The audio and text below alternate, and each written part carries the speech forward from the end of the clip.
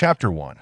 The binding system. The girl in the pink dress crouched cautiously behind the lush, vibrant rose bushes.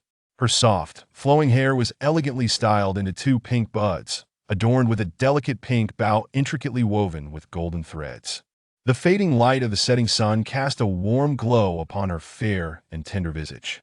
The clouds in the sky were tinged with a gentle golden hue, while the towering trees of the ethereal forest were blanketed in a shimmering golden sheen. The sun was on the verge of descending. The girl tightly clenched her tiny pink fists, her little head seemingly peering out for something. Perhaps due to her overwhelming nervousness, two rabbit ears suddenly sprouted atop her head. A mechanical voice broke the silence. "Su Yuxing, your rabbit ears have popped out. Be careful. If the big shot discovers you are a rabbit spirit, he might devour you whole. He detests spirits the most." "Oh!" The girl let out a soft, innocent exclamation, her voice imbued with a hint of anxiety and uncertainty. Her delicate, pale hands hurriedly pressed down the two upright, fluffy pink rabbit ears. In the process, she lowered her head even further. This only added to her comical and adorable appearance. She was born in the Rose Valley of the ethereal forest. Due to the valley's isolation from human presence and its tranquil existence, even many spirits were unaware of this paradise, resulting in a century of solitude for her, the only little spirit among a multitude of mindless roses. Today marked her first day taking human form. For spirits of good aptitude, transformation could occur within a mere decade, yet she was evidently among the least gifted. Having just transformed that morning, a peculiar voice had echoed in her mind. "Help me complete a task." "All right," the naive Su Yuxing sweetly agreed. She had lived in the Rose Valley in solitude for 100 years. Unfamiliar with the outside world, she had no desire to know more. System. How is this little girl so easily deceived? She agreed in an instant, but in the next moment, the system was rendered speechless. What is a task? Is it delicious? Are there carrots? The little rabbit spirit was utterly clueless. Her innocent and adorable demeanor left the system feeling exasperated. Was it too late to switch hosts? This little rabbit had lived in a secluded world for a century and likely had never even seen what a human looked like. On her first day on the job, the system decided to take on the responsibility of nurturing this little rabbit. It patiently and thoroughly explained, "I am System 137, but you may call me Xiao Qi. In 3 years, this world will be destroyed by a demon hunter named Shen Bingwen. Therefore, we must heal him, persuade him, and prevent him from annihilating the world." Upon mentioning Shen Bingwen, Xiao Qi felt a tinge of worry. Could that astute, formidable man truly be swayed by this foolish little rabbit? A demon hunter? But I am a spirit. Will he not just kill me outright? Though the rabbit spirit was naive to human emotions, she was aware of the demon hunters. She felt a flicker of fear, but also did not wish for the world to be destroyed. "He will, but do not worry, Shen, I will conceal your aura. As long as you do not reveal your true form, you will be just fine, yes? You must exercise caution around Shen Bingwen. He is a ruthless monster who kills without hesitation and has a particular affinity for spirits like you." Finally, having secured a host, the system could not afford to lose her, no matter how foolish she might be. "All right," Su Yuxing quickly agreed. Once she completed this task, she would return to her carefree life of eating, drinking, and playing. Thus, the phrase "Save Shen Bingwen" became indelibly imprinted in Su Yuxing's mind. Xiao Qi mentioned that Shen Bingwen would soon arrive at the entrance of the Rose Valley. They merely needed to lie in wait and rescue him, thus achieving great merit. At this moment, she crouched amidst the rose bushes, ready to save Shen Bingwen at a moment's notice. The little rabbit felt a surge of excitement. She had yet to see what a human truly looked like. Sensing Su Yuxing's inner thoughts, the system was left speechless. This rabbit truly had no idea what humans looked like. "Do not reveal that you are a rabbit spirit," Xiao Qi earnestly reminded her once more. It was all too clear how much Shen Bingwen despised spirits. To put it plainly, he harbored disdain not just for spirits but also for humans. A big shot who would not tolerate either. "Oh, what a pity. MHM. Su Yuxing nodded vigorously. She quickly retracted the rabbit ears that had just emerged. "Then I shall enter a dormant state. If you need anything, remember to leave me a message." The system will automatically provide you with some hints. Before Su Yuxing could inquire about what a message entailed, Xiaoqi vanished. Time passed, though she could not tell how long. The last remnants of the sunset were snuffed out. Night gradually descended. The sky that had once glimmered in golden hues was now drenched in an abyss of inky darkness. The towering trees loomed high, piercing the clouds. A faint moonlight enveloped the forest, casting elongated and slanted shadows that began to sway in the gentle breeze, resembling phantoms traversing the dark night. Su Yuxing felt drowsy. She sat directly on the ground, her curled lashes now drooping heavily against her eyelids. Suddenly, rustling sounds echoed through the woods. Su Yuxing quickly perked up, peering intently with her little head. In this shadowy night, cries of terror echoed endlessly. "It's Fei! Run! Fei!" The rabbit spirit felt puzzled. "Quick, quick, quick! What about that kid Shen Bingwen? His demon hunting skills are lacking. He's bound to." Upon hearing Shen Bingwen's name, Su Yuxing's rabbit ears involuntarily perked up once again. She hurriedly pressed them down, her heart racing as she scanned her surroundings. After confirming that no one was nearby, the little rabbit spirit let out a sigh of relief. "Excellent. No one would know she was a rabbit. Never mind him. Ignore that lowly person. We must flee." The anguished, piercing voices grew ever closer. Through the rose bushes, Su Yuxing could faintly see figures scrambling about, panic etched across their faces, clad in white robes. And at the tail end of the crowd was a clean, delicate-looking youth. The young man appeared unhurried in his flight. He was slender, with an inscrutable expression in his eyes, as though he were deep in thought. Suddenly, a man in front of the youth kicked him fiercely. The boy cried out in pain, tumbling to the ground.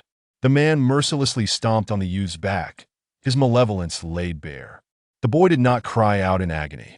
"Shen Bingwen, you lowly creature, do you still wish to return and compete with us for position?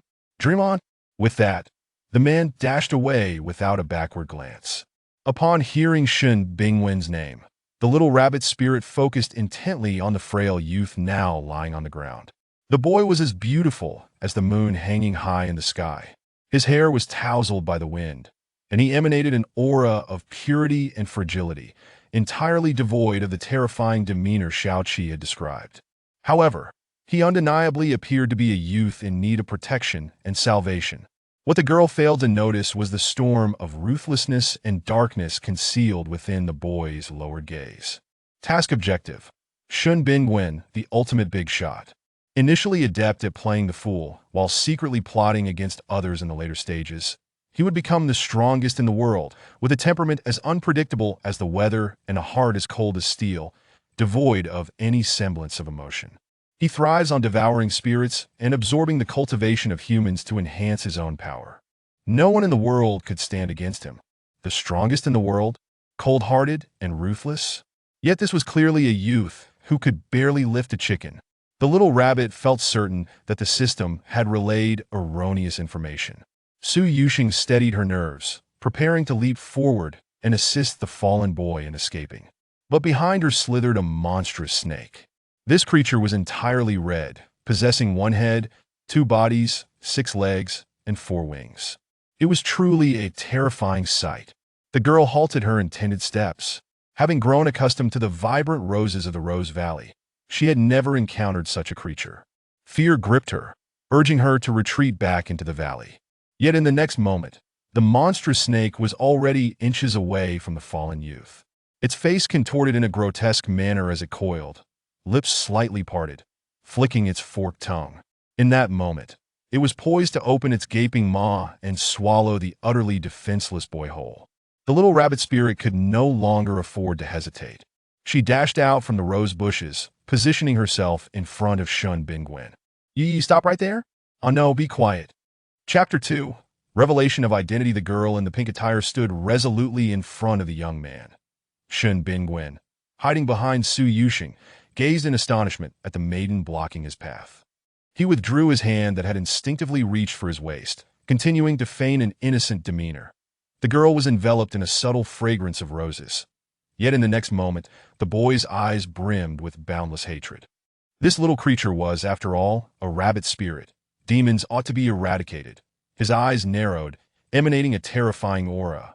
Fei halted its contorted form, tilting its head in confusion as it regarded the girl before it. Slowly, it approached the diminutive figure, imbued with the scent of roses, its large amber eyes filled with bewilderment. That it had lingered in the western rosewood forest for quite some time, seemingly having never encountered this little being before. This woman exuded the essence of its kin. Rarely do demons choose to devour their own kind.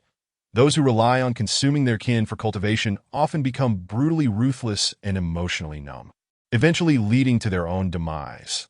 The anticipated gaping maw did not descend upon them that moment. The dormant system suddenly chimed in, as the host has commenced the execution of the mission. From now on, conceal the host's demonic aura, and no one shall perceive that you are, in fact, a little spirit. Su Yuxing's rabbit spirit essence was entirely masked. Fei Yi's eyes widened in surprise, taken aback that the girl before could transform back into a human in such a brief span of time. Oh no!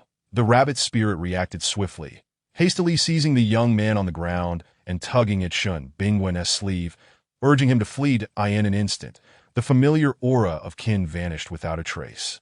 Fei Yi, believing itself to have been deceived, unleashed a frenzied roar into the dark night. That it twisted its body, hastily closing in on the two. However, its target was solely Shin Bingwen. The fragrance emanating from the boy roused it from its slumber. It was determined to have Shin Bingwen. Fei Yi's massive form rustled the surrounding leaves as it approached. Su Yuxing dared not pause. She had no hope of defeating such a formidable creature. Although she was a century-old demon, her days were spent in indulgence, never having diligently cultivated. Faced with this creature, a sense of trepidation washed over her. The two darted through the forest, yet Su Yuxing was no match for the hunting prowess of Fei Yi. Before long, Fei Yi's serpentine tail struck, toppling Su Yuxing to the ground. Instantly, a searing pain tore through her insides. Su Yuxing's delicate face contorted in agony, her large, expressive eyes glistening with tears. It hurt so much. The girl felt utterly wronged, her pure and untainted gaze now brimming with moisture. A soft whimper escaped her lips, tinged with helplessness and uncertainty. No man in the world could resist such tender vulnerability.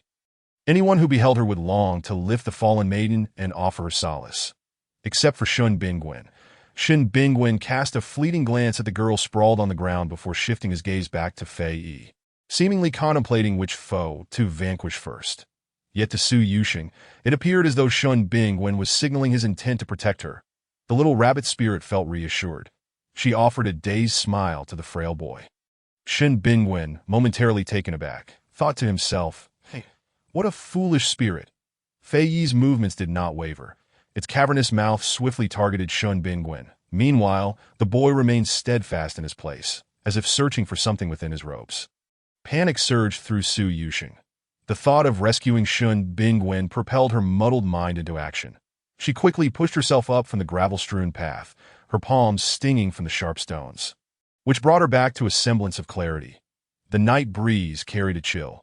With her eyes tightly shut and hands clasped, a faint golden glow enveloped the girl in pink. In an instant, a colossal carrot appeared, shielding Shin Bingwen. While she was unskilled in other forms of sorcery, summoning carrots was her forte. At that moment, two long, pink rabbit ears sprouted atop her head, accompanied by a fluffy rabbit tail behind her. Fei Yi's massive jaws descended, but instead of capturing its intended prey, they clamped down on the unexpectedly materialized giant carrot. Filling its mouth to the brim, at this juncture, Shin Bingwen withdrew a yellow talisman from his clothing.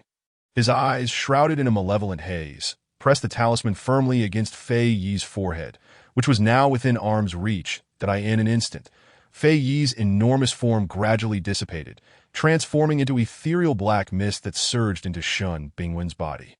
The towering creature vanished into the shadows of the forest, leaving Shin Bingwen's aura slightly intensified. When Su Yuxing opened her eyes again, only Shin Bingwen and the severed carrot remained. Unbeknownst to her, the reappearance of her rabbit ears and Shin Bingwen's consumption of Fei Yi had transpired. "Are you all right?" Su Yuxing stammered, meeting his calm, lake-like gaze, her voice quivering slightly. The delicate boy blinked, a wicked smile gracing his lips. "You are a spirit too." His gentle tone resembled a heartfelt confession to a beloved. utterly devoid of the ominous nature of the deathly talismans that beckoned others toward doom. The boy's hand still clutched a yellow talisman as he stepped closer to Su Yusheng. Resembling an angel emerging from the depths of hell, the little rabbit spirit remained blissfully unaware of the impending danger. With innocent bewilderment, she inquired, "How did you know?" Her large, innocent eyes sparkled with surprise. "Because of your rabbit ears," the man replied, raising his index finger to point at the pair of rabbit ears atop Su Yusheng's head. His fingers were long and delicate, and he halted just a meter away from her. Towering at nearly 2 meters, he looked down at the rabbit spirit, who seemed scarcely taller than 1.60 meters, that perhaps due to their recent encounter with peril, her rabbit ears had turned a soft shade of pink. "Oh!" Su Yusheng's little hands instinctively reached for her forehead as expected. She felt the furry rabbit ears. She hurriedly pressed her fair hands against them in an instant, both the ears and tail retracted. The boy raised the talisman, inching it toward her forehead. Suddenly, Su Yusheng lifted her head. "Could you pretend you didn't see anything? Can you forget that I am a spirit?" Her starry eyes concealed boundless tenderness and innocence. As her lips parted, the words that emerged were pitifully naive. Hearing the sweet, syrupy tone of the girl's voice, Shin Bingwen halted his movements. How could this rabbit spirit be so foolish? Yet this did not alter her grim fate of being devoured. "Of course I can," Shin Bingwen replied, a smile gracing his lips. Yet his hands remained unceasing in their motion. That smile seemed to bloom like a red spider lily across the banks of the underworld, exuding a deadly allure and beguilement. "Oh, you are so kind. You are not someone who would eat rabbits at all. You are so gentle." Chapter 3. The Girl of Destiny. As the fair hand clutching the yellow talisman was about to touch Su Yusheng's head, a clear, melodious voice echoed through the eerie mountain forest. "Bingwen, where are you?" Shin Bingwen swiftly withdrew his hand, and the talisman vanished from his grasp. "I see him. Yes, over there." "Junior sister, why do you concern yourself with a lowly being from Mingzhou? As the foremost sect in the Southern Kingdom, when have we ever had lowly trash from Mingzhou among us? It's that man who just kicked the demon." The perceptive Su Yusheng instantly recognized the familiar voice. System prompt. The human realm is governed by the Southern Kingdom's ruler, Nan Wuyin. The human realm is divided into 5 cities: Linshui, Huayin, Yulian, Pingjiang, and Mingzhou. The hierarchy among humans is allocated according to these regions. Linshui holds the highest status, while Mingzhou ranks the lowest. They are arranged in this order. Linshui serves as the royal stronghold of the Southern Kingdom, a gathering place for many sections. The foremost sect of the Southern Kingdom is Qitian sect. The target of the mission originates from Mingzhou, thus belonging to the lowest class of citizens, often subjected to bullying and humiliation. The human and demon races have traditionally been at odds. Mingzhou frequently suffers from incursions by the demon clan due to its proximity to the eerie mountain forest. Upon receiving this information, a multitude of individuals had already converged. The little rabbit spirit had never witnessed such a grand assembly. She shrank back to within 2 centimeters of Shun Bingwen, peeking out with her soft head. Leading the charge was a beautifully delicate girl clad in white. She possessed a cold and noble demeanor, resembling a celestial being fallen to the mortal realm. Her skin was as pale as snow, and her eyes sparkled like clear water, exuding an aura of refined elegance that captivated all who beheld her, evoking feelings of shame and reverence. Yet amidst that cold and aloof demeanor, there lingered a hint of enchanting vivacity, compelling one to be utterly captivated. As Su Yusheng gazed intently at the breathtakingly beautiful woman, his eyes brimming with admiration and fascination. "Bingwen, are you all right?" the woman inquired, her gaze filled with profound concern. "That I am fine. I apologize for causing senior sister Chishuan worry. That fat he pursued me for a while, then vanished without a trace. That I have no idea where he went," Shin Bingwen replied, his head bowed low. Concealing his emotions, the slender shoulders of the youth trembled slightly, as if he had endured a considerable fright. The lofty, pale yellow moon, now surrounded by a faint halo, illuminated the surroundings, while the sky began to twinkle with stars. In the shadowy depths of the forest, a glimmer of light finally emerged. "Junior sister, I told you so. This Shin Bingwen is nothing but a lowly waste from Mingzhou. How could he possibly vanquish Fatty? That fat, he likely deemed him too weak to even spare him a glance," spoke a man who had just kicked Shin Bingwen. Wang Kun, clad in a green robe with his hair elegantly secured by a golden hairpin. exuded a fragrance reminiscent of wood, distinct from the scent of orchids and musk. His tall and graceful figure was adorned in fine gold-green silk, embroidered with exquisite bamboo leaf patterns, which harmonized beautifully with the golden hairpin atop his head. He was evidently a young master of noble lineage. Wang Kun, how did Bingwen end up at the back? Did I not instruct you to take good care of him? Qishuan did not heed Wang Kun's words. Merely casting a gentle glance over her shoulder at him, I did care for him. I truly did. He simply ran too slowly that I nearly risked my life for him. Wang Kun insisted, pointing at the cowering Shen Bingwen. Striving to ingratiate himself with Qixuan, that is the daughter of the sect leader of Qishan sect, he was keen to avoid any discord with her over this incident. After speaking, Wang Kun shot a fierce glare at Shen Bingwen. His eyes filled with warning and threat. Shen Bingwen recoiled in fear. Qishuan furrowed her brow. Bingwen, is this true? Her voice was cool, yet could not mask the deep concern within. Senior sister, it is true. Senior brother Wang Kun did not intentionally abandon me. It was indeed because I was too slow, the youth murmured, his voice scarcely audible, tinged with a poignant sense of grievance. Wang Kun, raised in a prominent family in Linshui City, had never encountered such treachery. He smiled smugly at Shen Bingwen, knowing that someone like him from Mingzhou would never dare to speak the truth. Suddenly, a girl in a pink dress rushed forth. Qishuan regarded the adorable girl before her. The fair-skinned maiden seemed almost ethereal under the gentle moonlight. Beneath her slender willow-like brows, her large eyes sparkled with the brilliance of rubies, reflecting everything around her. Her long, curled lashes fluttered as she blinked, while her petite yet delicate nose appeared friendly and non-threatening, framed by inviting rose-red lips that pouted cutely. Her pink hair was fashioned into two high buns, adorned with pink elastics, resembling blooming flower buds. Shen Bingwen felt a twinge of worry, uncertain if this little spirit had witnessed him devouring the demonic creature. This fairy was indeed an unpredictable variable. She must not be allowed to remain. Sister Beauty, it was not like that. This man knocked Brother Bingwen down, which is why he fell to the back. Moreover, he even stepped on Brother Bingwen. If I had not summoned my beloved carrot just in time, Brother Bingwen would have almost lost his life. The little rabbit's voice was soft and sweet as she pointed directly at Wang Kun, vividly recounting the earlier scene. Su Yuxing's expressions were animated as she illustrated the size of the carrot with her hands, her face reflecting both regret and sorrow, as though mourning the loss of her cherished carrot. Such a large carrot would have taken her a long time to nibble on. After finishing her tale, she shot a fierce glare at Wang Kun. How dare he bully her esteemed companion? Shen Bingwen felt a sense of relief that a faint glimmer of light seemed to penetrate the shadows where he had long dwelled, stirring a sense of discomfort and displeasure within him that he had witnessed foolishness before, but never such utter foolishness in a spirit. Who would have thought this simple-minded rabbit believed her carrot had saved him? Qishuan was charmed by the endearing Su Yuxing, and her trust in the girl grew as she listened to her words. Wang Kun, the icy beauty's voice carried a hint of anger. Where did you come from? Little brat.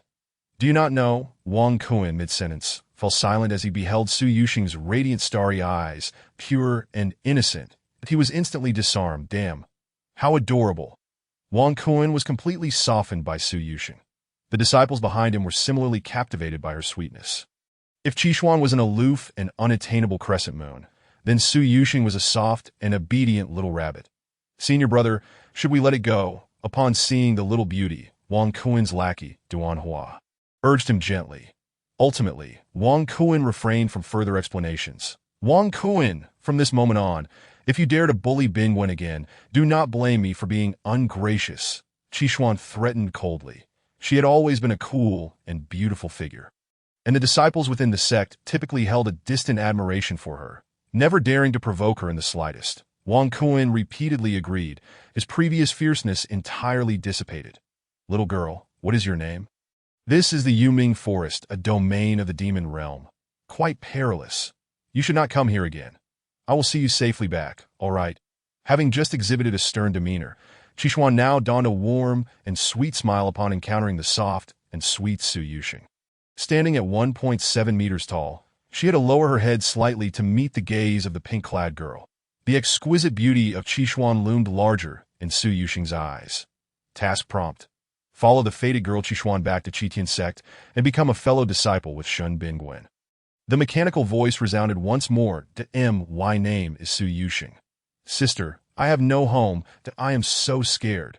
Only by following Sister Qishuan will I feel safe. Can I come back with you and Brother Bingwen? Su Yuxing looked up at Qishuan with innocent eyes, gently grasping the hem of Qishuan's sleeve, as though terrified that she might be abandoned in this desolate Yuming forest. Her large eyes blinked sweetly at Qishuan, shimmering with unshed tears from the pain radiating from her hand. Shun Bingwen regarded Su Yuxing coldly, that a foolish spirit devoid of demonic energy wished to enter the Qitian sect. He did not believe there was no ulterior motive behind this. Qishuan was instantly moved. She thought perhaps Su Yuxing's parents had fallen prey to the demons lurking within the forest. Noticing the girl's fine attire, she surmised she must have once belonged to a wealthy family. How pitiful that this girl had been tormented by demons to such an extent. Qishuan could not bear to press further, fearing she might inadvertently touch upon Su Yuxing's painful memories. Yuxing, are you certain you wish to join us? We will be dealing with demons daily. You could get hurt. Qishuan gently tousled Su Yuxing's hair, her eyes filled with tenderness. I am certain. I want to be with Sister Beauty and Brother Bing. Dio not abandon me. Woo, I am not afraid of hardship at all. Su Yuxing sobbed softly, her delicate frame trembling slightly. Unintentionally, Qishuan caught sight of Su Yuxing's palm, which had been scraped by sharp stones. The faintly reddened wound on her fair skin stood out starkly, resembling a blooming plum blossom. Qishuan's heart softened even further. She extended her slender hands, gently embracing Su Yuxing's petite form, before tenderly examining the girl's injured palm. Does it hurt? Qishuan's tone was gentle as she furrowed her brow. Clearly distressed, with Sister Qishuan caring for me, it doesn't hurt at all. Su Yuxing gazed at the beautiful woman, unable to look away. These were her heartfelt words. Junior sister, this little girl is rather pitiable. Should we not bring her back to the sect? If we leave her alone in this perilous place, who knows what great demon she might encounter? Even the usually taciturn Wang Kuan interjected on Su Yuxing's behalf. The little girl's obedient demeanor stirred a longing within Wang Kuan. He wished he could be the one to hold Su Yuxing instead of Qixing. As the other disciples witnessed Wang Kuan speak up, they too began to plead for her. Senior sister, it would be no trouble for our Qitian sect to take in one more person. Indeed, senior sister, just now this little girl mentioned she could summon carrots. She must possess some talent. Let us take her back. Shun Bingwen's expression, which had remained calm until now, began to crack at the mention of summoning carrots. Talent. This rabbit spirit is cultivated for 100 years just to transform into human form. And all she can do is summon carrots. This is considered talent. Qishuan gazed down at the fragile beauty in her arms. Just then, her gaze met Su Yuxing's, which was filled with a sense of grievance. In that case, let us bring Yuxing back. She harbored a deep affection for Su Yuxing, in the Qitian sect. She was the sole female disciple. With Su Yuxing's companionship, her future days of cultivation would undoubtedly become far more vibrant and interesting than before. The soft and adorable little rabbit glanced nervously toward Shun Bingwen. The elder had already discovered her true identity as a spirit. She wondered if he might expose her. Lowering his head, Shun Bingwen inadvertently met the gaze of the girl, whose eyes were as pure and unblemished as fresh white paper. Tio Su Yuxing, the elder offered a gentle smile, seemingly imbued with goodwill and gratitude. The little rabbit instantly returned a sweet smile, her lively eyes curving into crescent shapes, exuding an innocence that was almost too precious. Shun Bingwen felt speechless. He was adept at sarcasm and covertly stabbing others in the back. Yet this persistent little rabbit made all his efforts feel as though they were landing softly on a fluffy cloud. It was all in vain. This was not a suitable place to linger. We should hasten back to the border of Mingzhou and the Yuming forest to rendezvous with Brother Yunting. You have only just joined the Qitian sect for a month and have already encountered a formidable demon like Fei. It is only natural that you feel bewildered that if we spend more time learning, we shall no longer be startled when facing Fei. That Qi Xian's voice was cool and dignified, though she was the daughter of the sect leader. She had been accustomed to encountering spirits since childhood, allowing her to respond with composure and efficiency. Yes, the disciples responded in unison, that a throng of them surged towards the outskirts of the forest. All gathered in clusters, animatedly recounting the thrilling and perilous events of the day. Only Shun Bingwen lagged behind, solitary and forlorn, that no one spoke to him. The knee he had scraped when Wang Kuan kicked him had stained his white robe a deep crimson, indicating the severity of his injury. Lost in thoughts of his mission, Su Yusheng suddenly felt the weight of her responsibilities bear down upon her. Originally obediently following Qi Xian, she slowed her pace and fell to the very back of the group. The end of the crowd was often the most vulnerable to ambushes by demons. Due to Shin Bingwen's perceived meekness, they had relegated the frail young man to the rear. Bingwen Gij, you must be in pain. Su Yusheng gazed at the spreading crimson stain on Shun Bingwen's robe, her lovely eyes now tinged with concern for the first time. That don't call me that, that's disgusting. Shin Bingwen reacted like a hedgehog. Prickly and unapproachable. His voice was gentle, yet coldly resolute, reminiscent of a demon from the depths of hell, unacquainted with human affection. Pain. I've long since grown accustomed to it. Chapter 5. A joyous conversation. He was born in a dilapidated village in Mingzhou, perpetually plagued by demon incursions. Every villager lived in constant fear, their faces etched with sorrow. The demons were cruel and tyrannical, indulging in debauchery wherever they roamed, leaving devastation and ruins in their wake. Villagers spoke of how his mother had been forced by a powerful demon. She was extraordinarily beautiful, and it was precisely this beauty that allowed her to narrowly escape death, yet it brought her endless suffering. Later, his mother became pregnant, that on a stormy night, thunder roared through the heavens. Amidst the anguished cries of the woman on the bed, the thunder grew ever louder, as if striving to break free from the confines of the dense clouds. Tearing through the sky to find liberation, the brilliant blue flash of lightning raced by, followed by the deafening clap of thunder that shook the heart and caused the earth to tremble. With the wail of an infant, a half-human, half-demon abomination was born on that rainy night. Neither the human nor the demon race could accept him. He belonged to neither. Humans regarded him with wariness, believing him to be a demon, while demons coveted him, viewing him as a treasure. From the moment he was born, he was met with scorn and disdain from all. Only his mother fought desperately to protect him. After a considerable time, Shin Bingwen finally returned from his reverie, that he heard the gentle, soft voice of the girl beside him. What does disgusting mean? Are carrots delicious? Her innocent eyes held a hint of confusion and incomprehension. Tilting her head, she seemed to earnestly contemplate the meaning of the word disgusting. Having spent her days in the company of mindless roses, she had absorbed their faint fragrance, making her lack of understanding of worldly norms rather expected. Shin Bingwen's gaze darkened slightly. Disgusting means to dislike. Do you only know how to eat? The boy's response was blunt, showing no regard for the girl's feelings, that he secretly wished to see the expression on the little rabbit's face as she was frightened to tears by his harsh tone. Unfortunately, he would be disappointed. Of course. How would you know? I eat and sleep in the Rose Valley every day, and the moon there is so big and round. It's truly beautiful that I'll take you to see my Rose Valley one day. You look so thin. You must not be eating well. Don't worry, I can transform into many, many carrots from now on. All my carrots belong to you, so you don't like me calling you Bingwen Gij? What would you prefer I call you to make you happy? Su Yusheng, oblivious to the hostility emanating from Shin Bingwen, enveloped the boy who had once experienced the darkest depths of the world in her most tender words. Saving Shin Bingwen was the very reason she had ventured out. As they drew closer to the periphery of the Yuming forest, the lights became increasingly dazzling, that as they distanced themselves from the darkness. Shin Bingwen squinted uncomfortably. The girl's incessant chatter began to irritate him, and her sweet voice made him wish to silence her vibrant lips. That if you stay away from me, I'll be happy. Is this distance sufficient? Su Yusheng took small steps, increasing the space between them from 20 centimeters to a full meter. That's enough. Indeed, conversing with a rabbit proved to be a futile endeavor.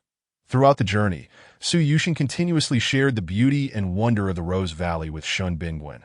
They maintained a careful distance of 1 meter. If the little rabbit inadvertently stepped closer, she would immediately retreat to her original position, cautiously watching the boy's expression as if afraid of inciting his anger, resembling a meek little wife. For the first time, Shun Bingwen experienced what it meant to endure torment. He suppressed the urge to strangle Su Yusheng, following the group at a leisurely pace. Meanwhile, Wang Kuan, who was situated in the middle of the group, had already taken notice of their interactions. Watching Su Yusheng smile radiantly at Shin Bingwen ignited an unnamed fury within him that he clenched his fists tightly, wishing he could tear Shin Bingwen to shreds. Boss, what is wrong with you? Finally, on Wang Kuen's 45th glance back, Duan Hua timidly inquired. Shen Bingwen. May he meet a miserable end. Wang Kuen spat through clenched teeth. Duan Hua turned back just in time to catch sight of the two engaged in cheerful conversation. Connecting Wang Kuen's earlier astonishment and delight upon seeing Su Yuxing, he quickly grasped Wang Kuen's feelings. Boss, it's simple. Little junior sister Yuxing must be unaware of Shen Bingwen's lowly status. That's why she is mingling with him. You need not worry too much. Once we return to Linshui City, you can showcase your substantial wealth and power to junior sister Yuxing. She will surely submit to you without us needing to do anything. Isn't this an easy matter? Duan Hua flattered Wang Kuen with a suggestion. Indeed. That makes sense. Just the thought of Su Yuxing softly yielding to him in the future somewhat quelled the raging flames within Wang Kuen's heart. After approximately an hour, the group finally reached their resting place. This was a makeshift shelter they had erected, as they would be training here for a month and had not sought lodging from nearby villagers. Through the hazy distance, Su Yuxing spotted a tall figure among the crowd that a mere glance revealed the man's striking handsomeness. His long hair, as dark as ink, cascaded over his white robe, with only a white ribbon loosely binding back the front locks. The man exuded an icy aura akin to his sword, his thin lips elegantly pressed together, and his deep, unfathomable eyes glinted with a sharp vigilance. Task prompt. Jiang Yunting, son of Fortune, Su Yuxing had long since grown accustomed to the mechanical voice in her mind. However, this particular information left her somewhat perplexed. What troubles could a little rabbit possibly have? She withdrew her gaze, glanced at the boy beside her, and broke into a joyous smile once more. Yunting, I'm back. Qi Xian, who had always been cool and composed, rarely revealed such a shy and fragile side. That Xianer, I was so worried about you. Come inside quickly. You must have suffered greatly. Jiang Yunting hastily took Qi Xian's hand, carefully inspecting the woman for any signs of injury. The boy, who had always appeared pristine, now bore an unusual glint of malice in his eyes that he fixated intently on the entwined hands of Qi Xian and Jiang Yunting. His furrowed brows and tightly pressed lips betraying his dissatisfaction, and Su Yuxing, who had been observing Shen Bingwen, immediately noticed the boy's transformation. Bingwen, does your wound hurt? I'm quite fearful of pain myself. You have no idea. Just a moment ago, when I was flung away by Fei, I nearly cried. That my hand bled quite a bit. As she spoke, the little rabbit revealed her pale palm. The blood had long since dried. Yet the dense spots of crimson told tales of her previous suffering. Her eyes shimmered with a mix of grievance and heartache, yet she endeavored to soothe the boy before her. Her soft, delicate voice seemed to either be pouting or lamenting the anguish she had just endured. Chapter 6. Delivering medicine at night, disturbed by the incessant chatter of the girl, Shen Bingwen turned back with a frown. Coincidentally, he met Su Yuxing's expression, which was scrunched up in a pitiful manner. The little rabbit was evidently one with a penchant for food. The faint baby fat on her face only added to the charm and adorableness of her exquisite features. Lowering his gaze, he found himself confronted by the girl's hands, marred with numerous injuries. The glaring red spots were painfully conspicuous, as if they ought not to mar such pristine hands. The boy's furrowed brows relaxed slightly. You should apply the medicine yourself, he said, his tone cold and distant. With that, Shen Bingwen turned and strode back to his own room, not sparing a glance back. That in truth, he had almost uttered a harsher rebuke, but restrained himself at the last moment. Faced with the gentle gaze of the girl, he found himself unable to utter such a frigid word. Su Yuxing gazed at Shen Bingwen's retreating figure, intending to follow closely behind, only to be halted by Qi Xian's call. Sheng Sheng, this is Master Brother Yunting.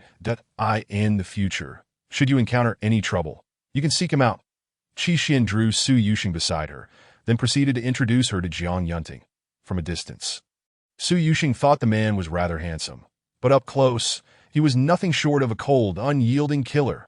Were it not for Qi Xian's presence, Su Yuxing would have been driven to flee under Jiang Yunting's scrutinizing gaze. The timid little rabbit nestled herself securely under Qi Xian's protective wing.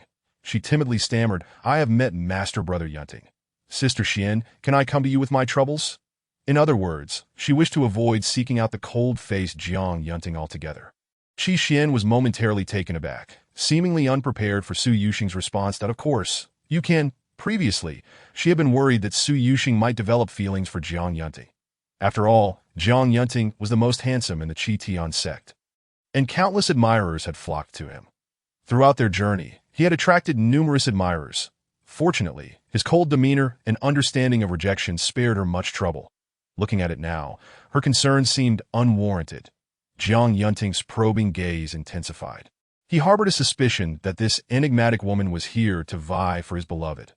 Yet he possessed no evidence. Under the weight of Jiang Yunting's imposing presence, Su Yuxing tightened her grip on Qi Xian's arm. "Sister Xian, I like you the most. I've never seen such a beautiful lady as you."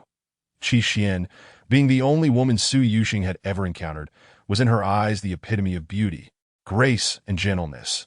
"Your words are truly sweet, Sheng Sheng."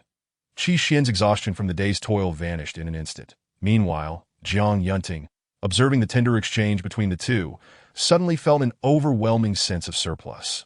He narrowed his eyes, increasingly convinced that Su Yuxing was merely feigning innocence to become closer to his cherished Xian Xian, that he and Qi Xian had grown up together, and Jiang Yunting was the adopted son of the Qi Tian sect's leader.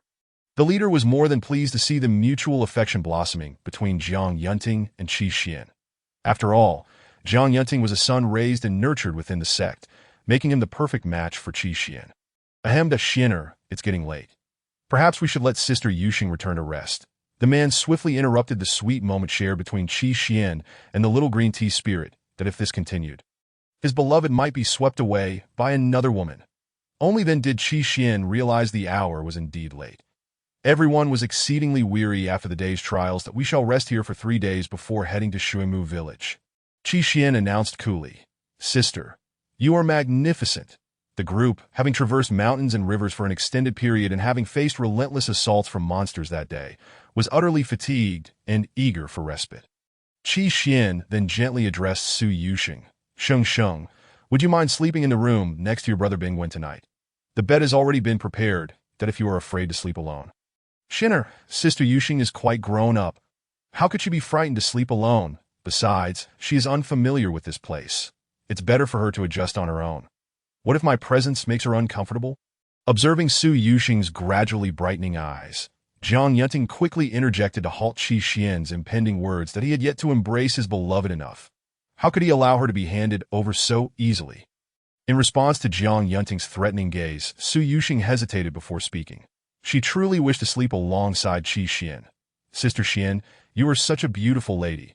Just looking at you brings joy and truth." Sister Yuxing is not scared at all, right? Jiang Yunting's smile was devoid of warmth as he fixed his chilling gaze upon Su Yuxing. His cold demeanor had become increasingly intimidating.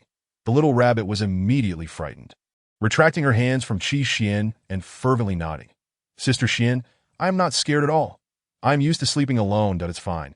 I can manage on my own." Qi Xian, perceiving Jiang Yunting's menacing glare, firmly patted his chest. "Brother Yunting, Sheng Sheng is a girl. Why are you still jealous of her? You must not intimidate her." Qi Xian glared at Jiang Yunting with fierce eyes. The originally cold man instantly softened, soothingly saying, "Shinner, I meant no intimidation. This is her heartfelt sentiment." That Su Yuxing responded, "It's all right, Sister Xian. Brother Yunting merely loves you too much that I want to intrude on you too. I'll head to sleep now." With that, the little rabbit swiftly retreated into her room, leaving Jiang Yunting with a progressively darkening expression.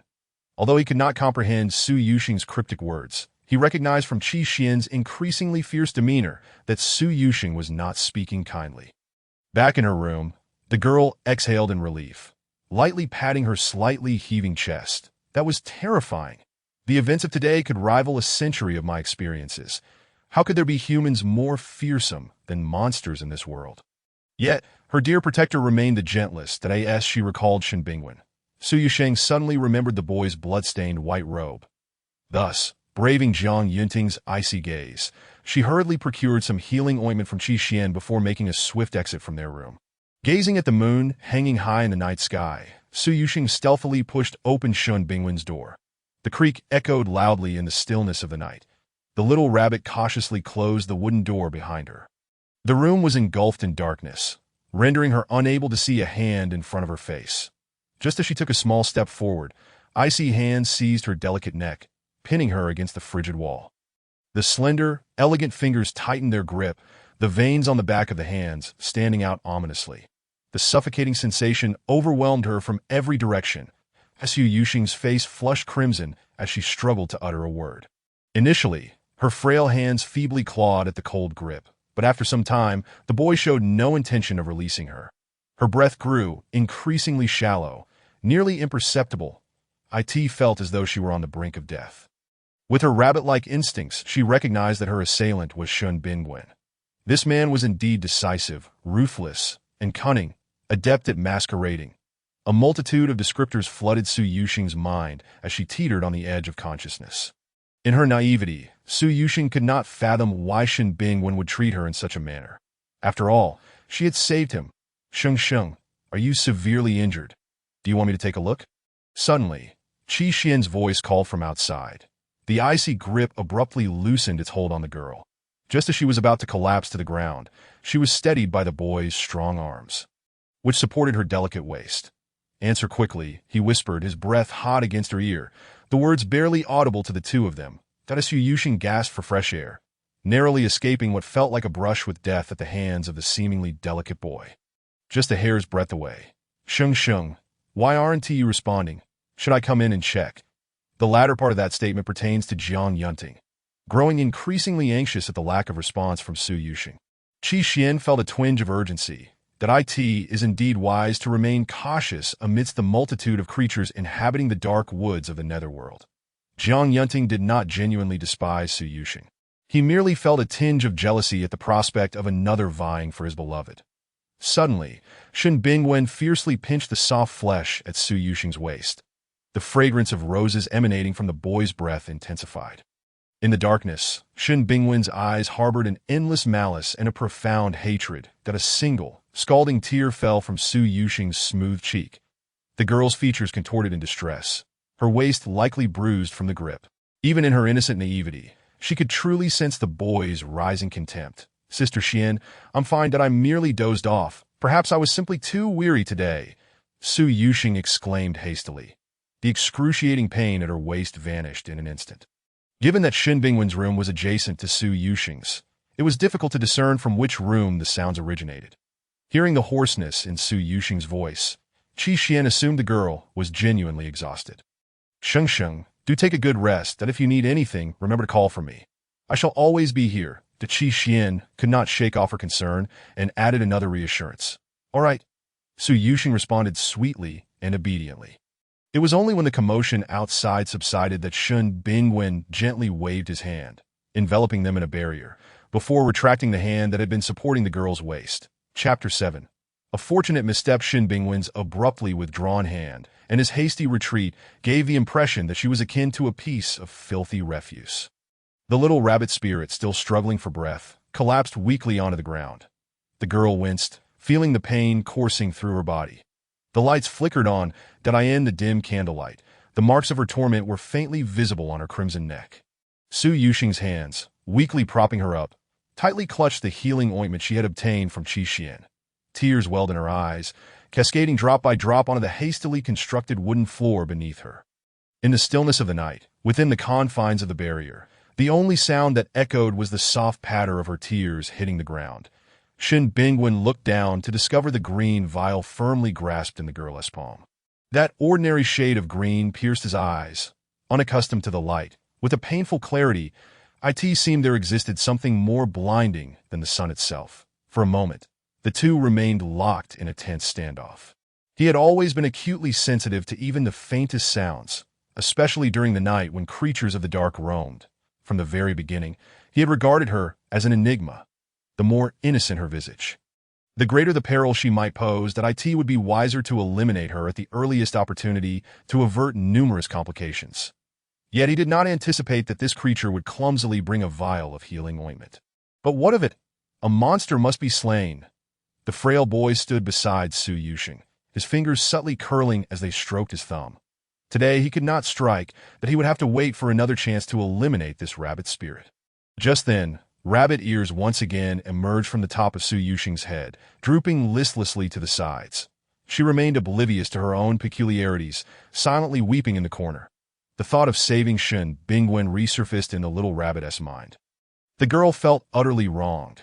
She extended her delicate right hand, desperately wiping away the tears that flowed forth. The little rabbit began to console herself that if only Shen Bingwen were a normal person, she wouldn't need to save him at all. With this realization, the little rabbit's heart lightened considerably. Once her task was complete, she would swiftly return to the Rose Valley to lead her carefree life.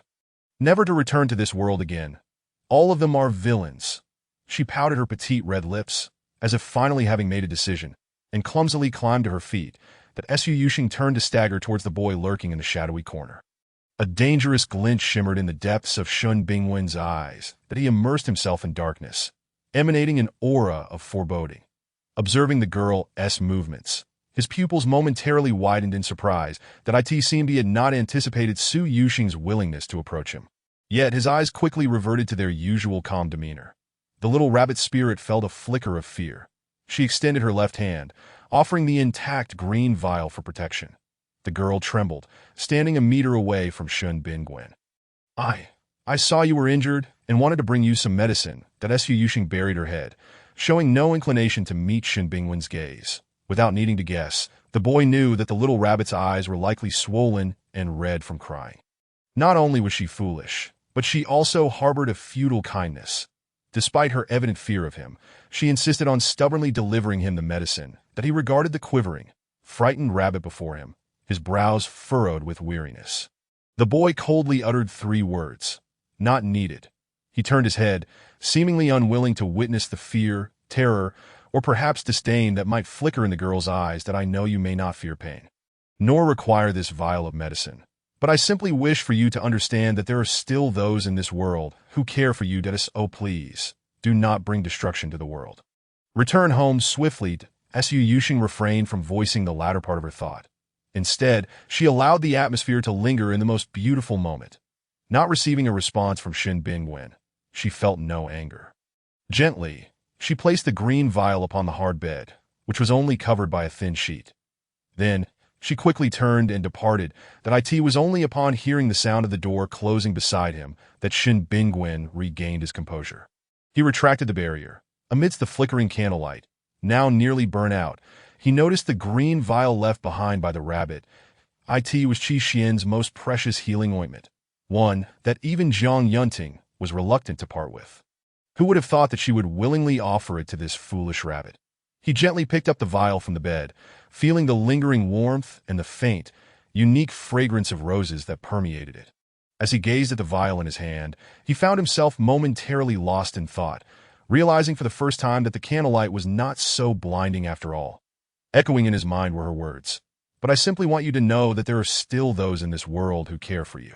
Shen Bingwen let out a soft scoff that it was merely a ploy employed by a fairy to ensnare hearts, that it could very well be a poisonous concoction masquerading as a healing balm. The candle extinguished by the gentle light of the moon, he opened the green vial, applying a small amount to his injured knee. Upon returning to her room, Su Yuxing could no longer contain the intense feeling of grievance and buried herself beneath the soft quilt. Weeping quietly, she had no intention of shedding tears in front of Shen Bingwen. Such notions of frailty and warmth were all mere illusions. Once her task was completed, she would hastily flee. Perhaps exhaustion from the day's events overwhelmed her, for she soon succumbed to a deep slumber. That moment, a shadow appeared in the fragrant room filled with roses.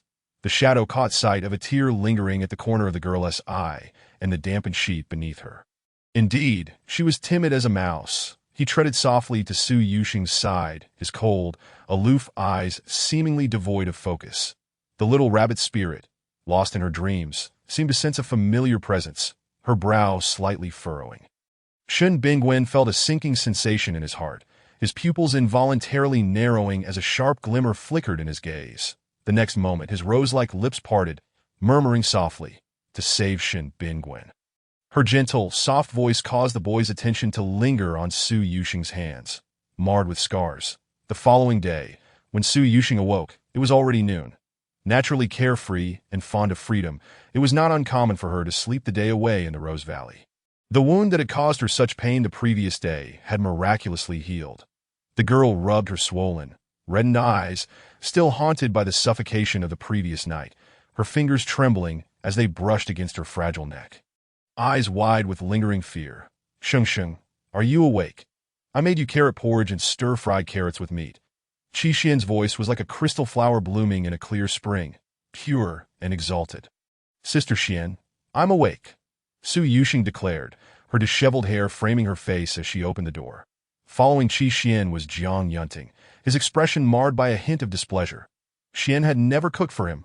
Today, being able to taste her culinary skills was indeed due to Su Yuxing's influence. The thought of Su Yuxing, that green tea spirit who delighted in flirting with others' partners, darkened Jiang Yunting's expression. Just as he was recovering from his jealousy, he noticed Su Yuxing's hands wrapped around Qi Xian's waist. The girl's innocent and weary gaze tugged at Qi Xian's heartstrings that it seemed imperative to find this woman a partner soon. Qi Xian placed the steaming porridge and the aromatic stir-fried dish in Su Yuxing's room. "Sister Xian, how did you know I love carrots?" The little rabbit gazed at the meal brimming with carrots. Overwhelmed with joy, with great enthusiasm, she seized a bowl and began to slurp her drink. "Hey, eat slowly." Early this morning, Brother Bingwen went into the woods and returned with a bountiful harvest of carrots. Enough to last us 3 days. So, for the next few days, we shall feast on carrots at every meal. I was worried you might not like them. Yet it turns out Bingwen's unexpected stroke of luck suits you perfectly. My little softy who relishes greens. Qi Xian's affection grew as she playfully tousled Su Yuxing's disheveled hair. That Su Yuxing, momentarily taken aback, thought, shouldn't the great devil found carrots? I refuse to believe it's mere coincidence. This must be an apology from the devil himself. Chapter 8. Applying what we learned Xiner. Shunti we explore our surroundings and chart our path. Let us not linger too long with junior sister Yuxing. Jiang Yunting's voice intruded at an inopportune moment. The man strode confidently towards Qi Xian and gently embraced the elegant and noble woman. "Very well. Yuxing, I shall take my leave that if you need anything, do not hesitate to seek me out." Qi Xian's gaze towards Su Yuxing was filled with reluctance. "All right." The soft little rabbit was not at all displeased and nodded eagerly in agreement. The cold-hearted assassin seemed quite displeased with her proximity to Sister Xian, yet she remained undeterred. Had it not been for Sister Xian's timely arrival last night, she would have missed the sunrise entirely. Once outside Su Yuxing's room, Qi Xian still felt a twinge of worry. "Bingwen, please keep an eye on Yuxing for me. She has a gentle disposition, and I fear she might struggle to adjust." Looking into the clear, tranquil eyes of the woman before him, Shen Bingwen nodded in acquiescence.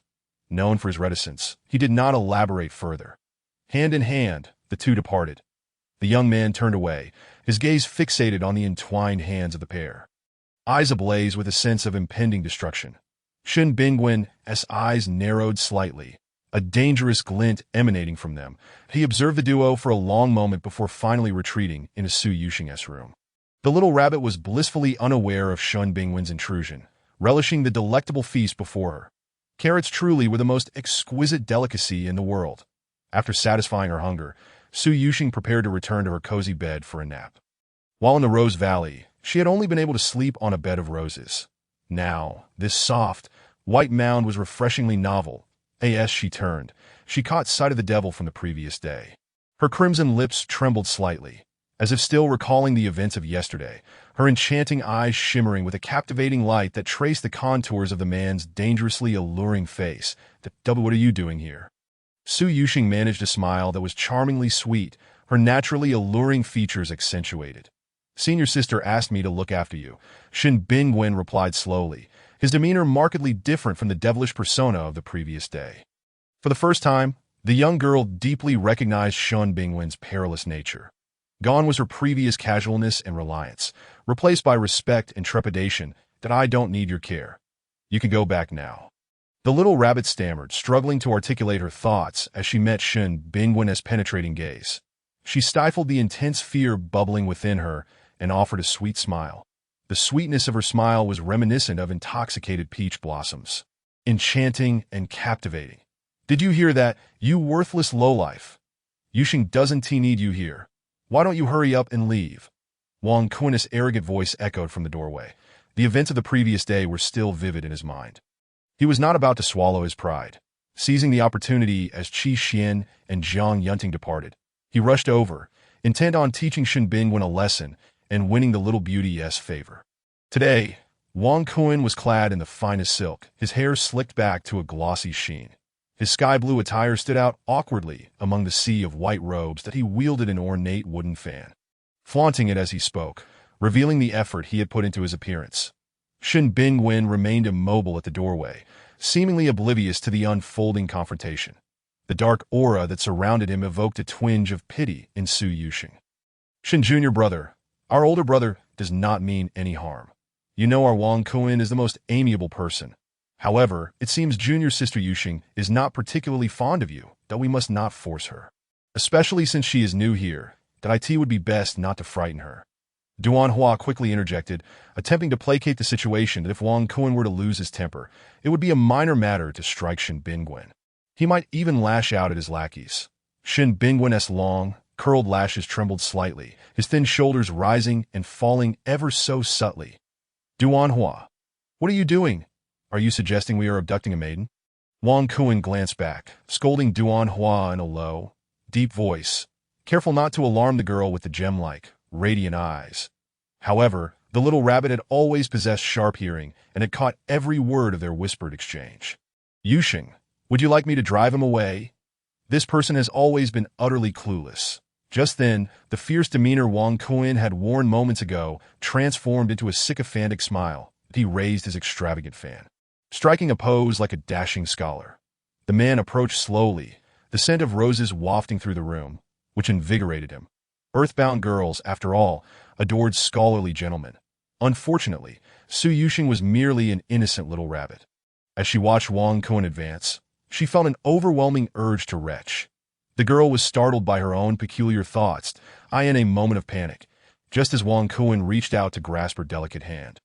She hid behind Shen Bingwen, her face etched with fear and uncertainty. No, I don't need you to care for me. I don't dislike Shen Senior Brother either. You all can leave. Just having Shen Senior Brother here is enough. The girl perfectly concealed herself behind Shen Bingwen, as if the group at the door were a pack of ravenous beasts. Despite this, she maintained a distance of about a meter from Shen Bingwen, her voice barely audible, soft and trembling. Compared to these strange individuals, she preferred the company of the great demon Shen, especially over the man clad in blue and gold who resembled a flamboyant peacock. In their attempt to win Su Yusheng's favor, Wang Kun and his companions faced a resounding rejection. Wang Kun grasped at empty air, feeling a profound sense of loss, and no matter how furious he felt, he could not bring himself to unleash his anger upon that sweet, innocent face. Yusheng, he is a lowly being. If you associate with him, you too will become a lowly being. Wang Kun's frustration mounted. He longed to seize the delicate girl and shower her with affection. Born into a noble family, he had long been surrounded by concubines that if this innocent girl were willing to follow him, he could offer her the position of his rightful wife. Lowly being, the girl murmured curiously, recalling the term repeatedly used to describe Shen Bingwen. Yes, lowly beings, they are looked down upon. Yusheng, come over here. Wang Kun beckoned to the girl hidden behind Shen Bingwen. The boy, shrouded in darkness, finally showed a flicker of emotion. Shen Bingwen clenched his fists tightly, a surge of murderous intent brewing in his eyes. Humph! If I could become a lowly being like Shen Senior Brother, what would it matter? I would welcome it. If anyone dares to look down upon Shen Senior Brother, I would smash their heads with a carrot. And don't call me that. It's disgusting. With that, she mirrored Shen Bingwen's aloof demeanor, a skill she had learned from him. This was what one might call applying what one learns. The little rabbit, unaware of the world's rules, did not grasp the meaning of lowly being. In her innocence, she believed that if she and Shen Bingwen became of the same ilk, the great demon would gradually accept her. Chapter 9. I will protect him. The disciples outside the door were utterly petrified, cautiously craning their necks to gauge Wang Kun's expression. As expected, Wang Kun's face had turned a shade of deep crimson, indicating his simmering rage. Shen Bingwen's clenched fists gradually relaxed. The obsequious Duan Hua gazed enviously at the petite and charming Su Yusheng, who cowered behind Shen Bingwen. They couldn't help but ponder what good deed the boy must have done in his past life to have acquired such a beautiful wife. Boss, why don't we just let it go? Look at how they are so affectionate. Duan Hua's voice dwindled under Wang Kun's menacing glare. The already timid Duan Hua shrank into himself, attempting to appear as though nothing had transpired. You too. Very good. Wang Kuan retracted his feigned modesty and gentle demeanor, his gaze fixed upon the two individuals before him, eyes glistening with an overwhelming surge of emotion that threatened to overflow. The man raised his opulent fan high and forcefully swept it towards the nearest Shun Bingwen. The azure energy emitted from the fan surged directly toward the young boy at the forefront. Shin Bingwen remained unmoved, maintaining an expression of icy indifference, seemingly transcending the mundane realm that has the air of a noble lineage. Wang Kuan had been bestowed with countless treasures and resources, making him stand out amongst his peers. Consequently, he was perpetually surrounded by a throng of admirers eager to tidy up his messes. Should that fan strike, it would likely cost Shin Bingwen half his life. The little rabbit's spirit grew anxious, rushing in front of the seemingly fragile boy, as if even a gust of wind could topple him. This was a moment of desperation and alarm from the spellcaster. Wang Kuan had not anticipated that such a delicate girl would dare to shield one of such lowly status that it was too late to retract his power.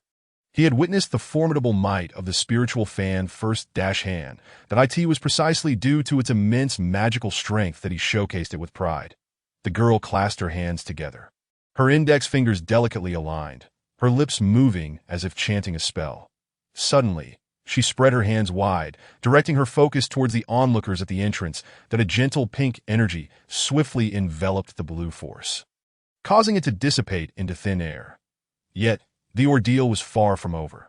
Carrots descended from the sky, crashing down upon the heads of the spectators. The largest of these struck Wang Kuan squarely. This carrot was nearly twice his size. Shun Bingwen is under my protection, that if you dare to bully him, my carrots are not to be trifled with. The little rabbit's spirit brandished the summoned carrot, adopting a fierce demeanor reminiscent of Qi Xian as she threatened Wang Kuan and his entourage. She could sense an inexplicable familiarity emanating from Wang Kuan, yet it instilled a sense of fear within her, as though the greasy, loathsome man could drag her into an abyss of despair. Everyone clutched their heads in pain, each forehead sporting an unmistakable swelling.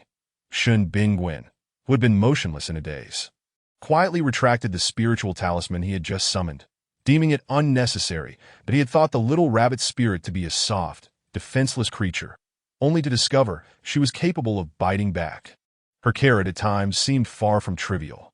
Outside, the sun shone brightly, casting a warm glow upon the boy.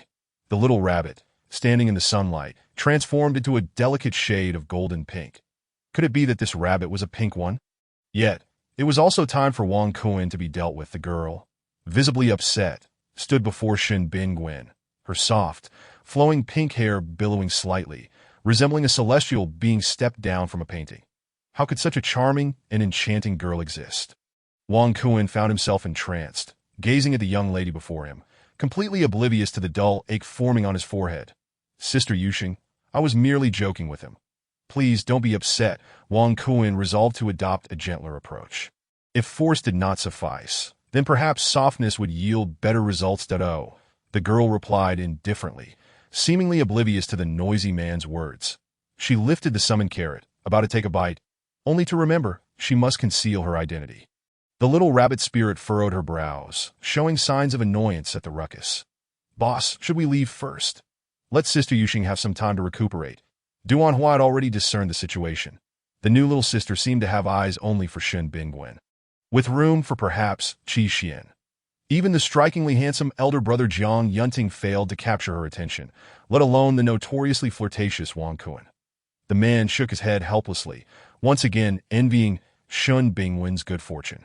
All right, Sister Yuxing, please rest well. If Shin Bingwen bullies you, just call for me. Wang Kuan gazed longingly at Su Yuxing. Under the intensity of his fervent stare, Su Yuxing felt increasingly fearful. The startled rabbit spirit scurried back a meter behind Shin Bingwen, maintaining a careful distance, neither too close nor too far. The boy observed the burning intensity in Wang Kuan's eyes, his own reflecting a murky uncertainty. He gently rubbed his thumb against his index finger. Lost in contemplation, Wang Kuan, watching Su Yuxing retreat, felt a twitch in the corner of his eye. After all, time was on his side.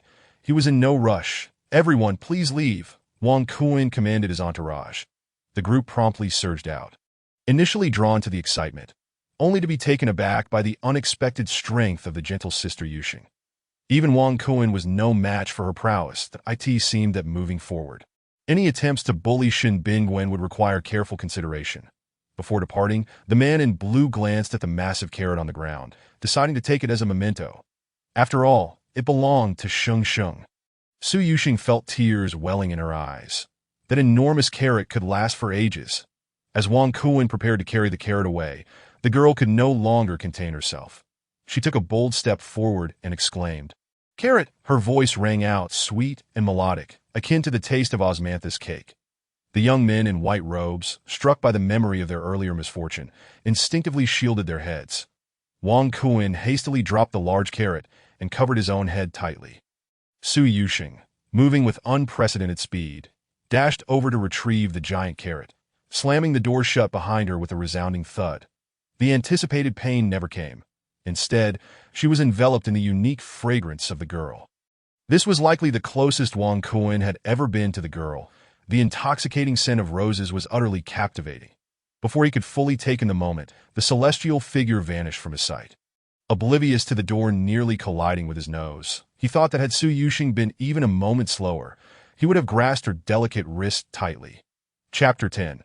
Increased affection today, as events are not to be spoken of. Wang Kuan, regaining his senses, surveyed the room before threatening fiercely. Should Qi Xian learn of his bullying behavior towards a fellow disciple, he would undoubtedly face severe repercussions that he needed to remain within the sect to eventually bring that soft, adorable girl home.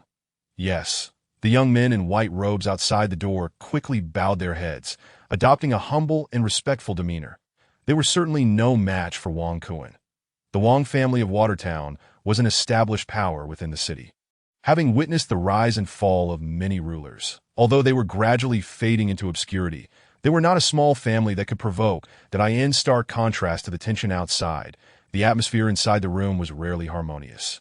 The girl, with her flowing pink hair, hopped about, collecting carrot after carrot. The final carrot lay just beside the formidable Shun Bingwen, that if she attempted to retrieve that carrot, it would inevitably disrupt the established distance rule of 1 meter. The little rabbit spirit furrowed her brow, deep in thought. The boss had instructed her to keep her distance. 1 meter was ideal. Yet it was a carrot, her most beloved object. But if she went for the carrot and angered the formidable Shun, would she not risk having her neck squeezed? The girl, clutching a bounty of carrots, found herself increasingly displeased. She cautiously raised her head, secretly assessing Shun Bingwen. The boss's pristine white robe was tattered with patches, some seams even coming undone, starkly contrasting with the oily attire of the man from earlier. The boy's complexion was pale, even bearing a hint of sickliness. His eyes resembled a solitary plum blossom blooming in the depths of winter, compelling one to pause and admire. "Have you had enough of staring?" Shin Bingwen's lips parted slightly, each word resonating like the mellifluous tones of a long-ago European cellist, deep and captivating, drawing one in. "Not enough. You are truly beautiful." The little rabbit spirit, with limited vocabulary, could only express her admiration with the word beautiful.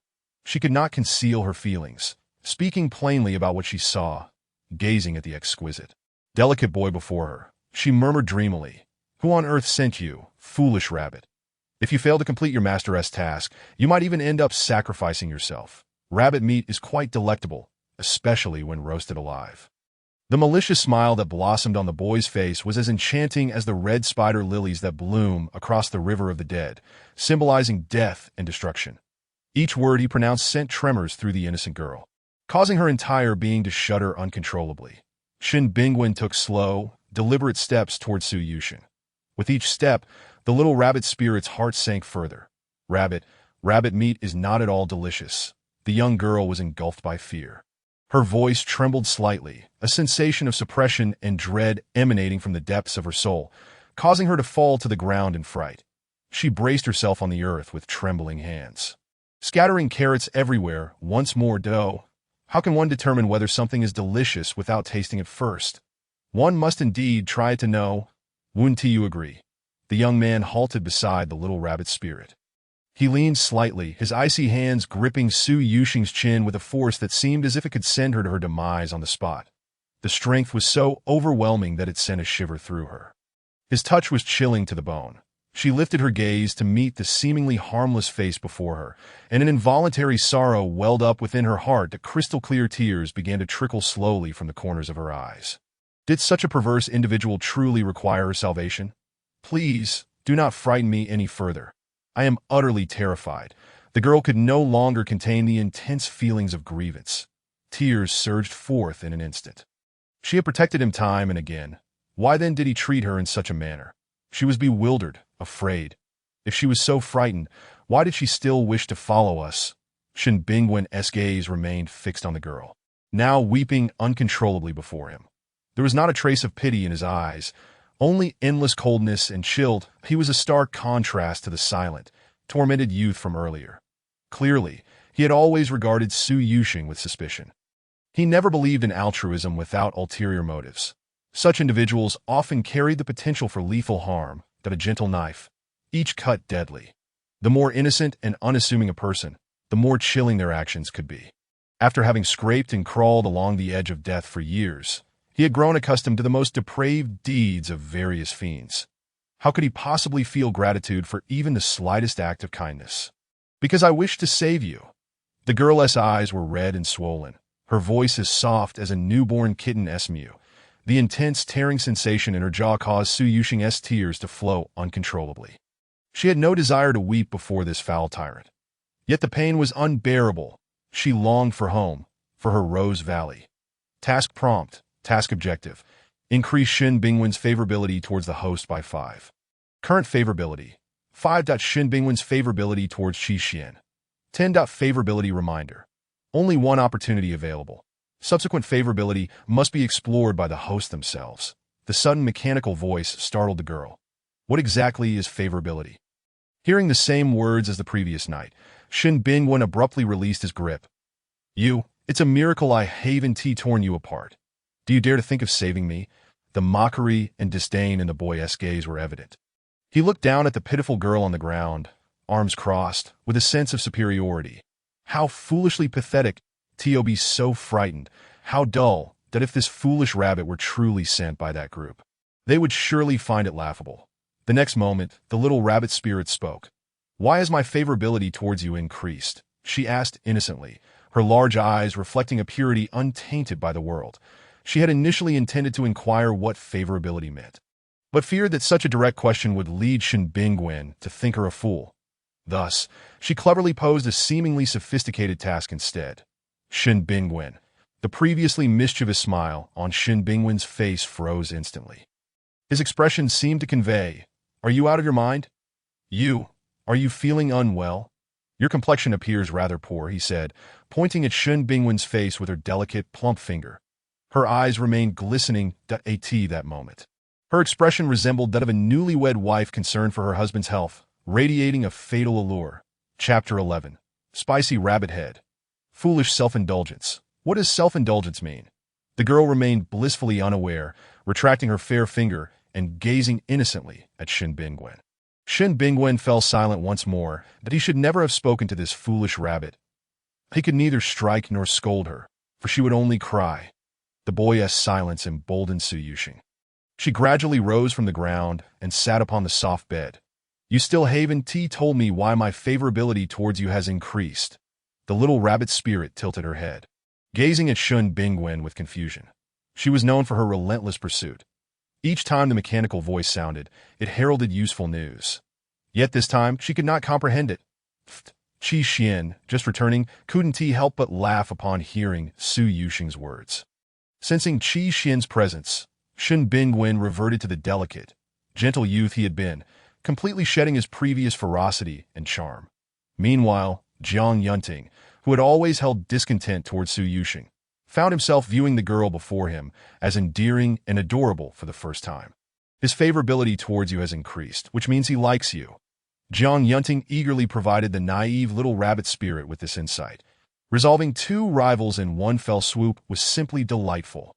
Shin Bingwen was a green tea prince that Qi Xian had brought home 2 years prior. When he first encountered the youth, he was bloodied and lying in a remote village in Mingzhou. Qi Xian, seeing the boy's plight, took him in as a servant of the Qitian sect. However, this green tea prince constantly interposed himself between him and Qi Xian. Eventually, inexplicably, Qi Xian even permitted him to become a disciple of the Qitian sect and practice cultivation. Having grown up with Qi Xian, they had never quarreled until the past 2 years, most of which had been due to Shun Bingwen's presence. This green tea prince always called her senior sister, while feigning innocence and fragility, leaving Qi Xian utterly spellbound. Just like this Su Yuxing, it seemed fate had conspired to bind these two green tea individuals together. Like? Is it the kind of like that implies wanting to marry? Su Yuxing, drawing upon her limited understanding, recalled her mother once telling her something similar to no. Shun Bingwen was about to explain, but Jiang Yunting quickly interrupted him. Yes, Bingwen wants to marry you. You just happen to be beautiful and have saved him. Bingwen should rightfully repay you. Jiang Yunting covered his mouth, fearing he might burst into laughter. How could such a wonderful occurrence be possible? Qi Xian was taken aback by Jiang Yunting's audacious words. She quickly nudged the towering man behind her, tilting his head back slightly, and whispered, "What nonsense are you spouting? They're only 15. Upon hearing Qi Xian's remark, Jiang Yunting raised his voice. Yuxing, don't be shy.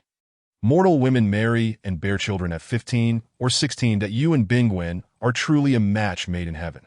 Su Yuxing found herself bewildered by Jiang Yunting's brazen words that the cold-blooded killer intends to have her bear little rabbits? But bearing little rabbits is painful. She isn't ready for that. Furthermore, didn't Ti Xiao Qi mention saving the big shot and then bearing little rabbits? The thought of the tyrant gripping her neck and chin while demanding her to bear little rabbits made Su Yuxing want to wail like a great rabbit. This arrangement was hardly worthwhile. With so many people around, the girl ultimately felt too embarrassed to burst into tears. Pouting in grievance, she whimpered softly, I don't want to bear little rabbits for him. Not bearing. Isn't this something you decide? Bingwen ain't that impatient, that I no worries. You two continue your game. Qi Xian and I will go cook. Shun Bingwen's face, which had turned as dark as ink, was now met with Jiang Yunting's uncontrollable laughter. The usually icy Jiang Yunting, chuckling, escorted Qi Xian out of the room. What a joyous occasion. He had resolved his foremost rival and dealt with another green tea prince. It could not be more satisfying. Shun Bingwen remained rooted in place, his eyes ablaze with hatred. The boy clenched his fists. The image of Qi Xian's bewildered expression had pierced his heart deeply. He had known that this foolish rabbit would undoubtedly cause trouble. Monsters, indeed, should be exterminated. A yellow talisman suddenly appeared in his elegant hand. This rabbit could no longer be allowed to remain. Suddenly, the girl spun around, tears in her eyes, and looked at the boy with a sense of grievance, saying, Actually, if it makes you happy, I wouldn't mind bearing little rabbits for you. The two shimmering pools of tears reflected his face and form. Her lively eyes seemed to hold space only for him. It felt as though her existence was solely to bring him joy. Shun Bingwen was momentarily taken aback. The yellow talisman vanished into thin air. Yet the boy soon reverted to his wicked demeanor, that he leaned closer to Su Yuxing, his scorching breath brushing against her delicate cheeks. Do you know how to bear little rabbits? Understanding dawned upon her. The young maiden bashfully lowered her head, her eyes brimming with shyness. Her delicate skin, akin to jade, was now tinged with a soft blush. Come now, I demand a little bunny at this very moment. Shun Bingwen's magnetic voice echoed in the girl's ears. Eager to witness how this little bunny would come into being in an instant, the rabbit's ears sprang forth once more, long and pink, standing upright, and revealing the owner's innermost thoughts. Shun Bingwen remained motionless, gazing intently at Su Yuxing, as though he intended to pierce through her very essence. The maiden, confronted by the enlarged visage before her, inhaled deeply. She must fulfill her own words. With a sense of reckless abandon, she swiftly pecked Shun Bingwen's alluring lips and leapt back into her warm cocoon, burying herself within. She wrapped herself tightly in the blankets, Shun Bingwen's darkened gaze fixated on the writhing mass of bedding, where the little bunny's ears trembled slightly in nervousness. Indeed, the little bunny was both soft and sweet. How intriguing! So this is how a bunny is born. It truly opened his eyes, that Su Yuxing. What if you failed to bring forth a bunny? Impossible! My mother told me long ago that this is how one gives birth to little bunnies. She said I came into being in precisely this manner. The young girl's voice was barely audible. Oh, if a month from now I do not see a little bunny, I shall feast upon spicy rabbit heads. Chapter 12. The omnipotent Su Yushing replied, somewhat dejected. So, to save the world, her own happiness had to be sacrificed. Raising bunnies was indeed a taxing endeavor. Nestled in her warm blankets, she felt as though she were being roasted to perfection. Shin Bingwen felt no inclination to further tease this innocent little bunny. As pure as a blank canvas, that if such a bunny could be sent as an undercover agent, then those people truly underestimated his intelligence. Yet, what was the true intention of this mysterious little creature accompanying them? The young man squinted his eyes, examining the curled-up figure. His expression was inscrutable. That night, Su Yushing continuously monitored her abdomen. Her slender, alabaster hands gently caressed her soft belly. Whether it was merely a psychological effect, she could have sworn her belly felt slightly protruded. Surely, a little bunny had already taken residence within her. The maiden nodded in satisfaction, as long as she was not turned into a spicy rabbit dish. Everything would be well. Lost in her thoughts, she peacefully closed her eyes and drifted into a deep slumber. Above, the pure and radiant moon hung high in the sky. Tonight's moon, unlike the round and full orb of last night, presented a crescent beauty of its own. Late April marked the transition from spring to summer, with a gentle breeze carrying a refreshing and pleasant coolness. That moment, a shadow stealthily infiltrated Wang Kuin's chamber. Moments later, a piercing and tragic scream shattered the tranquility of the night. In the blink of an eye, the majority of the room's candles were ignited, casting flickering shadows outside the window.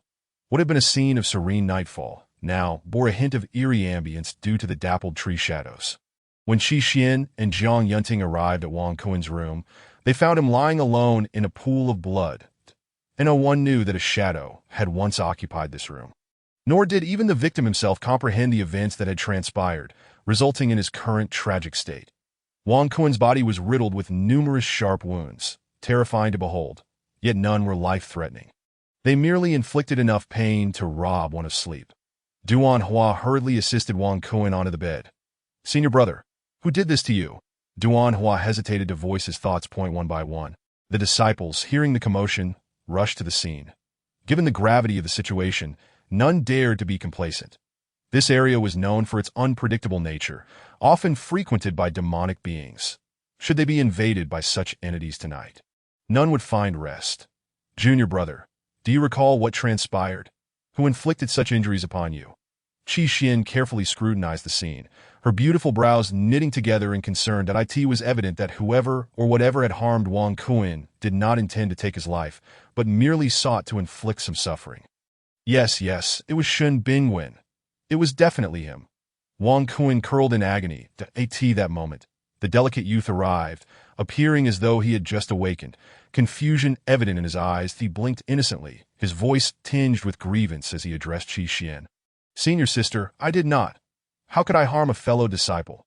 I have no idea why senior brother Wang Kuin would accuse me. Shin Bingwen looked utterly wronged, mimicking Su Yushing's innocent demeanor as he tilted his head. His enchanting peach blossom eyes wide with trepidation and imploring pity. Zhang Yunting swiftly stepped forward, positioning himself protectively in front of the strikingly beautiful Qi Xian. Damn. How has Shin Bingwen begun to resemble Su Yushing? These two truly share a resemblance of a married couple. Can neither of them speak normally? It was you. What are you pretending for? Wang Kuin's injuries have been gradually tended to by a few of his followers. Impossible! Shin Bingwen, that useless fool, could never accomplish such a feat. Exactly, senior brother Wang Kuin. Are you jesting with us? We are all aware of Shin Bingwen's capabilities. He is hardly capable of such actions. Accusing him is absurd. The usually neutral faction surprisingly stepped forward to defend Shin Bingwen. Even the usual followers of Wang Kuin fell silent, clearly recognizing the absurdity of Wang Kuin's claims. Shin Bingwen's ineptitude was well known among all. It truly was him. Wang Kuin attempted to protest further, but was abruptly interrupted by Qi Xian. Enough, Wang Kuin, cease your bullying of Bingwen. He could not possibly commit such an act. This matter ends here. Qi Xian exhibited an unmistakable air of impatience. She had witnessed Wang Kuin's antagonism toward Shin Bingwen. However, due to the Wang family's influence, she refrained from intervening too forcefully, striving to keep Shin Bingwen close to her to shield him from harm. Nonetheless, the young man was inevitably subjected to the ridicule of these scoundrels. What do you mean, this matter ends here? Is it not regarding this wicked man attempting to strike Shin's senior brother this morning? A soft, melodious voice rang out, unmistakably belonging to the newly initiated Su Yusheng. The young maiden, rubbing her swollen eyes, entered the crowded room, clutching a large carrot. Looking bewildered, the carrot bore a small bite mark, clearly indicating it had been nibbled on during the night by the little bunny. Upon seeing Su Yusheng, Qi Xian immediately stepped away from Jiang Yunting and embraced the delicate girl. Jiang Yunting, intending to pull his little wife back, was met with the sight of the two in an affectionate embrace that a chill spread through him. Wang Kuan and his companion shrank back, fearful of drawing attention to themselves. They wished for nothing more than to disappear into the ground, that if Qi Xian were to learn of this incident, who knew how she would punish them? The rules of the Qi Tian sect were stringent, and he could only rely on the Wang family's power to command Shen Bingwen for menial tasks. However, this time was different, that he had harmed a fellow disciple, a grave offense. Sheng Sheng, why have you come? If you are tired, you may rest a while longer. The exquisite beauty gently ruffled the little bunny's soft head. Sister Xian, I heard someone screaming and climbed out of bed that I was worried Shen's senior brother was being bullied. So I came here. It must be that this wicked man bullies Shen's senior brother too much and has now received his just deserts, that if you had been here, that wicked man would have struck Shen's senior brother again. Were it not for my carrot's remarkable powers, Shen's senior brother would have been grievously injured. Su Yusheng nestled into Qi Xian's warm embrace, seeking praise. Listening to the girl's words, Qi Xian's expression darkened further. Chapter 13. The fierce Su sister Wang Kuan's face turned ashen. Sheng Sheng, do you mean to say that after senior brother and I left this morning, Wang Kuan returned with his followers to bully junior brother Bingwen? Qi Xian leaned slightly, her frosty visage softening as she regarded the young maiden with unexpected tenderness. Yes, the little bunny eagerly nodded. Clutching her carrot, her small head nestled comfortably against Qi Xian's embrace. Her rosy cheeks resting on the large carrot, exuding innocence and charm. Her cascading pink curls accentuated her fair complexion. Hearing Su Yusheng's emphatic response, Wang Kuan trembled in fear. Junior sister Yusheng, I was merely joking with junior brother Bingwen. You must have misunderstood that Su Yusheng, now incensed, had never been wrongfully accused in such a manner. She poked her head out, furrowing her brow in displeasure as she retorted, You speak nonsense. I did not misjudge. I am not blind. Speak again, and beware of the demons returning to seek you out. A fierce demeanor only serves to render her endearing and soft. She has always kept a sliver of her peripheral vision trained on Shen Bingwen's state. The young man, shrouded in the shadows, displayed no inclination to defend himself despite the unjust accusations. Reminiscent of the day, Wang Kuan nearly led him into the jaws of doom. The flickering candlelight seemed incapable of illuminating his presence, as if his world had never known the warmth of light, leaving him to languish alone in that dim corner, rotting and stinking in solitude. The heart of the little rabbit's spirit jolted painfully. Living in the carefree Rose Valley, she had never ventured into the world of mortals, nor understood the troubles of the mundane. Yet at this moment, she suddenly comprehended that someone like Shun, the great demon, bore far too many burdens. Perhaps that night, he had reacted so vehemently out of the fear that she might strike. With this thought, the girl felt considerably more at ease. After all, she had always been one to forget easily, and she certainly wouldn't hold grudges like the great demon. Moreover, she now carried within her the offspring of the great demon. Wang Kuan, standing nearby, quickly fell silent, fearing that Su Yusheng might curse him with her ill fortune. He had no desire to endure such painful experiences again, having already been subjected to shame and ridicule, in truth, he was more inclined to believe that it was the work of a monster. Shen Bingwen was weak, merely a pitiful wretch. How could he possibly possess such formidable strength? If it were indeed Shen Bingwen's doing, it would be utterly laughable for someone who could not even best a worthless fool. The man sprawled on the bed longed to flee the scene immediately. Cautiously, he tilted his head to glimpse Qi Xian's expression, only to find her wearing a cold countenance. Qi Xian's beauty was exquisite, akin to a snow lotus blooming atop a lofty mountain, not to be plucked at will. Thus, the disciples of the Qi Tian sect held her in a certain trepidation. Sheng Sheng, I am aware of the situation, Qi Xian said, her narrowed eyes fixed on Wang Kuan, a dangerous glimmer flickering in her gaze. Meanwhile, Shen Bingwen, who had remained in the corner, finally spoke. with his head bowed and hands awkwardly clasped before him. He appeared a pitiful creature, timid and fearful, entirely devoid of the arrogance and irreverence he had exhibited before Su Yusheng. Senior sister, perhaps we should let this go. I am fine that I do not wish to cause you any trouble because of me. The young man's tone suggested a fear of further harassment from Wang Kuan, leading him to shy away from pursuing the matter any further. Perhaps such indulgence had become the norm, causing Wang Kuan to escalate his misbehavior. How can we let this go? It is not your fault. Yet he insists on framing you. Su Yusheng seethed with anger, her rabbit ears nearly twitching uncontrollably in her fury. Fortunately, she managed to suppress her impulses. The little rabbit spirit appearing among a group of demon catchers was akin to a lamb entering a den of tigers. Determined to be Shun Bingwen's caring little angel, she yearned to protect him at every turn. The young man lifted his head, the dim candlelight stinging his eyes. Listening to the girl's impassioned words, he could not help but find it amusing. This stubborn rabbit truly had a poor memory.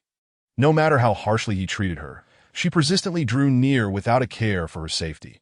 Perhaps sparing her life was not entirely out of the question. Such a grave matter was beyond my capability to handle. I shall leave it to the sect leader to adjudicate. Whatever the sect leader decides, we shall abide by it. We will set off for the sect tomorrow. Given the gravity of the situation, I cannot make a unilateral decision. Wang Kuan, you must take heed that Qi Xian regarded the bloodied and bruised Wang Kuan with no trace of pity, that he had brought this upon himself if it were truly Shun Bingwen's retaliation. She would be grateful, for he had finally learned to fight back. Senior sister, I have realized my mistake. Please do not inform the sect leader. I beg you, do not tell the sect leader. Wang Kuan struggled to sit up, but the severity of his injuries forced him back onto the bed. Enough. There is no need for further discussion. My decision is made. Additional words are futile. The disciples in the room were petrified. Too afraid to even breathe, that Qi Xian's anger was a terrifying thing, and no one dared to provoke her at that moment. Not even Zhang Yunting. The silence was so profound that one could hear a pin drop. Outside, the wind rustled the leaves, and Wang Kuan felt an overwhelming chill wash over him. Beneath the covers, he clenched his fists, his eyes filled with suppressed fury. Even if Shun Bingwen were innocent, he would ensure that this worthless fool would face consequences. The crowd stood frozen in place when suddenly, Su Yusheng let out a huge yawn. Sister Xian, let us go to bed. Staying up late will give you wrinkles, which is not appealing. Sheng is tired and wishes to sleep. The girl's soft voice broke the tension, her entire being nearly collapsing onto Qi Xian. The disciples were taken aback, not daring to utter a sound. Truly, my sister Su is bold. She employs the sweetest tones while executing the most ruthless deeds. At this moment, she even dared to speak to the cold and aloof senior sister. They cautiously observed Qi Xian's expression, expecting a scolding, but to their surprise, the icy beauty responded gently. If Sheng wishes to sleep, then let her rest, all right. Qi Xian bent slightly, ruffling the little rabbit spirit's hair. The girl, drowsy and swaying, nearly toppled over onto Qi Xian. Seeing the beautiful senior sister address her, the already drowsy girl nodded fervently, her head bobbing like a seal. The once frigid Qi Xian nearly broke into a smile at the sight of the girl's adorable demeanor. She then turned to the boy in the corner. Bingwen, please take Sheng back to her room to sleep. She is quite timid. Chapter 14. Divine Mission. Shun Bingwen nodded slightly. The cold beauty gently extricated her hands from the little rabbit spirit and passed her to Shun Bingwen. With the clingy girl finally released from his grasp, Zhang Yunting felt considerably more at ease. The girl clutched tightly to the young man's warm, iron-like arm, her subconscious wariness of the great demon preventing her from drawing too close. She merely held onto his slender, heated arm for dear life, that Qi Xian assumed that the girl's distance was due to her upbringing as a pampered daughter of a prominent family, bound by complex customs which explained her awkwardness around Shun Bingwen. Senior sister, I will take Sheng and leave now. After stating this, Shun Bingwen supported the swaying girl as they slowly made their way outside. The newly initiated demon catchers, weary from their exertions, could no longer bear the fatigue weighing down their bodies. They gazed at the two with yearning and pleading eyes. Senior sister, we are so tired too. May we? They mimicked Su Yusheng's soft demeanor, pouting at the exalted young lady. They even thought to themselves that since the senior sister was particularly fond of this approach, perhaps it meant they could also benefit from it. The scene was quite comical. Demon catchers were traditionally regarded as noble and sacred figures in the eyes of the common folk, yet here they were, shamelessly pleading. Jiang Yunting was immediately incensed. One Shin Bingwen was not enough. Now there was also Su Yuxing, and soon the entire sect would fall under the influence of these two. He resolved to rectify the discord within the sect. You all shall not stand here and listen to my admonitions. The usually cold and stoic Jiang Yunting's furrowed brow was enough to terrify the disciples. That it was precisely because their senior brother and sister typically exhibited a gentle and scholarly demeanor that they had momentarily lost their way. Yes, they quickly reverted to their usual dignified and aloof selves. Outside, the moon hung low in the sky, casting a soft glow with its gentle luminescence. The girl, weighed down by weariness, could barely stand. Soon, they reached the door of Su Yuxing's room. Throughout the journey, she remained silent, yearning only to curl up in her warm bed and sleep. Shin Bingwen gently pushed the door open, revealing a pitch-black interior. Rabbits usually sleep during the day, do you not? How come you are so different from other rabbits? A light mockery drifted into the girl's ears. The little rabbit spirit immediately bristled with indignation. Her cheeks puffed up. When I was in Rose Valley, I used to sleep at least 10 hours a day. I didn't sleep at all yesterday afternoon to protect you. And yet, you mock me. You have no conscience. Shin Bingwen lifted his gaze slightly. The crescent moon reflecting in his quiet, dark eyes, sparkling brightly. Indeed, I lack conscience. Would you like to feel for yourself? The corners of the youth's lips curled up slightly, reminiscent of a poppy, both alluring and laced with a deadly poison that irresistibly drew one into a spiral of despair alongside him. Yet, in the next moment, he suddenly seized the frail girl's arm with a vice-like grip. In a whirlwind of motion, he pinned the delicate creature, who seemed to be at the mercy of others, against the fragrant rose-adorned walls of the room. They were separated by a great distance, save for Shin Bingwen's hand, which clutched the girl's shoulder with unyielding intensity that a gentle moonlight poured into the room, illuminating the scene. Although it was a night devoid of rain, with stars twinkling high above, it was overshadowed by the death of his mother. That exquisitely gentle woman had taken with her the last glimmer of hope he possessed, departing from this world. You little monster, you are a calamity. You have brought your mother to her demise. You are devoid of conscience. Your mother raised you even in the face of your monstrous nature. And this is how you repay her. Get out of our village. Su Yuxing gazed at the dark, malevolent figure before her, his eyes glimmering with a crimson hue, and all weariness fled her. The Dark Lord was enraged. Fear rendered her speechless. The little rabbit spirit pressed herself tightly against the wall behind her, as if that could alleviate the oppressive force emanating from the youth. The boy radiated an ominous aura, thick with darkness. Shaoqi had once mentioned that the formidable one would only acquire the forbidden arts of the Qitian sect after a year, ultimately achieving unparalleled heights in the world, shattering all previous records. But how could he exude such powerful energy at this very moment? Despite her laxity in training, it was reasonable to assert that a 100-year-old rabbit demon could contend with a human who had practiced for a decade. Yet, here stood this Dark Lord, merely 15. Finally, overwhelmed by the encroaching fatigue, she stammered, "Senior, did I say something wrong? Please do not hold it against me. How could you lack a conscience? You are the most conscientious of all. Please do not stoop to my level." Her left shoulder throbbed painfully, nearing numbness. Without needing to look, she knew that her fair skin was likely flushed with pink. What business does a mere little demon have in the Qitian sect? With such feeble strength, how can you conceal your demonic aura so thoroughly? His strength seemed capable of shattering the fragile bones of the girl. The chilling gaze bore down upon her, causing her hairs to stand on end.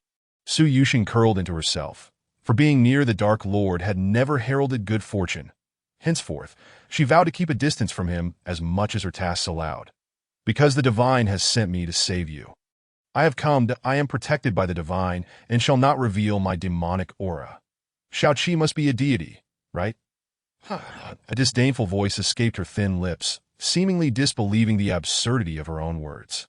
Yet the oppressive force that had long confined her suddenly withdrew and vanished. In the shadows, Shin Bingwen observed Su Yuxing's long lashes quivering with fear. Did he need saving? Absurd. Seeing the effect of her words. Su Yuxing pressed on. Though I am a demon, I have never harmed anyone. I have lived in the Rose Valley for a century without leaving its confines. You need not worry that my existence is solely for your sake. The girl trembled slightly, her voice soft and sweet, imbued with a magical quality that seemed capable of healing wounds. Such enticing words, she believed, were nothing but the truth. The youth remained silent and turned away, exiting Su Yuxing's room. Once the Dark Lord had departed, she collapsed on her soft bed, drenched in cold sweat, her delicate nightgown thoroughly soaked. How terrifying! It was far more frightening than her encounter with the corpulent being the previous morning. Chapter 15. The War Between Humans and Demons on the following day. As Su Yuxing awoke, the group had already packed their belongings. That a disciple as lazy as her was truly a rarity within the Chitian sect. The sky was overcast, with clouds hanging low, signaling the approach of a heavy rain. Fortunately, the end of April was not yet oppressively hot, and the rain would bring a refreshing chill. Having only joined the sect a month prior, most disciples were still unable to fly using swords or talismans. The journey from Mingzhou City back to Linshui City would take at least a month, an undeniable trial.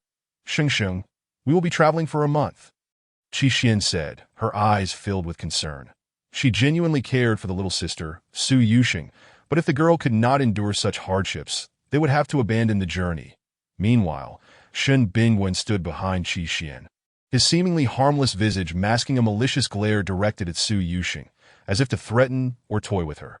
A look suggesting that following him would lead to utter ruin. Su Yuxing was unperturbed by Shen Bingwen's intimidation. Her eyes glistened with resolve as she tightly grasped Qi Xian's delicate hand. Sister Xian, I just want to follow you. Please let me come along. I have no one in Mingzhou City, and I would be frightened. I might even face threats. Her bright red pupils indeed resembled those of a little rabbit. Suddenly, a voice echoed in her mind. Shen Bingwen's. Su Yuxing, you'd best not let me discover that you harm or endanger Xianer. If you dare to hurt her, I will ensure you meet a grisly end. She was taken aback and turned to meet Shen Bingwen's deep, piercing gaze. The youth still bore a frail appearance. Yet the wicked amusement in his eyes betrayed the true malice lurking within. Her moment of distraction prompted Qi Xian to feel a pang of concern. The usually icy elder sister mistook Su Yuxing's expression for homesickness. Gently, Qi Xian raised her hand to clasp the girl's soft palm, offering comfort. Since you aren't afraid, then you may accompany us. Should you encounter any demons and find yourself unable to cope alone, both Yunting and I will protect you. Really? But I feel like Brother Jiang dislikes me. Su Yuxing replied, her eyes wide and innocent as they met Qi Xian's tender gaze. Her voice trembled, laden with a sense of injustice. As if she had once been bullied by Jiang Yunting, Qi Xian immediately turned to cast a fierce glare at Jiang Yunting. The elder brother, known for his strictness, hastily interjected. Sister Yuxing, you're overthinking it. I am naturally cold-hearted, but it is not directed at you. Jiang Yunting was incensed. When would Su Yuxing and Shen Bingwen finally become a couple? His little wife was constantly entangled with these two petty rivals. The Qi Xian, satisfied with the situation, nodded approvingly. Shengxingxi, Yunting doesn't dislike you at all. The surrounding disciples were left astounded that I am the Chitian sect. Aside from the sect leader and some elders, Qi Xian was the highest authority. Jiang Yunting held the second position. Yet now, this newcomer, Su Yuxing, had managed to put the elder brother in a difficult spot. They quietly elevated Su Yuxing's status to the second most important in the sect. From now on, she would be their sister Su. That's wonderful. I don't want Sister Xian to quarrel with me because of Brother Jiang. Her soft voice melted Qi Xian's heart like butter. Your Brother Jiang is nowhere near as important as you. My little treasure, I would never argue with you over him. The disciples turned to observe Jiang Yunting's expression. And as expected, their elder brother's face turned an ashen green. Yet he remained silent. They could not help but exclaim inwardly, truly, Sister Su is formidable. A group of individuals laden with their burdens set forth with great determination. This time, Jiang Yunting had been dispatched, naturally for a specific mission. The Chitian sect possesses a specialized array that allows for the direct summoning of all disciples back to the sect. However, their decision to embark on foot was instigated by the request of the South Kingdom's emperor, Nanwu Yin, that in recent years, the demon race had become increasingly restless, a situation not without cause. Historically, the demon race has been divided into three major factions. The radical faction, which harbors ambitions to conquer humanity. The neutral faction, akin to the likes of Su Yusheng, who remain indifferent to worldly affairs and harbor no particular desires regarding humans, merely wishing to live their own lives. And the affinity faction, which maintains a positive view of humanity and is willing to coexist peacefully. Despite the existence of the radical faction, the relationship between demons and humans had remained relatively harmonious for centuries. However, this changed dramatically upon Nan Wu Yin's ascension. Unlike his predecessor, who was enlightened and tolerant, he harbored a profound hatred for the demon race, desiring nothing less than their annihilation. Even the affinity faction faced extermination at the hands of demon hunters. As a result of Nan Wu Yin's oppressive policies, the affinity faction dwindled rapidly. The rampant slaughter by demon hunters and the scorn of ordinary humans soon ignited widespread resentment among the demon populace, leading 90% of demons to develop an aversion towards humanity. The relationship between the two races had reached a point of heightened tension, with war seeming an inevitable consequence, merely a matter of time. Nan Wu Yin's understanding of the demon race's strength was woefully inadequate, compelling him to send representatives from various sects to assess the situation. The slums of Mingzhou City, a place where only the lowest of the low would tread, had essentially become a slaughterhouse for demons. Though the Wyoming forest enveloped the entirety of the South Kingdom, Mingzhou City was its most contiguous neighbor. Logically, such a city should be guarded by powerful demon hunters. Yet due to its status as a slum, any ambitious demon hunter would rather not remain in Mingzhou City. They preferred the disdain of those from Linshui City or Huayan City over the stagnation of this impoverished place, striving instead to penetrate the larger cities. This time, the investigation of Mingzhou City was not solely the endeavor of the Qitian sect. The four major sects of Linshui City, Qitian sect, Fulong Pavilion, Ryu sect, and Xianli sect had all dispatched disciples to prepare for the impending grand conflict. Upon arriving at the juncture of the Wyoming forest in Mingzhou City, Qi Xian and her disciples encountered a ferocious beast like Fei Yi, indicating that the demon race's influence had encroached to a significant extent. The future appeared perilously uncertain.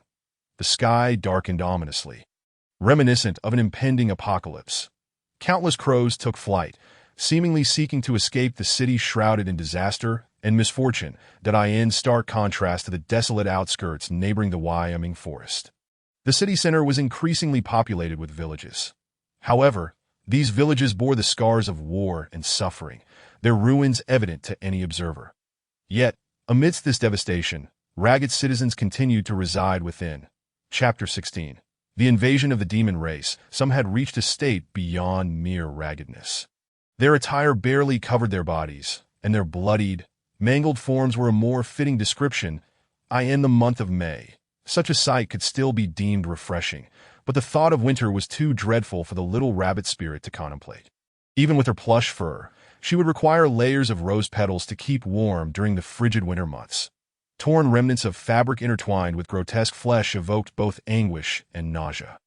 Each soul appeared grimy, their clothing cloaked in somber shades.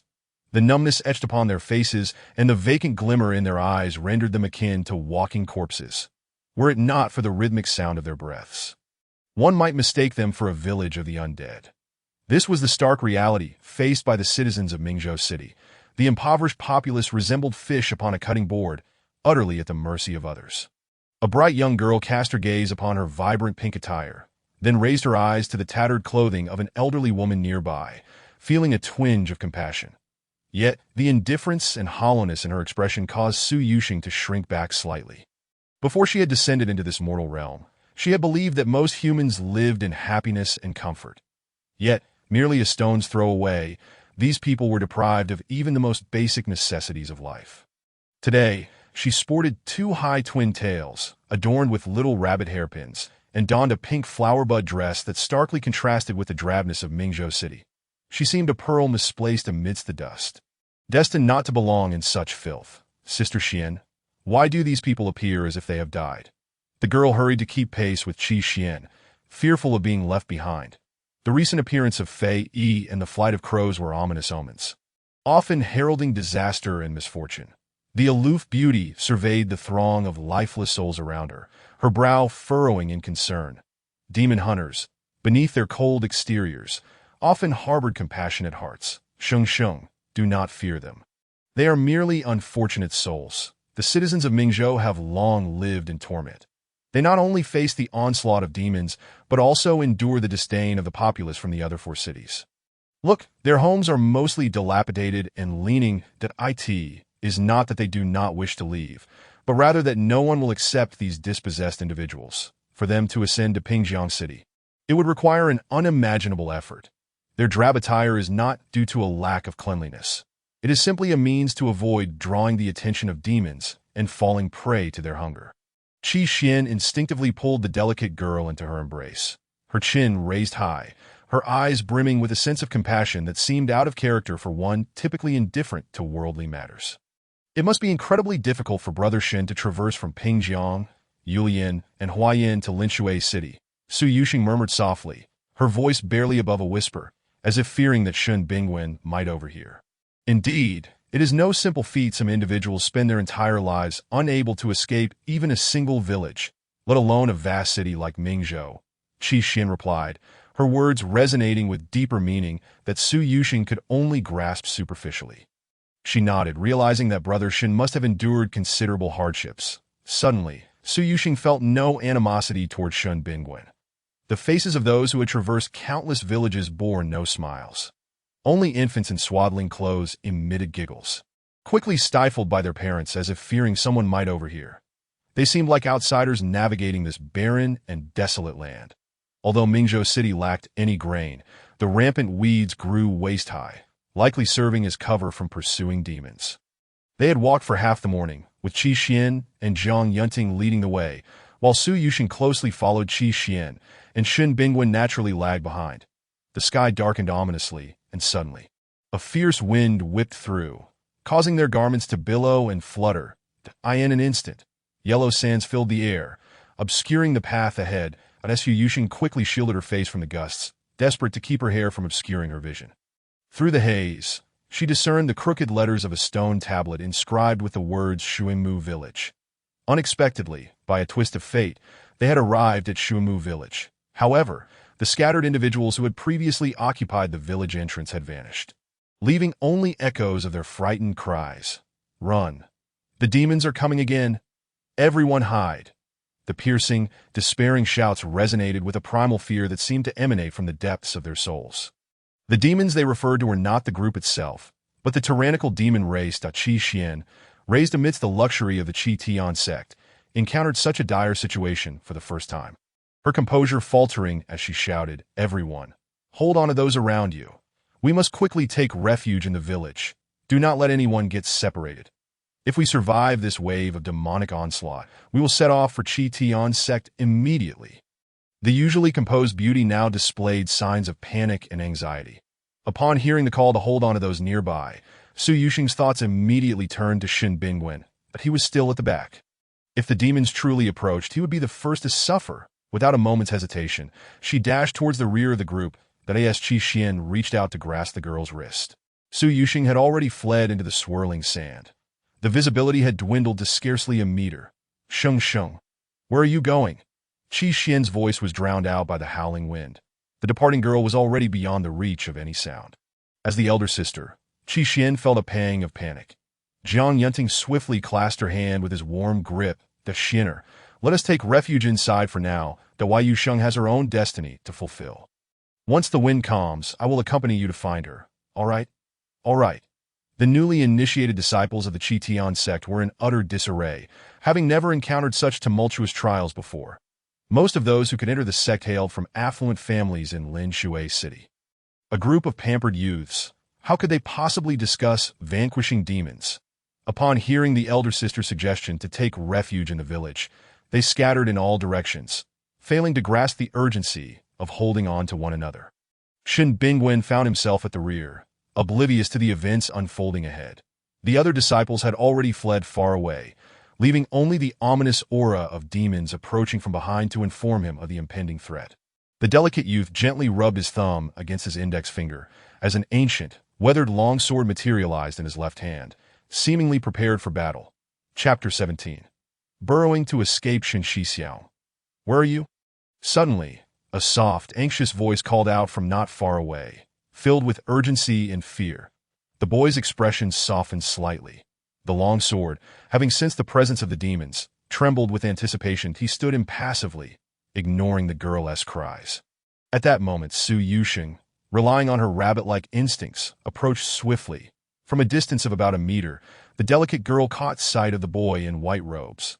Shen Shixiao, let us flee. The demons are attacking. And Sister Qi Xian has called for us to take shelter in Shui Mu village. As soon as her words fell, Shen Bingwen felt a sudden weight at the pommel of his sword. By the time he realized what happened, the girl had already dragged him several meters away. The little rabbit's speed was remarkable, and soon they reached the entrance of Shui Mu village that moment. A dark swarm of shadows surged from behind. The stench of blood and decay assaulted their senses.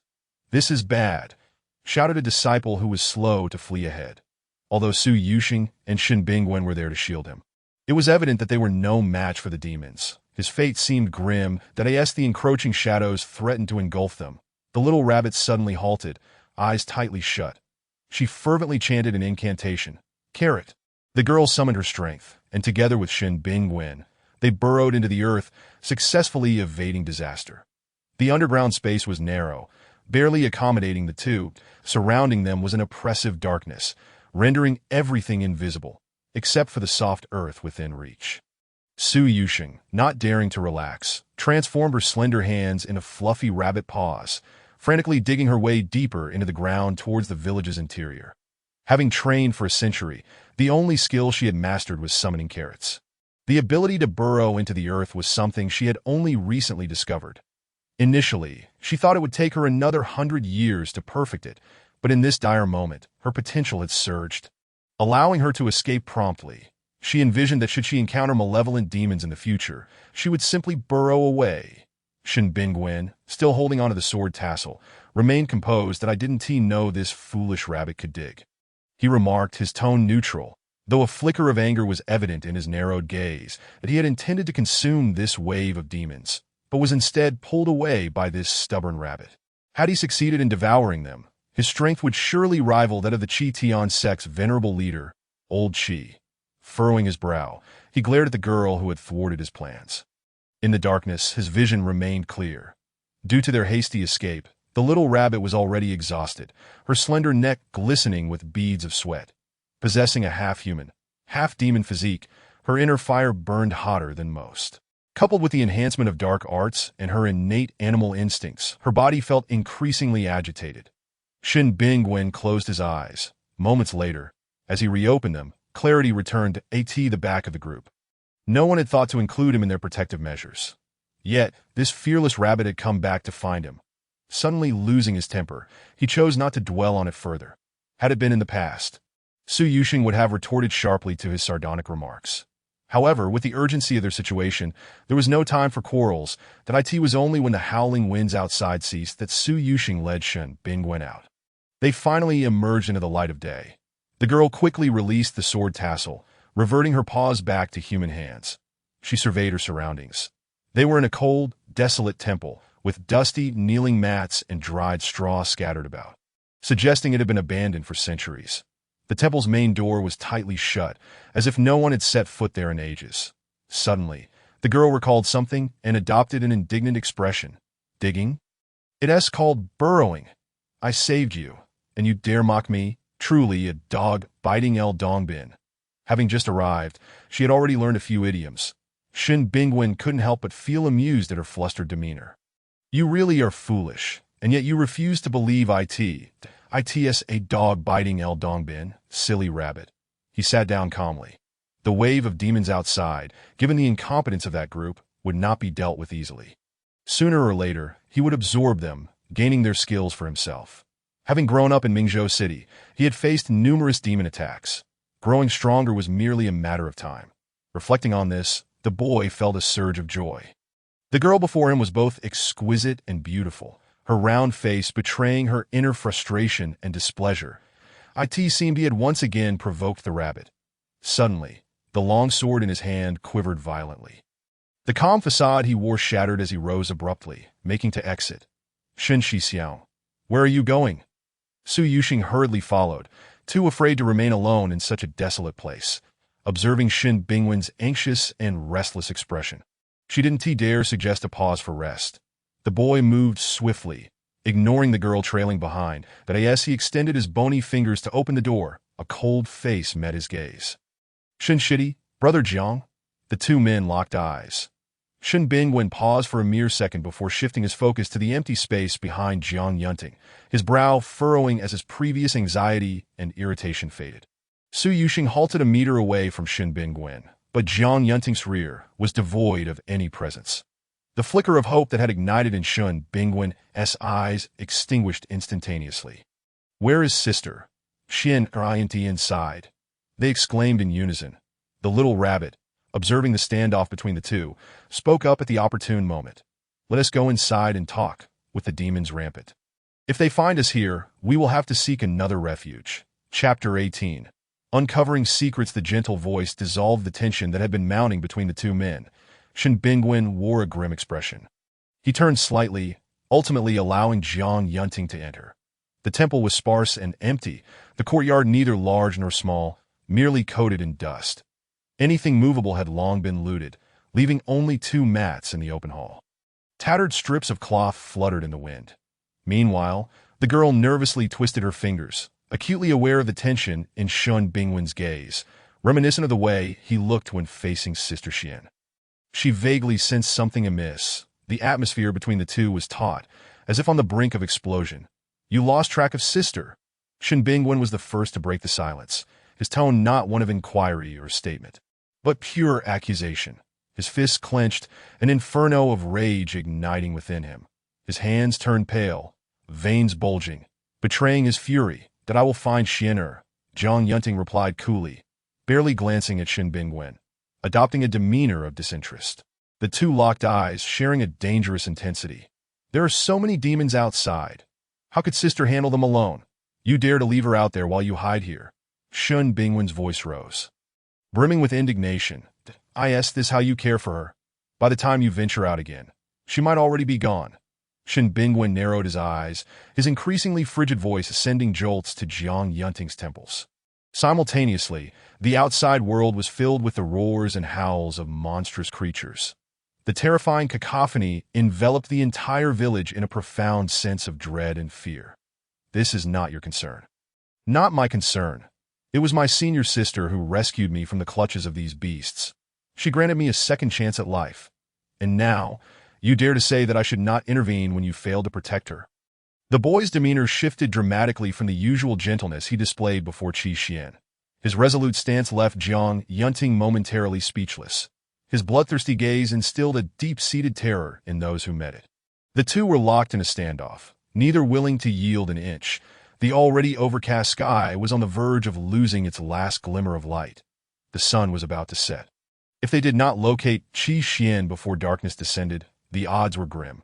Nightfall was the favored time for these volatile creatures, that we must find Sister Xian first. It's far too perilous outside. The soft-spoken rabbit spirit tactfully interrupted the confrontation.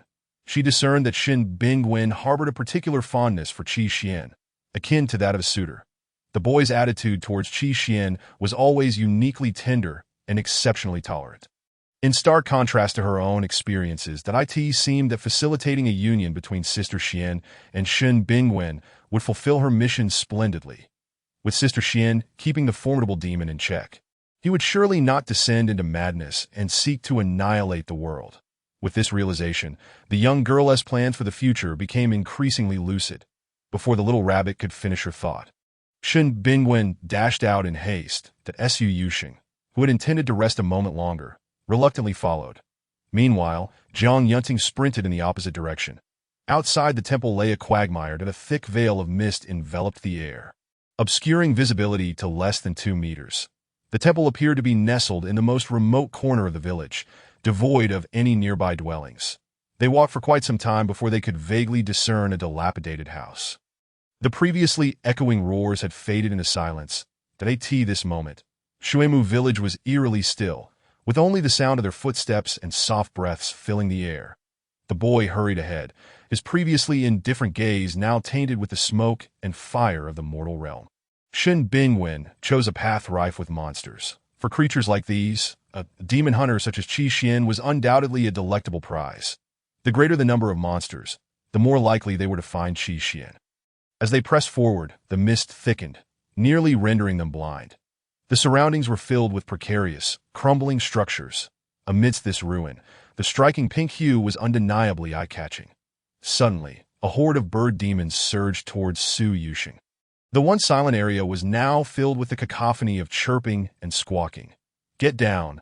A barely audible warning emerged from nowhere, delivered with a familiarity that suggested it had been uttered many times before. In the next moment, the onrushing bird demons encircled the two. The bright red beaks stood out starkly against the gray mist, bombarding their senses. The little rabbit spirit, having never witnessed such a spectacle, instinctively took a step back, eventually pressing against Shun Bingwen's back. Su Yusheng breathed a sigh of relief, thankful that she was not alone in this perilous situation. This massive flock of birds could consume them both in mere seconds. The birds' eyes glimmered ominously, their red brilliance sending chills down their spines. Her legs felt weak, trembling slightly. Had she known, she would have refrained from joining them. Yet it was too late for regrets now. Suddenly, the bird demons launched their attack. Despite her familiarity with such grand displays, the girl could not help but tremble. She recited her incantation loudly. "Carrot, come forth!" 4 enormous carrots descended from the sky, stirring up a cloud of dust and forming a solid barrier around them. The carrots appeared even larger than the one that had previously struck Wang Kuan. The little rabbit spirit's hands spread wide, continuously channeling her power into the colossal vegetables. The immense effort was beginning to take its toll on her stamina. The world around her started to spin. The bird demons had already initiated their assault, pecking fiercely at the massive carrots. Yet, no matter how they tried to bite through, the carrot-like barrier remained unyielding. "Shun Shixiang, if the barrier breaks, don't worry about me." After all, she was a fairy. Once she revealed her true form, the bird demons would surely scatter in dismay. Since following the great demon, she had grown utterly exhausted, constantly bullied by Shun Bingwen and contending against her own kind. Though these red-eyed fiends could no longer be considered her kin. Sensing the girl's tremors, Shun Bingwen conjured an old yellow talisman that emanated an ominous aura. As if it could devour a person whole, his long fingers gripped the floating yellow talisman firmly between his index and middle fingers. The boy closed his eyes tightly and gently affixed the talisman onto the gigantic carrot. In an instant, the previously organized bird demons, which had been clamoring outside, scattered in fright. They fled in every direction as if desperate to escape the crumbling, shattered earth. But it was too late. Did I end just a second? All the bird demons transformed into a swirling mass of black mist, rushing into the boy's body. When he opened his eyes again, the bloodlust and savagery in Shun Bingwen's gaze had intensified beyond measure. Soon, the powerful resistance from the barrier dissipated entirely. The little rabbit spirit withdrew her hands, cautiously peeking outside to assess the situation. The dense red dust had vanished completely, leaving nothing but a thick shroud of fog. Su Yusheng stood in stunned silence. What just happened? Could it be that her magical prowess had indeed improved? Just moments ago, she had struggled to maintain her defense. Yet now, how could she have wiped out the entire horde of bird demons so effortlessly? Surely, her carrots had become more formidable. They could topple thousands of bird demons. With this thought, the little rabbit spirit felt a swell of pride that it seemed she possessed some latent talent after all, and was not as useless as she once believed. The carrots had brought them remarkably close together. Shun Bingwen could still feel the girl's supple, smooth skin even through the layers of clothing. Having just absorbed a surge of demonic energy, a fierce fire ignited within him, rendering his body even hotter. Unlike the usual stench of blood and decay, the faint fragrance of roses wafting from the girl was refreshing and intoxicating. He found himself gasping for breath, unsure if it was the cramped space that made him feel slightly suffocated. "Shixiang, am I not impressive?" The girl's sweet, tentative voice drifted into Shun Bingwen's ears. "Yes, indeed," receiving affirmation. Su Yusheng's face lit up with a radiant smile. She waved her small hand, causing the tangible barrier of carrots to vanish instantly. She remained blissfully unaware of the boy's unusual demeanor. However, the tide of demons was far from over. The bird demons were evidently just the outermost wave. Something far more formidable lurked within, beyond their imagination. The moon gradually ascended, casting its glow.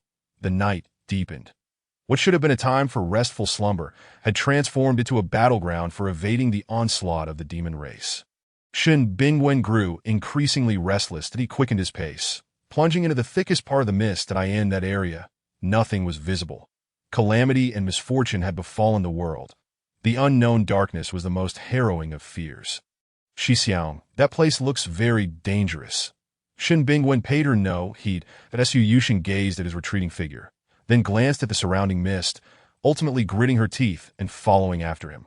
Clearly, staying close to Shen Bingwen was the safest option compared to the monstrous entities that might be lurking nearby. At worst, she could transform back into a rabbit and flee. The girl hunched over, keeping pace with the boy ahead. Shen Bingwen moved with urgency and speed, nearly leaving her behind. Before long, they found themselves in a dead end. In the darkness, illuminated only by the faint moonlight, a towering wall loomed ahead. The boy halted in this dead-end alley. He sensed the powerful aura of the demon race. It seemed they were too late to retreat. Oh, yes, it's a wolf demon. The young girl instinctively let out a startled cry. Overcome by fear, she shrank directly behind the boy. The two gradually retreated to the edge of the enclosing wall. Her primal instincts as an animal rendered her unable to even consider confronting the wolf demon. Such a fragile thing as a carrot, she feared, would scarcely provide an opportunity to wedge between the wolf demon's teeth. Senior brother, what should we do? I am certain I cannot defeat this pack of wolf demons. Perhaps you could step on my back and escape directly? Once I transform into a rabbit, they should no longer devour their own kind, right? In this dire predicament, the girl leaned in close to Shen Bingwen's ear. Whispering her suggestion, she was determined to protect the formidable Shinda Tuo at all costs. This was her mission to fulfill. Listening to her voice, trembling with fear, yet still intent on ensuring his safety. The boy's lips involuntarily curved into a faint smile. This little rabbit was indeed a remarkable sight. Inhaling the fragrant scent of roses that lingered near, he felt a mischievous urge to tease Su Yuxing.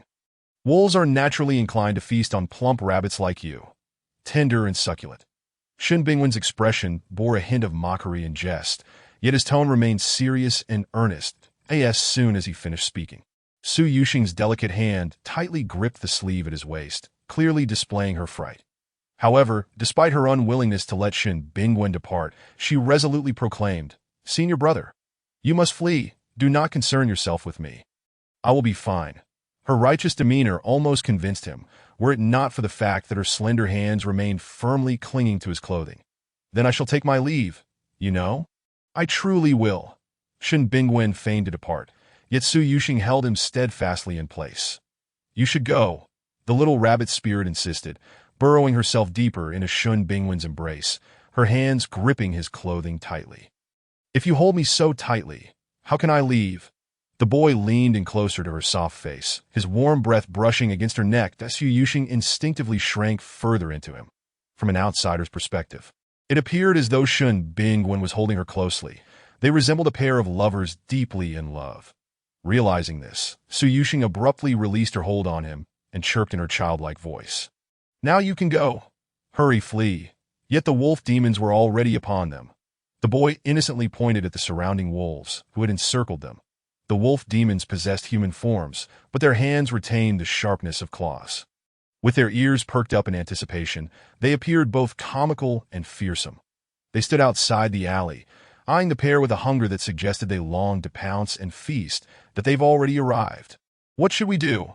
I cannot fight them." The little rabbit spirit's small head began to spin rapidly as she hurriedly pondered how to escape, that if she could burrow underground, she could certainly flee alone.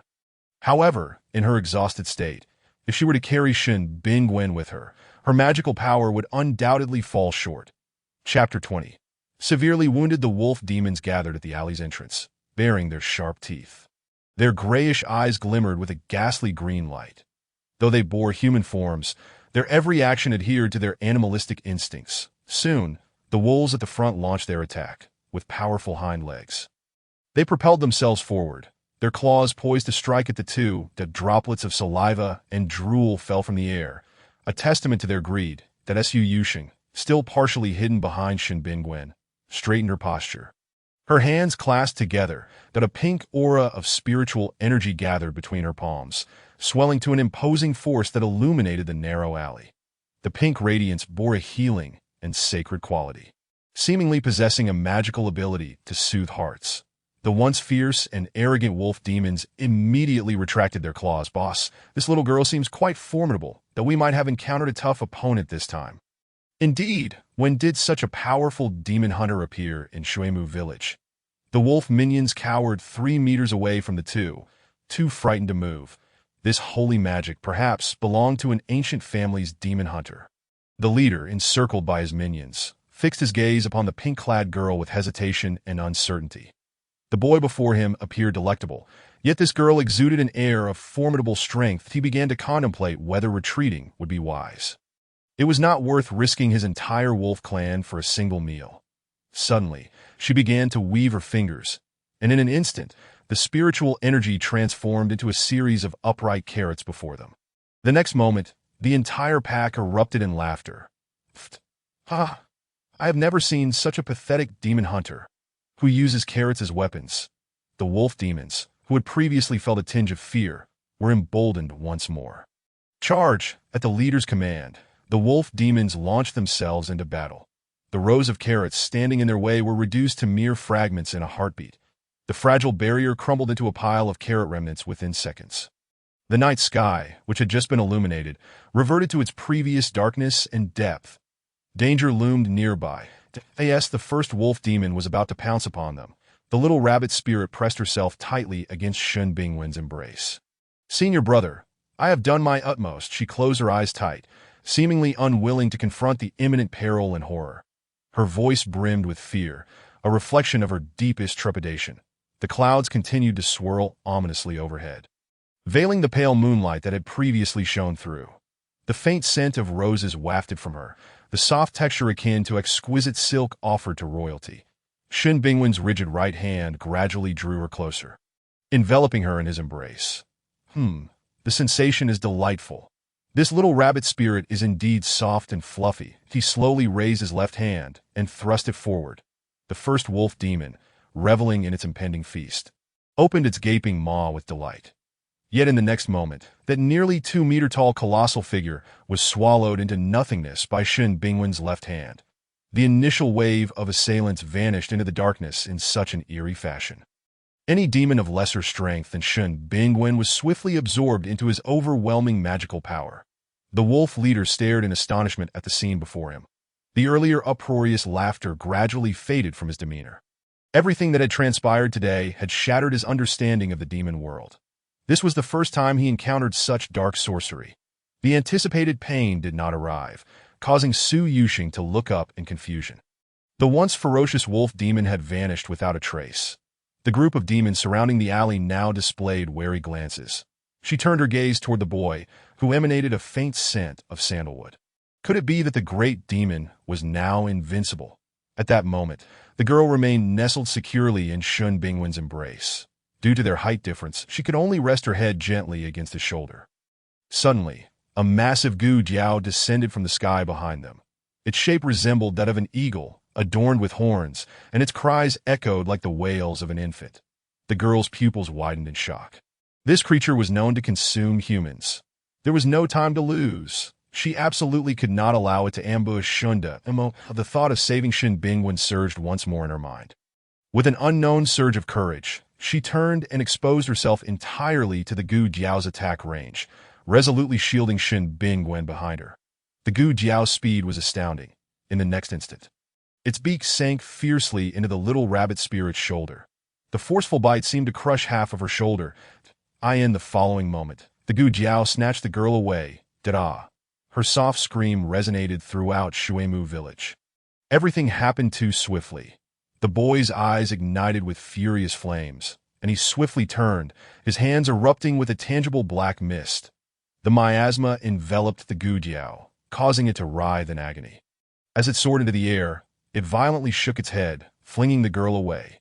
Shun Bingwen leaped into the air, catching the bloodied little rabbit spirit with precision. That moment, Su Yuxing lay in tatters. Her delicate garments were stained with blood, appearing strikingly vivid against her pale form. She had succumbed to unconsciousness, her breaths barely perceptible. Shin Bingwen's gaze darkened, a depth within his eyes that seemed capable of consuming the world itself. With a gentle snap of his fingers, the Gu Jiao exploded in midair like a grand firework. The wolf leader, witnessing the spectacle, began to retreat in fear. This is no mere human. This is a demon that takes lives. Flea brothers, previously, they had harbored intentions of devouring this wondrous youth. Yet at this juncture, their primary concern lay in whether they would themselves be consumed by him. Regrettably, it was too late to flee now in truth. From the very moment they set foot in Shuimu village, all the demonic beings would inevitably become mere sustenance for Shin Bingwen. The youth, cradling the delicate girl in pink, advanced step by step towards the pack of wolf demons. "Great hero, we are but insignificant creatures. Please spare us." The wolf leader quaked in terror, his words faltering. The ominous youth was enveloped in a thick shroud of darkness, unmistakably a harbinger of death. Are you attempting to negotiate with me?" As Shin Bingwen's voice faded, all the wolf demons gathered at the alley's mouth vanished without a trace. Only the oppressive aura surrounding him intensified, as if to affirm the prior existence of those wolves. Chapter 21. Transformation back to demonic form. The exquisitely fragile girl lay in the youth's embrace like a shattered doll. Wilting away, one side of the rabbit spirit's shoulder had become a grotesque mass of blood. A sight truly pitiful. Shun Bingwen's bloodthirsty gaze fell upon Su Yuxing's tender shoulder, his crimson eyes gradually softening. This foolish rabbit. Demons weaker than him couldn't possibly approach. She needn't bear the brunt of that minor attack from the Gu demon. His eyes softened further. How could such a docile little rabbit possibly be sent by those ancient beings? All she could think of was carrots. Aside from her fixation on carrots, her mind was filled with thoughts of him. Truly, a simple and endearing creature. The tall youth held Su Yuxing securely, her petite head nestled in the crook of his arm. The dark arts he practiced thrived on consuming and overpowering. He lacked any healing abilities.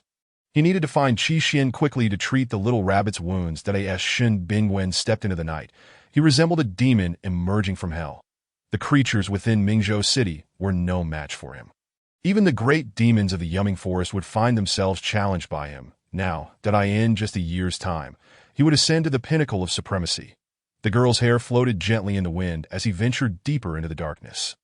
The tide of demons in Shuimu village consisted merely of minor creatures that had trained for decades. The most formidable Gu demon had already been vanquished by him. Dealing with the remaining ones would be but a mere flick of his fingers. The howling wind ceased. The thick fog gradually dispersed, revealing the true state of Shuimu village. This unfortunate hamlet lay in ruins, with not a single structure standing intact. Most had been reduced to mere rubble. Those residing in such a place were undoubtedly living on the edge of a knife.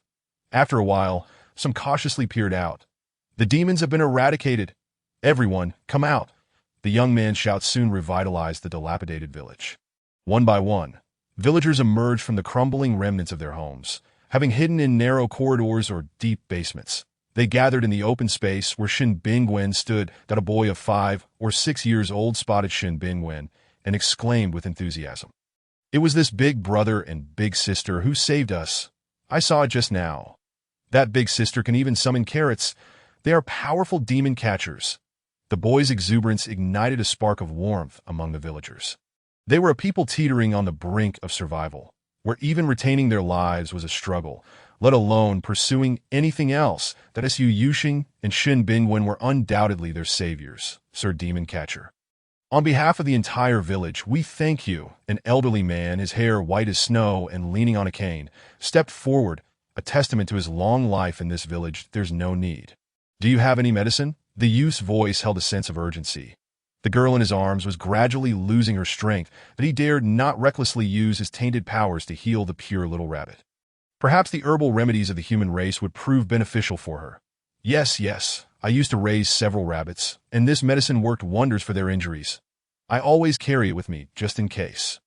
A rugged woman eagerly chimed in, her tone almost obsequious. To assist a demon catcher was a privilege beyond her wildest dreams.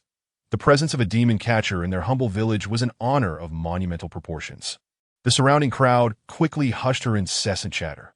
"What nonsense are you spouting? Can a demon catcher utilize animal medicine?" "Sir Demon Catcher, please do not lower yourself to her level." upon hearing of the rabbit medicine. Shin Bingwen's eyes lit up. That's exactly what I need. Rabbits are not mere animals. The youth coldly added the latter part of his sentence. The woman promptly produced a simple wooden box containing the medicine, her dark, sturdy arms extending towards him. Sir, this is it. Shin Bingwen took the box with one hand and tossed her a gold bead in return. For the common folk of Mingzhou City, that gold bead was worth its weight in gold. It could ensure a lifetime of comfort for a citizen of Mingzhou. The woman clutched the gleaming orb as if it were a treasure, her eyes sparkling with delight. See? The demon catcher does use rabbit medicine, she exclaimed, beaming with pride that it was unexpected that such a cold-hearted demon catcher would have an affinity for little rabbits. After parading the gold bead before the awestruck crowd, she clasped it tightly as if it were a precious gem. Just as she was about to lift her head to thank the youth, Shin Bingwen had already vanished into the night. As he departed, he felt a lightness in his arms. The delicate girl had transformed into a soft, diminutive white rabbit. The rabbit was scarcely larger than his palm. That moment, the sight of the rabbit, drenched in what appeared to be blood, softened his heart further. This little creature seemed fragile enough to be extinguished with a mere grasp. He paused at the temple where they had just been. The once desolate temple was now ablaze with light, but he gently pushed open the door, revealing several drowsy outer disciples of the Qitian sect. Senior sister, Shin Bingwen has returned. In the next instant, the ethereal beauty rushed out to him. Bingwen, you have finally returned. Qi Xian's voice was imbued with relief and gratitude for surviving the ordeal. Everything that had transpired today was nothing short of perilous for a novice demon catcher. We are unscathed, the youth stated simply before striding inside to Qi Xian. Left behind, gazed at the emptiness where Shin Bingwen once stood, her smile freezing on her face. Bingwen, where is Shengsheng? Where has she gone? Su Yuxing, akin to her own sister, had vanished without a trace, sending a chill through her heart that I don't know. The youth replied curtly, engrossed in tending to the little rabbit in his hands, that he delicately opened the small wooden box, releasing a cool, minty aroma into the air. The small, pink rabbit was placed gently on his lap, its long, pink ears trembling slightly. Shin Bingwen smeared a layer of green ointment onto his elegant finger and began applying it meticulously to the rabbit's body. Meanwhile, Qi Xian remained lost in her thoughts regarding Su Yuxing's disappearance. That moment, Jiang Yunting emerged at an opportune time. Qi Xian, feeling as if she had found her anchor, tightly grasped Jiang Yunting's large hand with her icy fingers. Yunting, Shengsheng is missing. Do you think a fragile little girl like her can survive out there? I want to go find Shengsheng. Will you accompany me? Chapter 22. The prodigal son Xianer, please calm down. It is quite late, and we are still unaware of the situation outside. Many disciples of the sect have yet to return. Have you forgotten? We are on a mission. Jiang Yunting quickly wrapped his arms around Qi Xian, his tone laced with urgency and fear. Today, he had come perilously close to losing his beloved. Had he not arrived in time, his dear wife would have been bitten by a snake demon. With the unpredictable circumstances outside, venturing out would undoubtedly be a reckless endeavor. He had been raised under the protective wing of the Qitian sect's leader, his sole mission being to safeguard Qi Xian. This mission was of utmost importance, to protect her while gathering intelligence from Mingzhou City. The Lord was eager for news of the impending conflict. The sect leader had informed him that the Lord intended to annex the Yumming Forest as part of the Southern Kingdom. In matters of such magnitude, he could discern right from wrong. The icy beauty in her flowing white dress appeared utterly drained, leaning against the man with disappointment and chill in her eyes. Qi Xian's eyes were red and swollen. She suppressed her anguish, nodding stiffly. You're right. For the sake of our greater cause, I cannot be so willful. They cowered in the narrow temple like turtles retreating into their shells.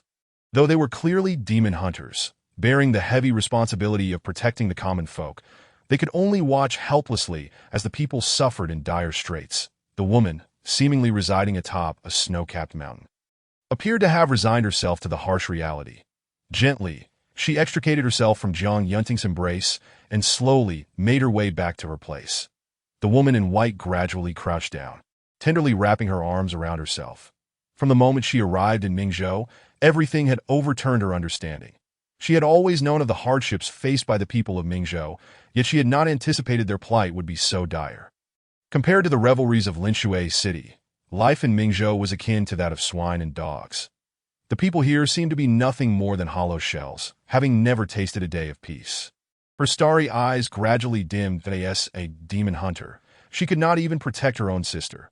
Once, her ambition had been to become a formidable and renowned female demon hunter, striving for the well-being of all. Yet now, the unfolding events starkly contrasted with what her father had conveyed to her. The mere tide of demons had rendered them a fearful bunch, too timid to forge ahead. That Qi Xian wore a faintly mocking smile. In a rare moment, Shen Bingwen did not approach Qi Xian, that he was intently focused on the little white rabbit in his hands, his fingers gently stroking its soft fur. The rabbit slept soundly, a testament to its serious injuries. Time slipped by unnoticed until Su Yuxing, having been treated, gradually awakened. When she opened her ruby-like eyes in pain, she was met with the enlarged, familiar, and exquisite visage of a face.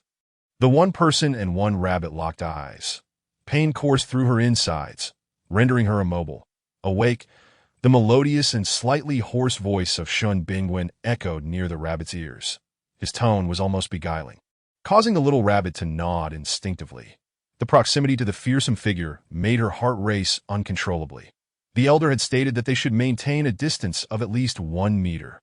Yet now, it felt as if they were merely a few centimeters apart. The rabbit attempted to retreat, only to find its hind legs slipping from Shen Bingwen's broad palm. It was then that Su Yuxing realized her depleted demonic energy had reverted her to her rabbit form. The warmth of his touch prompted Shen Bingwen to retract his fingers, preventing her from tumbling to the ground. "Stay still. Don't move." He gently rubbed the rabbit's head with his right index finger. In an instant, an extraordinary comfort surged within Su Yuxing. Remarkably, the demon before her appeared almost amiable. She seemed to relish being petted on the head. The rabbit held its head high, allowing Shen Bingwen to soothe it gently. Seizing the opportunity, she tilted her head to secretly observe Shen Bingwen's features. The elder seemed rather handsome, and his touch was so tender. She lay obediently in the warmth of the boy's palm. Indulging in the moment, the temple remained brightly lit. Jiang Yunting and Qi Xian stood watch in the courtyard.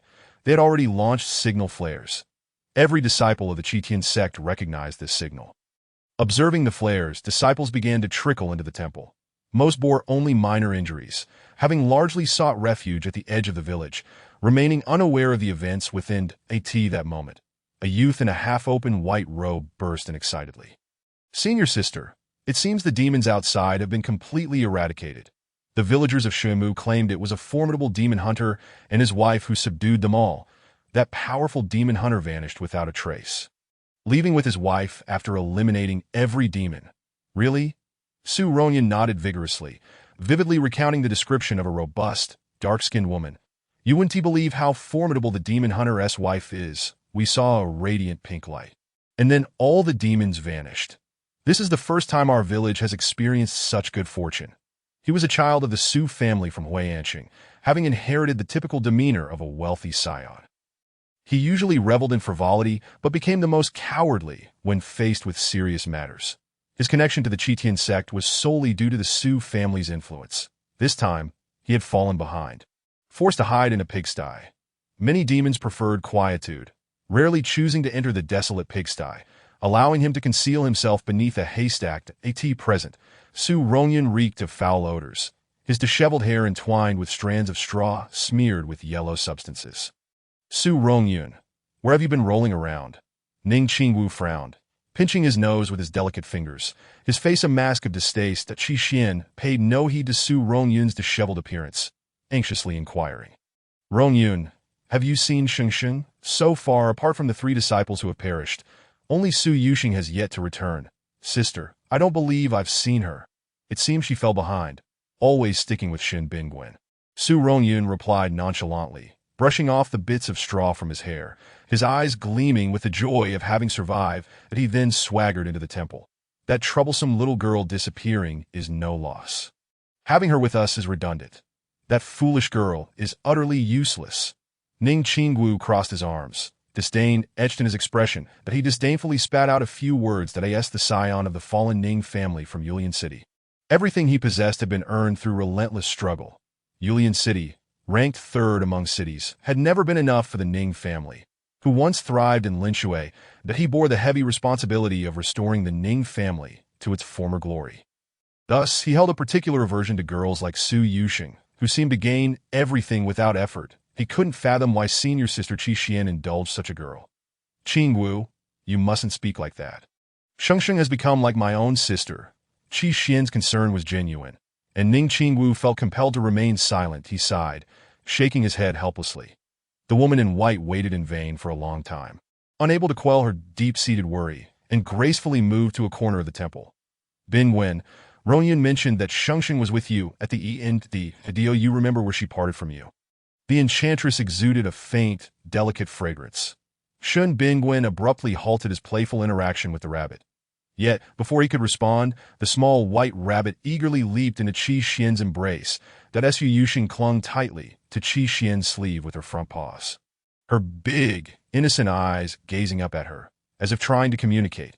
Her heart swelled with joy upon seeing Qi Xian, who was the key to completing her mission.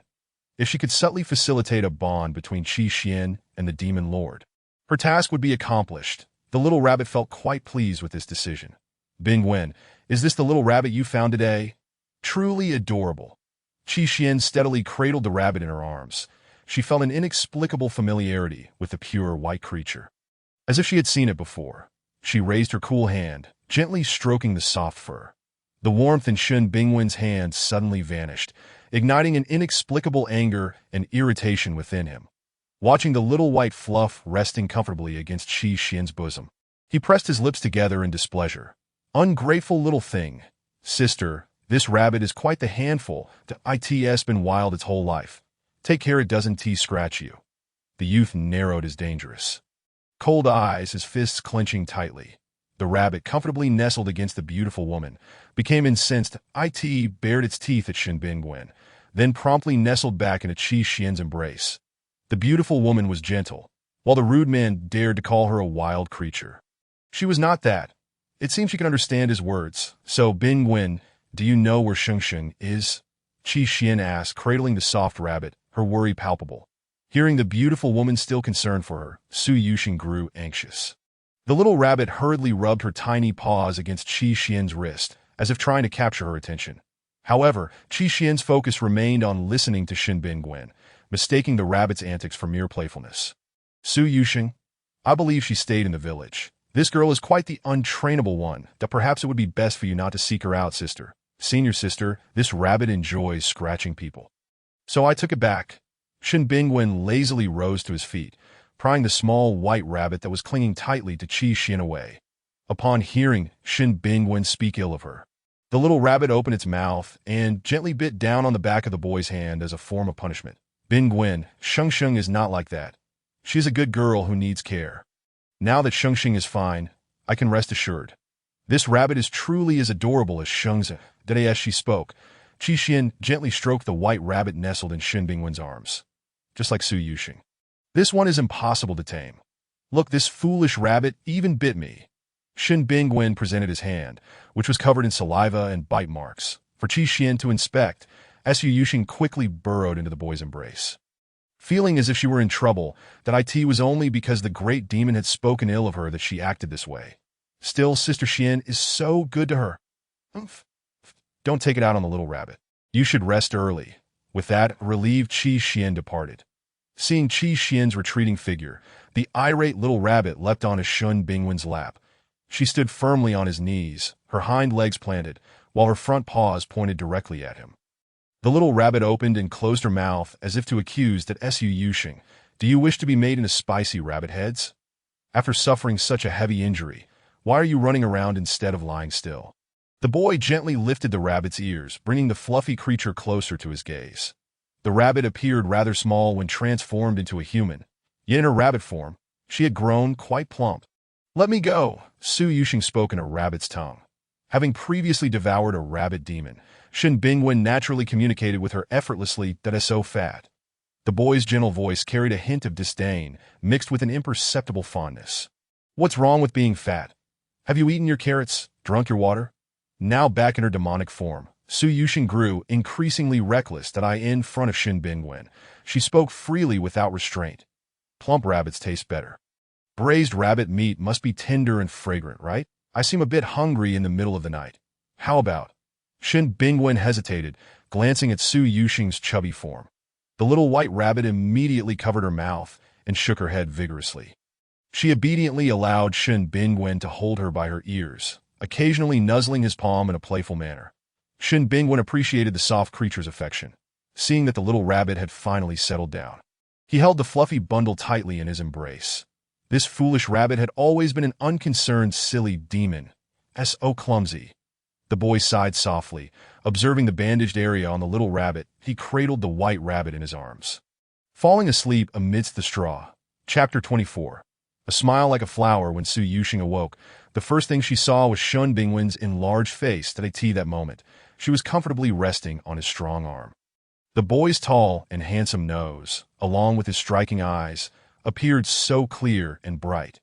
The faint scent of sandalwood emanating a sense of tranquility made her yearn to draw closer. She could almost faintly perceive the demon lord's heartbeat. The girl attentively admired the handsome young man before her. The soft morning light bathed his fair face. Lost in thought, she was suddenly shoved away by a powerful force. Get lost. Shin Bingwen opened his dark eyes, which concealed a thirst for blood and slaughter.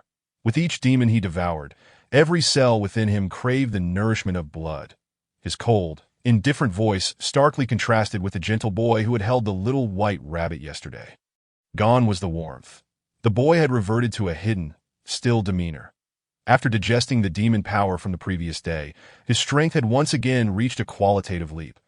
Accompanying this was an uncontrollable surge of restlessness and unease within him. Shin Bingwen felt an intense burning sensation all over.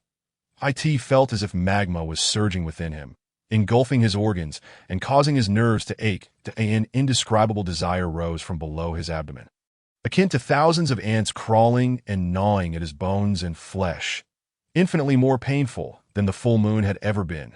Breathing in the faint scent of roses, he closed his eyes. The girl had already reverted to her human form, dressed in soft pink garments. Her eyes glistened with unshed tears. Her smooth skin was the root cause of the boy's disrupted breath that Su Yuxing helplessly slumped onto the disheveled pile of straw. Her petite red lips pouting in discontent as a century-old demon. Her wounds had nearly healed. What is the meaning of this? I was perfectly fine yesterday, and today you treat me like this, the girl grumbled, each word laced with complaint and sorrow. This great demon would only show his gentler side to Sister Xian. She had assumed that such tender caresses meant she would finally see the light after the clouds parted. Yet, early in the morning, she was treated so brutally by this scoundrel. Her innocent eyes looked at Shin Bingwen with a sense of grievance. When the boy opened his eyes again, he was met with Su Yuxing's pure, clean gaze, as if it could heal all pain and misfortune. The raging heat within him gradually subsided, and his eyes regained their clarity that he was, after all, a normal man. With a half-human, half-demon constitution, he was naturally more susceptible to wicked thoughts. Coupled with the dark arts he practiced, he had nearly pounced on this oblivious little rabbit demon, ready to devour her whole. This silly rabbit truly did not understand the concept of danger. Get out, sister. I was worried about you all night yesterday. That don't give yourself away. He was unworthy of the beauty that this world had to offer. He was lowly and filthy and should not expect anything. Listening to the man's cold words, Su Yuxing couldn't help but recall the suffocating sensation of being choked by the silk threads. The great demon was indeed the great demon, still so lacking in humanity. All the so-called tenderness and kindness were mere facades. She slightly turned her head, observing the boy's face, which remained as icy as ever, filled with unpredictable shadows. Ultimately, she chose not to retort. Forget it as long as I can facilitate a connection between him and Sister Xian. My mission will be accomplished. She resolved to think carefully about how to create opportunities for the two to be alone together. The girl nimbly rose from the ground, bouncing out of the room. She had no intention of quarreling with the great demon. Shin Bingwen watched Su Yuxing's retreating figure. His gaze lowered, but he could still sense the lingering scent of roses unique to the girl. The weather was pleasant today, with warm sunlight enveloping him. Just as the girl stepped outside, Qi Xian and others had been waiting in the courtyard for quite some time. The cold, beautiful woman stood proudly in the center of the crowd, eagerly watching the entrance. Naturally, the stoic assassin, Jiang Yunting, was never far from her side at that moment. The white-clad beauty seemed to sense something and turned her head slightly. Their eyes met. The cool gaze met the innocent, lovely eyes, and in an instant her expression softened. "Sheng Sheng, you returned last night. You scared me to death." As soon as she finished speaking, the previously surrounded white-clad woman tightly embraced the rosy-cheeked girl. The joy of reunion is one of the greatest joys in the world. The faint fragrance of snow lotus flowers filled Su Yuxing's nostrils. The little rabbit demon couldn't help but feel tears welling up that it was her first time experiencing such familial care. After a year with her mother, she had vanished, leaving her alone in the beautiful, romantic Rose Valley. For over 100 years, she had lived in solitude. The girl delicately wrapped her arms around Qi Xian. "Sister Xian, I worried you that I stayed at a villager's house last night and rushed back this morning." Recalling the great demon's words from the previous day, Su Yuxing carefully recounted the events that had transpired as a notorious jealous type. Jiang Yunting surprisingly did not separate the two, that he understood that Qi Xian regarded Su Yuxing as her own sister. Had Su Yuxing not returned today, Qi Xian would likely have lived in pain and regret for the rest of her days. He was grateful that Su Yuxing had emerged unscathed, though. "So you do know how to come back. Troublemaker. Just like that useless fellow. Completely useless. Only knowing how to act foolish." The sharp and acerbic voice shattered the ambience before them. Ning Qingwu wished fervently for Su Yuxing to perish outside. Who could have imagined that this wretched girl would miraculously return alive? How underestimated she had been. Seeds of jealousy took root and began to sprout within his heart. This was Su Yuxing's first encounter with malice from others, that if it were Shun Bingwen, it could be forgiven, as he was her assigned target. Yet, for someone who bore no connection to her to act so brazenly was simply courting trouble. Although she was naive and innocent, she could certainly distinguish between malice and kindness. She was by no means a soft persimmon to be easily squeezed. This effeminate Ning Qingwu was evidently someone who thrived on creating discord, that is, if he held any significance. Did he single-handedly vanquish the demon tide? What deeds had he accomplished? If he were truly so capable, he ought to replace senior brother Shun and stand at the back of the crowd. After all, both Shun and I are but useless individuals. The girl's voice was tender and sweet, akin to a playful pout. Her exquisitely delicate features bore a slight upward curve. Her flower-like smile rendered Ning Qingwu's face a deep shade of crimson, akin to liver. Chapter 25. Kindred spirits. Qi Xian gently released her hold on the girl. "Qingwu, whereas the etiquette you learned gone?" The beautiful figure in white furrowed her brow and mercilessly criticized Ning Qingwu. The Ning family truly had commendable teachings. No wonder they had fallen to such a state. Qi Xian suddenly comprehended the decline of the Ning family. Such petty behavior could hardly be taken seriously. Poor boy, unable to retort, he was merely subjected to a scolding. Jiang Yunting quickly stepped forward and linked arms with Qi Xian. Today, they needed to thoroughly investigate the entire village while the aura of the demons had yet to dissipate completely. They were uncertain whether this wave of demonic tide would return to Shinner. "Let us venture forth to assess the situation," Jiang Yunting suggested at an opportune moment. They still had tasks to fulfill. "Very well." The beauty in white nodded. The two then embraced and exited to explore the demonic presence in Shuimu village. The little rabbit spirit, seemingly unperturbed, prepared to follow them, unwilling to allow Jiang Yunting and the beauty to indulge in sweet nothings together. Sister Xian Xian was intended for the great demon lord. Yet unexpectedly, a pair of hands obstructed the girl's path. That it was none other than the brooding and neurotic Ning Qingwu, that he truly relished creating trouble. The girl innocently widened her big eyes and looked at the effeminate Ning Qingwu. "What is it?" "Brother Ning, you seem rather unwell. Did I said due to an illness? Were you frightened by yesterday's demon tide?" "How can you be more timid than me, Su Yuxing?" "I'm right here," the girl replied sweetly, offering a gentle smile to Ning Qingwu. Her radiant grin nearly rendered the nearby disciples dazed, as Su Yuxing's exquisite and adorable face exuded no threat whatsoever. Universally appealing to both genders, she was breathtakingly beautiful, yet evoked no feelings of jealousy, only a desire for protection and affection. Fool. Only capable of feigning madness and foolishness. You put on one face in front of the senior sister and another in front of others. Such a master of disguise. Are you introducing yourself? In front of Sister Xianxian, you seem to shrink away like a little mouse hiding in the gutter. Once Sister Xianxian leaves, you can't wait to bully others. "I am so scared, Su Yuxing. You seek death." Ning Qingwu, not particularly tall, suddenly produced a whip of vibrant red. His face bore a fierce expression, and his eyes blazed with fury. The previously carefree Su Rongyan quickly seized Ning Qingwu's hand, holding the whip with a playful grin. "Brother Ning, that is not quite right, is it? Moreover, yesterday, Sister Yuxing risked herself to save Brother Shin. In truth, Su Rongyan wished to convey that Sister Yuxing had not provoked him at all. Why must he persist in antagonizing her?" Ning Qingwu shot a fierce glare at Su Rongyun. "Remove your filthy hands." Su Rongyun immediately retracted his playful demeanor and shrank back into the corner. Ning Qingwu glared menacingly at the delicate girl. Wang Kuan was also captivated by this little creature, emboldened to act so recklessly while Wang Kuan was still asleep. The forces of Linshui City were not something the Ning family could afford to offend. He raised the whip and swung it fiercely towards Su Yuxing, exerting all his strength. For the little rabbit spirit, who had been injured just the day before, this was akin to adding insult to injury. Su Rongyan quickly covered his eyes, and the surrounding disciples, though unaccustomed to the scene, could only retreat. Ning Qingwu was not weak. He was among the elite of this generation, with such a fragile little rabbit. A single strike would surely leave her severely injured. Just as the whip was about to strike Su Yuxing's wounded shoulder, a pair of steady, powerful hands intercepted the blazing whip. Su Yuxing had braced herself to receive the blow and then report to Qi Xian, hoping to have Ning Qingwu expelled from Qi Tian's sect. She promptly lifted her small head. The person was none other than the formidable Shin Damo, who had just forcefully pushed her away earlier that morning. "Brother Shin, your arrival is fortuitous. Brother Ning wants to teach me a lesson."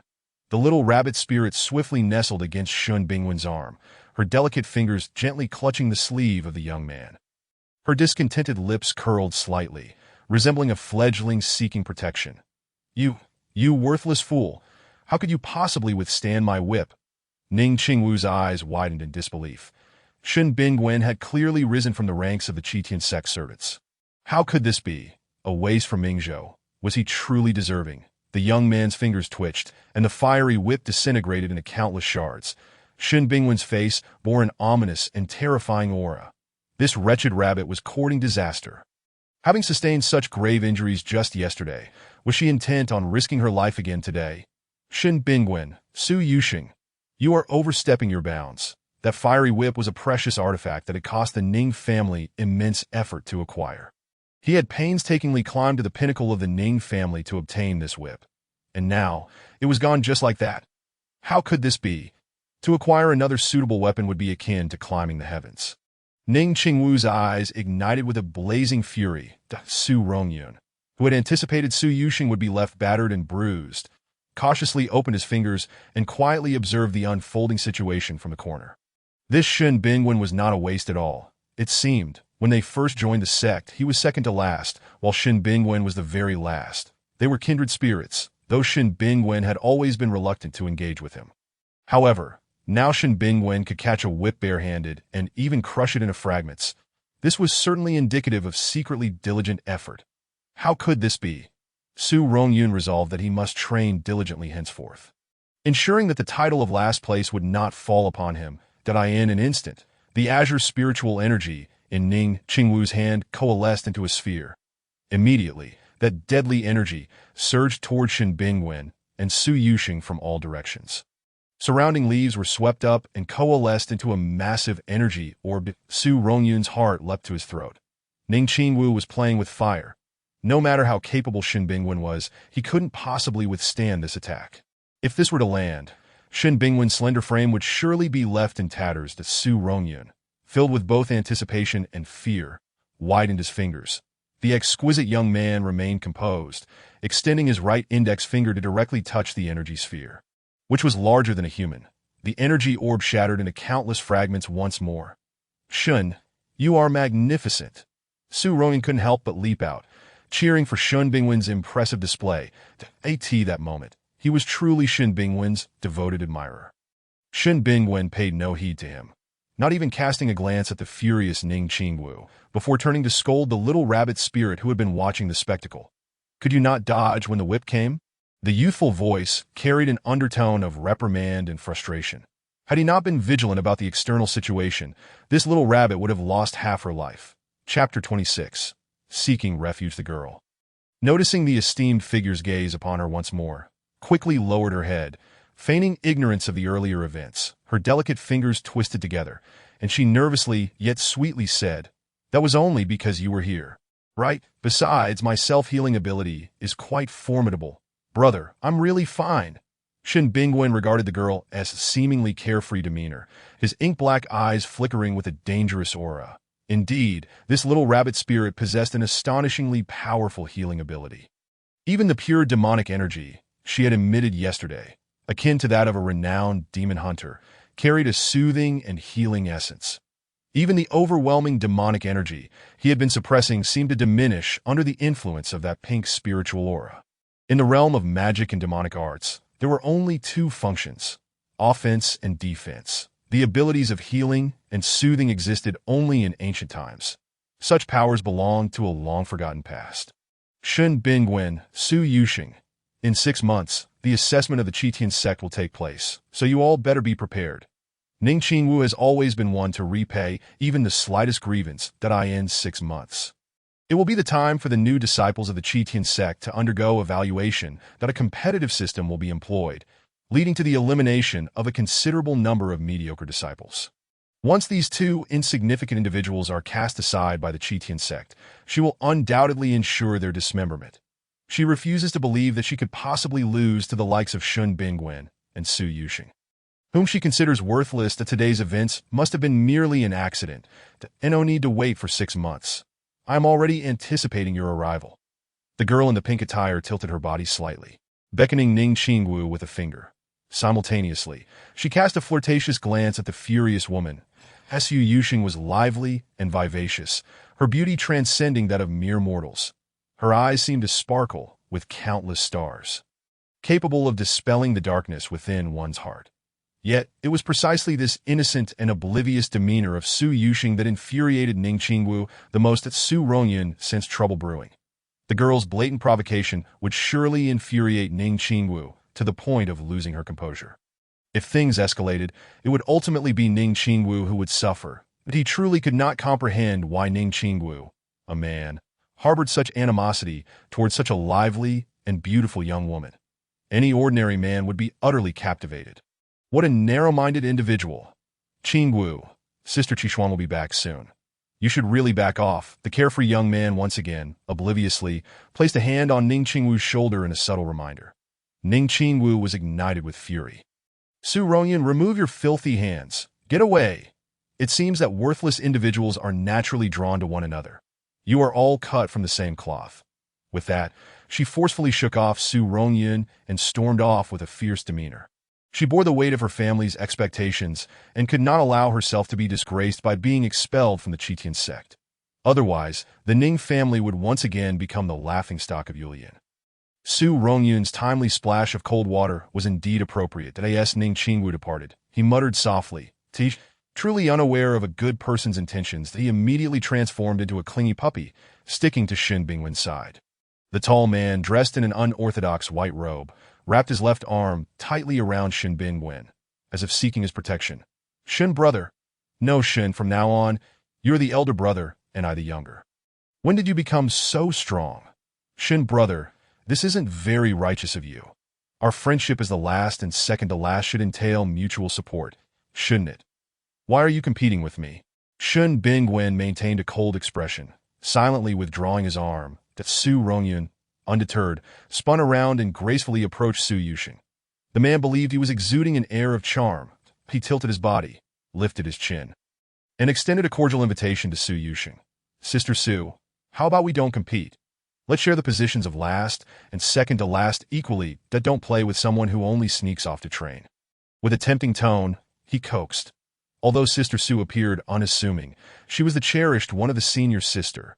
If he secured her favor, he need not worry about being bullied in the future, nor about being eliminated. It simply would not happen. As he spoke, Su Rongyun reached out, intending to grasp Su Yuxing's sleeve and engage her in discourse. The little rabbit spirit immediately took a step back, positioning herself behind Shin Bingwen, successfully avoiding Su Rongyun's eager hand. She clutched the fabric of Shun Bingwen's back and quietly inquired, "Shin, brother, what does being last mean? What is this competition?" Su Yuxing found this man rather peculiar. Wearing his clothes unbuttoned, he seemed to be behaving inappropriately. Being last means having the weakest spiritual power and the poorest ability to capture demons in the Chitian sect. Competing means to practice diligently. He patiently explained human vocabulary to Su Yuxing, a rare occurrence for him. Sister, was your retreat a serious action? Could you please refrain from looking at me as if I were insane? I sincerely wish to befriend you. As for being last, you can keep that title for yourself that I want to work hard alongside Shun brother. Damn. How can you be like this? No way. If I can't win, I'll join in. I want to compete too. You must include me. As he spoke, Su Rongyan shamelessly squeezed himself between Su Yuxing and Shun Bing, and he cleared his throat and explained, Shun brother is powerful and suitable for leading the charge. Sister Yuxing can summon carrots, making her perfect for defense against demon ambushes. As for me, my strength is average, but I have a good head for strategy, making me ideal for directing your attacks against demons. Let me tell you, only someone like me, positioned in the middle, can exert the most influence to do you understand. Su Rongyan spoke with unwavering confidence, his face devoid of shame. Su Yuxing. Shun Bingwen. This was the first time Shun Bingwen encountered someone more shameless than Su Yuxing. The little rabbit spirit, forcibly shoved away from Shun Bingwen, did not engage in further debate and simply turned to leave the scene. Mother always said not to play with fools, lest one become foolish as well. Watching the retreating figure in pink, Su Rongyan was left bewildered. He looked questioningly at Shun Bingwen. Shun brother, why did Sister Yuxing leave? Doesn't she usually cling to you the most? You frighten her. Huh. Sister Yuxing is that timid? No. Shun brother, you spoke to me. Admit it, you like me. You must like me. You never speak to other disciples, only to me. Am I not the most special person in your heart? Chapter 27. The Return of the Storm. Get lost. The youth slightly parted his lips, expertly uttering a single word. He then took his leave, leisurely following the steps of the pink-clad girl, leaving Su Rongyan alone in a state of confusion. Why in the past? Shun brother would never say a word to me. He would just walk away. Today he even spoke, "Hey, get lost to me." It seems I truly hold a significant place in Shun brother's heart. Su Rongyan shouted after the departing Shun Bingwen. He always knew that Shun brother was actually a cold exterior with a warm heart, that it was entirely normal for someone as charming as him to be noticed by Shun brother. By noon, the sun that had been shining brightly suddenly turned into a scene of swirling winds. Dark clouds gathered, obscuring the blazing sun. Accompanying this were fierce winds and thick fog, with yellow sand swirling into the air. This was the prelude to the arrival of powerful demons. The disciples of the Chitian sect gathered anxiously outside the courtyard. The two mainstays, Qishuan and Jiang Yunting, had yet to return, leaving everyone at a loss, unable to make any decisions. Could it be that the demon tide from yesterday is returning? Wasn't it said to have been completely eradicated? Surely, it cannot be the same wave again. What are we to do? With neither the senior sister nor the senior brother present, what shall we do? The crowd buzzed with anxious chatter. Although they were merely novice demon capturers, they at least possessed some fighting spirit against demons. However, the villagers of Shuimu village had undoubtedly fallen into endless torment and suffering once more. Though their hearts burned with the desire to exterminate demons, the terrifying memories of being chased by demons yesterday still lingered, preventing anyone from taking the first step. Suddenly, the temple doors swung open. The disciples recoiled in fear. That Su Rongyan, along with Su Yuxing, hurriedly took refuge behind Shun Bingwen, but he finally understood why Su Yuxing loved hiding behind Shun Bingwen. This tall man exuded an undeniable sense of security. From now on, Shun Bingwen's back would also have a place for him. However, they seemed to be hiding a bit too thoroughly. Standing back there, even the strongest demon could not harm them, could they? "It is I," a familiar voice echoed from above the temple. The first to enter was a beautiful figure in white, followed by a throng of villagers that in an instant, the already sizable courtyard became congested. Fortunately, the temple had many side rooms, allowing everyone to find a place to settle. "Sister, what has happened outside? Sister, how is the situation outside? Has the demon tide returned?" Voices clamored together.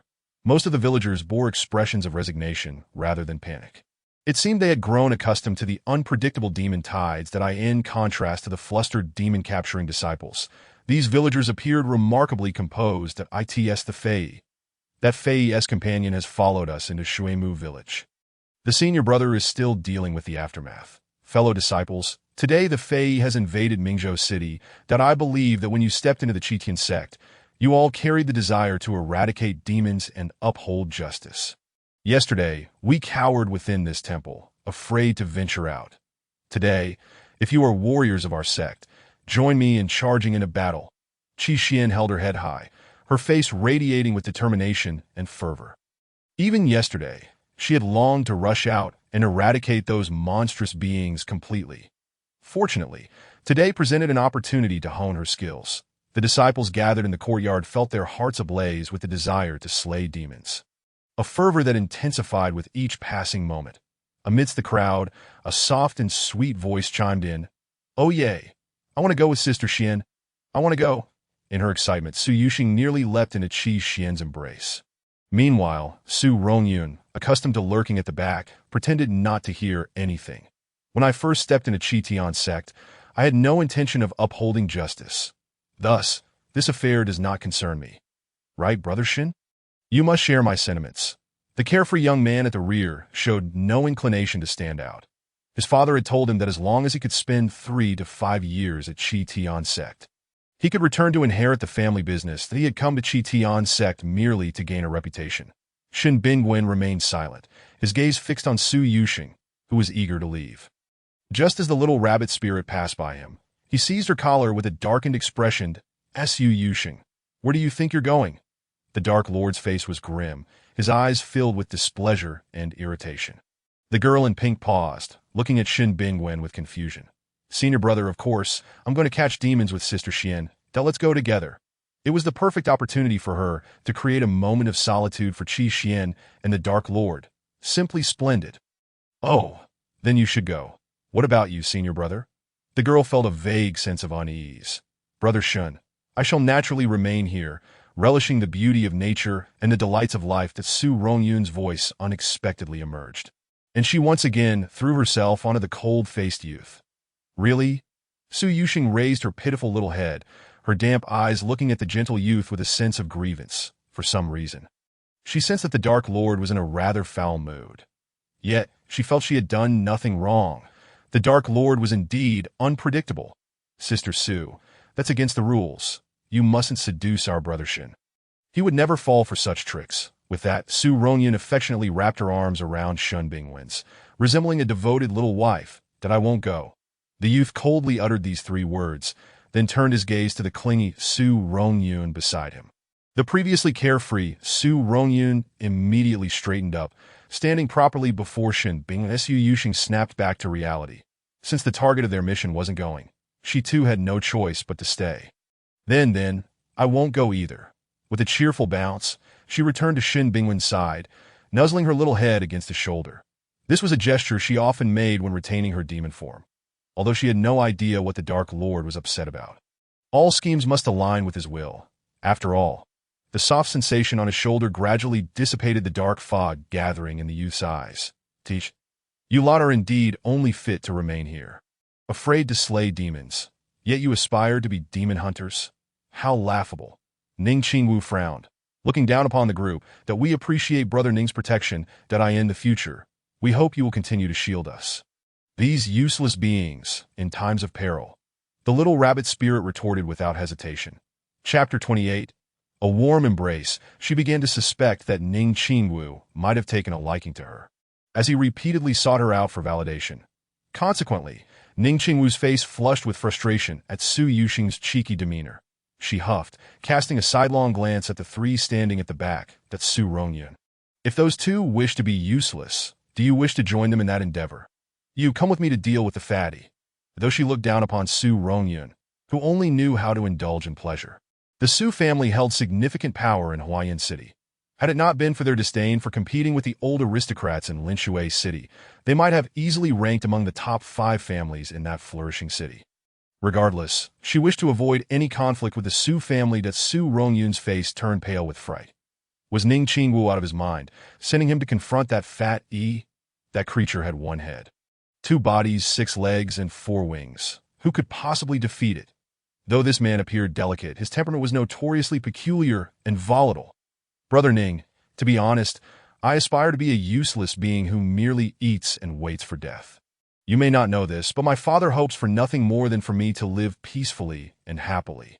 Therefore, I shall not intervene with the fat that I am, in fact, akin to brother Shin and sister Yuxing. He trembled as he scurried behind Shin Bingwen, fearing that he would be forcibly dragged out if he lingered any longer. However, the next moment, Ning Qingwu reached out and firmly grasped Su Rongyun by the collar at the back of his neck. Su Rongyun, you're coming with me. His voice was chilling as he dragged Su Rongyun toward the door. Brother Shin, Sister Su, save me, please. I don't want to be killed by the fatty. After spending a day together, the little rabbit spirit gradually understood that Su Rongyun was not a strange individual, but simply had that nature. The girl's gaze softened. She glanced sideways. Senior Brother Shin, should we rescue Brother Su? If he falls into the hands of the fat, with that, the pink-clad girl sympathetically looked at the man being dragged outside by Ning Qingwu.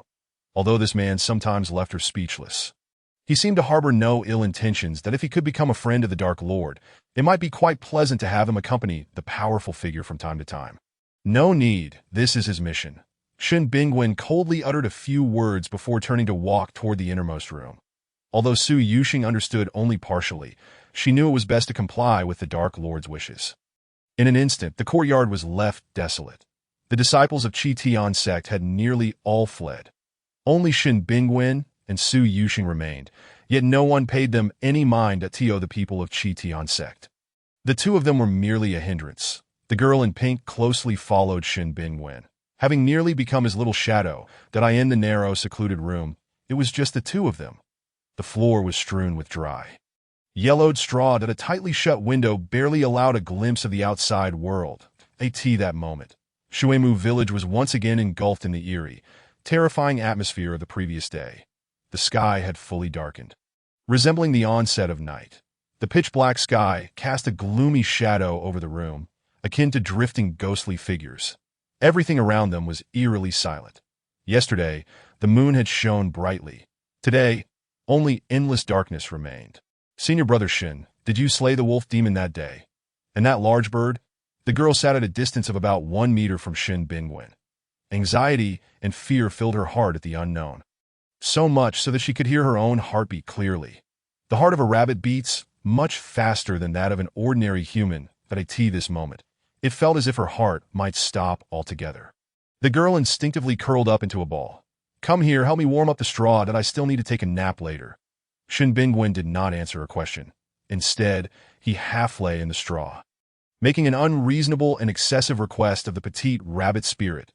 Su Yuxing lowered her gaze and quietly crawled towards Shin Bingwen, careful not to make too much noise and attract the terrifying fatty.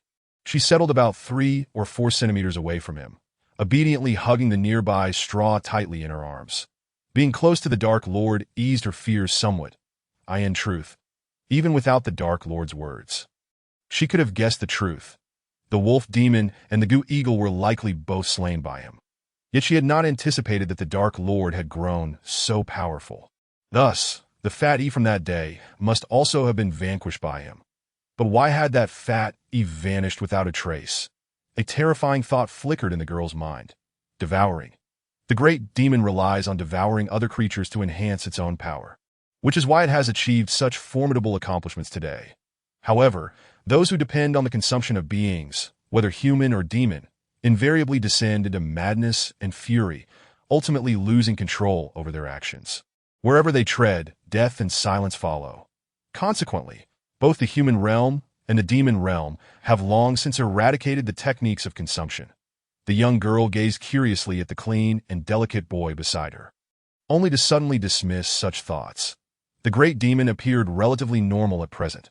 Undoubtedly, it had not yet strayed down a dark path. There was still hope for redemption. As she pondered, the girl began to feel drowsy. Daytime was naturally the time for normal rabbits to slumber, and combined with the pitch-black surroundings and the soft, thick straw beneath her, it felt like a cozy rabbit burrow. Her eyelids gradually grew heavy and began to close. The weary girl tilted her head and fell directly onto the shoulder of Shin Bingwen. The boy's body stiffened instantly, a flash of bloodlust and cruelty igniting in his eyes. He slightly turned his head, about to forcefully push away the leaning Su Yuxing. However, what met his gaze was the tightly embraced straw within the girl's arms that I in the darkness. The girl's gently closed eyes and her softly parting cherry-red lips appeared particularly alluring. Ah, so the little rabbit sleeps with its mouth agaped, and oh wonder it has such a protruding mouth. The scent of roses enveloped him, gradually diminishing the darkness and ominous aura that had emanated from within him. His taut body began to relax. Yet, after a short while, perhaps due to his frail physique, the hardness of his shoulder pressed painfully against Su Yuxing's cherubic face. Still lost in slumber, the girl tilted her small head and burrowed deeper into Shun Bingwen's embrace. She nestled snugly against his chest, her arms tightly wrapping around his slender waist. The warm straw scattered across Shun Bingwen's legs. The boyish body stiffened further, the heat within him surging dramatically. The burning desire threatened to obliterate the rationality he prided himself on. The delicate, smooth touch of the little rabbit was unmistakable, even through layers of clothing, that he began to feel an intense heat radiate through him. This made the girl, who naturally adored warmth, cling to him even more tightly. The embrace around the boy's waist tightened. This little rabbit spirit was anything but foolish. She was clearly a mischievous little sprite who enjoyed seeking warmth and comfort. Chapter 29. Taking responsibility, the little rabbit was not an obedient sleeper, that a pair of slender, jade-like hands clutched tightly at the boy's loose clothing, that I want something delicious. A soft, sweet voice slipped from her rosy lips. Evidently speaking in her dreams, the little rabbit's spirit-esque drool stained the front of Shun Bingwen's shirt. The atmosphere grew suddenly heated. Foolish rabbit, the boy muttered under his breath. Even in sleep, she thought only of food. He had never encountered such a gluttonous spirit. Time passed, and eventually, Su Yuxing opened her round, innocent apricot eyes. She had enjoyed a deep slumber, seemingly oblivious to the need for vigilance in such an oppressive darkness. Her consciousness was still somewhat hazy, primarily due to how refreshing her sleep had been.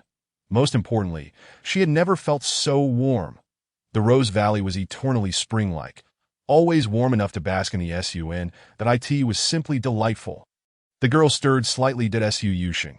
A cold, chilling voice suddenly pierced through the air, startling her. The little rabbit's spirit jolted awake, her previous drowsiness vanishing in an instant. This was unmistakably the voice of the great demon. Realizing this, the girl stiffened and lowered her head, that in the next moment, she froze in place. Had she really fallen asleep on the great demon? Su Yuxing was momentarily stunned. "Get off," the boy said through gritted teeth. Barely managing to contain himself. Did this little rabbit not realize she was courting death? Okay. Su Yuxing's voice trembled as she hurriedly scrambled to sit beside Shin Bingwen. So, had she inadvertently taken advantage of the great demon while sleeping? At such a perilous moment, she had rolled onto him and acted all too familiar. At this moment, the little rabbit's mind was buzzing. She felt doomed. The entire rabbit wanted to cry out. Indeed, sleeping had led to trouble. Su Yuxing hung her head, resembling a student awaiting reprimand after mischief. "Senior Shin, I didn't mean to oh, you clearly intended that I didn't I also didn't mean it that I truly didn't intend to." The girl insisted, growing increasingly agitated, that it was only when she realized what she was saying that she quickly covered her mouth, retracting her words. "What do you mean you didn't intend to?" Shin Bingwen's voice was deep and magnetic, the tone slightly rising, completely devoid of its usual coldness and silence. Su Yuxing dared not reply. She buried her head deeper, wishing she could vanish on the spot. Nothing, her voice was barely audible. Tears glistened in her eyes. Was the great demon angry? Was she to be swallowed whole? It was over. She was destined to meet her end as a spicy rabbit head today. "You denying what just happened? Would you like me to help you recall?" With that, Shin Bingwen teasingly took hold of the girl's delicate hand, but Su Yuxing, frightened, hurriedly pulled away. She covered her eyes with both hands and shouted, "I will take responsibility for you. Don't worry, that I will be responsible for you for a lifetime." The great demon was clearly furious due to his principles and his regard for his own purity. Chapter 30. Not pregnant at worst, she would just have to take responsibility. Although she might be carrying the great demon's child, it was for the sake of fulfilling a task. Besides, animals often reproduce simply for the sake of procreation. It had nothing to do with love. Furthermore, she didn't comprehend human ethics, having always kept reproduction and affection distinctly separate. In fact, many moral standards of the human world were irrelevant in the realm of demons. The demon world largely operated on the principle of survival of the fittest, except for the consumption of one's own kind. The boy's body stiffened in the darkness. Did someone know a spirit claim they would take responsibility for him? He, already tainted, had no need for such a notion that a faint light suddenly seeped into the hidden corner. What should have been an impenetrable fortress appeared to have developed a slight crack that, "Oh, you wish to take responsibility for me. Yet, since you carry my child, you should inherently take responsibility. This is the way of the world. Though you are a rabbit spirit, having entered the human realm, you must abide by its rules. Then, what do you want?" The little rabbit spirit stammered, her gaze averted from Shun Bingwen's eyes, shrinking back. This time, she was indeed in the wrong. How foolish. Who told her that a mere kiss could lead to pregnancy? Ah, so, does that mean I'm not pregnant? The girl nearly leaped for joy. The thought of giving birth to a little rabbit seemed rather painful. Indeed.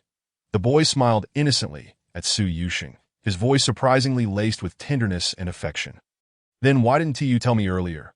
I was both eager and apprehensive," she huffed. The little rabbit spirit was immediately annoyed. She had genuinely anticipated what their little rabbit would look like upon birth. Even though she was still a child herself. What did that matter? The little rabbit would still be cared for by the Great One, allowing her to continue her carefree life, unaffected in the slightest. "Because I intended to, you know, Su Yusheng. You promised that if a month passed without a little rabbit being born, you would become a spicy rabbit head." The boy's words carried a playful mischievousness. "You're so mean. You just want to turn me into a spicy rabbit head. And here I was constantly worrying about you, afraid you weren't doing well." The little rabbit spirit felt utterly wronged. Burying her face between her knees, she knew the great demon was not so kind-hearted. "Rabbit meat is scarce. I have no interest in it, But what must I do to have a little rabbit?" The little rabbit was puzzled and bewildered. She distinctly remembered her mother telling her it was like this. Shin Bingwen's words had successfully upended Su Yusheng's long-held beliefs that a wave of confusion and curiosity drove her to seek answers. The girl finally released her grip on her eyes, gazing at Shun Bingwen with wide, round eyes, tilting her head in wonder. "Do you want to try?" Shun Bingwen's smile grew increasingly mischievous. Teasing the rabbit was truly amusing. Especially the foolish one that Su Yusheng had a vague feeling that this was not a good proposition. The little rabbit shook her head repeatedly, hastily refusing. "I don't want to try." "You can't try either. Just now, you said you would take responsibility for me, but you shouted too loudly, directly attracting the carnivorous flower. Now, the carnivorous flower is coming to witness your vow." Chapter 31. The Rabbit Gets Anxious. Carnivorous flower. The mere mention of those three words detonated like a bomb in Su Yusheng's mind. She was indeed aware of the carnivorous flower. It is rumored that before it gained intelligence, it grew to be exquisitely beautiful, exuding a peculiar and enchanting fragrance. Yet, this fragrance is a weapon laced with poison. Once it acquires intelligence, the carnivorous flower often transforms into a stunningly beautiful and alluring woman to ensnare hearts. Leading them willingly into the sweet traps she meticulously lays, ultimately draining their essence and devouring them whole. The carnivorous flower is indiscriminate in its appetite, consuming both humans and demons, earning a notorious reputation as a rare carnivore among herbaceous monsters. Su Yusheng felt an uncontrollable panic rising within her, hardly daring to breathe. If it truly was summoned by her, her transgressions would be grave. There are so many citizens of Shuimu village here. If it is indeed a carnivorous flower, wherever it passes, there will be no trace left behind. Not a single drop of blood would remain. Yes, just outside the temple. Look over there by the window. Shin Bingwen's laughter was innocent, yet his eyes concealed a bloodthirsty glint. This group has finally arrived. How could those carnivorous flowers remain indifferent upon catching his scent? The young man's slender fingers pointed towards the only faint glimmer visible in the darkness. The little rabbit, being a nocturnal creature, could see quite clearly even in the night. She followed the direction of his finger. In the next moment, the girl was frozen in fear that the small, low window. She could vaguely see the climbing, spiky vines twisting around. Vines thicker than her wrist writhed rapidly, soon enveloping the window completely, leaving no gap whatsoever. The dense array of poisonous thorns on the vines was clearly visible. It was evident that they were surrounded by the carnivorous flowers at this moment. Su Yuxing deeply regretted not having practiced diligently in the Rose Valley. Indeed, absolute strength is the true path. Fear and trepidation urged her to inch closer to Shen Bingwen. Once this ordeal is over, she would definitely train hard, strengthen her body, and never be a lazy vermicelli worm again. Before long, the narrow space was sealed off tightly. The only escape route, the door, now also revealed a glimpse of the creeping vines through a crack. In the darkness, everything around them was eerily silent. The sounds of the wind rustling the leaves, which had been audible just moments ago, had vanished completely. The girl in the pink dress helplessly leaned against Shen Bingwen. She had no idea how much chance the formidable one had against the carnivorous flower. With her fragile frame, the thought of saving the great demon lord, who faced life and death every day, was nothing short of fanciful dreaming. Shen Bingwen, with a darkened expression, gazed at the writhing vines of the carnivorous flower, a tempest of hatred and fury swirling within his eyes. The two leaned against each other in the pitch-black room. "Oh, is that not a little monster? Ah, what a delightful find. Now that it has returned, we must play to our heart's content." The girl's silvery, bell-like voice suddenly broke the silence, sounding eerie and chilling. "Sisters, look at what is standing next to the little monster. Is it a girl? Is she the little monster's bride? How could someone so filthy have anyone close to him? Little sister, do you know what the little monster is? Do you know what he endured when he fell into our hands? You certainly wouldn't want to know that if you say something nice, perhaps I might consider taking you as my little sister."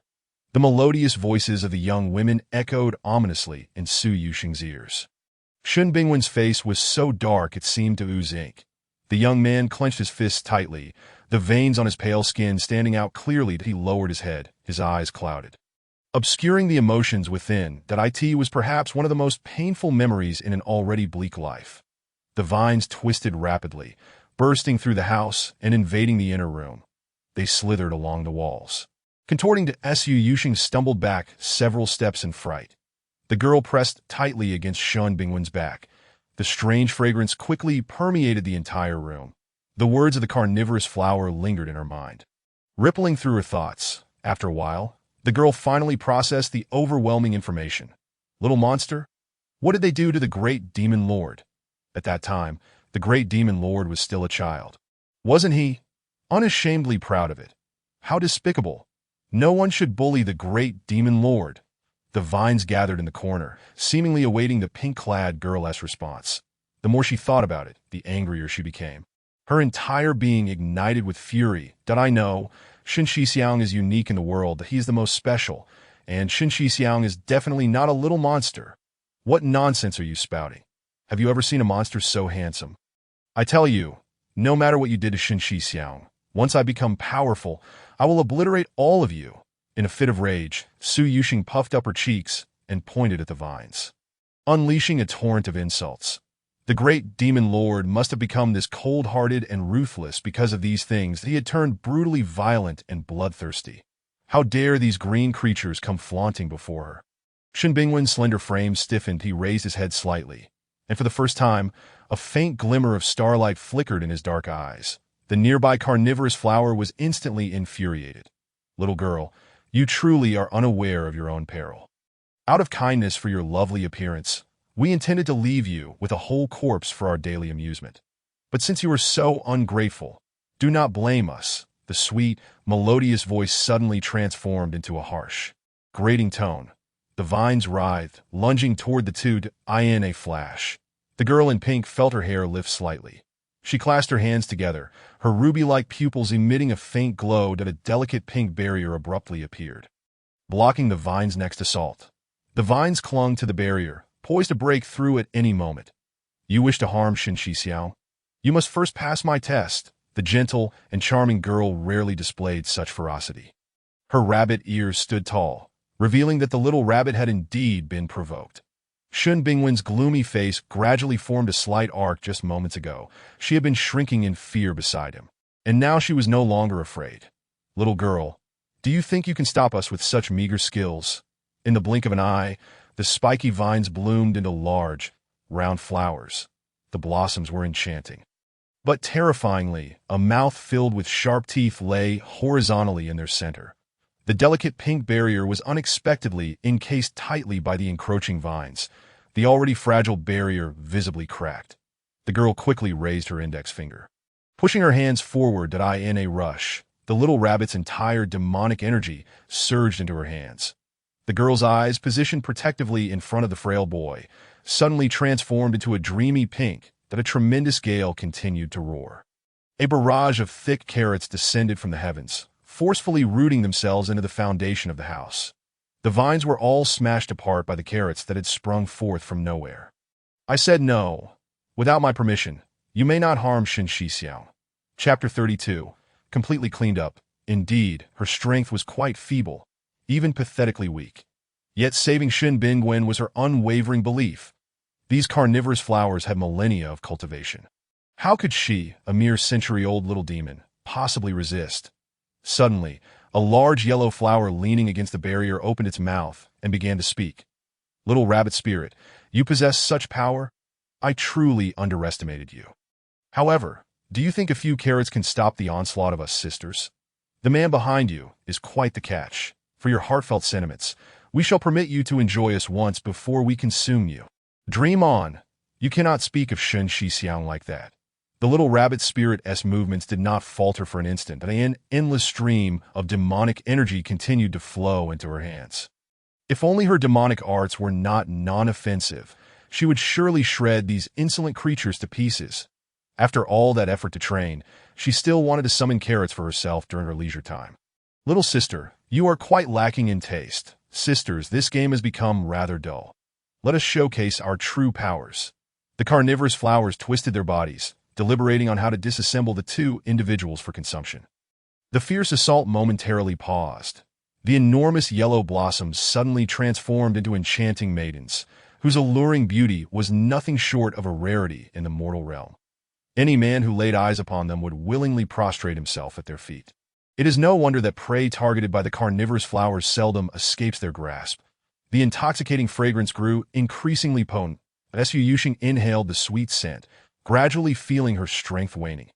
Her fair complexion took on a lovely shade of pink. Senior brother Shen, I feel so sleepy.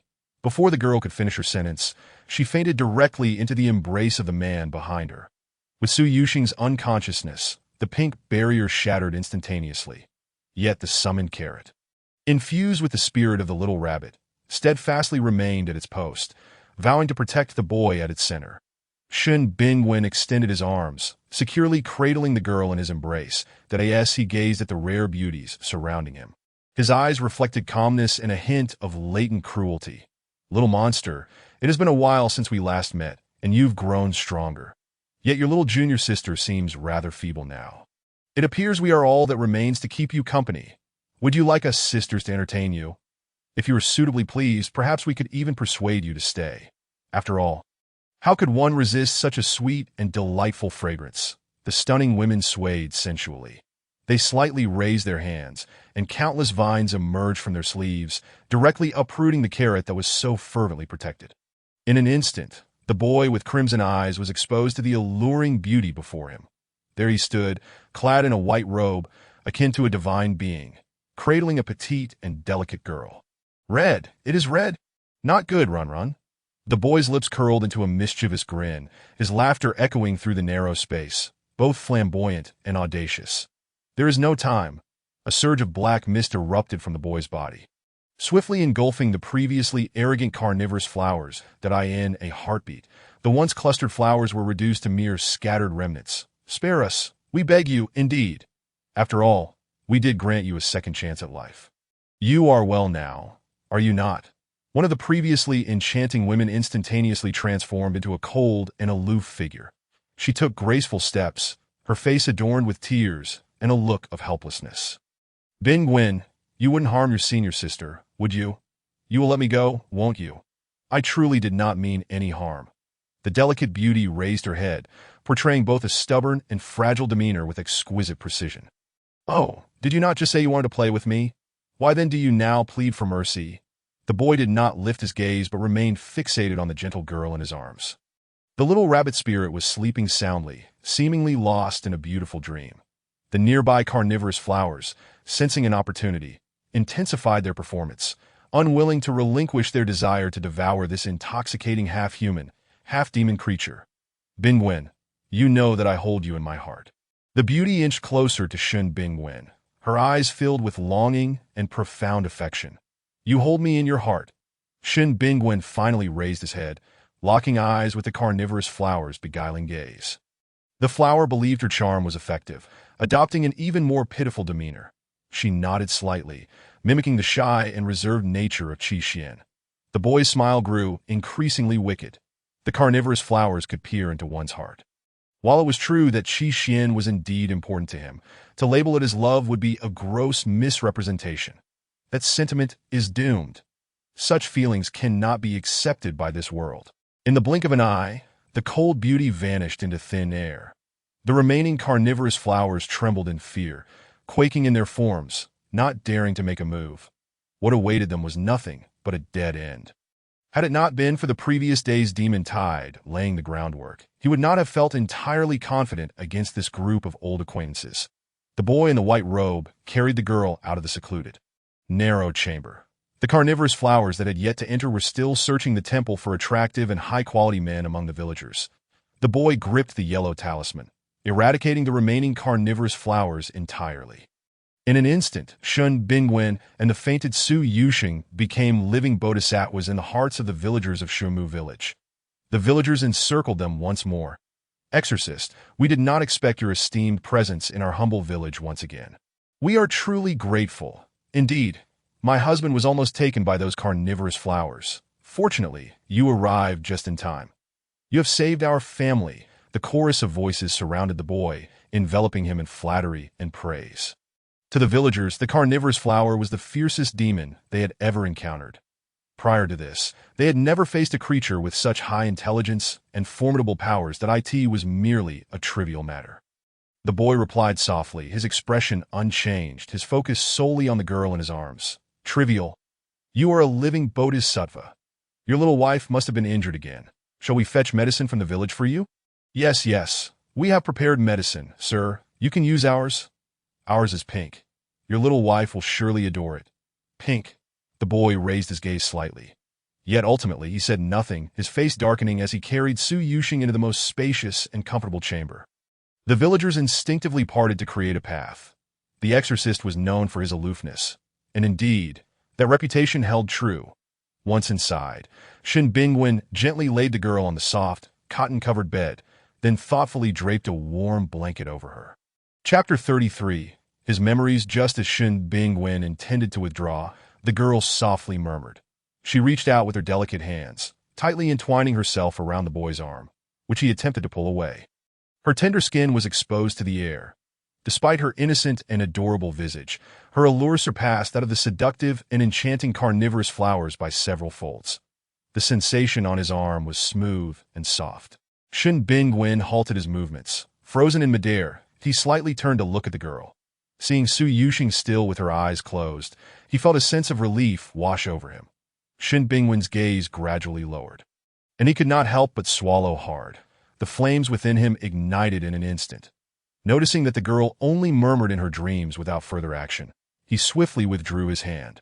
Su Yuxing remained peacefully nestled on the soft, comfortable bed. The boy let out a quiet sigh of relief. The little rabbit spirit, with her petite frame, occupied less than half of the bed, making her irresistibly huggable and adorable. Shun Bingwen's gaze swept over the girl's exposed, fair skin, finally resting on a large empty space beside her. The familiar scent of roses filled the air. The boy closed his eyes, which were especially keen in the dark, and seated himself on the cold floor to rest. He crossed his arms and leaned against the wall, resembling a loyal knight ever ready to serve his precious little princess.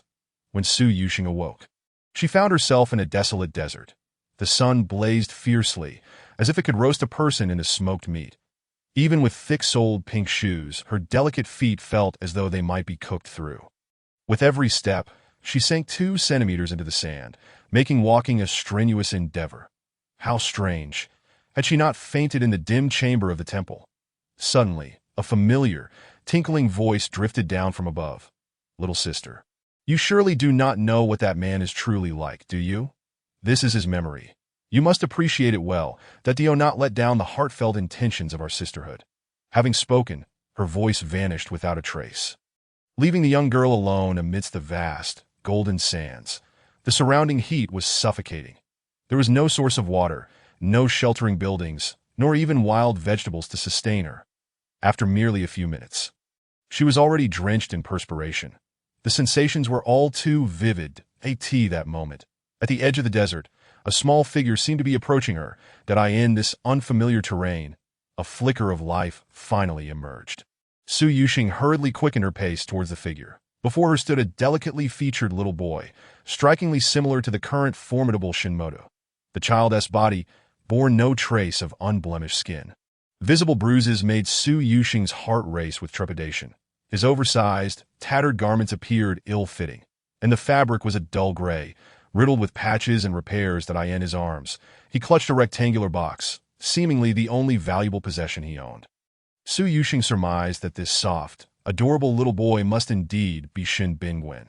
She bent slightly, her voice laced with concern, and asked, "Shin Shi, little brother, where are you headed?"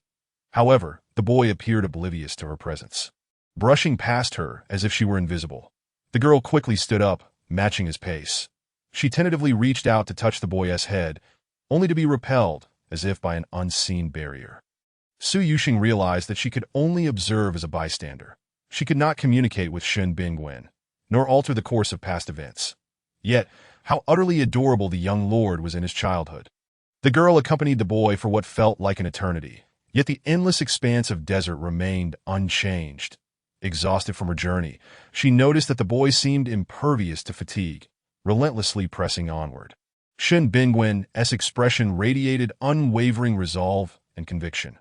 Both the girl and the boy were soaked through with perspiration. Large beads of sweat clung to the boy's forehead, slowly trickling down to his delicate nose.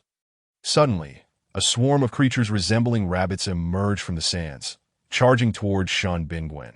The little boy froze in place, clearly unaccustomed to such a sight. The creatures converged from all directions, exuding an aura of aggression as if they intended to devour him whole. Yet Su Yuxing immediately recognized them as jerboas. Seeing the boy still standing there in shock, she felt a surge of urgency. "Shin Bingwen, run! Don't just stand there." She reached out to grasp the dazed boy's hand, only to be forcefully rebuffed, sent tumbling to the ground. Before long, the jerboas had surrounded the vulnerable child. They chattered excitedly among themselves. "Look, a human, but there's hardly any meat on him." "Exactly. What should we do? We can't return empty-handed. Right? We can't go back empty-handed. That box he's holding looks valuable. Hey, little one, hand over your box, and we'll let you go." Upon hearing these brigands plotting for his box, Shin Bingwen instinctively clutched it tighter on his dirty face. A flicker of longing and pain surfaced. He murmured softly, "This is my mother's urn. It's not worth anything." That he had sold every item of value in his home, but still lacked the funds to purchase a gravestone for his mother.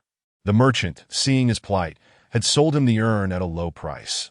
Yet, with a physique that attracted the attention of monsters, he had endured countless attempts at theft. Thus he had ventured into the harshest desert to evade them. Alas, he was still unable to escape his fate. An urn. What's that? We don't care about your sob story. Hand over the goods now. Where you want to be leaving today? Yeah. Why are we even being polite? Let us just take it." With that, the jerboas began to claw and tug at the boy, intent on seizing the box. Watching from the sidelines, Su Yuxing was in a frantic state. Surely this urn was significant to the young lord. The boy curled his body protectively around the box, his hands gripping its corners tightly to shield it from view. Unfortunately, the jerboas were thieves of the desert. They pressed down heavily on the boy's back, their sharp claws tearing at his clothes and skin. That in mere moments, the once dusty child was now a gruesome sight, bloodied and bruised that Su Yuxing could no longer bear to watch. "Shin Bingwen, let go. If you keep protecting it, you'll lose your life," she shouted desperately, but the boy could not hear her. That a crystalline tear rolled down her smooth, pale cheek. Chapter 34. A box. The boy continued to guard the small box beneath him, his eyes reflecting determination and endurance. That Su Yuxing stood a meter away from him, witnessing the unfolding scene clearly, yet feeling utterly powerless. The jerboas, audacious and reckless as they were, showed no regard for the boy's tender age. "Kid, let go. We've got dozens of brothers ready to strike." The jerboas leapt upon the frail child's body, which trembled ominously. His slender limbs began to quiver uncontrollably, and the world around him blurred. Listening to the jerboa's taunts, the boy despaired, thinking, perhaps this is for the best. Everyone says I shouldn't have been born into this world. My existence is a mistake, that my biological father is the one who harmed my kind mother. Now that my only protector, my mother, is gone, it wouldn't be so bad to die. Living in this world is exhausting. If I die, I can be reunited with my soft, gentle mother, right? The boy closed his eyes in a state of liberation, his body beginning to tilt towards the ground. Su Yuxing was thrown into a state of utter panic. Tears streamed from her eyes as she desperately pounded against the barrier that held her back. Pink spiritual energy flowed from her hands, yet ultimately dissipated into nothingness, a futile effort. Everything was in vain. Her delicate hands were now swollen and red. Watching as the boy's eyelids fluttered shut, she summoned all her strength to cry out, "Shin Bingwen, pull yourself together. You're the best person in this world. You must live, do you hear me? I'm here to save you if you don't survive." "How can I save you? Shin Bingwen, can you hear me?" Her heart-wrenching, anguished cries pierced through the boy's mind like a bolt of lightning. His eyes suddenly regained clarity. Yet no savior appeared, and the searing pain continued to wash over him in waves. It felt as though the voice he had just heard was merely a figment of his imagination. Rescue? Who would come to save a filthy, inferior creature like him? "Boss, what do we do? This kid looks so weak. Yet he is so stubborn. Who cares? Let us just kill him." "Good idea. I'll go find some tools in the cave." The jerboas debated fiercely. They unearthed a massive stone from their lair and brought it crashing down upon the boy's head. Su Yuxing watched in horror. Did I in the desolate desert? Where could a savior possibly come from? No matter how hard she exerted her powers, it would be futile. Her eyes, swollen from crying, could only bear witness as the stone hurtled towards the boy's head. The little one succumbed to unconsciousness. Thud, he collapsed onto the scorching sands. His skull caved in, blood gushing forth and staining the yellow sand crimson. The jerboas finally achieved their goal. They eagerly reached for the exquisite box. "You all let go. That is senior brother Shin's mother's urn," the girl shouted in desperation. Yet all was in vain. The jerboas gleefully played with the box in their hands. One of them unintentionally triggered a mechanism, causing the box to snap open. The ashes within, once contained, were suddenly released into the swirling sands. The sun blazed even brighter. The jerboas, expecting a treasure, discovered instead merely a box of ashes. Thought it was something delicious. Just a broken box. Enough. This beautiful box would be perfect for holding food. Upon finishing their words, the jumping mice abruptly vanished from sight, taking with them the square box. The Su Yuxing felt a sense of relief. For fortunately, the boy lay in a pool of blood, seeing and hearing nothing. The sun shone ever more fiercely, as if it might scorch her delicate skin, that if the emaciated boy were to remain there much longer, he would surely succumb to dehydration. Concern began to gnaw at the girl. She crouched beside Shin Bingwen, anxiously calling out, "Shin Bingwen, please wake up." Chapter 35. Long-standing memories. The boy showed no signs of awakening. Watching the blood seeping slowly from the wound, the girl gazed desperately around. Who could possibly save the little one? If this continued, he would either die of dehydration or bleed out completely. She crouched down, scrutinizing the boy's vital signs. The youth before her could no longer simply be described as a bloodied figure. The gruesome wound on his arm revealed the bone within. Despite his diminutive form, there was scarcely a patch of healthy flesh on him. His faint breaths were nearly imperceptible. She remained vigilantly by his side, the sun's relentless heat making her feel lightheaded. Before long, a middle-aged man appeared unexpectedly amidst the desert. Dressed simply yet cleanly, he caught Su Yuxing's attention. She hurried to his side, her soft voice pleading, "Please, go save the boy over there, that I beg you." Tears streamed down her cheeks. That I in the next moment, she realized the man could not hear her words. Dejected, she turned away and returned to the little boy. The middle-aged man, however, seemed to sense a faint sound and uncertainly approached that direction. That as fate would have it, he discovered the bloodied boy, after confirming that the boy still had breath and a heartbeat. Without a moment's hesitation, he scooped him up and rushed toward his home. Not far from there, With prompt care, the boy might yet survive. Exhausted, Su Yuxing hurriedly followed behind. After observing and learning more, Su Yuxing discovered that the middle-aged man was named Uncle Li, who lived alone. His home was impeccably tidy. Following Uncle Li's ministrations, Shen Bingwen finally regained consciousness. Uncle Li took in the young Shen Bingwen, offering him the opportunity for nourishment and stability that he had long been denied. The two coexisted harmoniously, almost as if they were father and son. Throughout this time, Su Yuxing remained by their side. She could clearly sense the little one's sorrow at losing his coffin being gradually soothed by the middle-aged man's comforting presence. However, the respite was short-lived. Within 6 months, the carnivorous flowers invaded the small dwelling. Their arrival shattered the tranquility and harmony that had prevailed. Uncle Li perished in the gaping maw of the carnivorous flowers while trying to save Shen Bingwen. This time, not even a corpse remained. Little brother, you smell so delightful. You must be a half-human, half-demon abomination. How could such a creature coexist with humans? You see, it is your enchanting scent that drew me here. Otherwise, your kind adoptive father would never have met his demise. Your aroma is truly sweet. No wonder you are a half-human, half-demon monstrosity. You are the one who caused your father's death, the familiar voice resonated. And Su Yuxing immediately recognized the carnivorous flower before her. It was the very group that had invaded the temple. The once clean and warm little abode now lay in ruins, the remnants of fleeting moments of warmth the boy had experienced. The carnivorous flower suddenly transformed into a youthful woman, her voluptuous form a siren's allure for countless men. Yet, disconcertingly, a severed pinky and droplets of blood lingered at the corner of her mouth. The sight made Su Yuxing feel nauseated. She knew that it was Uncle Li's remains. The girl quickly turned to gauge the boy's expression, only to find him still indifferent, wearing a placid demeanor. The little monster truly is a little monster, just a heartless wolf raised on kindness. Sisters, our mission is complete. Let us return to the capital. Henceforth, this lad shall be our male pet. Countless vines suddenly lunged toward the boy. No, you mustn't, Su Yuxing cried out urgently. Yet in the next moment, she was engulfed by a wave of dizziness. Chapter 36. Formidable strength the following day.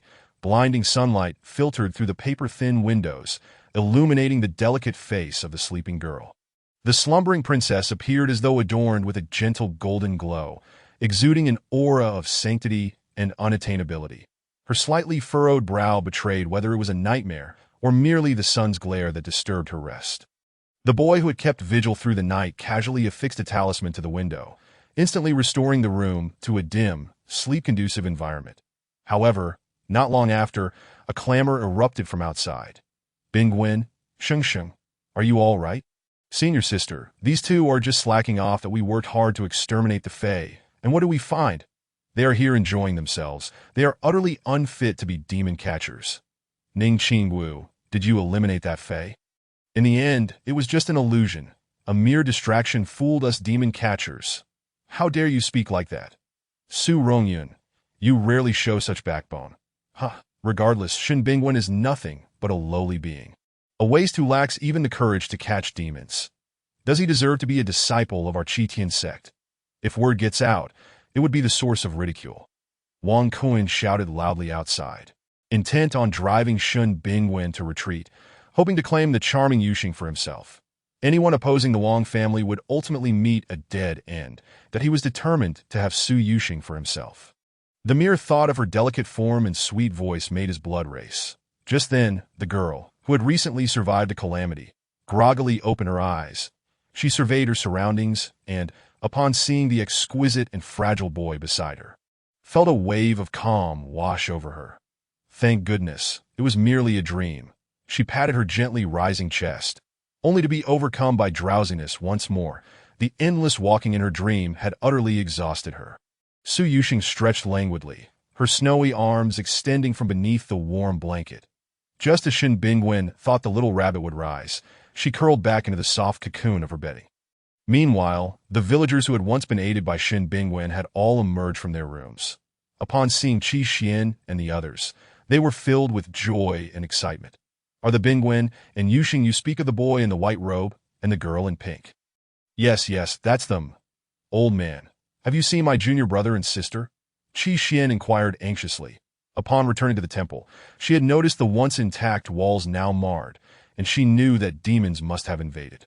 Given Shen Bingwen and Su Yuxing's already limited strength, what would happen if they encountered a formidable foe? Qi Xian dared not dwell on the thought. She regretted her earlier negligence, allowing her fervent emotions to cloud her judgment. Xianer, Bingwen, and Yuxing are blessed. They will be safe. Zhang Yunting spoke soothingly, ever the kind and gentle presence. Senior sister, what good will it do to ask the villagers? They could be hiding anywhere, probably trembling in fear. Ning Qingwu, you must not slander my brother Shen and sister Su. Brother Shen is quite formidable. You know, Su Rongyun, exasperated, interjected Su Rongyun. Your talent for fabricating lies is growing by the day. A waste, yet you dare say we slander him. Sister Yuxing, as a girl newly entering the sect, is it not normal for her to be a bit timid? But that boy, an elderly villager, stepped forward to mediate. No need to rush. Yesterday, the carnivorous flowers attacked here, and those two are exceptionally strong. They eradicated the flowers entirely. All of us villagers are immensely grateful. However, that girl in pink seems to have sustained some injury. The boy has taken her to rest in that room. The elder gestured toward the room, his expression warm and kind. The mention of the two caused excitement to ripple through the villagers.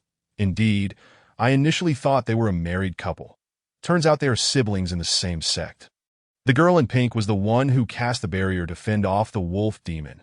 And that boy, I personally witnessed him slay the carnivorous flower and save my husband. They are our saviors. Yes, they are probably still asleep. They worked tirelessly last night, but I wonder if the girl's injury has improved. The villagers whispered praises, their voices filled with admiration. Ning Qingwu, Wang Kuan, and the others stood in stunned silence. Had they misheard? Yesterday, did the man-eating flower arrive? Or was it vanquished by the two ineffectual ones, Shen Bingwen and Su Yuxing? Is Su Yuxing not merely adept at summoning carrots? When did carrots become capable of slaying demons? A dozen individuals exchanged bewildered glances, their minds swirling with questions that Su Rongyun couldn't help but laugh aloud. I've always said, Brother Shun is invincible. Sister Su, it was merely to preserve your dignity that he demonstrated a fraction of his prowess. Did you truly believe it? Those two have been secretly toiling away, unbeknownst to you. Let me tell you, their absence from demon slaying was just a ruse to practice in secret and outshine us. You still don't believe it? Just look, they effortlessly dispatched the man-eating flower.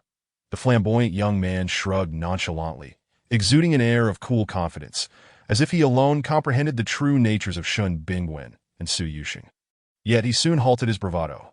Wait a moment, Brother Shen actually defeated that monstrosity, the man-eating flower? Or is this merely hearsay? Su Rongyun was taken aback. Damn, I knew they were extraordinary. They always practiced in secret without including me. It's all your fault, Ning Qingwu. If you hadn't whisked me away, I would have possessed the ability to slay the man-eating flower yesterday. The man was filled with regret, his heart heavy with remorse.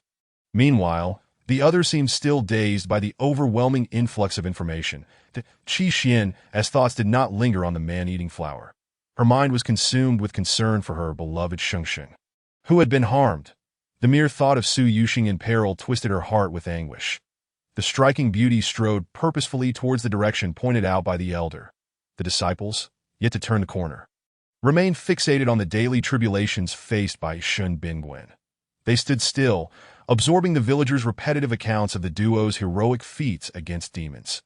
Most had not witnessed these events firsthand. Many tales were fabricated in their imaginations. Thus, Shen Bingwen and Su Yuxing were heralded as invincible, their prowess unmatched, and if it were true that Shen Bingwen could, through sheer strength, vanquish a man-eating flower, then this young man was destined to become a renowned demon hunter, feared and revered far and wide.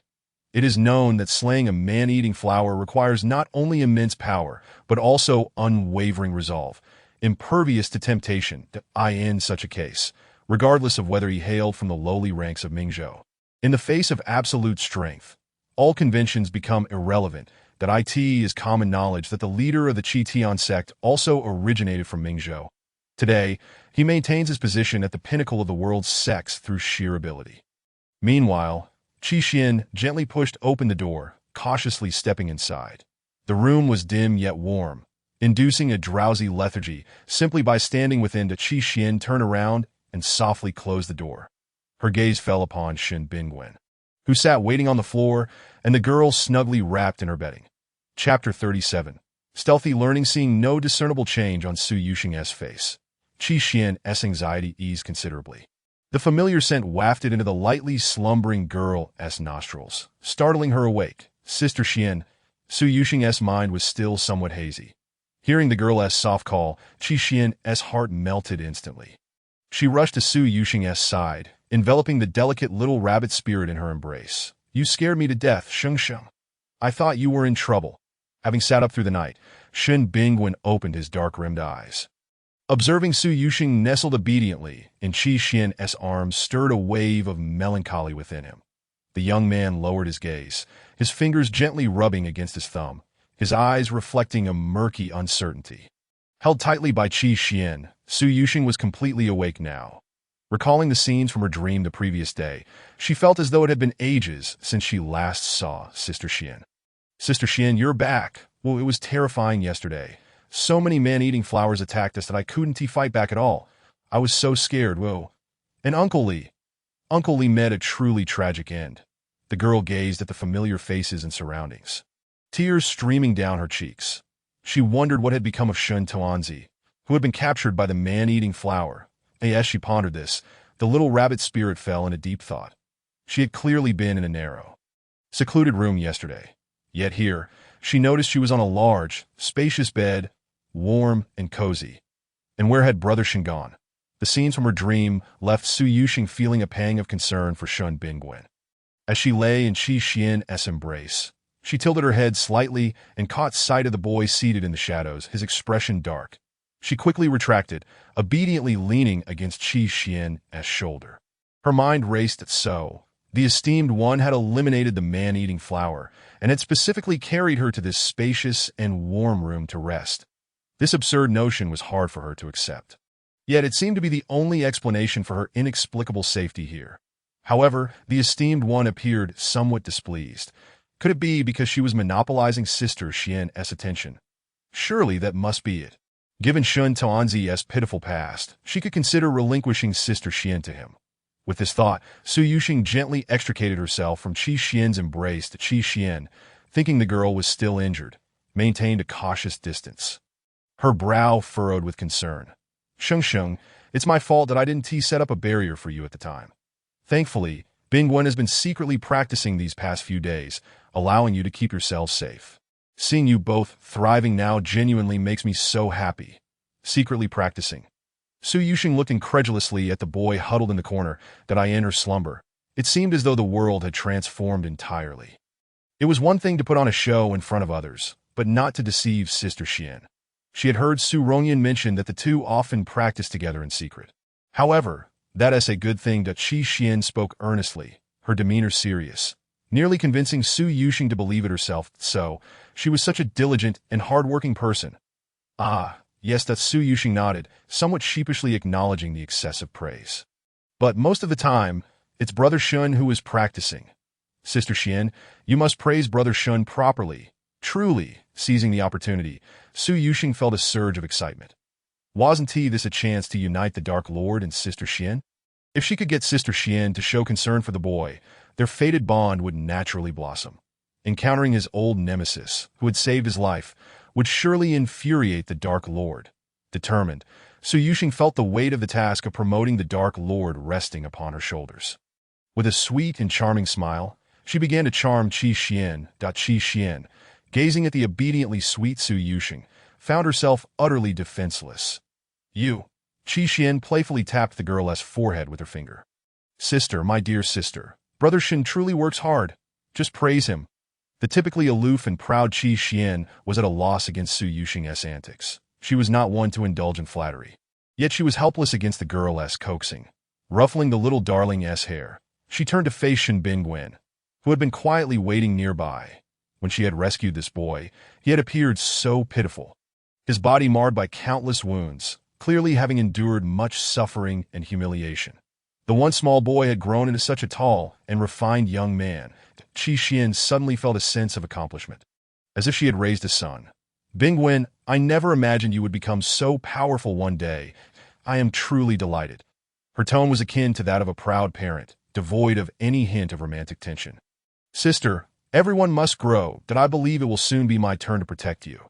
The young man looked up, their gazes locking. Su Yushin couldn't help but feel a rush of excitement. She scrutinized their interaction closely. Wasn't this a declaration of affection from the Dark Lord? Was her mission nearing completion? But how could that be?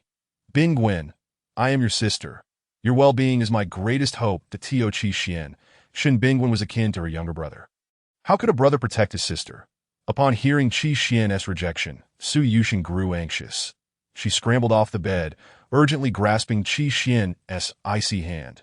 Sister, let Brother Shin protect you. Now that he is so capable, shouldn't he be the one to look after you?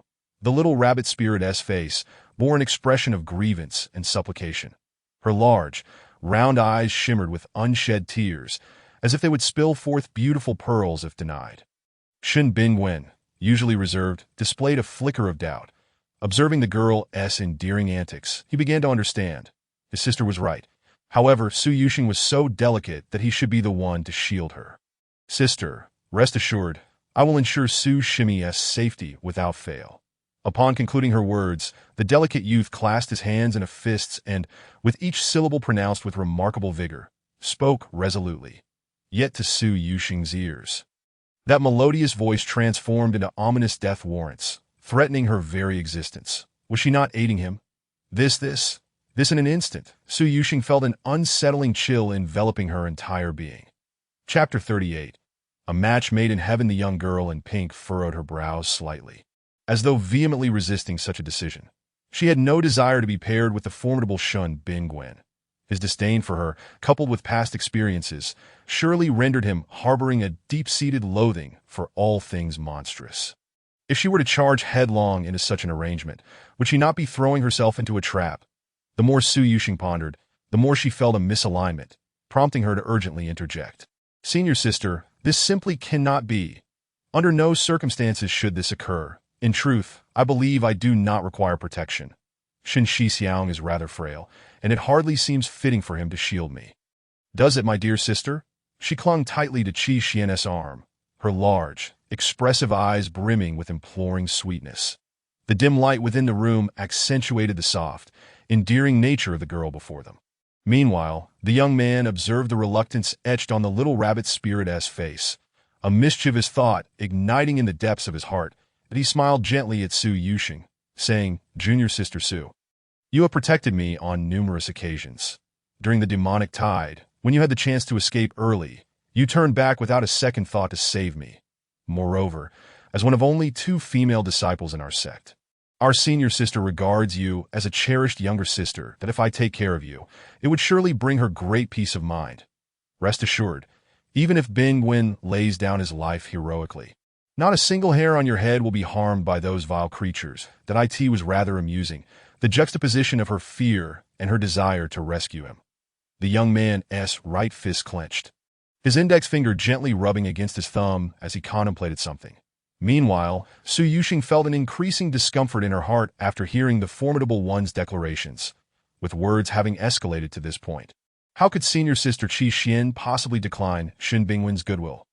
The formidable one truly was formidable, adept at bending and yielding, and even wielding a lure to entice others. That gentle and indulgent smile was something she had never witnessed in all her time knowing him. Clearly, this man only appeared docile like a kitten when in the presence of Sister Xian. Yet, that smile bore ill intent, hinting at the torment that awaited her in the future. The little rabbit spirit forced a smile, saying, perhaps we should reconsider. I merely mentioned it casually. Please don't take my words too seriously, senior sister. You two carry on with your conversation.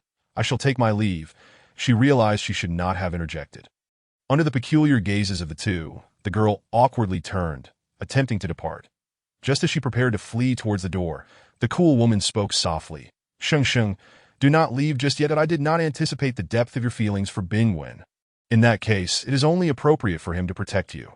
Besides, you and Bingwen share a bond. Let him care for you. Having just joined the sect, you must be quite unaware of many things. Bingwen has been in the sect for 3 years. It would be most fitting for him to look after you. Once we return to the sect, you must heed your senior brother Shin's guidance. When the time comes for you to take on a master, I shall do my utmost to ensure you both study under the same mentor, that as Qi Xian spoke. She reached out and pulled the fleeing Su Yuxing back with a firm grip. She ruffled the girl's hair affectionately. Her eyes filled with tenderness and a hint of maternal instinct as Su Yuxing comprehended that she had unwittingly dug herself into a pit, and in the end, she was the only one who would leap without hesitation into it. Did she have any room left to refuse? The young girl stood rigidly, her not-so-bright mind racing. Senior sister, I believe we can discuss this further. Qi Xian waved her hand dismissively. Her tone resolute and unyielding. No need that it is settled that I understand. Sheng, there is no need for you to feel shy. This is a good thing that I previously heard Yin Ting mention it, but I was skeptical. If you two can care for one another, I would genuinely be delighted. Upon finishing, the usually uncurious Qi Xian revealed an expression that seemed to say, "We all know." The cool beauty's gaze flitted between the two, and the more she observed, the more she believed that a handsome man and a beautiful woman truly were a match made in heaven. Moreover, since Shen Bingwen was essentially raised by her, marrying Yuxing would likely keep him in line. With this thought, Qi Xian felt that this notion was indeed splendid. She could hardly wait to pull Jiang Yunting aside to discuss how to prepare for their future joyous occasion. Now it was Su Yuxing's turn to feel utterly bewildered. Senior sister, what are you saying? I seem to be at a loss. She raised her head, her innocent eyes filled with confusion. Why should she feel shy? It was fear that coursed through her veins, fear of failing her task. What did delighted even mean? Surely, that cold-hearted killer of a man had whispered something in Sister Xian's ear that had led her beloved Xian to act so peculiarly. The young girl remained securely nestled against Qi Xian. That Qi Xian gently tapped the delicate nose of the little one. You little imp, are you still playing coy with your sister Xian? I see clearly through your affairs. Do not feign ignorance with me. Matters of the heart are dictated by fate. Some are slow-burning, while others are passionate. Bingwen is certainly not the type to shirk responsibility. When she first encountered Shen Bingwen, she felt an inexplicable familiarity. It seemed as though something unseen guided her to save this boy. Her feelings toward Shen Bingwen were filled with compassion and affection, yet they were entirely devoid of romantic love. She hoped that someone who had suffered so much in childhood could find solace in the company of someone as innocent and carefree as Su Yuxing. Having witnessed the darkness of the world, he yearned all the more for purity that, Su Yuxing felt increasingly dazed. Why did it seem as though she and her senior sister were no longer on the same wavelength? Why would the formidable one owe her any responsibility? Wasn't she merely trying to unite Sister Xian and the formidable one? Why did she feel as though she were being sold out? Just as the girl was about to voice more, she was abruptly interrupted by Shen Bingwen. Senior sister, you have my word that I will take good care of Sheng and will not disappoint your expectations. That Qi Xian nodded in satisfaction. The little rabbit spirit sensed that something was amiss. Senior sister, Sheng, you should rest a while longer. That if there is anything, we can discuss it later. That I want to intrude on your time with Bingwen. Bang! The door suddenly slammed shut. That Su Yuxing stood frozen in place. She had hoped to witness the affectionate interaction between the formidable one and Sister Xian. The young heart of Shun Tuanzi needed the gentle care of Sister Xian to heal. How had it transformed into this? The girl, bewildered, dragged her delicate cheeks and pondered. Slowly, she turned and naturally made her way toward the soft bed. Suddenly, a pair of large hands abruptly halted her steps. The soft fabric around her waist was pulled taut. Chapter 39. He was deceived. Su Yuxing, you had best not let me discover any ulterior motives. Came a dark voice from behind, laden with an impending storm of inquiry and reproach. Upon hearing her name, the girl shivered involuntarily. She shrank her neck and stammered. I have no ulterior motives. I merely recognize that Shi Xiang Shun dislikes monsters, hence I refrain from making a fool of myself. The phrase making a fool of oneself was one she had learned from Duanhua, a lackey of Wang Kuan. Whenever Wang Kuan approached her eagerly, Duanhua would always remark, Shi Xiang, let us not make a fool of ourselves. Junior Sister Yuxing is not unwilling to engage with you. She merely finds you intimidating and thinks you quite peculiar. Over time, this four-character idiom became firmly etched in her mind. With her keen learning ability, she had taken it to heart. She was no longer the naive little rabbit.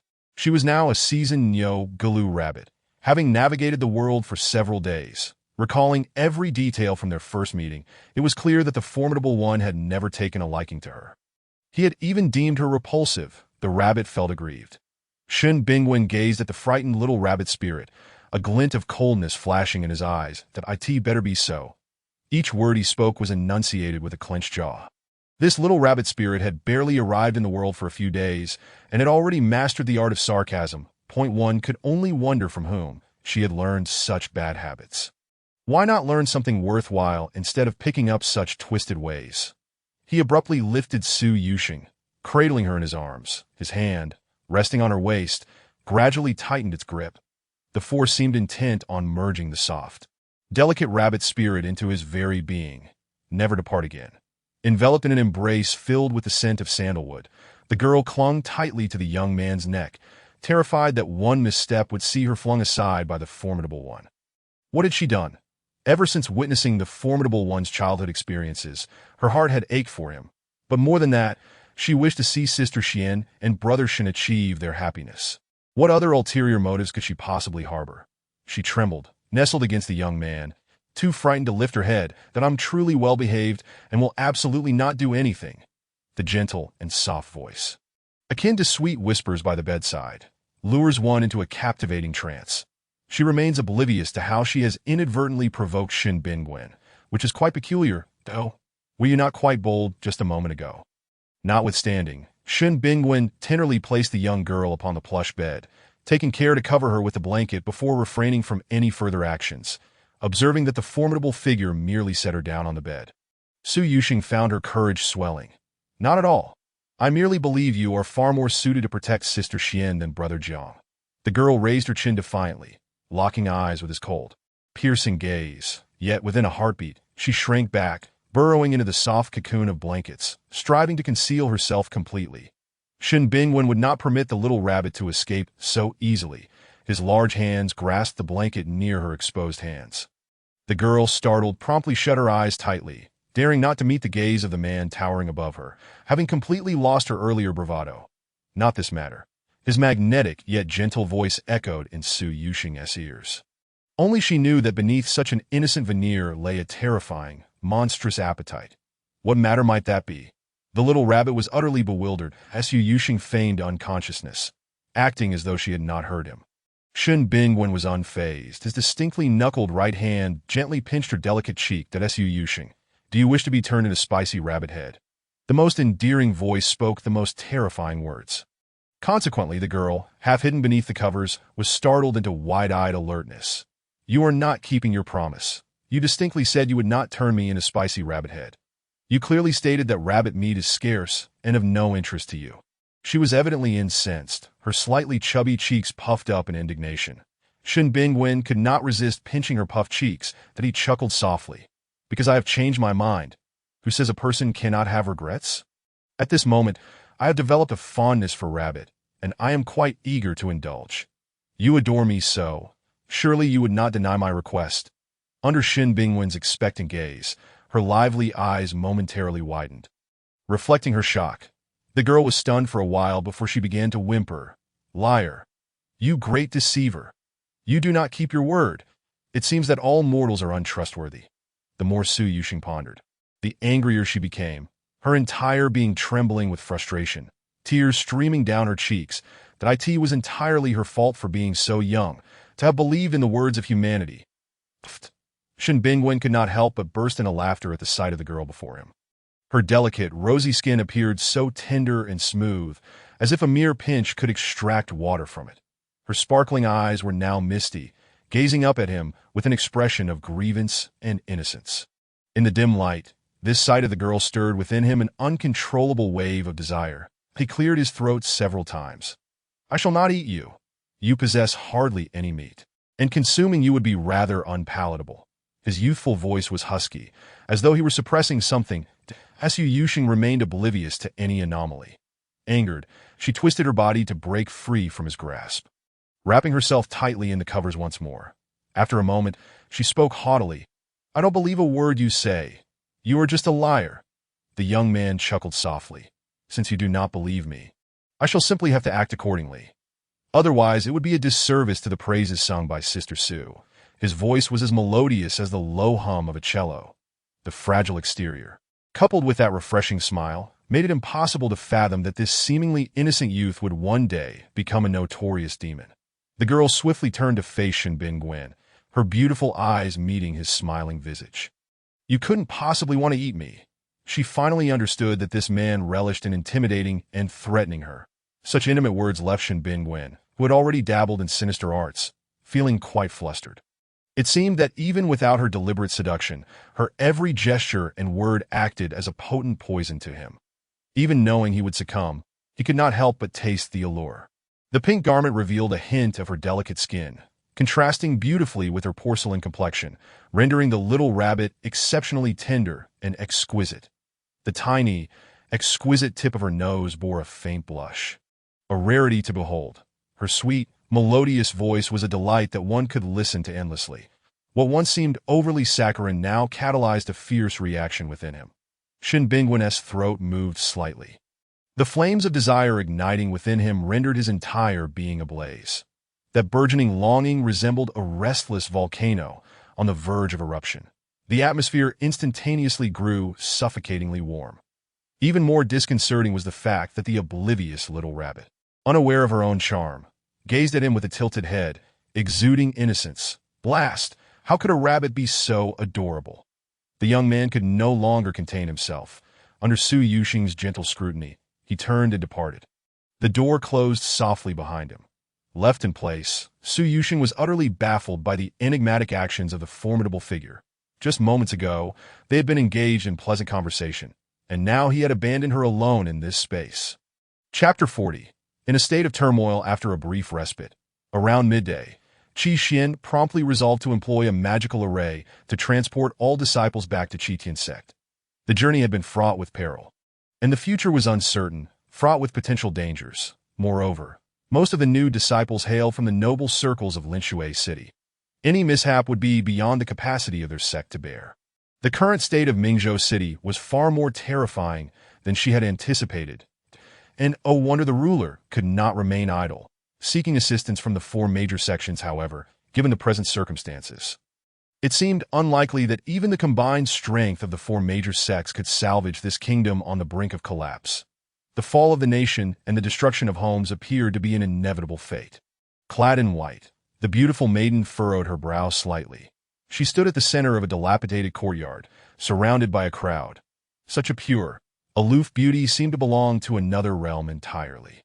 She resembled a celestial being, untouched by the sufferings of the mortal world. Her cool, piercing gaze conveyed an air of disdain for all things earthly. Only the slight furrow of her brow hinted at a smidgen of worldly concern. She lifted her gaze to the blazing sun hanging high in the sky. Mingzhou City should not be this way. The Southern Kingdom is the soil upon which I depend for survival. The invasion of the demon race will only exacerbate the situation. The white-clad woman clenched her delicate hands. The events witnessed over the past half-month remained vivid in her mind. Yet, should such a hierarchical division among people continue? She turned to observe the ruins of Shuimu village. The villagers had no secure home to call their own. Even if their homes were restored, what would it matter when the demons invade again? They would once more be left with nothing. It seemed that brokenness was the very essence of Mingzhou City. Qi Xian lowered her head, silently resolving to take action. Suddenly, a pair of hands rested upon her shoulders. "Xin'er, I understand your concerns. However, if we cannot even protect ourselves, how can we defend Mingzhou?" A tall man stepped forward, enveloping Qi Xian in his embrace. Not just the two of them, but the entire Qitian sect. Indeed, the entire Southern Kingdom now resembled a pitiful fish on the chopping block, vulnerable and helpless. That I did not become a demon hunter to secure such a lofty position for myself. Exterminating demons and upholding justice is our true calling, is it not? Yun Ting, you have changed so much. That Qi Xian gently extricated herself from Jiang Yun Ting's embrace, her cool gaze tinged with distance and resistance. They had grown up together, sharing a bond of understanding over the years. They were, without a doubt, the most familiar of companions. Yet at this moment, Qi Xian regarded Jiang Yun Ting with a sense of utter strangeness. The Yun Ting of yore would willingly sacrifice himself to eradicate demons. But now, suddenly, a pink, unidentified object leapt into Qi Xian's embrace, Sister. Su Yuxing tightly wrapped her arms around Qi Xian, nuzzling against her arm in a manner both endearing and soft. Following the pink-clad girl was the dark-faced Shen Bingwen.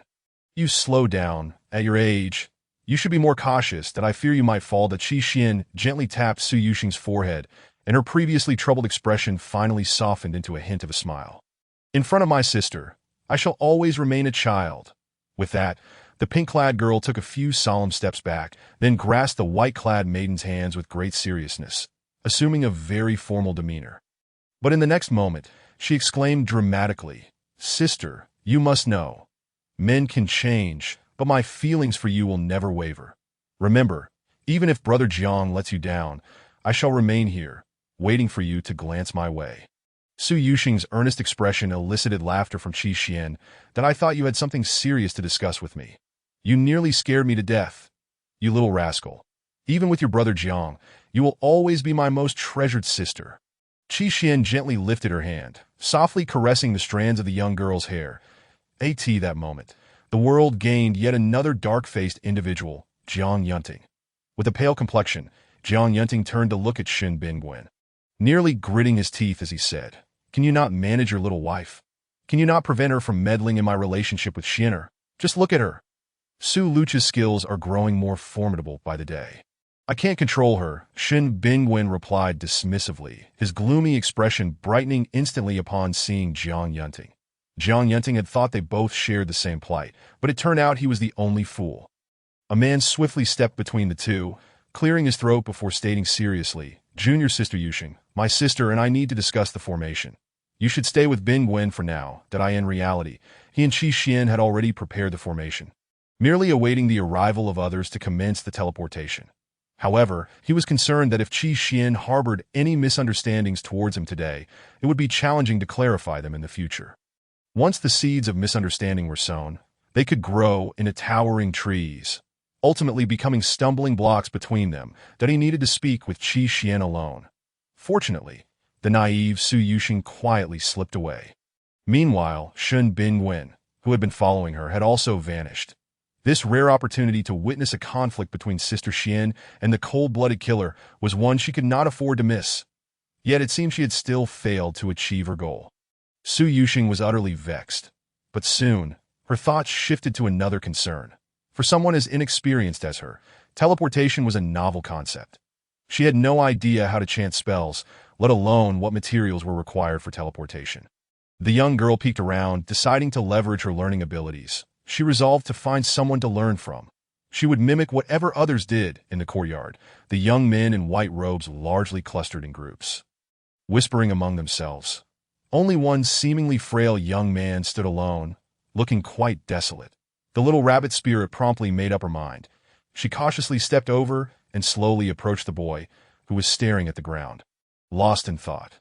They stood a perfectly measured meter apart. The midday sun cast a golden glow upon the young man's nose, enhancing his regal appearance, reminiscent of a noble air. The girl couldn't help but be entranced. It must be said, the great demon lord was indeed captivating. Sensing the familiar scent of roses, the boy lifted his gaze slightly. Upon noticing Shen Bingwen looking his way, Su Yuxing quickly feigned interest in the scenery, diverting her attention elsewhere. The boy stared at her enchanting, glowing visage, and something within him suddenly began to blossom. The two held their gaze for merely a few seconds before Qi Xian's voice broke the silence. "Everyone gather around. With the sun shining just right, we shall return to the sect immediately." Sister is mighty." The crowd erupted like a boiling pot. Chapter 41. The Pink Talisman for These Privileged Young Masters. Arriving in Mingzhou City was nothing short of humiliation and suffering. Furthermore, the city was now teeming with demonic creatures, and the populace lived in dire straits. They did not wish to fall victim to these monsters. At last, they could finally leave. The crowd surged towards the center, each clutching a yellow talisman. Shen Bingwen, pushed to the outskirts, leisurely produced his own yellow talisman. Su Yuxing found herself shoved beside Wang Kuan, unsure if those nearby were being deliberate. Just as the girl scanned for Shen Bingwen's silhouette, she felt a pair of hands rest upon her shoulders. The little rabbit spirit flinched, realizing the person was certainly not the great demon lord. She spun around in a huff, confronting Wang Kuin's overly ingratiating smile. Junior sister Yuxing, allow me to assist you on this journey that MY talismans are gifted by my father. You know, our Wang family possesses an abundance of such talismans. If you'd like, I can offer you many. Once you arrive at Chitian sect, do visit our Wang family. You'll discover what true indulgence is. Junior sister Yuxing has already left. Duanhua promptly interrupted Wang Kuin's incessant chatter. Wang Kuin, who had been expounding at length, quickly retracted his exaggerated expressions and gestures, eagerly searching for Su Yuxing, that he spotted a pink figure weaving through the white-clad crowd, making her way towards none other than Shun Bingwen. Again, it was Shun Bingwen. Wang Kuin's eyes nearly blazed with fury. Duanhua, do you think Shun Bingwen has bewitched her?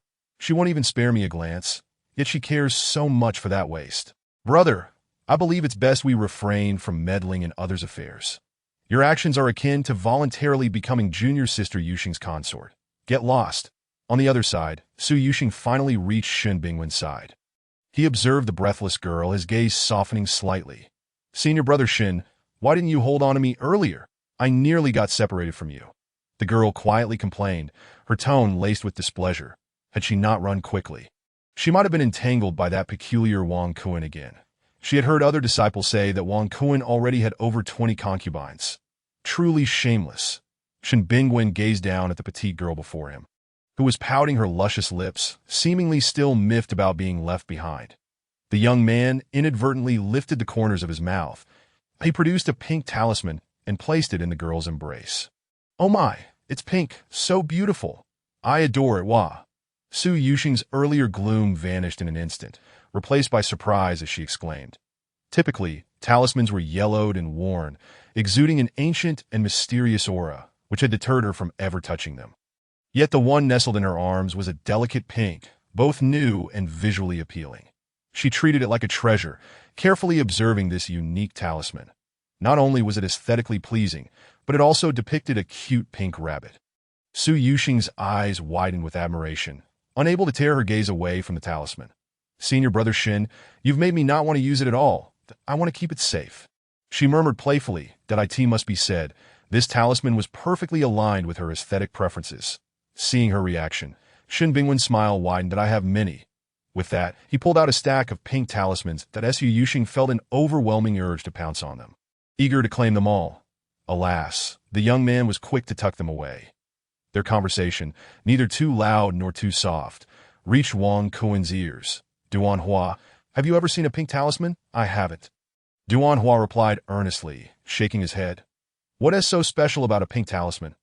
Isn't it just a talisman? It merely looks pretty.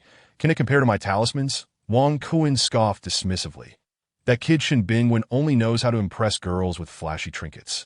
But junior sister Yuxing prefers beautiful talismans over powerful ones, Duanhua pointedly remarked, striking at Wang Kuin's sore spot. Duan. Do you seek death? Duanhua promptly fell silent, reverting to his usual obedient demeanor. Suddenly, a blinding white light radiated from the center of the crowd. The previously bustling courtyard fell into an eerie silence that in the center stood a beautiful figure in white, her eyes tightly shut. Her hair gently lifted by the breeze, that a drop of blood fell from her delicate fingertips that in the next moment. The yellow talismans in everyone's hands ignited fiercely, their brilliance enveloping everyone within the formation. At the back of the crowd, Su Yuxing began to feel dizzy and disoriented. Just as the light enveloped her, the pink-clad girl fainted into the embrace of the nearby young man. The last image she saw was the great demon lord's anxious and worried expression. How strange, she thought. This demon lord clearly despised her, so why was he concerned for her? When she opened her eyes again, all around her was darkness. She looked around in confusion, but saw nothing. It felt as if she were in a void, detached from any place in the world. The unknown had always been the most terrifying of realms. The little rabbit spirit couldn't help but shudder. Suddenly, a voice echoed from above. Sheng Sheng, congratulations. You are the first host in history to successfully complete the first phase of the mission. You're simply amazing. You have no idea, my previous hosts were all incredibly powerful. Some were saviors of the apocalypse, others were the most renowned assassins in Country A, and there were even those who brought calamity to nations, yet all failed without exception. You are the first to successfully enter Chitian sect. Aren't you surprised? Aren't you proud? Even the mechanical voice conveyed an underlying excitement and exuberance that it was not merely going into hibernation. Rather, it was actively seeking out the most suitable host to conquer Shin Bingwen within the database. Reflecting on the antics of that foolish rabbit during their first encounter, it had never considered that Su Yuxing could successfully return to the sect alongside the main characters. Just as it was becoming engrossed in its search, it received a jubilant announcement from the main system. Congratulations, System Number 137. Your host has completed the first task. Xiaoqi could scarcely believe the words it uttered. The seemingly Navi girl it had hastily chosen turned out to be more formidable than those renowned characters.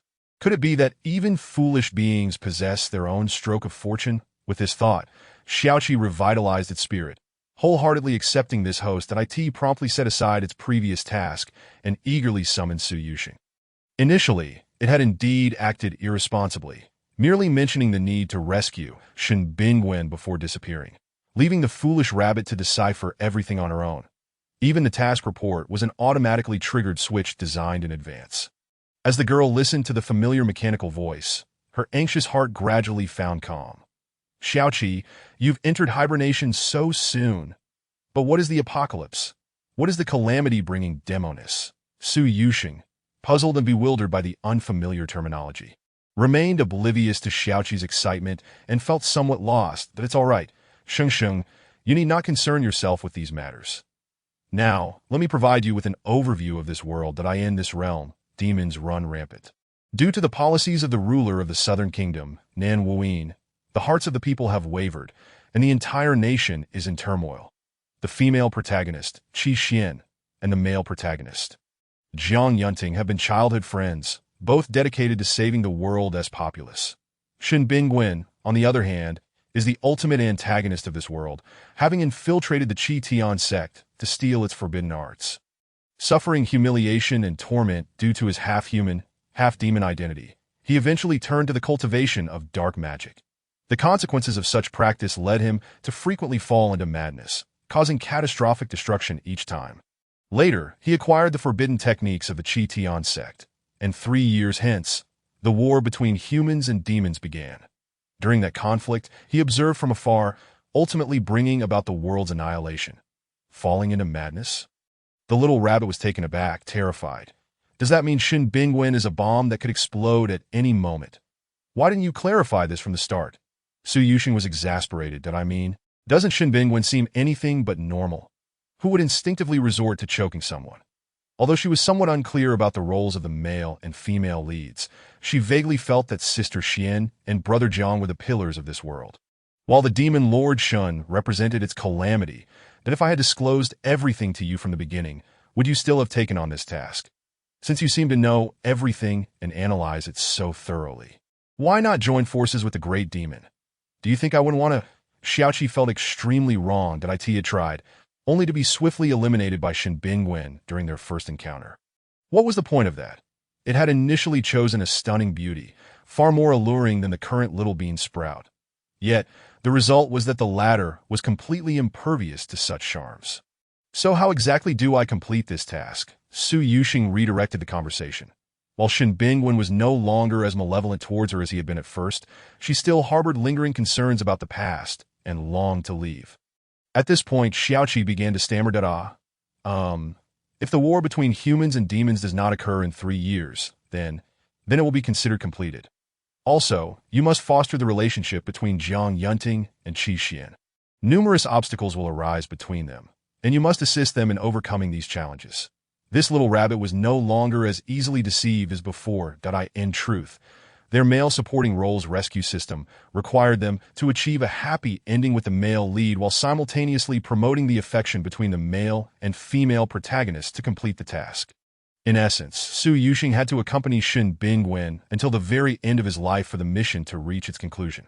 However, given the male supporting character's half-demon physique, his lifespan was almost as long as that of the demons. Furthermore, the female lead ultimately met a tragic end, while the male lead did not remain virtuous, presenting an extraordinary challenge. Thus, Xiaoqi felt somewhat guilty, and its tone towards Su Yuxing grew more amiable. It anxiously observed her expression. Noting her furrowed brow, clearly dissatisfied with the prospect of 3 years. Can I opt out of the task? She yearned to return to the Rose Valley. Such a life should not be entangled with a creature as unworldly as herself. She missed the starlit seas of the Rose Valley. Moreover, she had initially thought that simply bringing Sister Xian and Shen Bingwen together would simplify the task. But who would have imagined? Sheng, that's not permitted. If the task is abruptly terminated, you will be annihilated, disappearing into this void. Xiaoqi's voice grew, increasingly uncertain. Annihilation, of course, was a fabrication. Their male supporting role rescue system was quite humane, that if one did not wish to continue with the task, they could abandon it at any time. However, having finally found a host capable of completing the first phase of the task, how could it allow her to escape? Absolutely not. Once this most challenging task was accomplished, it could rise to become a top-tier system. In this day and age, who was unaware of the fierce competition in the system profession, one could not even dream of becoming a silver-tier system without completing 999 tasks. Naturally, there was a quicker method, upgrading using the host points. However, few hosts were willing to pursue that route. Eager to achieve a lasting resolution, it had taken on the task of Shen Bingwen as its first assignment. Yet now, as the 999th host, it had yet to complete IT. That IT would have been better to have diligently completed 999 tasks from the outset, leading it to become a laughingstock within the system realm. With a new host, it would shed the title of a useless system and soar to become a top-tier system. It held on to that conviction. Annihilation. Why are you resorting to coercion? Su Yuxing exclaimed in terror. Sheng, don't say that. Completing the task comes with benefits. Just think, once you finish, you will be the only woman by the side of the Great One, that although he possesses a rather strong desire for control. Trust me, whatever you desire, he will provide. That I will also present you both with a plethora of congratulatory gifts. In its eagerness to soothe Su Yuxing, Xiaoqi inadvertently let slip a crucial detail. IT suddenly remembered that this host seemed to harbor a dislike for antagonists. Xiaoqi hurriedly sealed its lips, realizing that speaking too much could lead to trouble, that if the host refused to undertake the task, it would be subjected to ridicule. Once more that Su Yuxing was no longer the Na'vi rabbit she once was. She immediately grasped the implication behind Xiaoqi's words. You mean, I still have to be with the demon Lord Shin? She asked through gritted teeth. Xiaoqi, in despair, shut its eyes. Its mouth had betrayed it. Naturally, that is to be expected. After all, we are the male supporting role rescue system. However, Sheng, consider this, we can rescue the male supporting character and, once he is with us, then leave. That wouldn't cause any issues, right? Ultimately, as long as you complete the task. I can provide you with endless carrots, that of course it will have repercussions. The male supporting character will craft a cage and lock you away. Really, Su Yuxing, who had just been resolute, softened her stance. She crossed her arms, finally allowing a hint of a smile to grace her features. Absolutely. No deception. Not only will there be endless carrots, but all the delicacies of the mortal realm will be delivered to you. All right, it's a deal. After 3 years, once the task is completed, I shall return to my Rose Valley. Deal. You are the host. You hold the ultimate authority. Xiaoqi readily agreed that if this foolish rabbit could truly fulfill the task, Shen Bingwen would likely not allow her to escape. Perhaps he would even construct a splendid golden cage just for her. With this thought, Xiaoqi felt a sense of calm wash over it. Though it lacked confidence in itself, it had unwavering faith in the male supporting character. Once someone captured Shen Bingwen's interest, escaping was nearly impossible. Although a twinge of guilt lingered within, one must venture into the tiger's den to capture the tiger cub. However, what if the demon Lord Shen killed me when he fell into madness? Sheng, that won't happen. Let me check his affection value towards you. Having previously abandoned the situation, the automatic system it had set up naturally possessed no permissions. As such, it lacked the capability to check such values. Shen Bingwen's affection value for Su Yuxing is 60. Heavens, 60 woman, are you cheating? 60 has already reached the level of affection. His affection for Qi Xian was merely 10. The excited voice of Xiao Qi echoed throughout the entire space that I in that instant. It felt as if it had effortlessly conquered the daunting task ranked at the top of the difficulty list. Does he like me? That can't be true. Did you check it wrong? Do you have any idea how atrocious he was in your absence? I brought him medicine, and he actually choked me. I was so close, just a hair's breadth away from death. I shielded him from harm, and he threatened to turn me into spicy rabbit head. As she recalled the bitter memories, The girl's voice quivered with emotion. I can feel aggrieved too, if it weren't for this ridiculous task, who would willingly endure such humiliation? How could I possibly have checked it wrong? Although my professional skills may be lacking. You cannot doubt my capabilities. I am, after all, a high-tech product. Sheng, you should take it easy that if it weren't for what you've suffered, Shin Bingwen wouldn't have developed such a high regard for you. Right. Xiaoqi remained puzzled and perplexed by the unexpectedly high affection value Shin Bingwen had for her. The previous host had also gone through hell for him. One host had nearly lost her life in the process. Yet, it never stirred a ripple in Shin Bingwen's heart. Could it be that foolish beings are indeed favored? Or perhaps, male leads are drawn to the naive? Xiaoqi cast a dubious glance at Su Yuxing, still unable to discern anything particularly special about her. With her entire being adorned in soft pink hues and an expression of innocent charm, she appeared remarkably gullible. Indeed, she seemed even more oblivious than the previous host. Upon witnessing her modest achievements, Su Yuxing felt a wave of relief wash over her. Well then, you must remember to reward me with carrots and a plethora of delicious treats. The girl's eyes sparkled with dreams of distant oceans. The glint in her eyes set Xiaoqi's system into a slight disarray. Suddenly, it dawned on it. This little fairy possesses an exquisite innocence. Every action she takes seems devoid of ulterior motives. Such an adorable bunny. It's no wonder the male lead would be stirred by her. Now I can reward Sheng with so many wonderful things, since Sheng completed the first phase of the task. The main system directly granted us 50,000 points, and a spatial bracelet point 50,000 points are enough to purchase everything in the point store, from life-restoring potions to beauty elixirs. Everything is available. Furthermore, these 50,000 points could upgrade me. The spatial bracelet allows for limitless storage. Whatever you desire, simply think of it, and it can be retrieved instantly. The bracelet is also in a lovely shade of pink. Considering Su Yuxing's naivety, Xiaoqi explained everything in great detail. IT truly wished to use the points for an upgrade. After all, it was still a useless system, mocked for years. Even its own space remained unformatted and pitch black, lacking even the semblance of a decent home. Many silver systems had already established one-bedroom apartments. Yet, after years of toil, it had achieved nothing. Reflecting on this, Xiaoqi felt a twinge of melancholy. Then I'll give you all 50,000 points for your upgrade. I only need the pink bracelet. The girl's voice was sweet as honey, her cheerful demeanor radiating positivity. Her soft, melodious tone warmed Xiaoqi's circuits. Oh, how I adore you. Sheng, I will upgrade now. Upon finishing her sentence, a mechanical voice echoed. Interstellar announcement. System number 137 has received a reward of 50,000 points from its host, ascending from a useless system to a diamond system. The surplus of 6,666 points has been returned to the account of No. 137. Meanwhile, the interstellar public network erupted in a fervent discussion. System number 998. Senior, how impressive. How did you manage to persuade your host to bestow 50,000 points for our upgrade? Seeking secrets, system number 110, no way. Sir, that number 137, who has consistently topped the difficulty task list, has turned lucky.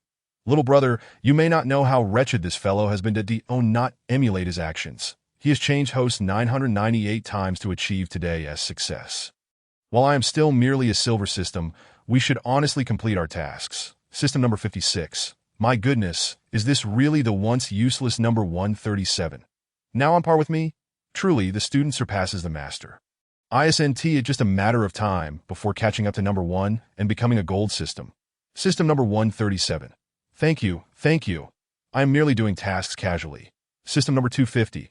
Captured a living big shot. I wish I could achieve the same success as them.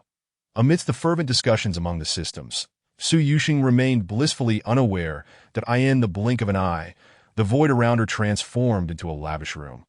The space was adorned with warm wooden decor, exuding a cozy and inviting atmosphere, truly a rabbit's dream abode. At that moment, a girl of approximately 7 or 8 years old materialized in the living room. The little rabbit spirit was momentarily startled. Everything that transpired today felt too surreal that in the next instant, the girl rushed towards Su Yuxing. Sheng, it's me, don't be afraid. Now that we've reached the diamond system, I can take on a human form and even expand my own space. This house has 4 rooms and 2 halls. all thanks to my precious Sheng Sheng. The main system even returns 6,666 points to us. If there's danger in the future, I can immediately exchange it for treasures. Yours Xiaoqi. It's me. Her host indeed smelled delightful, a fragrance of roses that captivated her. The little rabbit spirit momentarily lost her focus. Fortunately, she had always possessed strong resilience. Xiaoqi, will you be able to stay with me in this world? That is a feature exclusive to gold systems. Sheng Sheng, you've suffered so much. Was the male lead terrifying? Did he bully you often? Xiaoqi, being the most knowledgeable about Shen Bingwen, recalled how she had been instantly defeated in a single blow. It's all right that I'm fine. The little rabbit spirit gently ruffled the girl's soft hair, offering comfort. Oh no. Sheng Sheng, after the male lead saw you faint, he seems to be dangerously losing control. You must brace yourself. I will send your soul back immediately. You go back first. It will take me a few days to fully upgrade.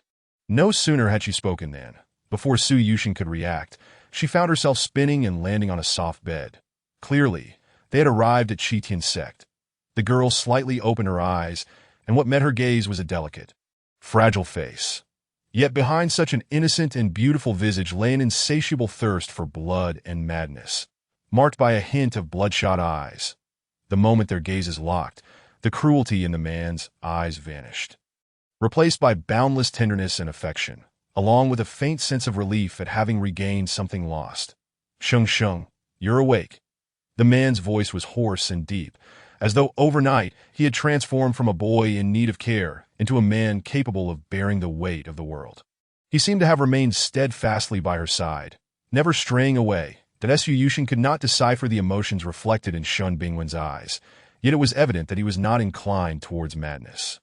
Shen Shixiang, have we arrived at Qitian sect? Perhaps due to her prolonged unconsciousness, Su Yuxing's originally sweet voice now bore a hint of hoarseness. The delicate girl, with her pale complexion and disheveled hair, appeared both fragile and endearing. Shen Bingwen's ink-black eyes dimmed slightly, and he rose to pour a cup of slightly warm water and handed it to the still-dazed Su Yuxing. The girl accepted the cup and took a tentative sip. The temperature was just right, and she promptly drank it all. Who would have thought that the great demon could be so considerate at times? Indeed, you fainted along the way that we summoned numerous doctors. Yet none could ascertain the cause. Shen Bingwen spoke with an air of detachment, as if it were of no concern to him. However, his gaze remained fixed on Su Yuxing, as if fearing she might vanish in the next moment. What about my senior sister? You have been unconscious for nearly 2 days. It is late, and the eldest senior sister has already retired. Rest well, for she shall come to visit you tomorrow. The man suddenly recalled something and stood once more. He walked directly to the table and returned with a pot of pink porridge that Su Yuxing hurriedly lifted the covers, sitting upright to see what it was. This is carrot porridge I made for you. It's still steaming hot. Let me feed you a bit. Before the girl could protest, a spoonful of fragrant carrot porridge was already pressed to her pale lips. One spoonful after another. The delicious porridge was eagerly consumed by the little rabbit demon who had not eaten for 2 days. As a large pot of warm porridge settled in her stomach, her soft abdomen gradually rounded. Thank you, Shen Shixiang. This carrot porridge is truly delicious. Did my senior sister make it? The girl gazed up with her doe-like eyes, brimming with shyness and delight. It was I who made it, Shen Bingwen replied, still maintaining his calm demeanor, though his tightly clenched fists betrayed the emotions he held within. The little rabbit demon widened her eyes in surprise, but quickly replaced her expression with a sweet smile. The porridge you made is truly delightful, Shen Shixiang, so fragrant and sweet. I never imagined you could cook. Her gentle voice finally soothed the restlessness and fury that had long simmered within Shen Bingwen. Su Yuxing observed Shen Bingwen's face, which appeared unchanged from before, yet she sensed an underlying strangeness she could not quite articulate. She unabashedly praised him, her soft tones pleasing the man greatly. Sheng Sheng, do you still feel unwell? He inquired, the familiar faint scent of roses calming his heart. I feel perfectly fine. The girl replied softly, playfully. Chapter 45, The State of Demonization at Present. She only wished to escape this peculiar situation as swiftly as possible or to urge Shen Bingwen to leave. Though the great demon now exhibited gentleness, an air of peculiarity surrounded him, imparting a sense of being under his control. This version of the great demon was even more disquieting than the one from that late night. Sheng Sheng, You must not behave this way in the future, understood? His magnetic voice caused Su Yuxing's ears to flush a delicate shade of red. This way. What do you mean? She asked, somewhat bewildered, yet she obediently nodded. All right. It is always wise to agree with Shun Bingwen for now. I must calm this great demon first.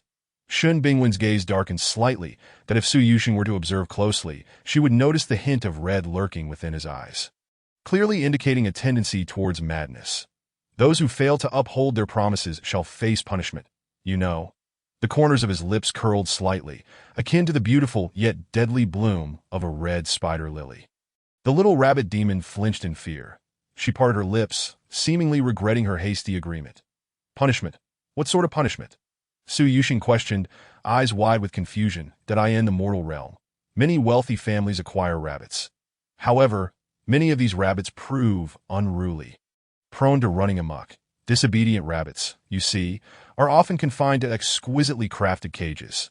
Sheng, if you do not behave, you too shall find yourself locked away. The man wore a wicked smile that sent shivers down Su Yuxing's spine. Shin Bingwen leaned closer, his presence overwhelming, the heat of his breath grazing Su Yuxing's tender skin. She trembled in fear, instinctively retreating to the corner of the bed. It appeared the great demon was indeed serious. Thus, his meaning was clear. As long as she remained by his side and did not stray, such a fate would not befall her, correct? I will listen to you. Shin Shixiao. The girl was utterly compliant. Even if she were somewhat dim-witted, she could sense that something was amiss with Shun Bingwen. The man seemed to be struggling against an impending tide of fury within him. She was adept at reading the situation. When silence was warranted, she would certainly hold her tongue. As Su Yuxing gazed at Shun Bingwen in a daze, the red hue in his eyes suddenly intensified. Sheng, what are you thinking? Are you contemplating how to escape while simultaneously agreeing to my words? The previously delicate exterior now transformed into something sinister and enchanting, his hoarse voice laced with temptation. Only the crimson in his eyes could attest to the state he was in. A pair of large hands gently caressed Su Yuxing's soft hair. She could not help but notice the shift in Shun Bingwen's demeanor, trembling uncontrollably in fear. And no, I'm truly obedient. I won't run away. I will stay by your side and go nowhere. Her voice was both sweet and soft. Trembling with fear. You are afraid of me, he stated, not as a question but a certainty. The barely concealed rage simmered beneath those four words, as though the man might erupt at any moment and drain the life from the fragile girl before him. Your eyes have turned red. Naturally, I would feel a bit frightened. Although my eyes are red too, does that mean you intend to turn me into spicy rabbit heads? Please don't do this, Su Yuxing quivered, tears glistening as they streamed down her cheeks. Her words were punctuated by sniffles, rendering her appearance rather comical. Yet the man who had already succumbed to madness paid no heed to her pleas. A pair of strong hands suddenly seized her delicate neck, the familiar sensation of suffocation crashing over her once more, reminiscent of that fateful night. The man lifted her effortlessly, her feeble form squirming in vain. Tears streamed down her face, but her struggles were futile.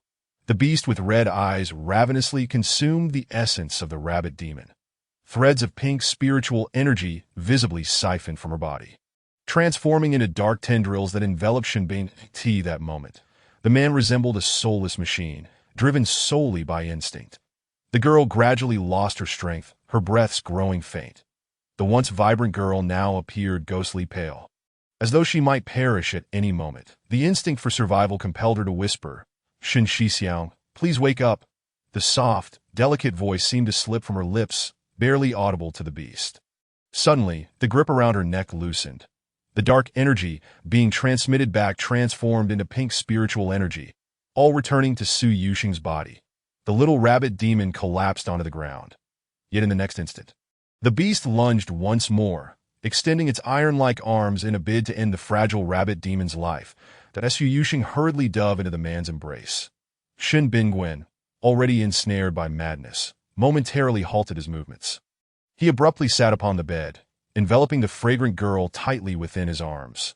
His grip was firm, as if he wished to meld her into his very being, inseparable for all eternity. That Su Yuxing, ever obedient, allowed him to hold her. Yet Shin Bingwen, who practiced dark arts, was never one to maintain his composure. That he had managed to restrain himself until now was already remarkable. how much more so when he had fully succumbed to madness? He extricated the young girl from the soft embrace of the quilt and promptly positioned her across his lap. The man's kiss descended upon her luscious lips, a stark contrast to his previous fleeting touch. This time, it was more lingering, imbued with a tantalizing allure that hinted at shared surrender. The girl, utterly pliant, found herself unable to resist the firm grasp of the man. Her delicate hands clutched tightly at Shun Bingwen's garments, a peculiar sensation causing her to involuntarily curl her dainty toes.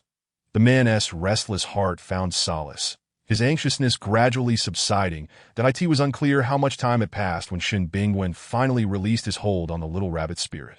The girl, having lost all strength, nestled closely against Shun Bingwen's embrace. Just as one would assume the moment had reached its conclusion, the man's broad hand delved beneath the warm quilt.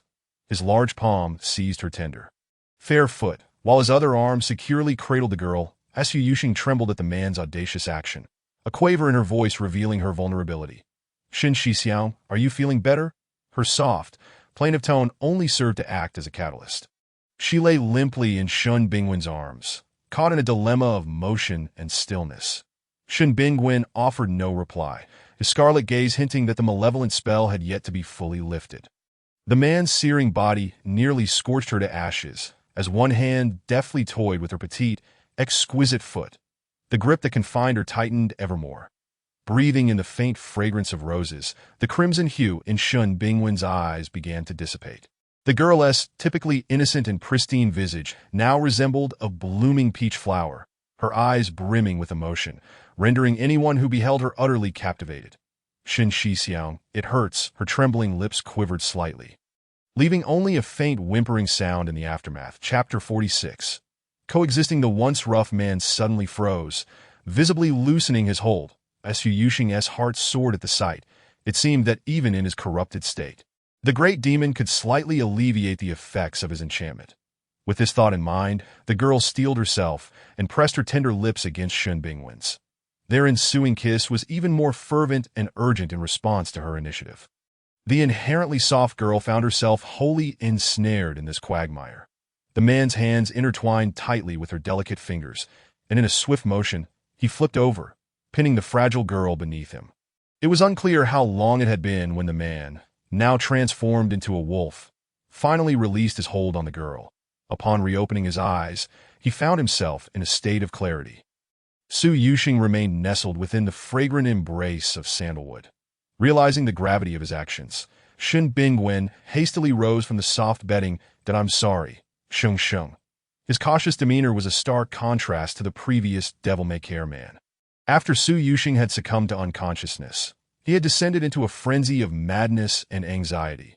When the girl awakened, the malevolent force within him had abruptly unveiled itself, as if a floodgate had opened. Logically, he should have eradicated anyone privy to his secret. Yet gazing at the girl before him, he found himself unable to raise his hand against her. Xin Shixiao, as long as you're all right. Su Yuxing's voice remained gentle. She bore him no ill will. Shaoqi had informed her of his state during his corruption. Had it not been for that 60-point favorability, she might have already been drained to a husk. With this thought, her trepidation regarding the future gradually diminished. For the time being, it appeared that the great demon's corrupt state could be alleviated, albeit with a minor sacrifice on her part, or rather, a significant one. Rest now. With that, the man turned and exited. That he needed to take a cold shower to calm himself. The following day, when Su Yuxing awoke, her eyes fell upon Qi Xin's cool, exquisite, celestial visage. The white-clad beauty's frosty expression melted upon seeing the delicate girl, her eyes bursting with immense joy and excitement.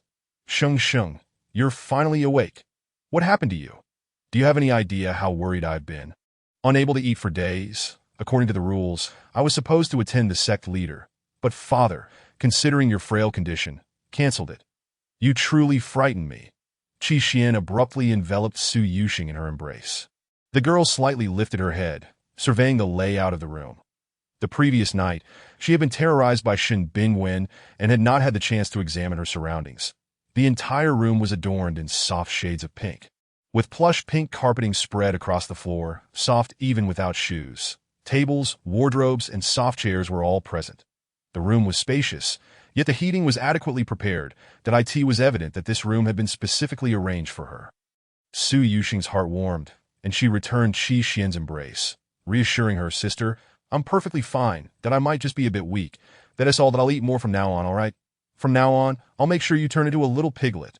Qi Xian had hurried to Su Yuxing's room as soon as dawn broke. She had just encountered Shen Bingwen leaving, and upon learning that Sheng Sheng had awakened, her anxious heart gradually found peace. "I absolutely refuse to become a little piglet. Sister Xian, where are we?" Though she had an inkling that they were at Qi Tian sect, she still feigned ignorance that we have returned to Qi Tian sect. "This is the room specifically prepared for you. It was decorated by both me and Bingwen. How beautiful." Su Yuxing offered her compliments at the opportune moment. "You are the most fond of pink. After all, now that you're at Qi Tian sect, you must diligently cultivate, understand? Let me first explain the structure and rules of Qi Tian sect, that it is divided into 5 islands, and once you learn to teleport, traveling will be quite convenient. You and Bingwen will reside on one of the islands, Bingyu Island. This is a common residence for new disciples. The environment here is harsh, suitable for tempering one's character. 6 months hence, there will be an assessment for new entrants that if you fail, you will be expelled. Thus, Sheng Sheng must cultivate diligently, considering that Sheng Sheng and Bingwen were relatively familiar with one another. I specifically arranged for you both to share a room. Initially, it was agreed that upon returning to Qi Tian sect, Bingwen would take care of you. Qi Xian had never intended for Su Yuxing to enter the sect solely to practice monster-catching techniques. Her greatest hope was for this adorable girl to live a safe and joyful life. Therefore, even if Su Yuxing were to rank last in the new disciple competition, she would ensure her little treasure was not expelled. This was merely a way to motivate her, not to encourage constant frivolity. "Sister, I want to be with you. Is that all right?" Su Yuxing cautiously uttered, buried in Qi Xian's neck. Shen the demon's state was far too perilous, leaving her somewhat fearful and uncomfortable. Although there was a means of alleviation, she dreaded the thought of what might happen one day. Su Yuxing could not bear to contemplate it. "Sheng Sheng, I have even more dangerous matters to attend to. Staying with Bingwen is the best option for you. The 5 islands of Qi Tian sect are interconnected by bridges, so you need not worry that if you wish to find me, you can come whenever you like. Or simply have Bingwen teleport you over to Su Yuxing." Swallowed hard, recalling the events of the previous night. The little rabbit spirit felt immensely wronged and on the verge of tears. "Sister, I feel," just as the girl intended to refuse again. She caught sight of a corner of white fabric at the door. "Junior sister, I prepared breakfast for you." The gentle figure, as warm as jade, slowly entered the room, appearing entirely different from the demon of yesterday. The man exuded a chill, not rushing to approach the two, that upon seeing that Shen Bingwen had even prepared breakfast for Su Yuxing, Qi Xian felt that the bond between fellow disciples should indeed be one of mutual affection, further affirming how correct her earlier decision had been. "Sheng Sheng, look how well your Shi Xiang treats you. Did I want to linger any longer? I have many matters to attend to upon returning to the sect. If you need anything, just come find me. After breakfast, let your Shi Xiang take you for a stroll." With that, Qi Xian vanished from sight. Left behind, Su Yuxing felt as though a bucket of icy water had been poured over her, thoroughly awakening her senses. The meal prepared by the man was exceedingly lavish. Milk and silver ear porridge, pickled sour beans and carrots, and fragrant fried dough sticks. The delightful aroma wafted into the girl's nostrils. She could not help but marvel at the great demon's culinary skills. With his slender hands, the man arranged the meal beautifully and neatly that Su Yuxing hastily threw off the quilt and rushed to the charmingly adorned table. Her long hair cascaded past her waist, and her pink nightgown was now wrinkled. Shen Bingwen could not help but furrow his brow, then rose to open the nearby wardrobe, meticulously selecting an outfit. Before long, he draped a pink long cotton robe over the little rabbit spirit, who was thoroughly enjoying her meal. "Shi Xiang, where did this clothing come from? I had someone make it while you were unconscious." Having spoken, Shen Bingwen affectionately ruffled Su Yuxing's little head before taking a seat on the adjacent chair, but he focused intently on the small rabbit, whose cheeks were adorably puffed out with food. The pink cotton coat was indeed lovely, fitting her perfectly and enveloping her in its fuzzy warmth that as he observed her lips parting and closing, Shen Bingwen felt an overwhelming heat wash over him. His dark eyes gradually transforming to a fiery red Su Yuxing turned her gaze towards a row of cabinets. The cabinets were large and spacious, divided into 4 sections, yet they were filled to the brim. A sense of unease crept over her. Why was this formidable figure suddenly so kind to her? It seemed that material possessions in this world required money, and shouldn't this powerful man be impoverished and weak? Why did reality starkly contrast with her expectations?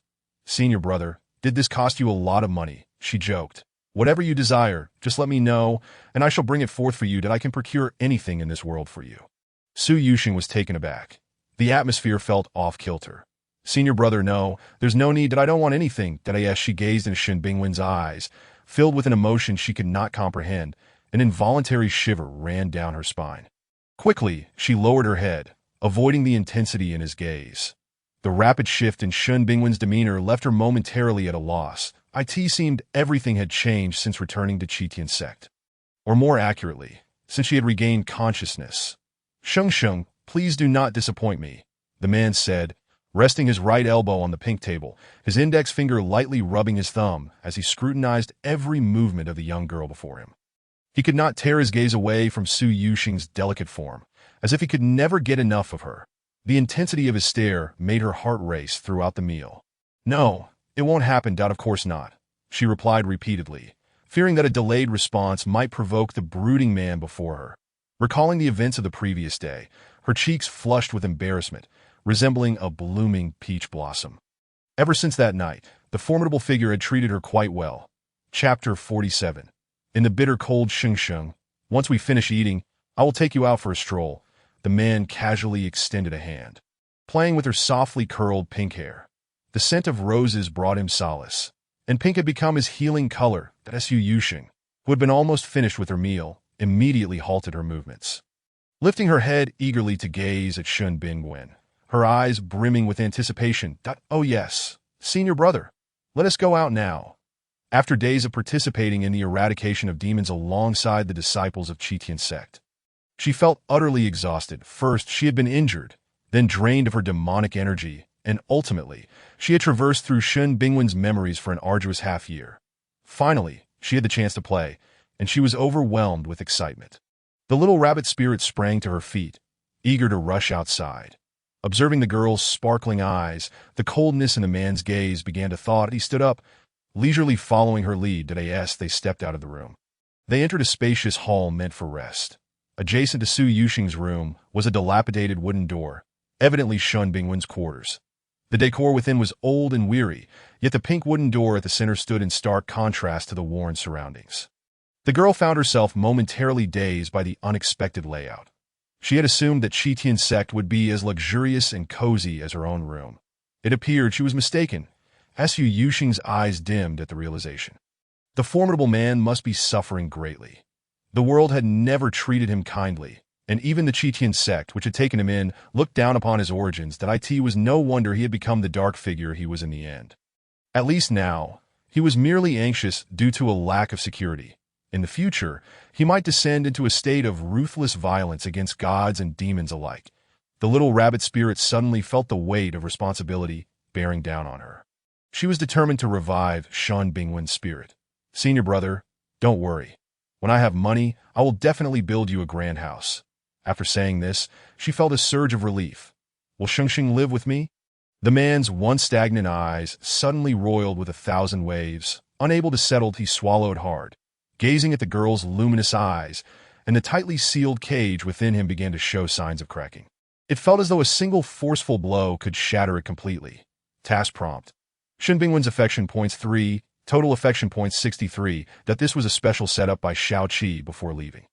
Even in its absence, it could provide Su Yuxing with real-time task updates. The not-so-bright little rabbit immediately felt puzzled. Why would she want to live with him? After all, she still had to return to her Rose Valley. The affection point seemed to increase inexplicably. Though her face showed no sign, her sweet voice remained polite. "Of course, I will." This was her understanding of politeness learned from humans. When someone extended an invitation, it was considered very rude to decline outright, so the little rabbit felt justified in her response. After all, humans were known for their courteous exchanges, and surely the formidable man understood her intentions. Upon hearing the girl's unhesitating affirmation, the man's lips curled into a slight smile. The beauty smile was akin to the fleeting bloom of a night blooming cereus, stunning and enchanting, Su Yuxing found herself entranced. If Shun Bingwen were a woman, many would undoubtedly covet her. The man, noticing the girl's captivated gaze, smiled wider. Sheng, once you promise me something, you cannot go back on your word. Those who fail to keep their promises will find themselves locked in a cage. Su Yuxing had long since grown accustomed to such threatening banter. She recognized that Shin Bingwen enjoyed scaring her. Even if he intended to lock her in a cage, he would have to find her first. A clever rabbit has many burrows. Seeing this, the man chose not to press further. He gently pushed open the outermost large door of the hall, immediately turning back to shelter the girl in his embrace. As the door swung open, a blast of cold air rushed in, revealing a pristine expanse of snow. It was supposed to be the sweltering heat of summer, yet here it was, snowflakes dancing down. The pure white adorned the entire landscape, with scattered crystalline ice piling up on the ground. The fiery sun seemed perfectly placed upon the white earth. Surrounding them were numerous buildings, likely the dormitories for newly admitted disciples. Truly, the conditions were harsh.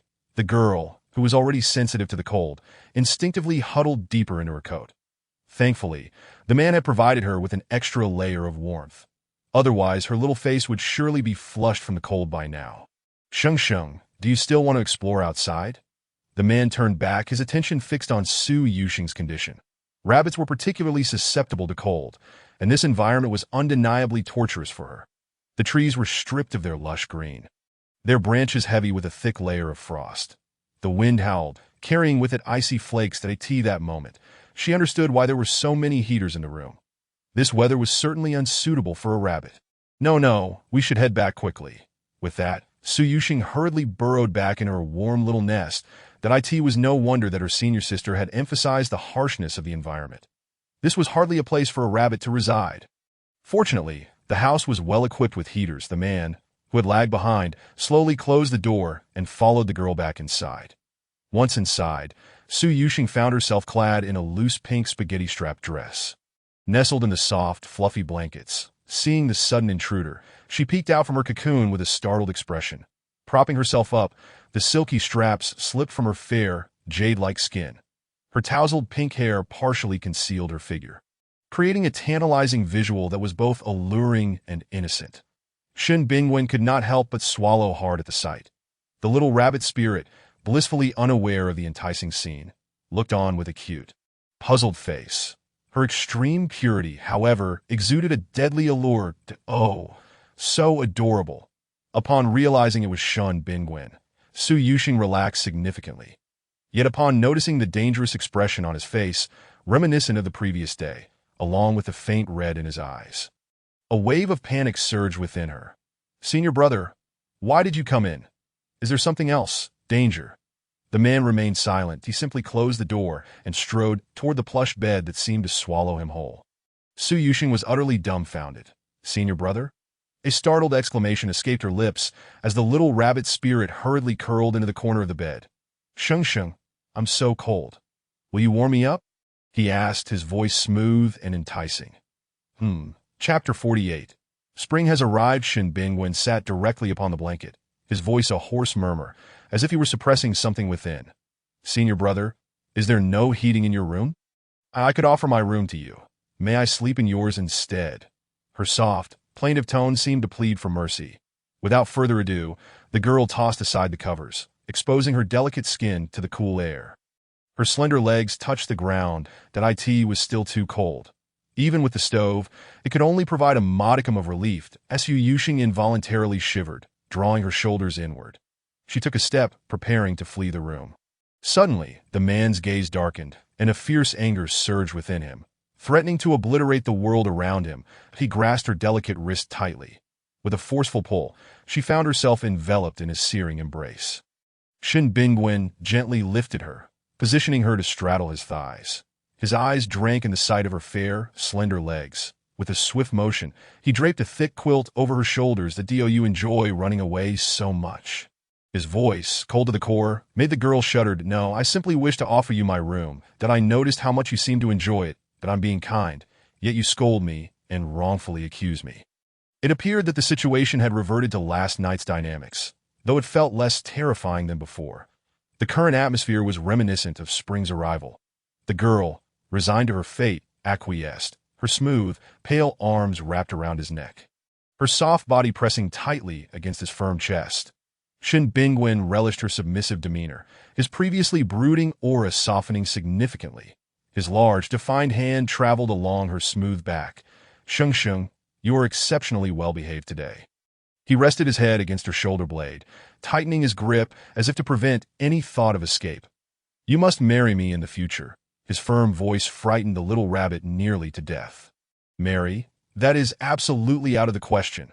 Humans often have multiple spouses, but I prefer to remain devoted to one." That the thought of the great demon potentially taking multiple wives sent Su Yuxing into a flurry of excuses. "Senior brother Shin, I am a demon." This implied their incompatibility, given their differing races. Her soft voice trembled slightly, revealing her anxiety. Her petite frame began to shake uncontrollably. The man's expression darkened, that he realized he had been too hasty. His precious little rabbit was clearly frightened. "Did I scare you, Sheng Sheng? I was merely jesting." Shin Bingwen ruffled her fluffy hair, that Su Yuxing exhaled a sigh of relief. She was still young. How could she engage in early romance? Typically, rabbits did not fall in love until they reached the age of 103. Only a century old, she felt wholly unqualified as the girl lost herself in thought. A pair of hands began to wander restlessly. "Sheng Sheng, you're daydreaming again." His gentle whispers were akin to sweet nothings exchanged between lovers. Before she could fully comprehend, a fervent kiss landed upon her luscious lips. The man's kiss was insistent and fervent, as if he sought to consume her entirely. To end the throes of passion, he suddenly leaned backward at Su Yuxing, caught off guard by this unexpected turn, nearly cried out.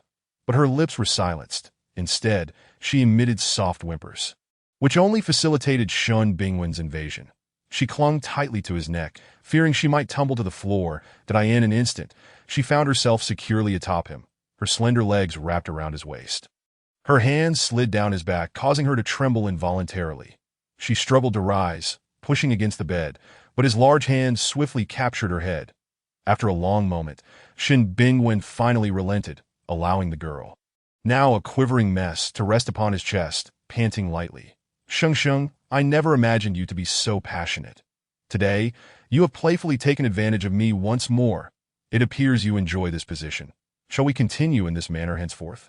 He adored the innocent expression on her face, now tinged with a blush due to him.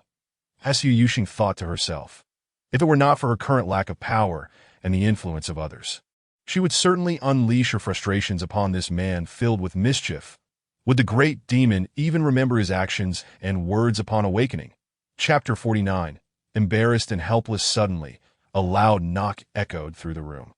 The man on the bed regained his composure, realizing he had indulged in his fantasies once more, his ears flushing slightly. His recent behavior had indeed been peculiar.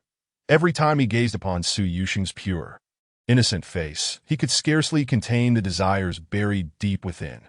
What began as a simple observation of the little rabbit enjoying her meal had spiraled into an unexpected tumble onto the bed, accompanied by bewildering words. Perhaps it was the after-effects of consuming a wave of demonic energy and man-eating flowers. Although he had experienced similar repercussions before, never had they manifested in such a strange manner.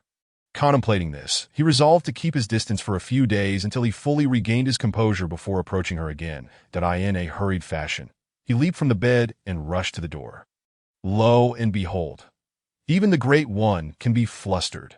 It seemed she had noticed the faint blush on his ears. Perhaps she was beginning to understand that whenever this man exhibited abnormal behavior, it was undoubtedly due to his inner turmoil. Sheng Sheng has realized that the male lead's instability stems from his consumption of too many man-eating flowers and waves of demonic energy, given the lascivious nature of the man-eating flowers. It was no surprise that he had suffered these past few days. However, he should return to normalcy soon.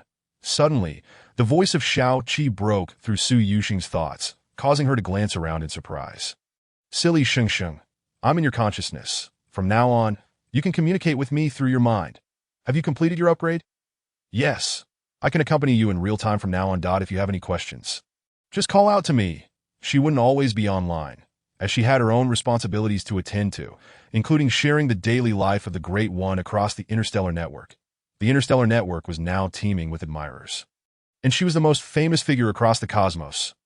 Okay, the girl responded obediently. Xiaoqi felt fortunate to have such a pure and delightful host, as it saved her time and effort while captivating the antagonist. Just as the two were engrossed in conversation, a booming voice erupted from outside. Shin Bingwen, you worthless fool. What have you done to your junior sister while she was unconscious? I warned you long ago that leaving Yuxing in your care was utterly unsafe. You are nothing but a base individual with ill intentions. It was Wang Kuin's voice. The girl hastily donned her clothing and rushed outside in a panic. As she stepped out, she heard Shin Bingwen's pitiful attempts at explanation. Senior brother. You are overreacting. Junior sister has long since awakened. How could a mere waste like me have any influence over her? This was also senior sister Qi Xian's decision that if you find it unsatisfactory, feel free to punish me. Wang Kuin, squeezed in the doorway, failed to notice the pink-clad girl, roaring angrily, Shin Bingwen, you have a lot of nerve. Yes, I should punish you, Duanhua. What do you think is an appropriate punishment? I think we should just gather all the leaves on Ice Jade Island. The psychic suggested hesitantly. It was common knowledge that Ice Jade Island had no leaves, that a punishment of that nature would be no punishment at all. Very well, then you shall clean the entire exterior of Ice Jade Island's buildings until they shine, Duanhua asserted, pleased with his idea. But did I even say that? Chapter 50, just a little unwell, just when Su Yuxing thought Shin Bingwen would resist. She heard him respond softly, yes, senior brother. Ordinarily, Shin Bingwen was not one to comply so readily. Why are you still hesitating? Get moving. Wang Kuin barked orders without a hint of mercy. Wait, senior brother Shin has never bullied me. Why should he be punished? The girl quickly stepped in front of him. Moreover, if anyone bullies me, it is my responsibility to handle it. She found it utterly absurd that he was being punished for something that was not his fault. Wang Kuin perked up at Su Yuxing's spirited defense, pushing his way through the door, followed by a throng of underlings, resembling a gang leader. As he adjusted his attire, he adopted a suave demeanor, smiling broadly at the pink-clad girl. Junior sister, we are not punishing him. We are merely demonstrating brotherly affection. His constitution is rather frail. Are we not exercising to strengthen it? Junior sister, this room is exceedingly dilapidated. Why not reside in my quarters instead? Once you express your wishes to elder sister, she will undoubtedly acquiesce. Wang Kuin, upon catching a whiff of the familiar rose fragrance emanating from Shin Bingwen, was consumed by a fit of anger and embarrassment. Why, pray tell, should elder sister place the charming junior sister in that shabby dormitory of Shin Bingwen?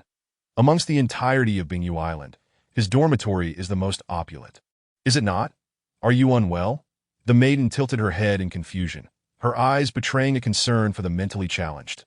Wang Kuin and his entourage, save for Duanhua, were convinced that a miracle had occurred. Wang Kuin, in particular, was so agitated he could hardly contain himself. Was the junior sister genuinely concerned for him? Absolutely. It must be that the cold of Bingyu Island had her fretting over whether he had fallen ill. This Yuxing junior sister was indeed moved by Wang Kuin's unwavering affection. Standing in the corner by the door, Shin Bingwen's expression suddenly darkened. Junior sister, are you truly concerned for me? I, too, feel unwell. Whenever I cannot see you, everything seems amiss. Might you assist me in assessing my condition? With that, Wang Kuin, a tall figure over 6 feet, awkwardly stepped forward, clutching his chest and bearing a countenance of suppressed anguish. Su Yuxing could no longer bear to watch. She hastily interrupted Wang Kuin's self-indulgence. Nay, I believe you are the one with the problem. You constantly indulge in fanciful notions that could never transpire. Though she was a soft and adorable rabbit spirit, her reprimands were unambiguous. Beside her, Duanhua quickly shrank back, retreating to the farthest edge of the crowd. As expected, under Duanhua's anticipation, Wang Kuin, oblivious to the awkwardness, retracted his actions and, in a concealed corner unseen by Su Yuxing, fiercely twisted the arm of the subordinate who had taken his place. The subordinate's face contorted in agony, yet he could not muster a single word of pain. Duanhua let out a sigh of relief, thankful for his quick thinking. This time, it was not him in the line of fire, though he had known all along that the junior sister would not shower affection upon their leader. Wang Kuin, feigning innocence, smiled warmly. Junior sister Yuxing, you certainly have a knack for humor, wouldn't you agree? Indeed, the subordinates chimed in unison. Then you jest about having Shingu clean every room on Bingyu Island? Su Yuxing had not forgotten the most pressing matter. What a jest! How could one allow the esteemed individual to undertake such menial tasks? What if he were to become even more corrupted? Having already strayed onto a misguided path, it was imperative to rectify course promptly. Of course, it was a jest. You are overthinking it. Junior sister, we would never impose such labor upon our junior brother. Wang Kuan replied gently, appearing magnanimous and forgiving that it was my own volition. The deep, melodious voice of a man suddenly interjected between the two at an impasse. Su Yuxing was momentarily taken aback, while Wang Kuan and the others burst into laughter. Junior sister, do you see? He is a lowly individual who willingly engages in cleaning tasks. When you visit the Wang residence in the future, you shall witness what a life of refinement truly entails, where one merely has to extend a hand for clothing and food. A life of unparalleled ease. You will then understand what the correct choice truly is. Are you disabled? Cannot feed yourself? Do you require assistance to dress? With that, the maiden turned on her heel and entered the room. What an ungrateful heart! The little rabbit spirit was incensed that in such frigid weather, one might freeze their ears off outside. Do not be vexed, Sheng Sheng. His departure was for your benefit. He merely seeks to vent his frustrations without causing you harm. The villainous leader harbors a sincere heart for you. He can endure this. A voice, leisurely and soothing, resonated. The little rabbit spirit finally comprehended the situation, though she remained irate. Approximately an hour later, the perpetually cold-sensitive little rabbit stealthily ventured outside. Bingyu Island lived up to its name. Enveloped in a shroud of dark clouds, the cold wind howled, and beautiful frost flowers danced in the air. The girl in a pink garment stood upon the pristine expanse of white, following the familiar footprints left in the snow, ultimately locating the slender figure of the man. That he stood amidst the snow, his form exquisitely sculpted. Even the act of wiping the wall was executed with elegance and fluidity. Shingu, I have come to bring you food. A ball of pink rushed excitedly towards the man. Shen Bingwen's posture stiffened, clearly taken aback that the maiden would still wish to see him. Chapter 51. The rabbit fur scarf. The following day, as Su Yuxing passed by Shun Bingwen's room, she discovered it utterly devoid of life. The bedding within was tidily arranged, immaculate. Xiao Qi, could it be that he is meditating during the Qin hour? The maiden pondered within. Indeed, oh, you mean Shun Bingwen. He did not return last night. He shall likely remain absent for several days, that he has chosen to sleep beneath the heavens, upon the ice. Worry not. He is ablaze with vigor. Vigor within? Would that not incinerate his organs? Can he even survive? He can. Fear not. As long as you do not approach him, he will remain unkind-led. That simply won't do. I still have tasks to complete. Listening to the silly yet endearing words of the little rabbit spirit, Xiao Qi couldn't help but recall the scene from last night, where the imposing villain was miserably huddled alone in the icy wilderness. Gradually finding solace only after plunging into the frozen jades, it remains a mystery whether placing the two of them in the same residence has caused more distress to her foolish host or to the villainous male counterpart. As she stepped outside, the dawn had just begun to break, with the sun peeking through. The newly initiated disciples still lacked the skill of teleportation, relying instead on walking. Su Yuxing locked the door. The other disciples were already making their way towards the only bridge connecting them to the outside world. The pristine white ground was dotted with young men in white robes, yet one particular girl in a pink outfit with her hair styled in double braids stood out remarkably.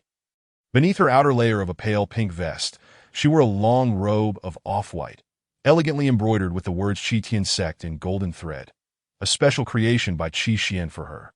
Thus, she was officially recognized as a female disciple of the Qi Tian Sect. The girl lingered at the back of the crowd, having reluctantly risen from her slumber just in time. Crossing the lengthy crystal bridge led her to Misty Island, a place designated for new disciples to attend classes and cultivate. Misty Island, shrouded in mist and adorned with peach blossoms, appeared ethereal in stark contrast to the nearby frozen Jade Island. Misty Island enjoyed a perpetual spring, flourishing with vibrant peach trees. That a throng of people surged towards the main building where classes were held for all new disciples. The Qi Tian Sect employed a half-day teaching system, classes in the morning and self-cultivation in the afternoon. Su Yuxing entered the large hall accompanied by the melodious sound of bells. This moment, the disciples had already settled into their seats, with an austere, diminutive elder at the front, upon seeing Su Yuxing arrive along with the chimes. A collective gasp echoed through the room. Poor little junior sister, she was in for it.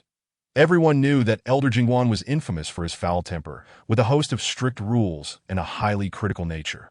Punishments were swift and harsh, and the monthly assessments were particularly grueling. That it was said that the last male disciple who arrived just on time had managed to clean the tens of thousands of steps across 5 islands. One could only wonder if this delicate little junior sister could withstand such rigorous punishment. That the front row, Ning Qingwu wore a smug and triumphant smile, relishing the sight of Su Yuxing's impending misfortune. "Are you the new female disciple?" A commanding voice resonated beside the girl, with a gaze as penetrating as that of a hawk, seemingly attempting to see through Su Yuxing's very essence. "Yes," the girl replied with a slight nod, her hands nervously clutching the fabric at her sides, her fair cheeks tinged with a subtle blush of anxiety. "Take a seat," Elder Jingguan remarked, retracting his scrutinizing gaze and casually uttering those 2 words. The other disciples exchanged glances, astonished. "Is that it? Could it be that Elder Jingguan has softened?" Ning Qingwu huffed in indignation.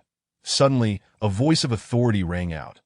"Ning Qingwu, stand outside for half an hour as punishment. A small-minded person cannot hope to achieve great things." Ning Qingwu's eyes widened in disbelief. "That on what grounds? Why does Su Yuxing receive such favoritism?" She simply cannot bear to see Su Yuxing garnering more affection than herself. In a fit of rage, Ning Qingwu sprang to her feet and stormed out, completely disregarding the decorum expected of a disciple. The remaining disciples straightened in their seats, realizing that Elder Jingguan was indeed still the same stern figure. Elder Jingguan chose not to elaborate further, his attention now fixed on Su Yuxing, who had yet to take her seat. In a classroom filled to capacity with over 100 students, there was hardly any space left for her. "Go to the last row," he instructed, exhibiting an uncharacteristic gentleness and patience. "Thank you, Elder," Su Yuxing said with a slight bow, hastily making her way to the back. The last row still offered some room. Just as she hesitated, a familiar voice suddenly called out from the corner, "Sister Su, come here quickly. Shun and I are here." She turned her head and indeed spotted Shen Bingwen and Su Rongyun. With a spot left between them, that Su Rongyun was nestled in the corner against the wall, while Shen Bingwen leaned against the corridor. Though the man had not slept all night, he appeared remarkably spirited. After flashing a sweet smile at Shen Bingwen, Su Yuxing settled between the 2 men. Elder Jingguan began his lecture, discussing the profession of monster catchers, which demanded not only profound and formidable abilities, but also high moral standards and character from the catchers themselves. As Su Yuxing listened intently, she felt a slight tug at her sleeve. Accompanied by Elder Jingguan's authoritative tone, Su Laosher initiated his own lesson. "Sister Su, I have something particularly interesting to show you." "Are you interested?" One hand concealed something beneath the table while the other supported his chin, fingers covering his lips. Just as the girl leaned over, Su Rongyun urged, "Sister Su, don't turn your head. The elder will notice us whispering." Su Yuxing obediently nodded, imitating his manner and whispering, "What intriguing thing do you have? It must be far more engaging than the elder's lecture." "This is a treasure," Su Rongyun replied, "that I wouldn't show it to just anyone. If you don't like it, return it to me. If you do, you can keep it." With that, he pulled out 3 books stacked high from beneath the table and presented them to Su Yuxing.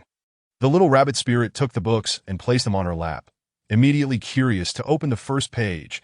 To her astonishment, the illustrations depicted a man and a woman engaged in peculiar activities. "What are they doing?"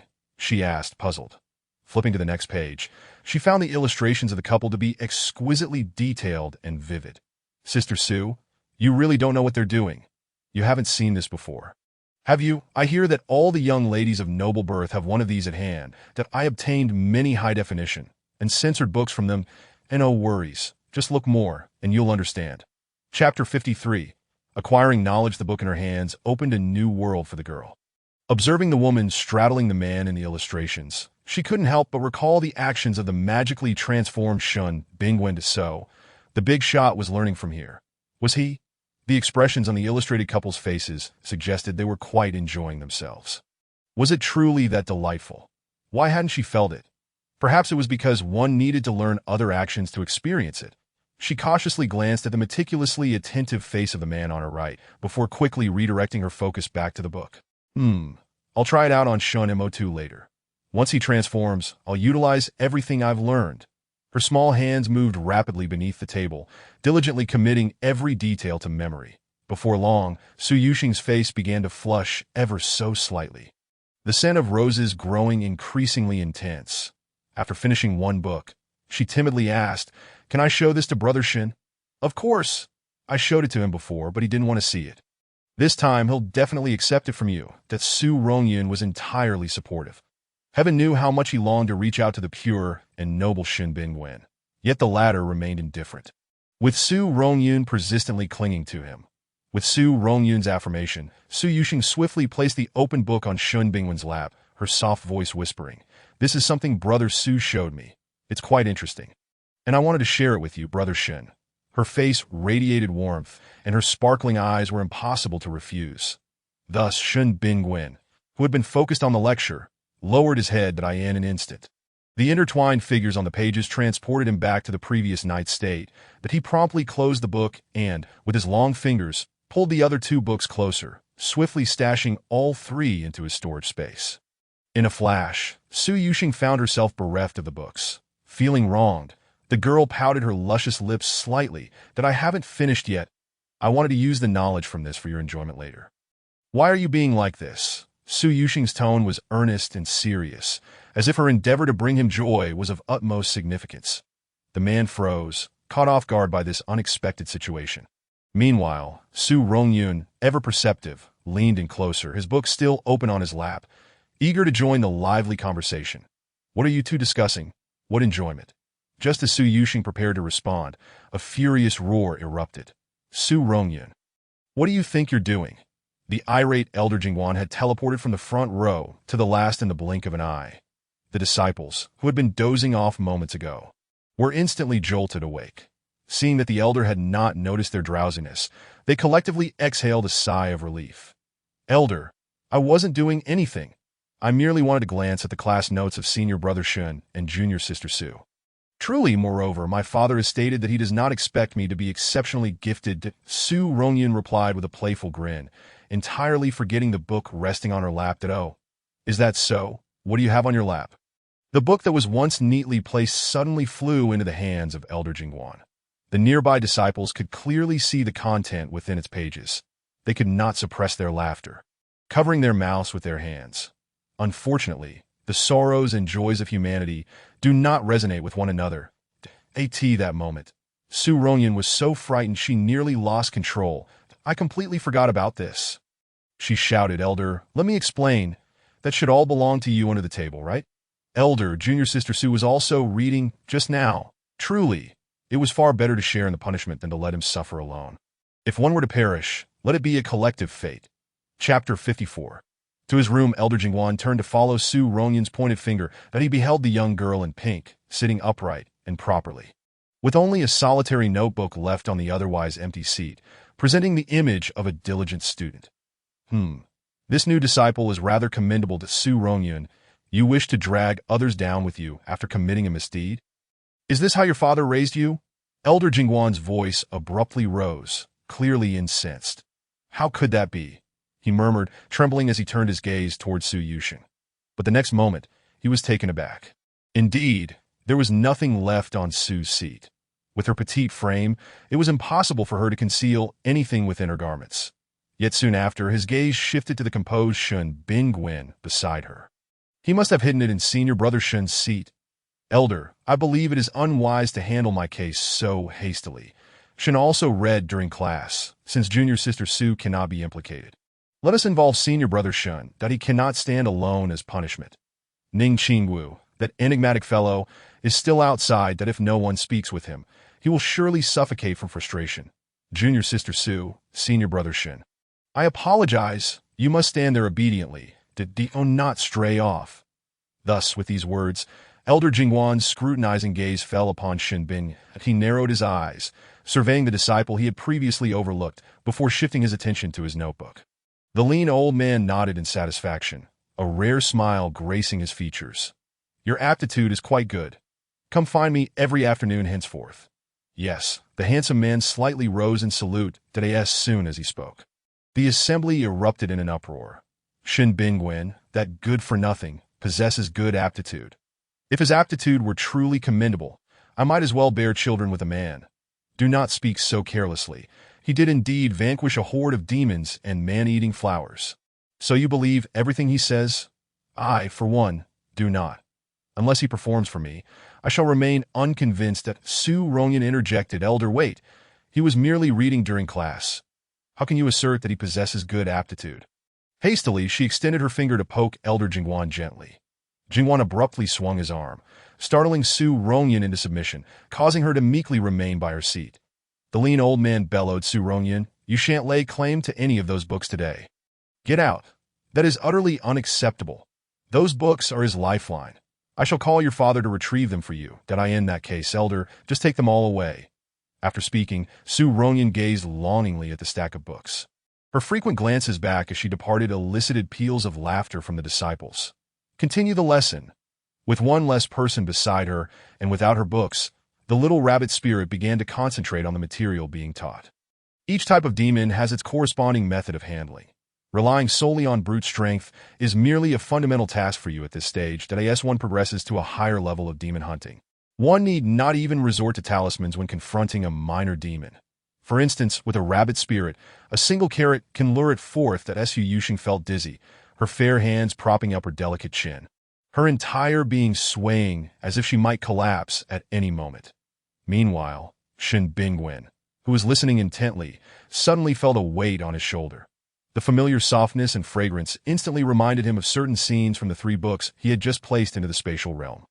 If applied to the little rabbit, he stiffened, slightly turning his head. What met his gaze was the young girl's face, slightly flushed from slumber, reminiscent of peach blossoms in spring, exuding an indescribable allure. The man stared intently for a while, his heart beginning to race uncontrollably, a dry discomfort settling in his throat. Lower still were the exquisite petals of her lips that he gazed at her slightly parted mouth for a long while, unavoidably recalling the sweetness of the past. The little rabbit was incredibly sweet in every conceivable way, particularly her soft and silky tongue. Were it not for the constraints of the present, he would have yearned to devour her entirely. Savoring every moment, exploring all the postures described in the book, that he gently closed his eyes, clenching his fists until they bled slightly, before reopening them. The young girl was sound asleep. The bell neared its toll. She finally stirred awake. Su Yuxing, with a bewildered expression, surveyed her surroundings, seemingly unaware of her location. Suddenly, she realized something. Lifting her head abruptly, in that unexpected moment, she found herself staring into Shun Bingwen's unfathomable eyes. The depth within them beckoned her, drawing her in slowly. The man's exquisitely delicate face evoked a sense of tenderness. Su Yuxing recalled the memory she had seen earlier. They were very close, their lips separated by a mere 2 centimeters. At that moment, the bell rang. Someone was specifically tasked with ringing the bell at Chitian sect, and it was always punctual. Su Yuxing snapped back to reality, only to question in confusion, Senior Brother Shin. Is class over? What shall we do next? Within the spacious room, individuals were already leaving one by one. Shin Bingwen remained silent, merely pointing to the damp patch on his shoulder. His white, worn robe bore a significant stain. Su Yuxing gasped, her pupils dilating. That me? Did I do that? If it wasn't you, then who could it be? I can help you wash it. Su Yuxing lowered her head, her face burning crimson. Her anxious demeanor resembled that of a sweet, ripe peach, utterly enticing. Come to my room tonight, to the room of the demon Lord Shin. What for? To study the content from the books. The mere thought of those blush-inducing scenarios made her feel as if she were being cooked alive.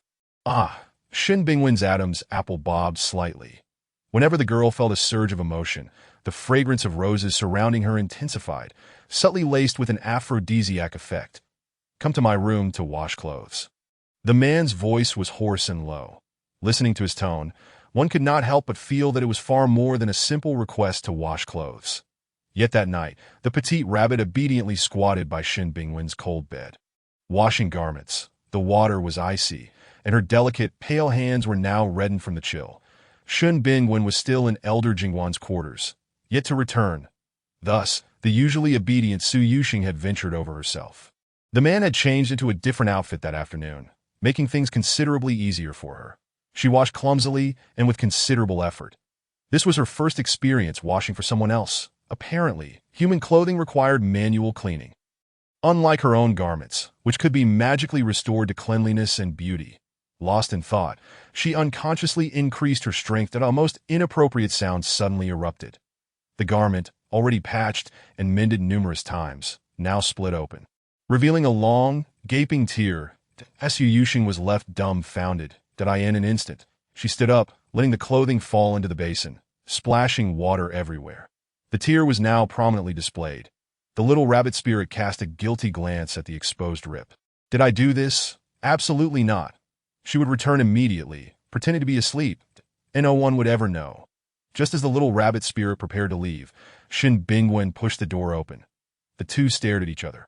Wide-eyed, Chapter 55. Willingness, senior brother. Why have you returned so early? I'm off to bed now, bye-bye. With that, the girl dashed forward without looking back.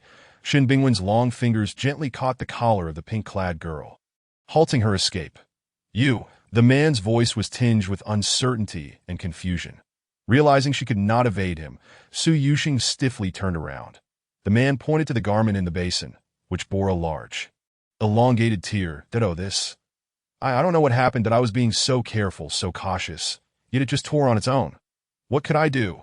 The little rabbit was on the verge of tears, feeling utterly wronged. She truly did not mean any harm. How could she dare? Her ruby-red lips were exceptionally charming.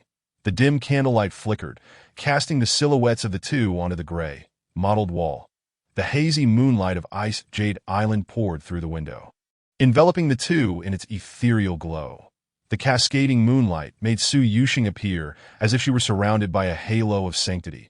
Shen Bingwen remained silent, his expression dark, fixated intently on the girl's frostbitten, swollen hands. That a dangerous glint erupted from his piercing eyes. The room was eerily quiet. Unable to restrain herself, Su Yuxing timidly lifted her gaze, only to meet the gaze of a devilish predator. That devil was fixated on her hands. Was it possible that he was contemplating which hand to sever for ruining his clothing? But she had used both hands. Did that mean both hands would be in danger? The more she pondered, the more frightened she became. Her lively, brilliant eyes were tinged with a faint blush. Feeling aggrieved, Su Yuxing suddenly recalled the scenes depicted in the book she had read that morning. The men and women in it all appeared to be enjoying themselves, radiating joy. If she were to engage in similar activities with Shun the demon, perhaps he would not be angry with her. Perhaps he wouldn't sever her hands. Seeing that the man remained silent, maintaining his aloof demeanor, Su Yuxing quietly resolved to take action. She remembered that standing in the book was also permissible. However, the characters in the book were unclothed. Perhaps it should be, might be, or could be of no consequence. With this thought, the little rabbit closed her eyes, steeled her heart, and leapt onto the man. Her long, slender legs wrapped around his waist, and her soft, fair arms draped over his bare neck. Sweet lips descended upon him. The girl was quite clumsy, lacking any technique, relying solely on her gentle strength. Yet, the more she did so, the more she ensnared Shen Bingwen, rendering him unable to resist. The hands that should have pushed her away instead instinctively embraced the soft girl. Damn it, he should not have returned these past few days. He had not fully absorbed the demonic energy from that day in Shuimu village. That if he acted recklessly, it was feared that the little rabbit could not withstand the wicked, tyrannical magic within him. Lost in the moment, he suddenly recalled a page from that morning, resembling the current scene. This little rabbit seemed to possess a commendable learning ability. Time seemed to slip away. And suddenly, the sweet lips withdrew. That a silver thread connected the two. Su Yuxing quickly jumped down. Who would have thought that at that moment, her legs felt weak, her entire body incapable of exerting strength. Just as she was about to tumble to the ground, Shen Bingwen's firm arm securely caught her soft waist. Thank you, senior brother Shen. The girl promptly lifted her head, wearing an expression that sought praise. Her bright, sparkling eyes shimmered with a galaxy's radiance. Damn it. He could decipher the unspoken words hidden within her gaze. Am I not impressive? Is my learning ability not remarkable? Praise me, praise me. Yet this matter had yet to be resolved. The man's voice was hoarse, filled with a burning desire. He glanced at the clothing in the basin and gestured towards the girl. That Su Yuxing's small face instantly scrunched up in distress. That book was deceiving. It clearly depicted such joy. Why did the reality turn out so differently? Why was he pursuing her with questions? The clothes were torn. What could she do? Was it possible that she had used them incorrectly? Suddenly, another thought crossed her mind. The girl was about to bend down, but Shin Bingwen preemptively scooped up the oblivious little enchantress. What do you intend to do? The man spoke slowly, nearly grinding his teeth. The suppressed flames within him seemed poised to ignite at any moment. Senior Brother Shin, I saw that the characters in the book did this, and became happy that if you're not happy. I won't do it anymore. The girl nestled in the warmth of the man's embrace, appearing extraordinarily compliant, as if she were a puppet, but that's not quite it. Then what is it? The little rabbit asked, her large eyes sparkling with a fervent thirst for knowledge. You ruined my clothes. This little is insufficient. Shin Bingwen stated sternly, adopting a serious demeanor. What would be enough? Su Yuxing asked, bewildered, seeing that there was room for negotiation. She eagerly pressed on. The man took a step and gently placed the girl on the bed. The characters in the book are not like us. In what way are they different? I learned it perfectly. No, it's exactly the same. Her soft, sticky voice huffed in dissatisfaction. Su Yuxing pondered deeply. Shin Bingwen's weak yet mischievous demeanor was akin to that of a demon luring one into gradual depravity. The scorching heat of his breath brushed against her sensitive earlobe, causing Su Yuxing to involuntarily flinch. Su Yuxing lowered her head, deep in thought. After a few minutes, the girl exclaimed with excitement and certainty. The clothes. Su Yuxing is truly clever. So, shall we do it without clothes? As soon as her innocent, sweet words fell, Shin Bingwen felt as if the beast, tightly caged, had suddenly been unleashed, gazing at her recently ravaged. Blossoming lips, he suppressed his voice. Is that what Su Yuxing desires? If Senior Brother Shin is happy, then of course I would be willing, but once the task is completed, I certainly wouldn't want it anymore. The man slightly curled his lips. Then must we try every page together? Naturally, but after the task is completed, I won't be here anymore. Shin Bingwen remained silent. He lifted the girl horizontally from the bed, and then entered the lavish pink chamber. Senior Brother Shin? What about the torn clothes? I will compensate you later. The man gently laid her on the soft, warm bed, turned on the heater, and swiftly exited the room, watching Shin Bingwen as hurried retreat. Su Yuxing felt puzzled. Shao Qi, what is wrong with him? He is going to soak in the hot springs how indulgent. Naturally, a villain enjoys such pleasures in the deep of night. A delicately handsome man emerged from the tumultuous ice jade sea. Looking rather disheveled, his frostbitten hands clung tightly to the icy shore. Subsequently, he began to cultivate on the spot.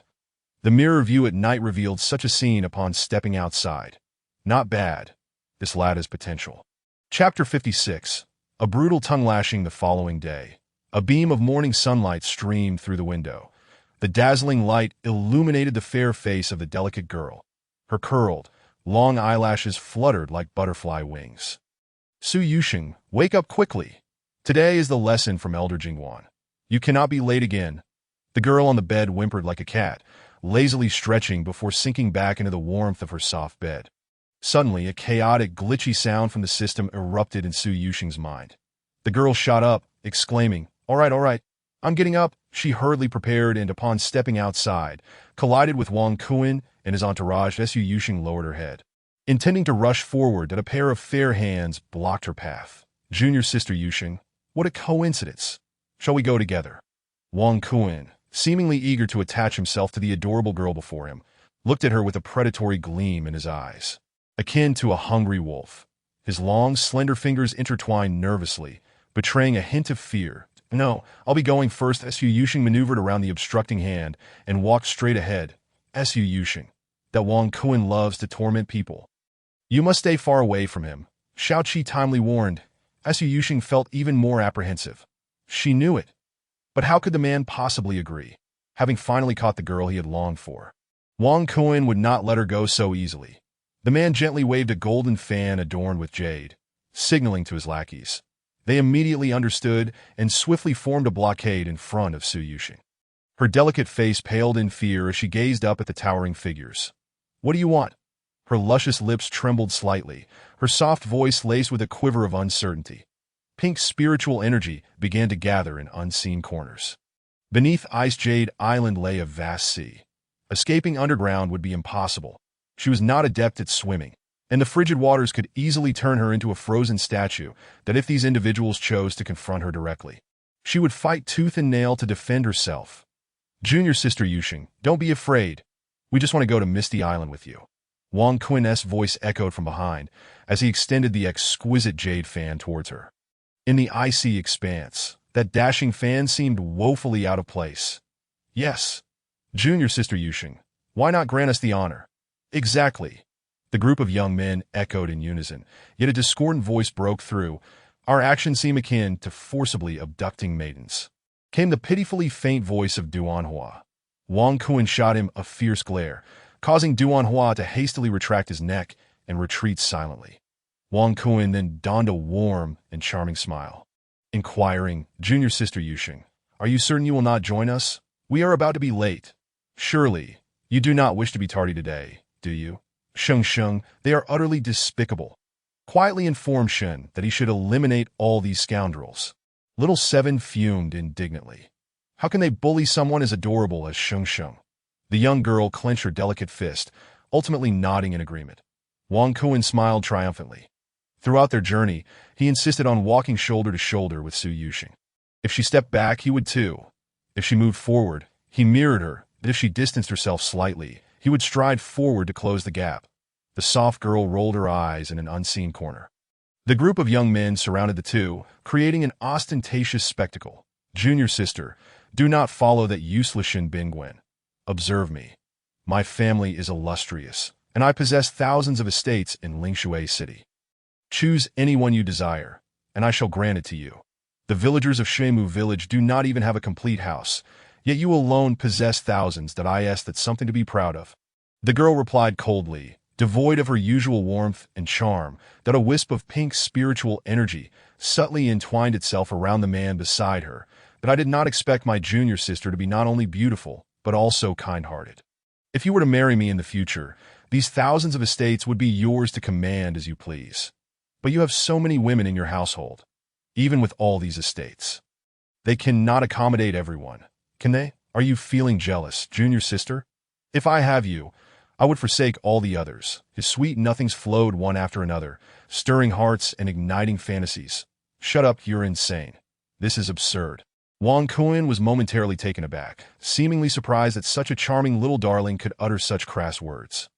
Huazi, have you heard? The more pink one wears, the harsher their words. Sister Su, amazing. One of the onlookers tugged at Duanhua's sleeve. His face alight with excitement. Duanhua ignored him, shaking his head in resignation. He had no desire to get involved with Su Yushing, who usually appeared delicate and soft, could indeed bite when provoked at this rate. The boss would likely never win the heart of the one he cherished. Junior sister, your scolding is adorable. What should I do if I like you even more now? Wang Kun quickly regained his composure, his oily voice resounding. Little Seven, I feel somewhat nauseous. I feel nauseous too. Thus, Wang Kun continued to shower Su Yushing with sweet talk and promises throughout the journey, as if winning her over could grant him dominion over the entire southern kingdom. His actions bore resemblance to a foolish monarch seeking merely to elicit a smile from his beloved. That as their conversation drew to a close, Su Yushing began to disregard him entirely. Approaching the classroom, Wang Kun's voice suddenly boomed. Junior sister Yushing, our conversation today was delightful. Remember our promise to meet again tomorrow. Do not forget. Rest assured, once I graduate from Qitian sect, I shall take you back to the Wang family. Su Yushing thought, no wonder he seems so abnormal. It turns out his mind is clouded with delusions. Silently, she lamented to little Seven in her mind. Ignore him. All right. Yet again, she received no response. Wang Kun nodded in satisfaction. It was widely acknowledged that silence implied acquiescence. As Su Yushing took a step forward, Wang Kun swiftly followed, and they squeezed shoulder to shoulder into the room. The gazes of those present immediately ignited with fervor, their expressions revealing a thirst for gossip. Su Yushing kept her head down, rushing towards the last row, entirely oblivious to the scrutinizing eyes around her. Meanwhile, Wang Kun sauntered behind her, swaggering and provocatively casting a glance at the man seated in the last row. There, a delicate and seemingly fragile man narrowed his eyes, a glint of coldness emanating from them that sent shivers down spines. Chapter 57. The fall of the Wang family, the newly seated girl in pink remained unaware of the stormy expression darkening the countenance of the man beside her. Instead, Su Rongyun eagerly engaged Su Yuxing in conversation. "Sister Su, have you and Wang Kun become an item? We do not support such things. Brother Shun is truly wonderful. Handsome, with a stoic demeanor, he clearly is a man who knows how to care for his family." She cast a disdainful glance at Wang Kun, that Su Yuxing felt utterly perplexed, unsure of what was meant by being an item. "Are you truly together with that pervert? Do you intend to marry him?" Su Rongyun scoffed, making it clear that she held Brother Shen in high regard, that if he were a woman, "I would marry Brother Shen." As Su Rongyun's words faded, Su Yuxing felt an inexplicable chill beside her.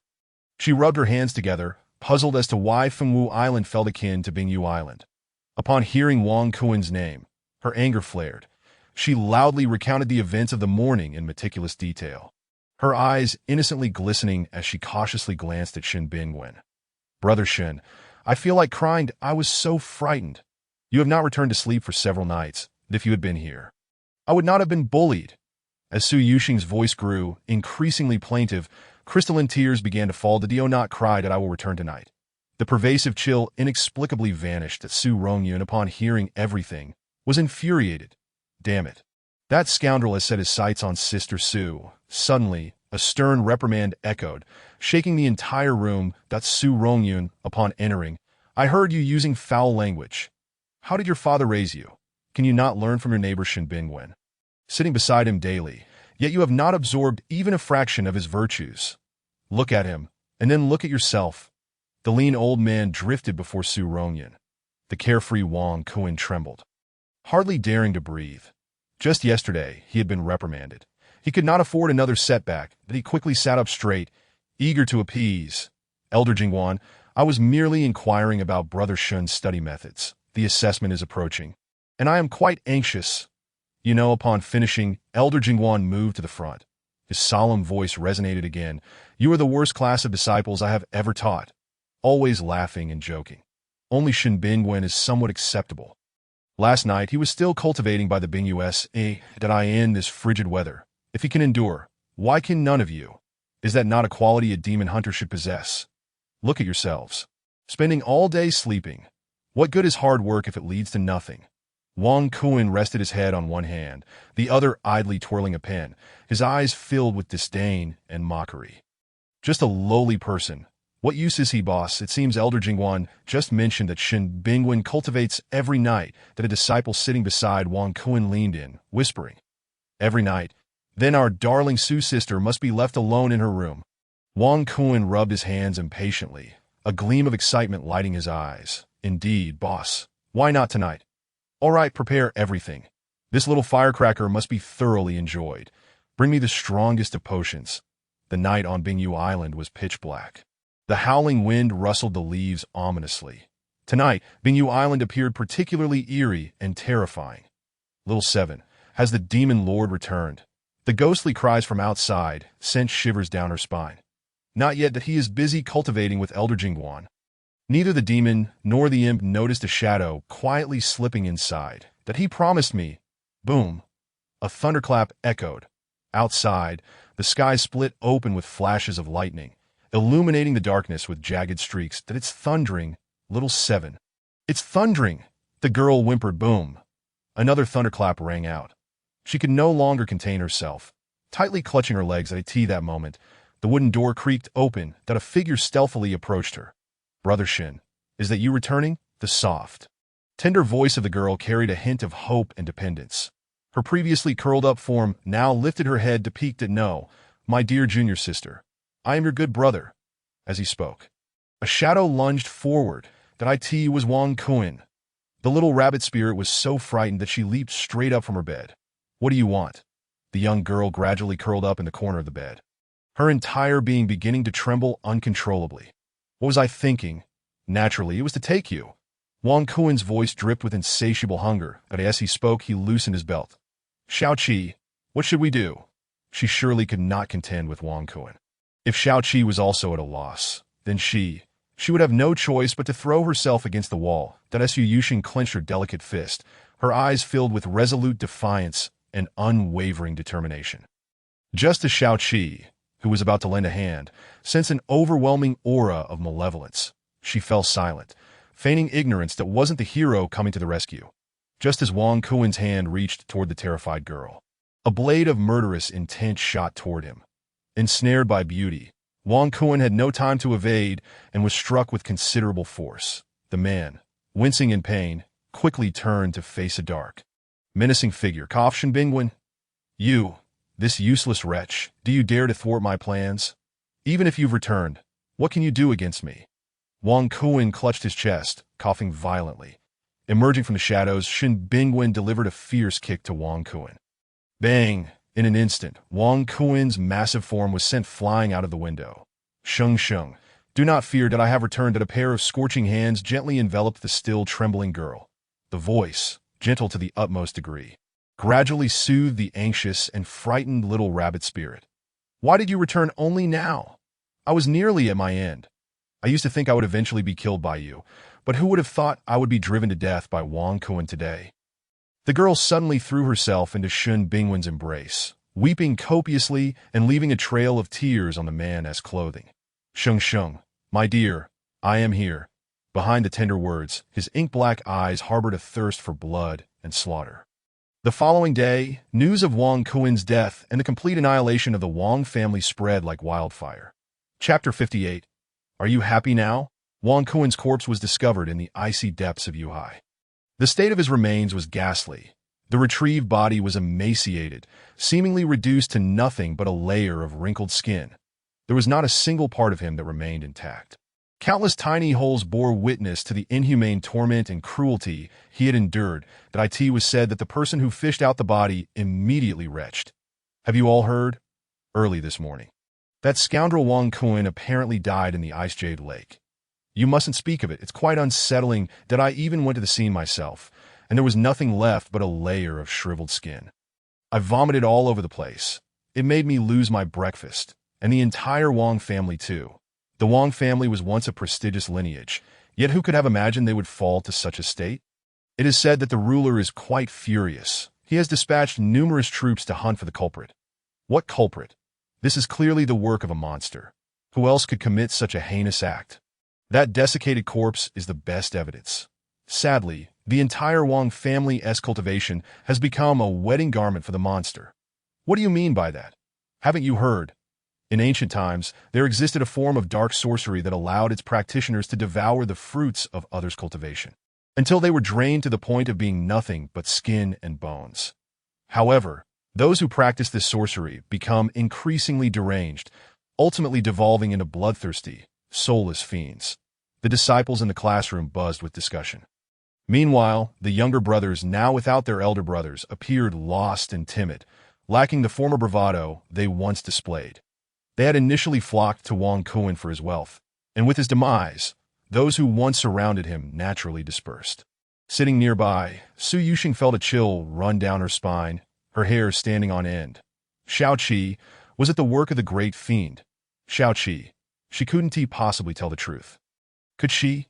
Thus, she chose to evade the topic, pretending not to hear, and instead ran off to flirt with other handsome leaders on the interstellar network. Noticing Xiaoqi's lack of response, Su Yuxing paid it no mind. She slightly turned her body, cautiously lifting her gaze to observe the man's expression beside her. It must be said that Shen Bingwen was indeed exquisitely handsome, that he exuded an aura of royal nobility from within. However, the faint traces of bloodshot veins in his eyes filled her with trepidation and suspicion. Just how powerful had the great fiend become? She dared not imagine. Sheng, what troubles you? Why do you gaze at me so? His hoarse voice sounded as though he had not slept a wink. Shun Shixiang, you seem quite fatigued. Did you leave Ice Jade Island yesterday? Do you need to rest? The delicate girl raised her head, her moist eyes peering at the man with a hint of guilt. She was probing for information, rather openly at that. Her hands fidgeted nervously. Wang Kuin's intrusion had indeed frightened her terribly, yet if the annihilation of the entire Wang family and the draining of their essence was merely a result of this incident, she felt a growing sense of panic and dread within. I did not leave, do not fear. Sheng, I shall always be by your side. The man's broad hand gently rested on the girl's head. In a place where she could not see, an overwhelming darkness gathered in his eyes, brimming with inscrutable danger and chilling intent. Su Yushing exhaled a sigh of relief, as long as it wasn't the work of the great fiend. Then it was all right. Recently, she had often accompanied Xiaoqi to watch the so-called television, gradually understanding that Shen Bingwen was the archetypal villain, that if the villain were to turn dark, it would be catastrophic. The consequences could range from a broken leg to the destruction of the world. She absolutely could not allow Shen Bingwen to fall into darkness. That is good. That is good. Good at what? Sheng, do you mean to say that it is wonderful that I did not annihilate the Wang family? Or that it is good I can always be with you? Or perhaps, are you lamenting Wang Kuen's demise? How unfortunate for him. He has been reduced to mere skin. That a playful voice echoed in the girl's mind. The man's expression darkened to the point where it seemed as though ink could drip from it. His grip gradually tightened, imparting to the girl an unsettling sense of being dominated. Su Yushing could not help but swallow hard. The phrase reduced to mere skin echoed incessantly in her mind.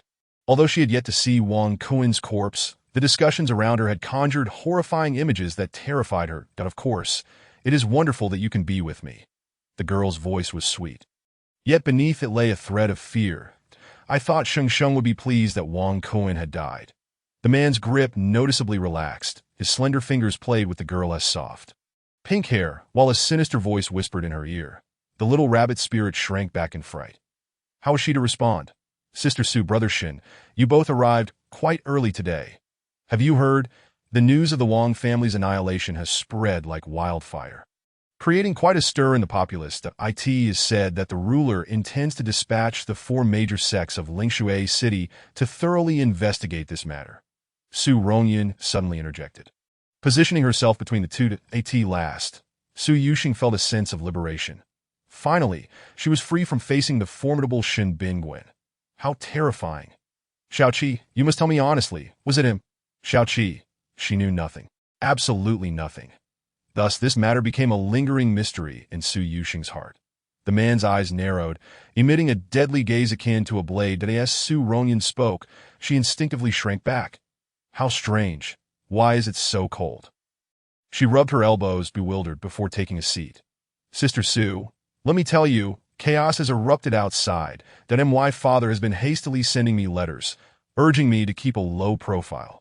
Some say it is due to the long-standing enmity with the Wang family, while others claim powerful monsters have turned the Wang family upside down. Regardless, this whole affair is too sinister. How could someone wipe out the entire Wang family in a single night without leaving a trace? Not a single trace at all. And Wang Kuen, our Qitian sect, the strongest sect under heaven, could not escape this calamity. The culprit was able to infiltrate silently and kill without a sound. That is simply too formidable. As Su Rongyan spoke, Su Yushing's heart grew increasingly anxious. Chapter 59. Interrogation in the Hall. Just yesterday, she had nestled in Shen Bingwen's embrace, weeping for an extended period. She had even unreservedly berated that rogue, Wang Kuen, time and time again. Yet, if it were indeed the case that the entire Wang family faced ruin because of her, Su Yushing dared not contemplate it. She did not harbor fear or disdain towards the enigmatic Shen, but a sense of guilt lingered within her. The Wang family wielded significant influence, and there would inevitably be innocents ensnared in the aftermath. The little rabbit's spirit fidgeted restlessly. Throughout the morning, no one had attended class. The disciples were engaged in animated discussions, laughing and debating the cause of Wang Kuen's demise. As the end of class approached, Qi Xian and Jiang Yunting, who had not been seen all morning, finally arrived. Both bore grim expressions. The elders of the sect were preoccupied with managing the fallout from Wang Kuen's incident. Although the Wang family had been thoroughly eradicated, there remained matters to address. Particularly, the reputation of Qitian sect, the foremost sect in the realm, needed to be meticulously preserved. The other 3 sects were ever watchful, especially in light of today's significant event. Should a similar incident transpire within any sect, leaving no trace, it could lead to utter disgrace. Thus, Qitian sect had spent the entire morning engaged in urgent public relations efforts to avert further deterioration of the situation.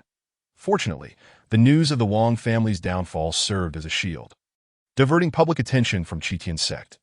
Who among you shared a room with Wang Kuen? The ethereal beauty clad in white, exuding an air of elegance and grace, posed the question. Her cool voice floated above the gathering. Duan Hua and another disciple, Jiang Wu, rose unsteadily. Both were Wang Kuan's lackeys, though Jiang Wu was more inconspicuous. Although his family resided in Linshui City, they belonged to the city's lowest strata, thus earning little respect. We did, Duan Hua replied softly. However, Jiang Wu visibly trembled, betraying a guilty conscience. What are you shaking for? Jiang Yunting's frigid inquiry fell upon the man. His hawk-like gaze scrutinized, as if seeking to pierce through him entirely. Jiang Wu remained silent, shrinking his head in trepidation. Yet Duan Hua understood the gravity of the situation. Jiang Wu had been instrumental in devising schemes for Wang Kuan. Now that Wang Kuan was in trouble, if their past misdeeds were to be exposed, Jiang Wu's fate would be sealed. Jiang Wu? Is it difficult to answer why you tremble? Do you fear that I might devour you? Jiang Yunting's overwhelming pressure bore down on Jiang Wu. Meanwhile, Su Yusheng, who had been quietly observing from the back, nodded vigorously in agreement. The icy demeanor of the assassin was indeed intimidating. Jiang Wu remained mute, his head bowed, eyes filled with fear and terror. His family had invested considerable effort in placing him in Qitian sect, and he had hoped to return as a success, securing a stable position for them in Linshui City, that if the truth came to light, he would lose everything, that he would be expelled from Qitian sect and become the subject of ridicule for all. Very well. Let me pose another question. Did Wang Kuan leave yesterday? Jiang Yunting's relentless questioning continued. Jiang Wu remained obstinately silent. He could say nothing. To do so would spell his doom. Duan Hua, you speak that he did go out. Duan Hua answered honestly that he was all too aware of the heinous acts Wang Kuan had committed, and he had long wished to extricate himself from Wang Kuan's circle. This situation presented an opportune moment that he understood that Wang Kuan's fate was well-deserved. What did he go out for? Senior brother Wang harbored affections for junior sister Yusheng, so he took the opportunity during the night. Duan Hua's words trailed off, leaving much to the imagination. Sitting at the front, Ning Qinggu snorted derisively, "Da, so this man met his end in a woman's bed. Surely he wasn't drained dry by a little vixen?" The sarcasm dripped with disdain. Accompanied by her signature eye roll, Qi Xian frowned at this exchange. Yet the cool beauty had little time to indulge in such matters. Her concern propelled her towards the back. "Sheng, are you all right? Did Wang Kuan harm you?" The moment Su Yusheng saw Qi Xian, her excitement surged. The petite figure leaped into the beauty's embrace, wrapping her delicate arms tightly around her waist. "Senior sister, I was terribly frightened yesterday." Sniff. Thankfully, senior brother Shin came just in time to rescue me. Her soft, plaintive voice brimmed with grievance and sorrow. "Wang Kuan." Qi Xian gritted her teeth in fury. Previously, Wang Kuan had sought her out regarding Su Yusheng's dormitory arrangements. She had deliberated for quite some time, for she had come to regard Sheng as her own sister. How could she bear to see the young girl suffer even a slight injustice? Had it not been for Shen Bingwen's personal assurance that he had pledged his life to Sheng, vowing to remain together until death, she might not have so readily acquiesced. Especially the declaration that he would only part with Sheng in death resonated deeply within her. Thus, Qi Xian had agreed that in hindsight, she was relieved not to have placed Sheng in the company of that beast, Wang Kuan. Observing the unfolding drama, Jiang Yunting caught on. "And what of Wang Kuan? He intruded upon your quarters. How did you handle him afterward?" Jiang Yunting's icy gaze turned towards Su Yusheng, who immediately buried her face in Qi Xian's embrace. "Frightened that I kicked him out, and he flew straight out the window. After that, I lost track of him. There should still be some traces left in the room. You can go check." Shen Bingwen interjected at an opportune moment, unabashedly recounting his forceful expulsion of Wang Kuan. Yet the previously silent Jiang Wu suddenly shouted, as if seizing upon an opportunity, that "It was you who kicked senior brother Wang out, which led to him falling prey to that murderer. It's all because of you." "Oh, is it our fault? Had your senior brother not intruded upon Sheng's chambers, would I have kicked him?" Shen Bingwen's eyes narrowed, a barrage of questions cascading forth like a death knell. "How could you?" Realizing the implications of his words, Jiang Wu hastily fell silent, that a smirk played at the corners of Shen Bingwen's mouth. "Senior sister, I am truly wronged, that I only wish to protect junior sister. You all know I am but a useless fool. Otherwise, I wouldn't be training by the Ice Jade Lake at night, that I only seek to elevate my cultivation. With my strength, how could I have possibly injured senior brother Wang to such a degree?" Chapter 60. The Truth Revealed. Moments ago, He had been a raging tiger, but now, turning towards Qi Xian, he donned an expression of innocence and grievance. His delicate, fragile visage resembled the tender blossoms of early spring, evoking a desire for protection. His glistening eyes seemed to question why Jiang Yunting was being so harsh. "Yunting, why are you so fierce?" Bingwen merely sought to safeguard Shengzi. Do you truly believe that such a consistent method could be attributed to him? Do you think Bingwen would annihilate the entire Wang family after slaying Wang Kuan? You and I both know Bingwen's capabilities. How could you think this of him? Qi Xian's reproach fell heavily upon Jiang Yunting. Even Su Rongyun, who typically avoided meddling in others' affairs, stood up in support. "Indeed, Jiang Yunting, such perverse actions could only be executed by a fiend. No, Xiener, that was not my intention." Jiang Yunting hastily clarified he had been so preoccupied in recent days that he had scarcely found time to converse meaningfully with Qi Xian. The distance between them had only widened, a development he found most disheartening. The little rabbit spirit lay feebly in Qi Xian's embrace, her mind echoing with Shao Qi's voice. "Sheng, you must play matchmaker for the protagonists. Only when they find peace together can this world avoid collapse." Shao Qi's mechanical voice brimmed with urgency that if the protagonists could unite, a reward of 100,000 points awaited. A full 100,000. Who wouldn't be enticed? Very well. Despite her lingering aversion towards the icy assassin, Su Yuxing reluctantly spoke. "Senior sister, I believe Jiang Yunting only seeks to uncover the truth of the matter." Her gentle, melodious voice flowed like a mountain spring. Upon hearing Su Yuxing's soothing words, Qi Xian's expression finally softened. Jiang Yunting also breathed a sigh of relief. Yet, despite everything, if Shen Bingwen had not expelled Wang Kuan from the window, Wang Kuan would not have suffered at the hands of that fiend. Would he? Why must you treat your fellow disciples with such cruelty? Why did you not assist Wang Kuan and turn him over to the sect master for proper handling? Jiang Wu, unafraid of death, spoke again. Regardless of the circumstances, this blame must be placed squarely on Shen Bingwen's shoulders, for he bears no responsibility whatsoever, and he absolutely cannot leave Qitian's sect. Absolutely not. Jiang Wu, how can you be so unreasonable? Can this truly be attributed to junior brother Shen? Who could have anticipated that such a heavily guarded place as Qitian's sect could be infiltrated by demons? Why not hold the guards accountable instead? Or question junior brother Shen? Furthermore, junior brother Shen is not so formidable as to incapacitate senior brother Wang with just a single kick. Is he? Su Rongyun could no longer contain herself.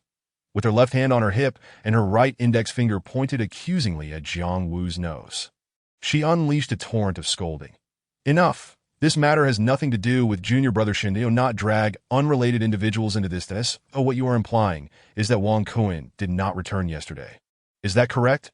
Jiang Yunting intervened just in time to scold the two.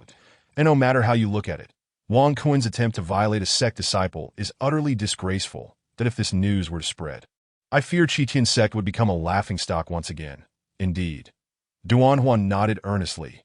Duanhua, please recount the events of last night in detail. That as soon as Jiang Yunting finished speaking, Jiang Wu began to tremble uncontrollably. His hand discreetly tugged at Duanhua's sleeve beneath the unseen table, signaling him to say less. Duanhua withdrew his hand. Ignoring him, he raised his head and spoke deliberately. Yesterday, senior brother Wang, knowing that junior brother Shen would not be in the back of the house at night, intended to sneak into junior sister Su's room. However, fearing that junior sister Su would resist, he instructed Jiang Wu to procure some drugs. Those drugs are quite potent. Just a small amount is enough to incapacitate a person. Pausing for a moment, Duanhua continued. Even without clarity, the surrounding disciples instantly grasped the implication of his words, collectively gasping in shock. Wang Kuan is truly despicable. He then resumed.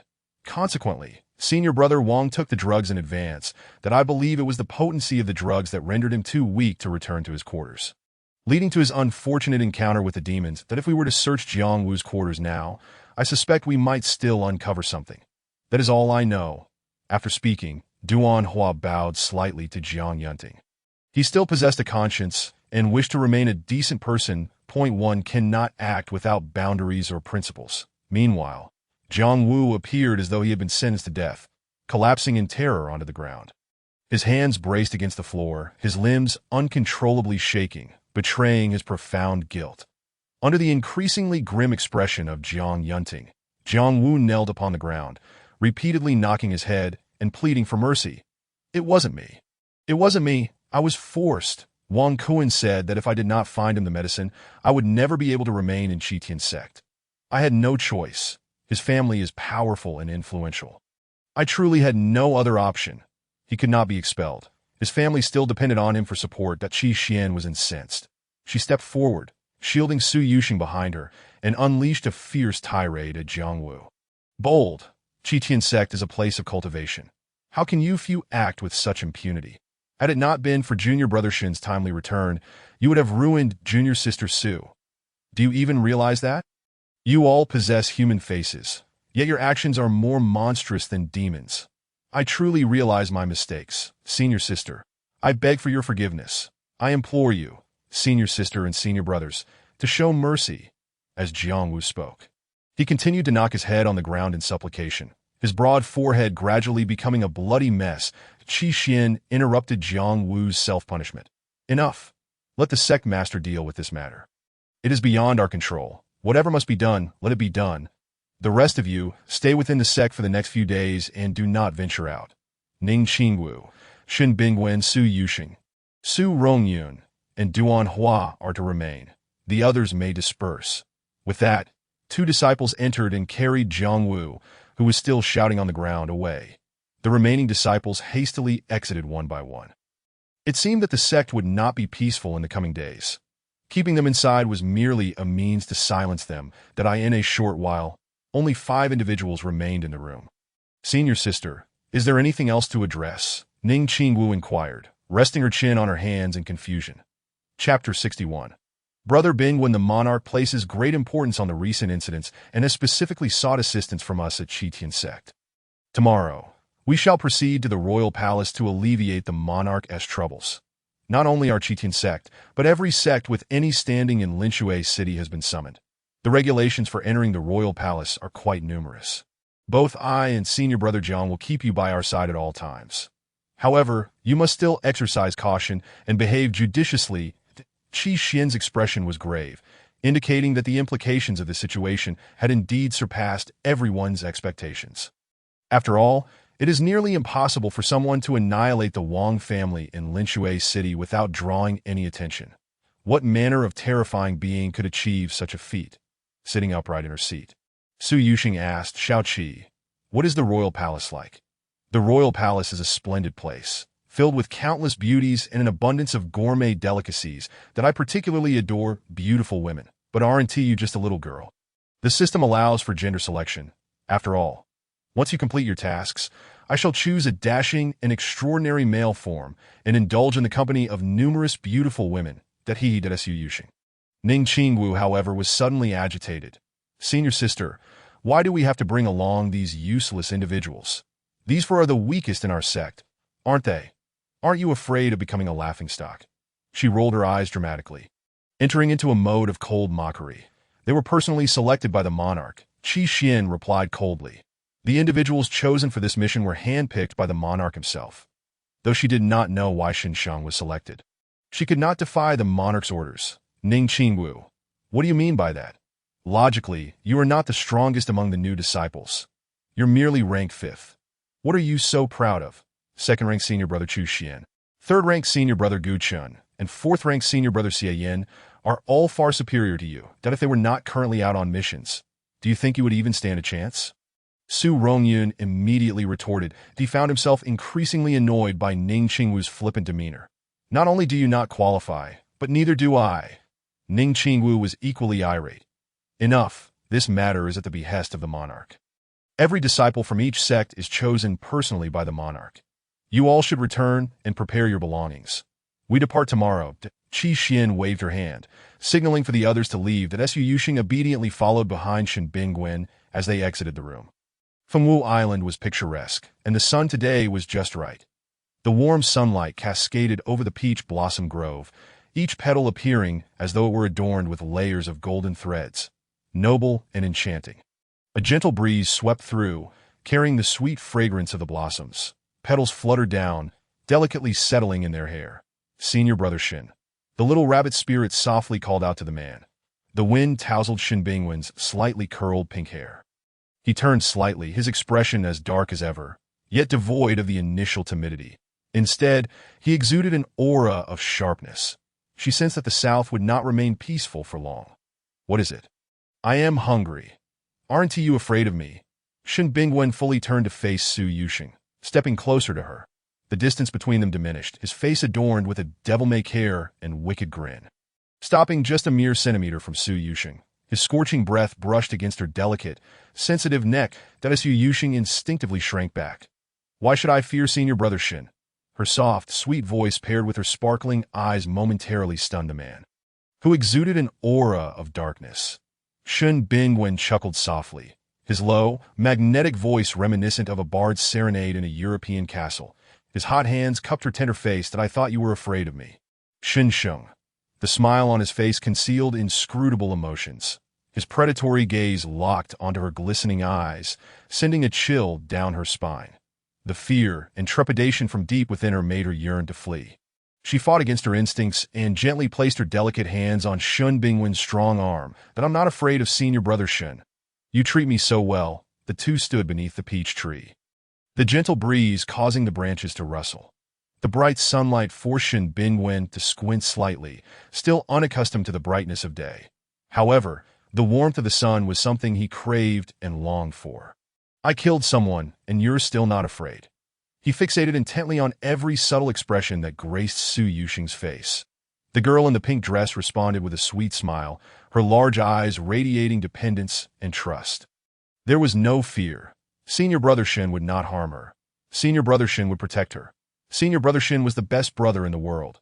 Her sugary, ethereal voice pierced the man's ears like a sudden weighty stone crashing into a still lake, sending ripples cascading across its surface. The girl's hand gently slipped down, cautiously leaning her head against the man's arm.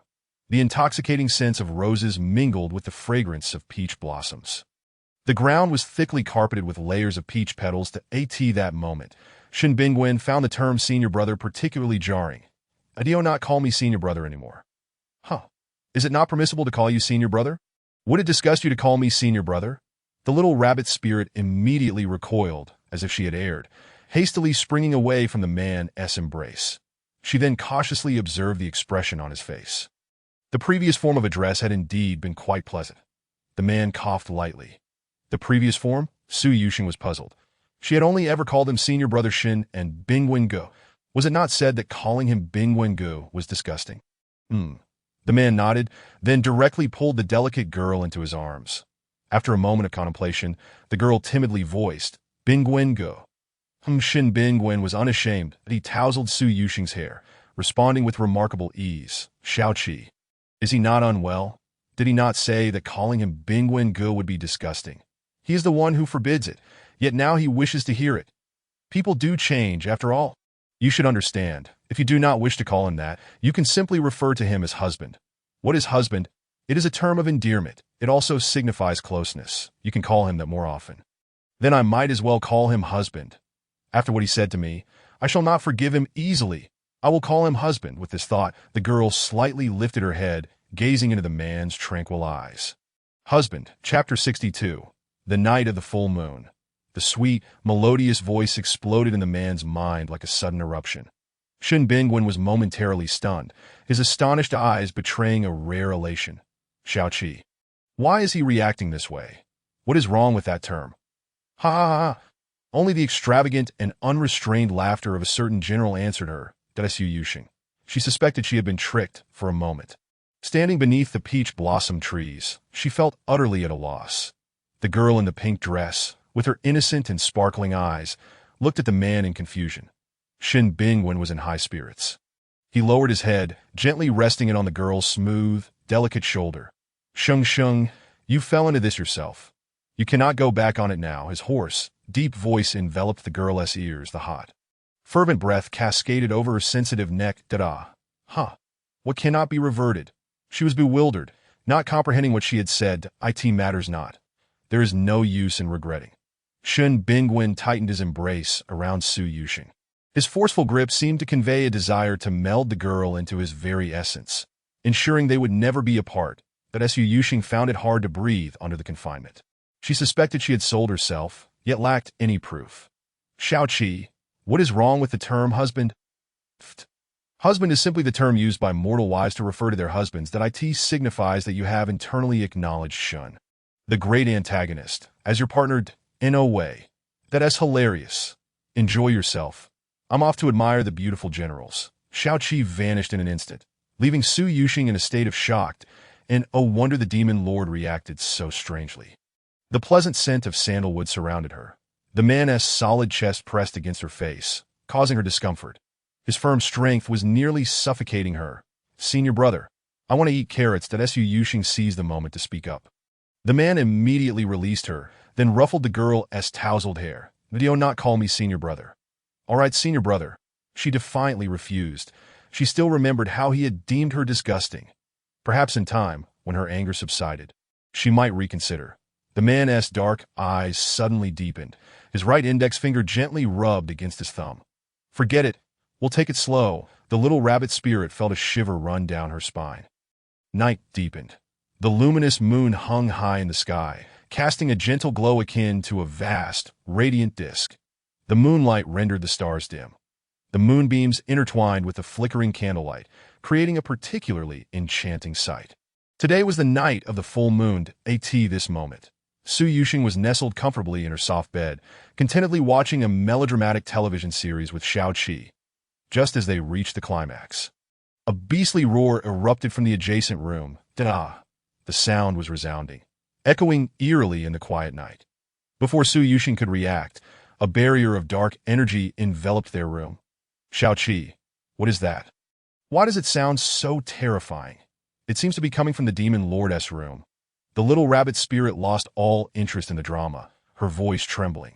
Sheng, hurry and check on Shun Bingwen. He is in danger. Xiaoqi's tone was laced with urgency and feared. Su Yuxing felt a surge of panic. Are you saying that a demon has invaded his room? I'm too small to fight. It would be futile to go. I might even be a hindrance. Why yes, that's right. You are the only one who can save him. Brave Sheng, do not fear challenges. Xiaoqi felt slightly guilty. Fortunately, this foolish rabbit was too frightened to notice her oddity. After considering Xiaoqi's advice, Su Yuxing stealthily climbed out of bed. She crouched low, inching toward the door. Suddenly, the entire house shook violently, as if an earthquake had struck. The dim candlelight flickered wildly, casting an unsettling ambience that Su Yuxing was so frightened her legs went weak, and she collapsed onto the soft, fluffy rug.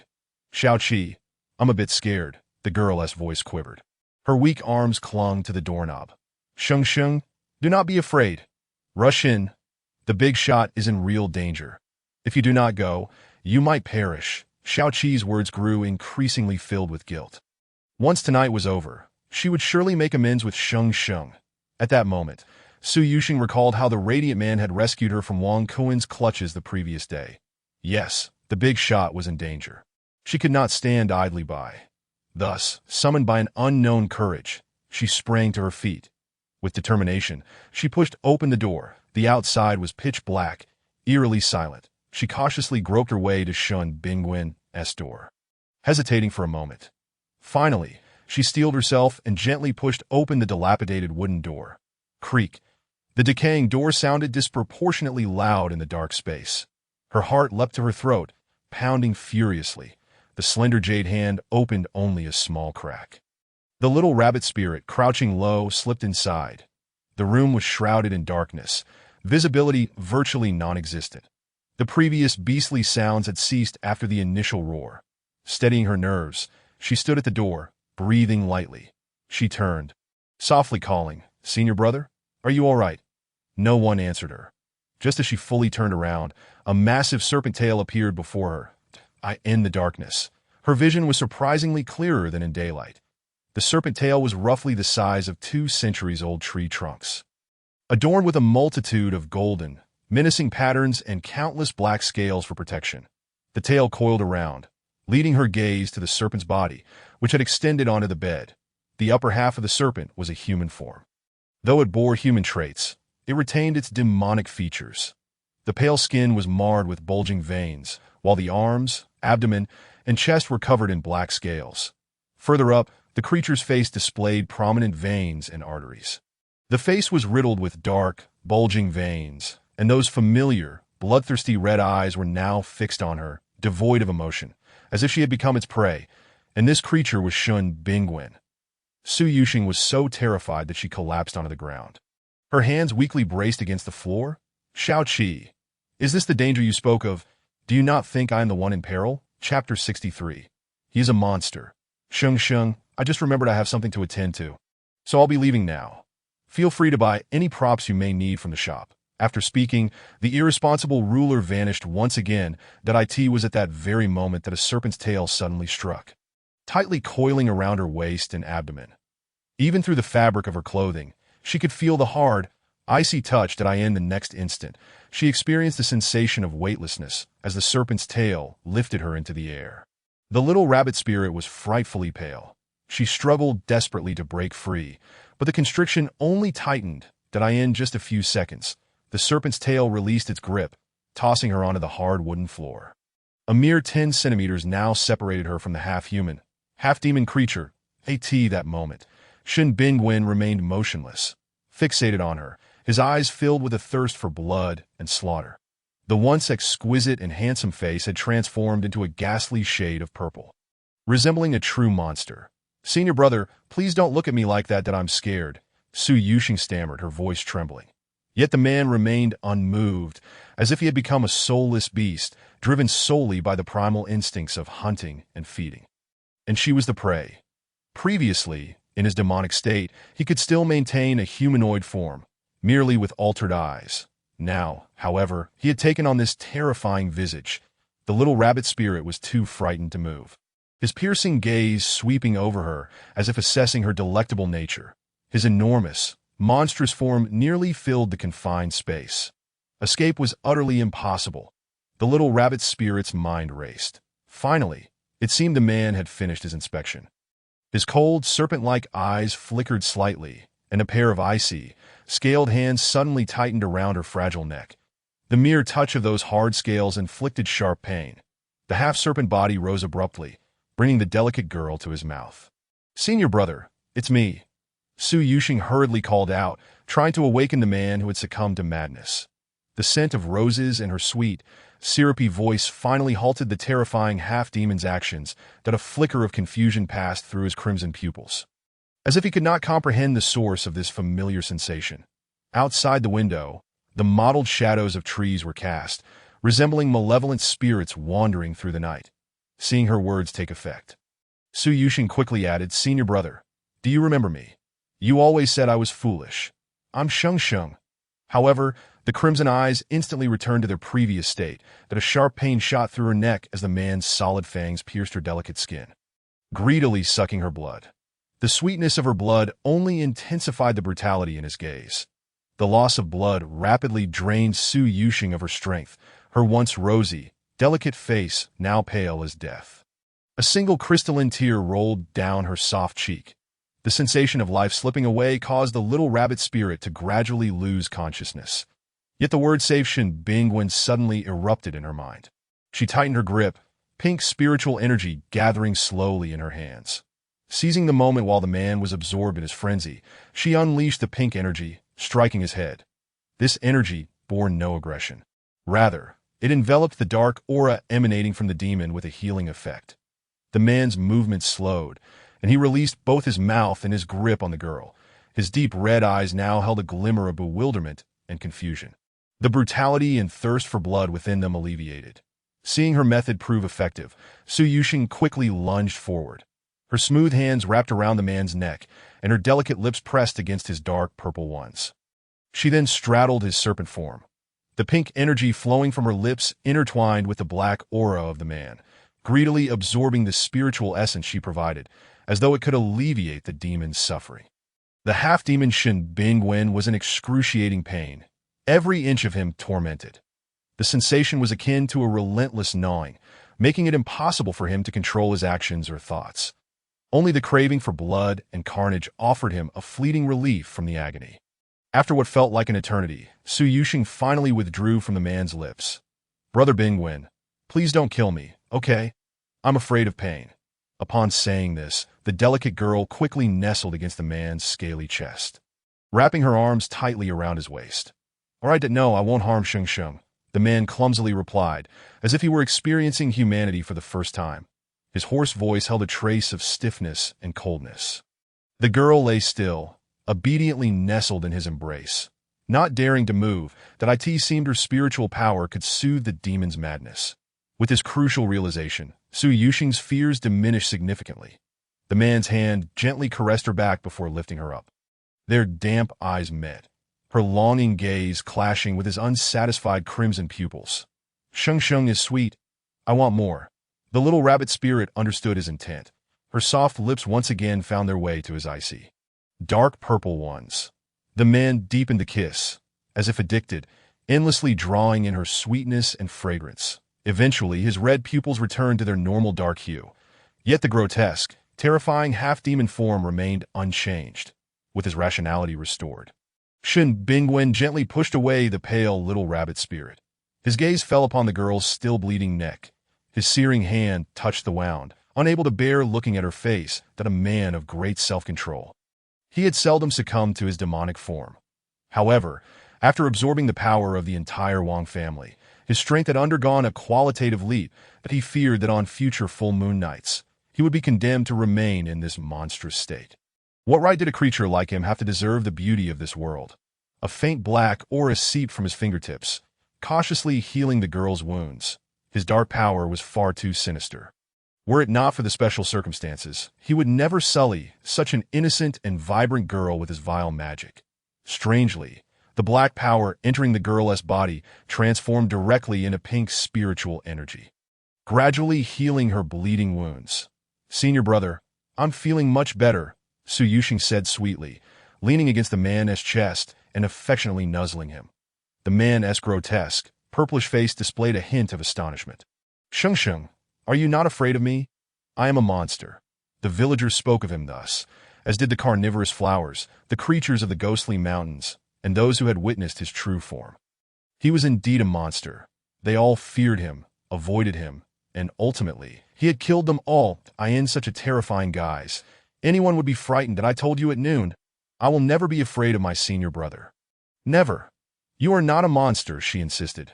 You mustn't listen to their nonsense. What if it's just a few purple marks on your face? Aside from looking a bit ugly and having a larger physique, how is it different from the previous Shun Bingwen? As she spoke, the little rabbit spirit boldly extended her fair fingers to explore the dense, hard scales on the man's chest. Her bright eyes showed no trace of fear or trepidation. Shun Bingwen froze. His dark purple lips trembled slightly. The lonely soul that had drifted for over a decade had finally found a verdant place to rest that he had never been accepted by either the human or demon realms. The human realm deemed him a monster who deserved extermination. The demon realm viewed him as a spawn that should be devoured. But I will harm you. The man's voice was hoarse.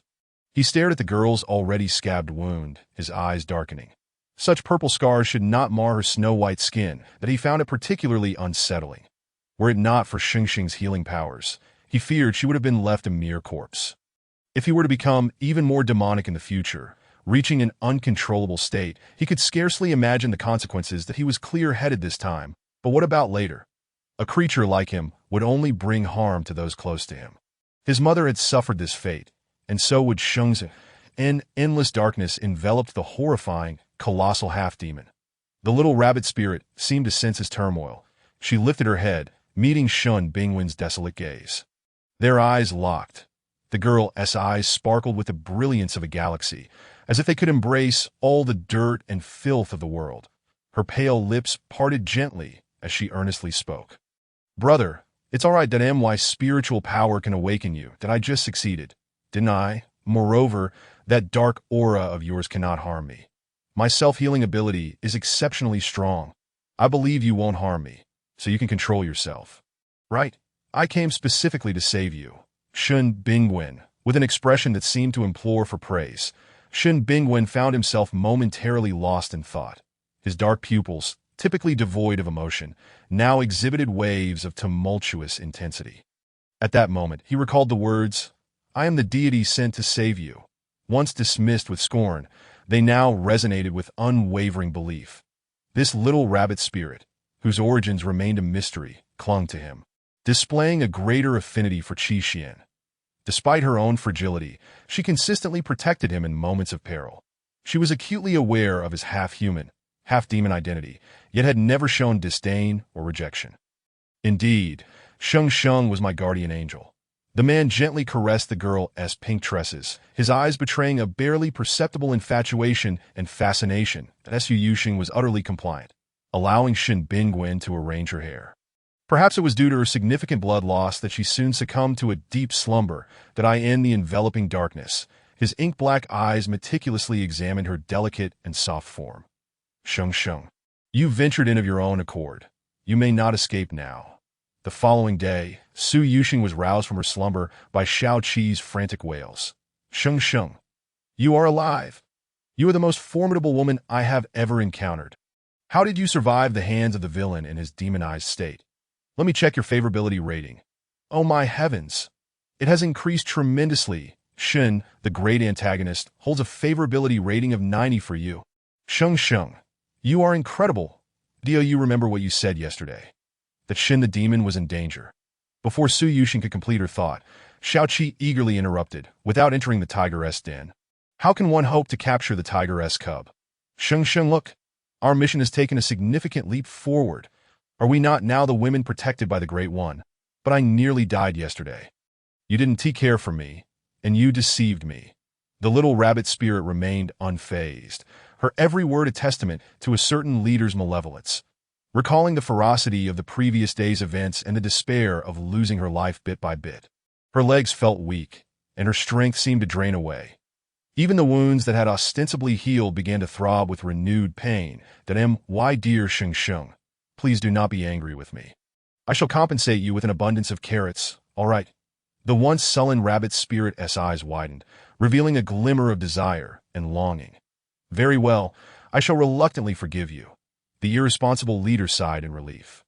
The choice of host proved advantageous, requiring no effort on her part, and making her easily appeased, with no concern for the progression of their mission. However, it seemed she no longer needed to offer compensation. Just then, a familiar white figure entered, carrying various plates that moment. Shen Bingwen appeared completely transformed. His previous fierce and grotesque appearance vanished, replaced by his usual innocent and refined demeanor. The air was filled with the sweet aroma of carrots. Sheng Sheng, these are all your favorite carrots. After breakfast, we must make our way to the palace. As he spoke, the man meticulously arranged the dishes. His gentle, magnetic voice and graceful demeanor were a stark contrast to the half-demon he had been the day before, exuding an elegance that made it seem as if yesterday's events were merely a dream. Only then did Su Yuxing realize she had somehow returned to her own room. All right. She quickly rose, her hunger undeniable after the blood loss of the previous day. Xiao Qi was even more pleased. Selecting a good host meant she didn't even have to offer compensation, saving her precious points. Seeing the situation develop favorably, the leader, known throughout the galaxy, once again faded into obscurity. Sheng Sheng was not in a hurry to rise. I have packed everything. Senior sister gave us half an hour to prepare. The man, having just finished arranging the plates, approached the girl's bedside. He gently ruffled her fluffy hair. His once inscrutable eyes now glimmered with restrained affection and adoration. The coldness of his visage softened into a hint of tenderness. I am no longer sleepy. With carrots, why would I need sleep? Eating is of utmost importance. The little rabbit spirit leaped to the dining table. The modest table was filled with plates, each dish a unique preparation of carrots, carrot soup, shredded carrots, carrot chunks, carrot cakes, carrot puree. The array of dishes dazzled her senses. Do you like them? Sheng Sheng, I do. I love them. I absolutely adore them. In no time, her small mouth was stuffed to the brim. Chapter 65, Intelligence from the Southern Kingdom. After Su Yuxing finished her breakfast, the two set off for Misty Island. Due to the incident involving Wang Kuan, the entire Qitian sect had been ordered to rest for 3 days. The journey was relatively devoid of people. Upon arriving at the designated meeting point, the others had already gathered. The usually sunlit Misty Island was shrouded in dark clouds. The vibrant peach blossoms from yesterday had wilted, leaving a thick carpet of pink petals on the ground. The girl in pink rushed into Qi Xian's embrace. Senior sister, I missed you so much. It has been several days since I last saw you. Qi Xian steadily caught Su Yuxing, her icy demeanor melting into a faint smile. that if Sheng Sheng misses me, you are always welcome to find me. The beautiful woman in white slightly furrowed her brow, her rare smile revealing the fatigue from her recent busyness. Nearby, Ning Qingwu huffed, impatiently interrupting their moment of warmth. Senior sister, shouldn't we be setting off? The carriage from the palace has been waiting at the entrance. Disgust and annoyance were palpable on her face. Standing behind Su Yuxing, Shen Bingwen cast a glance at Ning Qingwu, capturing her malicious expression. Su Yuxing, understanding the situation, immediately released Qi Xian and obediently returned to Shen Bingwen's side. Yes, since everyone is here, it is indeed time to depart. You all must follow closely behind me and Brother Jiang. Do not fall behind. With that, Qi Xian took Brother Jiang Yunting's arm and walked ahead. We've all been waiting here for so long. How shameless. Ning Qingwu stomped her foot, muttering a few complaints before following suit. How long have you been here?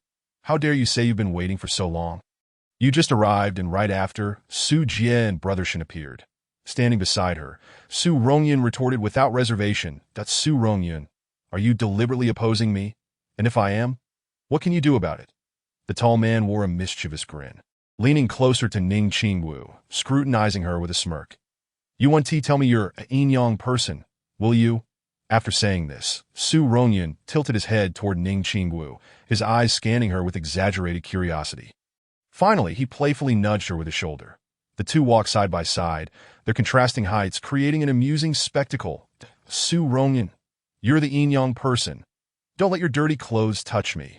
Ning Qingwu was infuriated, swiftly producing a pristine handkerchief to wipe the area Su Rongyun had brushed against. Instantly, Su Rongyun's eyes widened, as if he had discovered a new continent, pointing at Ning Qingwu's white handkerchief. You say you're not a yin-yang person? Which man uses a handkerchief? Ning Qingwu, you don't still have breasts, do you?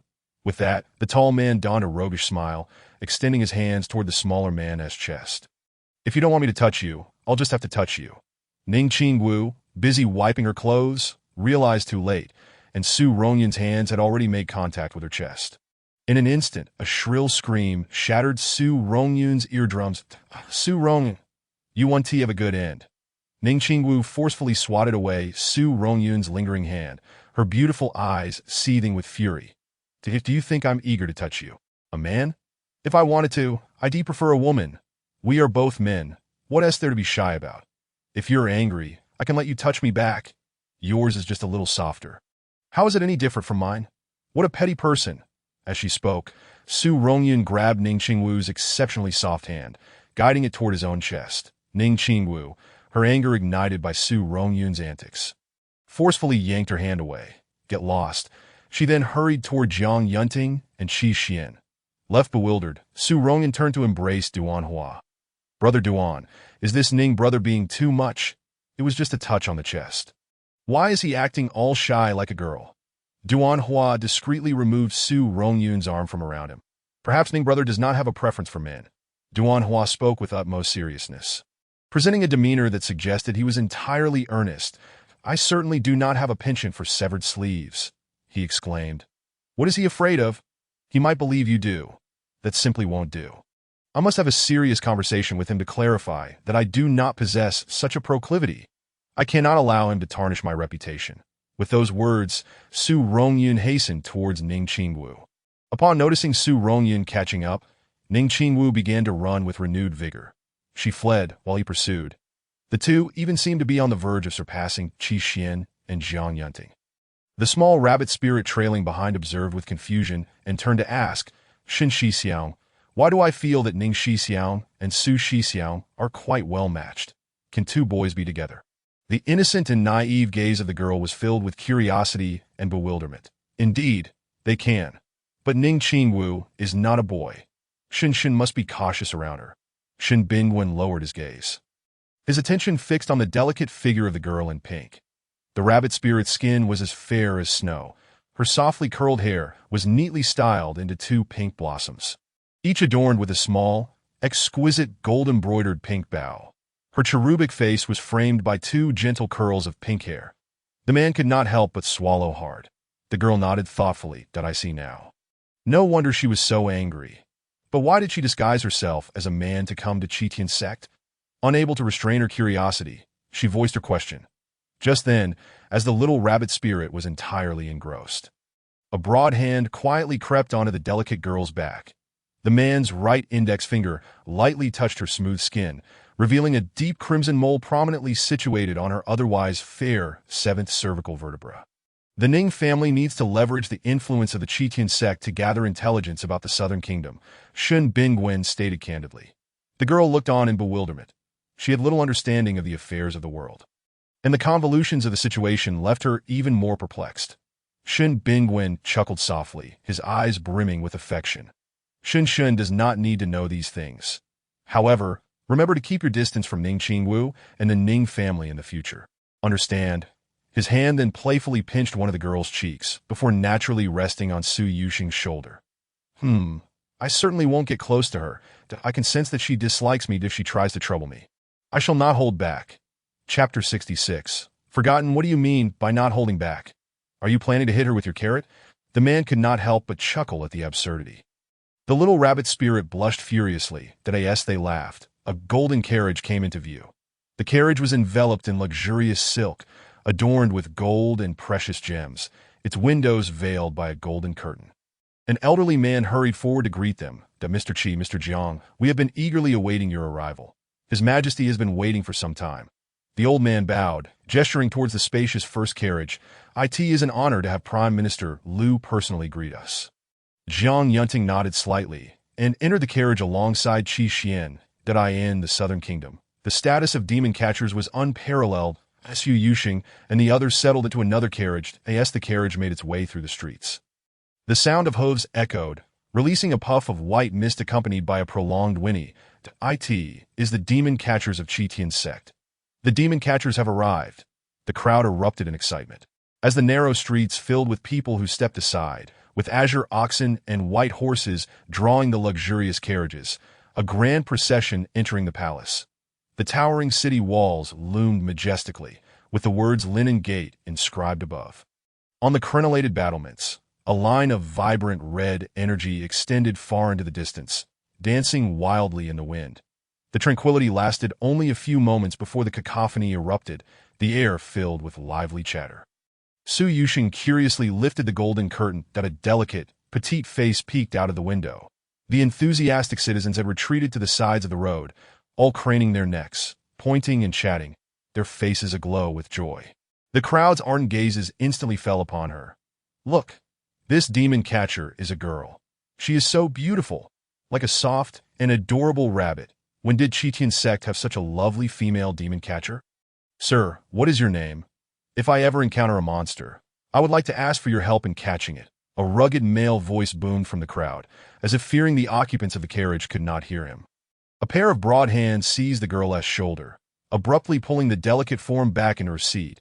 Su Yuxing gazed up with her innocent wide eyes at the instigator beside her. Shun, there are many people here, and some may be ill-intentioned. The little rabbit spirit obediently nodded, promptly sitting up straight in her seat. Moments later, the carriage halted at the palace gates, as everyone disembarked. The words Funing Hall greeted their eyes. The palace stood grand and imposing, its foundations rising 3 meters high, built from dozens of steps of white jade. The ancient wooden staircase evoked a sense of solemnity. Gentlemen, this way, please. Prime Minister Liu beckoned, leading the way. The others followed closely behind. Ascending the many steps of the grand hall, the magnificence of Funing Hall opened their eyes wide. The doors, carved from redwood, were truly a sight to behold. As soon as they entered the hall, Su Yuxing felt an eerie chill creeping down her spine. She sensed a faint, elusive darkness, a foreboding aura that moment. The sky darkened further. The swirling clouds obscured the sun that had just begun to peek through. Light and shadow engaged in a relentless chase. The wind grew stronger, sweeping up fallen leaves and stirring up dust. Taking on a bone-chilling force, Su Yuxing kept glancing up at the sky, which had turned a murky yellow, shrouded in confusion, while the distant tree silhouettes swayed violently, producing a rustling sound. Dust filled her vision. Just then, a ethereal, piercing female voice suddenly reached her ears. You are so beautiful. I choose you. The voice was so chilling that it made her back involuntarily arch, and goosebumps prickled her skin, as if she were engulfed in an endless darkness. Unable to escape, only to plummet indefinitely. The little rabbit spirit stumbled back several steps, overwhelmed by an instinctive dread that drained her of all strength. Su Yuxing trembled as her lips parted to ask, "Who are you?" Yet, she suddenly realized she could not produce any sound. "Shen Shixiao, where are you?" It was futile, and no matter how hard she strained to shout, her throat felt as if it had been severed, rendering her voiceless. Her eyes seemed to be shrouded in darkness, leaving her in a void of blackness that, in the blink of an eye, she felt as though she had been isolated in another realm. Unable to see anyone or make a sound, severed from the world she once knew, that in this entire world, she was utterly alone. The unknown fear compelled her to tremble uncontrollably. "You must prepare well, for I shall soon come to take your place." The ethereal, sharp female voice echoed once more, this time sounding even closer. The sound of footsteps resonated. Tap, tap. The sound of embroidered shoes striking the ground grew nearer. The little rabbit spirit's curled lashes began to quiver. Suddenly, the footsteps ceased and a chilling presence suddenly brushed against her neck. Something unknown seemed to be pressing closely against her. Su Yuxing quickly crouched down, pressing her ears tightly. "Xiaoqi, where are you?" Yet her mind remained unresponsive. It felt as though she had been forgotten in this corner of the world. Just a moment ago, she had been in Funing Hall. In her moment of despair, a familiar voice reached her ears. "Shun Shun." She jolted her head up, but darkness still enveloped her vision. "Shun Shixiao." She opened her mouth weakly, still unable to produce a sound. Suddenly, Su Yuxing felt a searing pain radiating from the seventh cervical vertebra at the back of her neck. The deep red mole glowed with an unusual brightness that a pair of burning hands wrapped around her slender waist. Chapter 67. The Southern Kingdom's Downfall. Shen Shixiang had come to find her. The familiar sensation made Su Yuxing's eyes brim with tears. Drops of liquid cascaded down her cheeks like pearls slipping from a broken string. "Fleeing will do you no good. I will come looking for you again." The ethereal, eerie voice faded into the distance, as though it had already departed. The immense pressure weighing down on her vanished in an instant. Simultaneously, she found herself standing peacefully at the entrance of Funing Hall. The sun, previously obscured by dark clouds, now peeked through, illuminating her surroundings. The dazzling sunlight momentarily bewildered her eyes that had just emerged from darkness. The burning hands still lingered at her waist. The little rabbit spirit felt a sense of disorientation. She could hardly distinguish whether everything that had just transpired was a dream or reality. "Shun Shun, where have you just been?" The ethereal beauty, shrouded in a veil of anxiety and a hint of trepidation, stepped forward to clasp the young girl's icy, chilling hands with fervent intensity.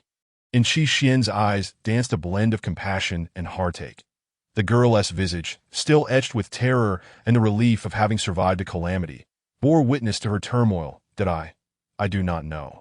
Just moments ago, I was engulfed in darkness, unable to utter a single word. Yet, a woman's voice lingered in my ears, incessantly insisting on replacing me. Upon seeing a familiar face, Su Yuxing could no longer contain herself. Tears cascaded down her cheeks in torrents. She broke free from Shen Bingwen's embrace and sought solace in Qi Xian's arms. Despite having escaped the dim, suffocating environment, she continued to tremble lightly, reminiscent of a frightened fawn. Great, glistening tears drenched the collar of the fair maiden's garments. The warmth of the fragrant jade in her hand abruptly vanished, leaving the man's hand suspended in the air for a moment.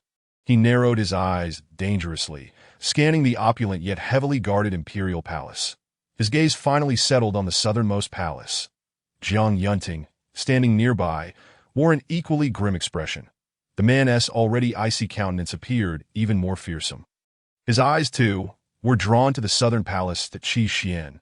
Upon hearing this, coldly inquired, "Minister Liu, it seems you have not elucidated the current circumstances in your letter.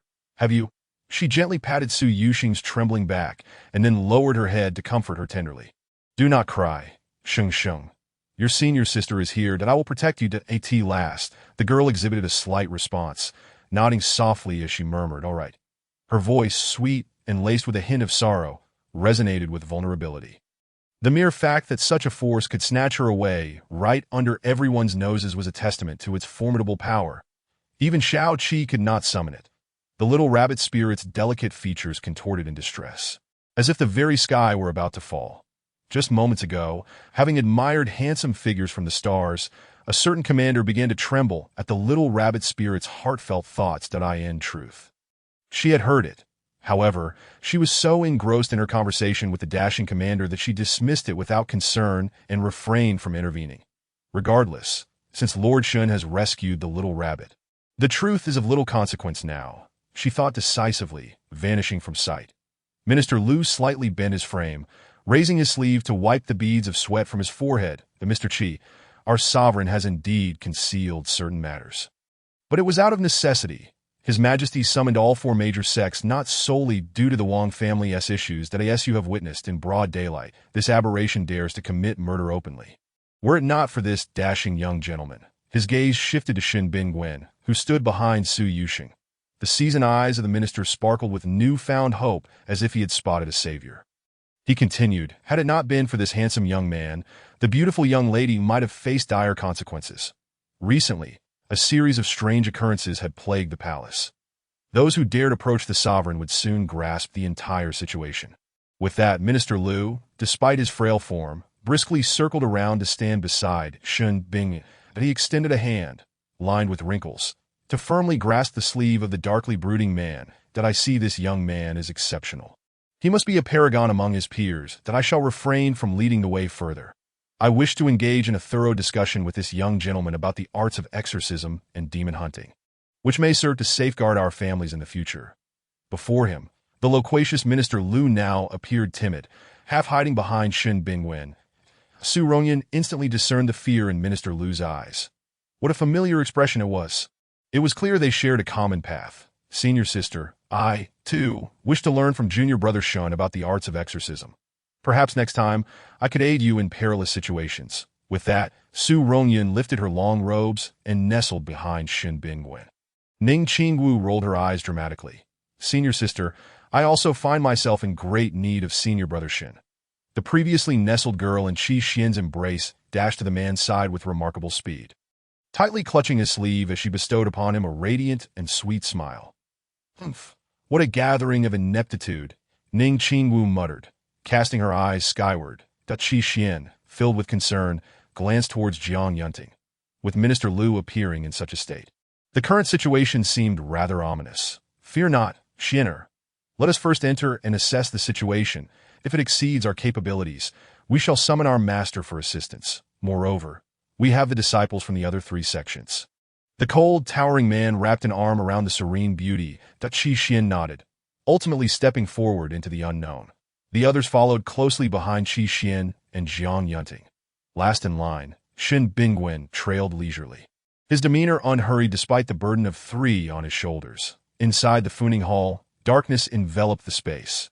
Despite the sweltering summer heat, one felt none of its warmth. Instead, a chilling breeze swept through, sending shivers down the spine. The once resplendent hall was now illuminated only by flickering candlelight.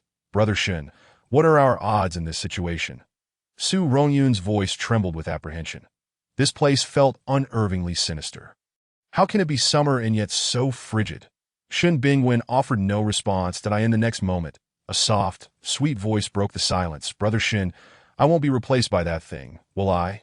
The girl's voice, playful yet tinged with fear, resonated through the air. No, as long as you stay close to me and do not wander off. Shin Bingwen finally spoke. Wander off? I didn't wander off, Su Yuxing replied. Confusion evident in her expression, yet she nodded in agreement. Chapter 68. Secrets of the Palace. In the center of the grand hall hung a massive moon pearl, now dimmed on the gilded dragon throne. A man clad in a golden dragon robe could be faintly discerned. The scent of sandalwood incense lingered in the air, enveloped in swirling smoke. Your Majesty, the disciples of the Qi Tian sect have arrived, Minister Lu reported, trembling as he knelt. Suddenly, the man sprang to his feet in the dim candlelight, rushing towards the towering figure of Jiang Yunting. Mr. Jiang, you must save me, he cried, collapsing onto the cold, white jade floor. In the blink of an eye, Jiang Yunting swiftly supported the rotund figure of Nan Wuing. Your Majesty, I cannot bear this burden. If your Majesty faces any troubles, I shall exert my utmost efforts to assist. Jiang Yunting nodded slightly, his expression grave. Mr. Jiang, This matter is rather convoluted. Nan Wuing turned away, taking slow steps towards the dragon throne that in my father's lifetime, he had a favored consort, known as Consort Hua Shu. She passed away on the day I ascended to the throne. Such an ill-fated event. I prefer not to dwell upon, that I thought it would simply fade away with time, yet years have passed. And her spirit has re-emerged. The palace has been plagued by her vengeful spirit, causing sleepless nights for all that in the dead of night. Her wretched wails resonate through the halls. Recently, my ninth prince suddenly perished in the imperial garden, along with countless palace maids and eunuchs, all falling victim to Consort Hua Shu's spirit. Even I, in recent nights, have felt a chill as if she were sitting beside me, observing my every move. Gentlemen, do any of you possess a solution? With that, Nan Wuing slumped heavily onto the dragon throne, his smooth arms weakly supporting his heavy head that appeared he had not enjoyed a good night's sleep in a long while. Su Yuxing felt a chill creep down her spine. Could that woman's voice earlier have belonged to Consort Hua Shu? Listening to the old emperor's account, she sensed the ghostly presence of Consort Hua Shu staring intently at her from the shadows. Her icy breath palpable. The more she thought about it, the more frightened she became, inching closer to Shen Bingwen until she was tightly pressed against his warm body. Jiang Yunting pondered for a moment. What grievances did Consort Hua Shu endure in life? Surely, she must have suffered some injustice. The ninth prince, and those deceased palace maids and eunuchs, how did they meet their demise? The horrific nature of their deaths was enough to make one retch. They had been stripped to the bone, their blood and flesh entirely drained. Su Yuxing turned pale, her heart racing. Instinctively, she wanted to glance at Shen Bingwen, but recalling the severity of the imperial palace, she dutifully lowered her head, refraining from any further actions. She did not wish to inadvertently cause trouble for the formidable man beside her. Her delicate hands clutched the hem of his garment tightly.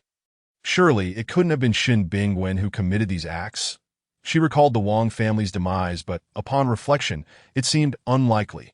How could His Majesty be so certain that the culprit was Consort Hua Shu? Specters, shrouded in mystery, are known to strike without a trace, never revealing themselves before mere mortals. Some formidable apparitions may even construct their own realms, forcibly drawing their victims into these fabricated spaces before enacting their deadly intentions. In the blink of an eye, a person's existence is erased without a whisper, undetected by gods or ghosts alike.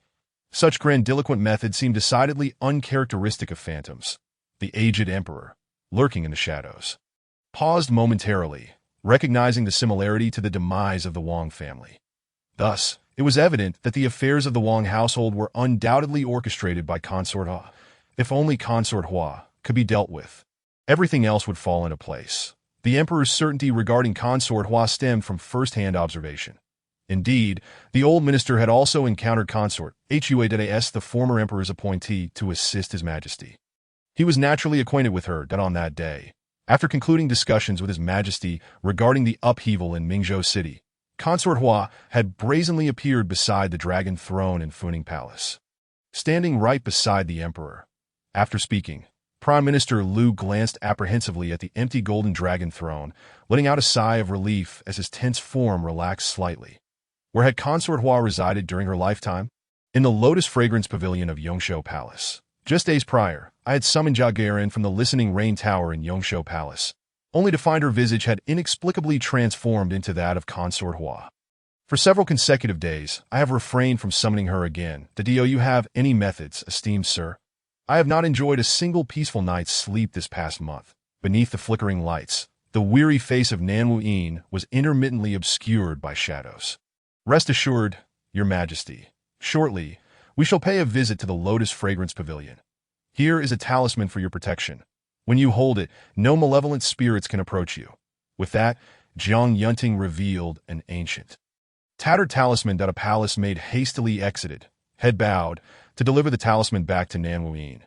With several esteemed gentlemen present, I feel reassured in a few days, disciples from Fulong Pavilion, Xuanli Gate, and Ryu sect will also arrive one after another. If the matter remains unresolved, you must assist me in devising a solution. Prime Minister Liu, please lead the gentlemen to investigate. Certainly, the palace's secrets must naturally be entrusted to the most loyal and closest ministers. Thus, Nam Yin entrusted the entire matter to Prime Minister Liu. Upon exiting Funing Palace, the oppressive atmosphere dissipated instantly. Just moments ago, Prime Minister Liu, who had been clinging to Shin Bingwen, now hurriedly approached Jiang Yunting's side. Mr. Jiang, the old minister has exhausted himself for his majesty. Did I often encounter Consort Hua? What do you think?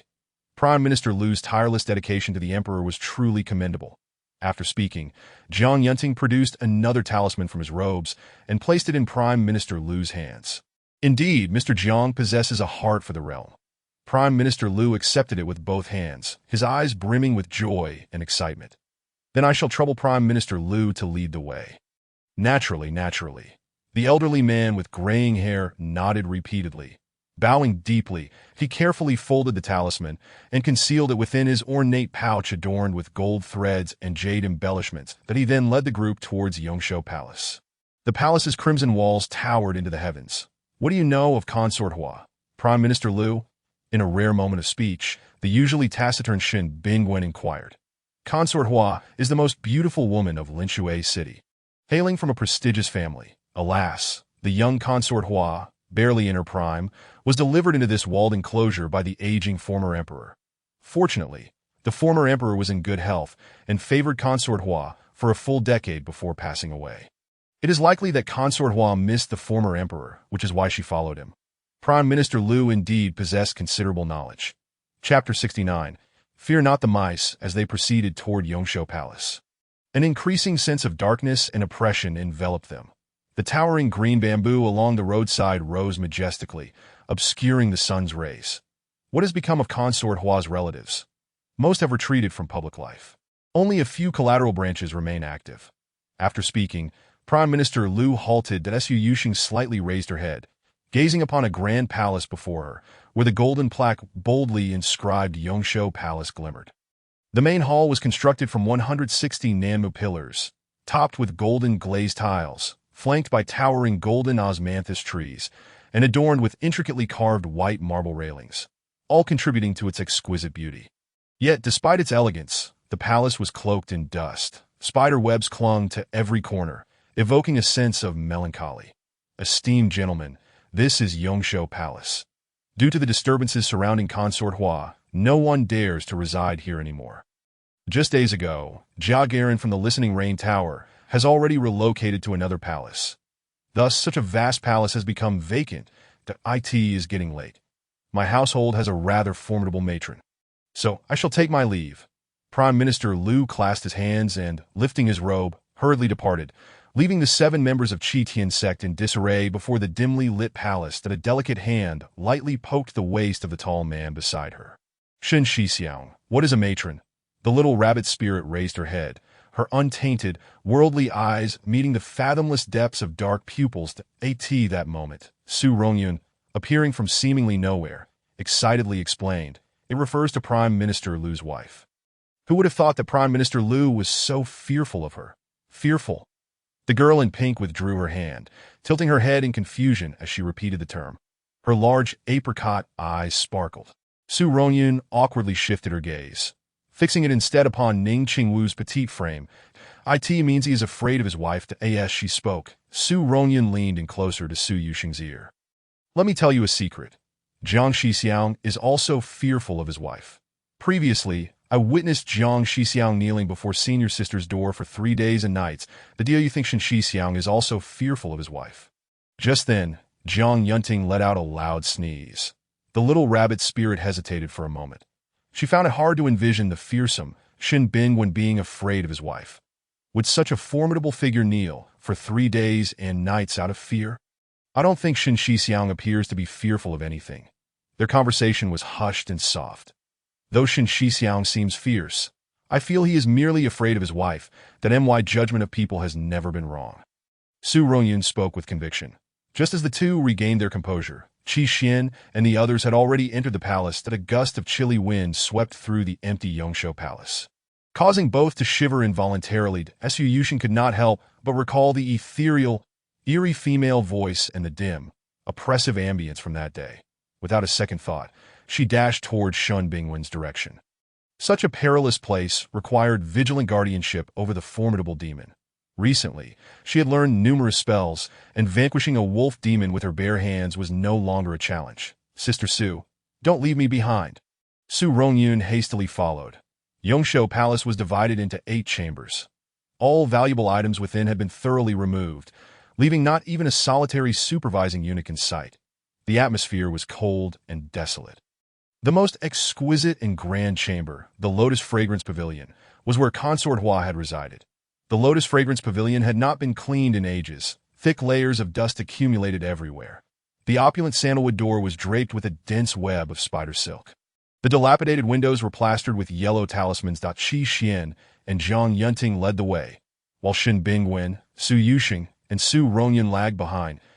So many talismans are employed to suppress Consort Hua alone.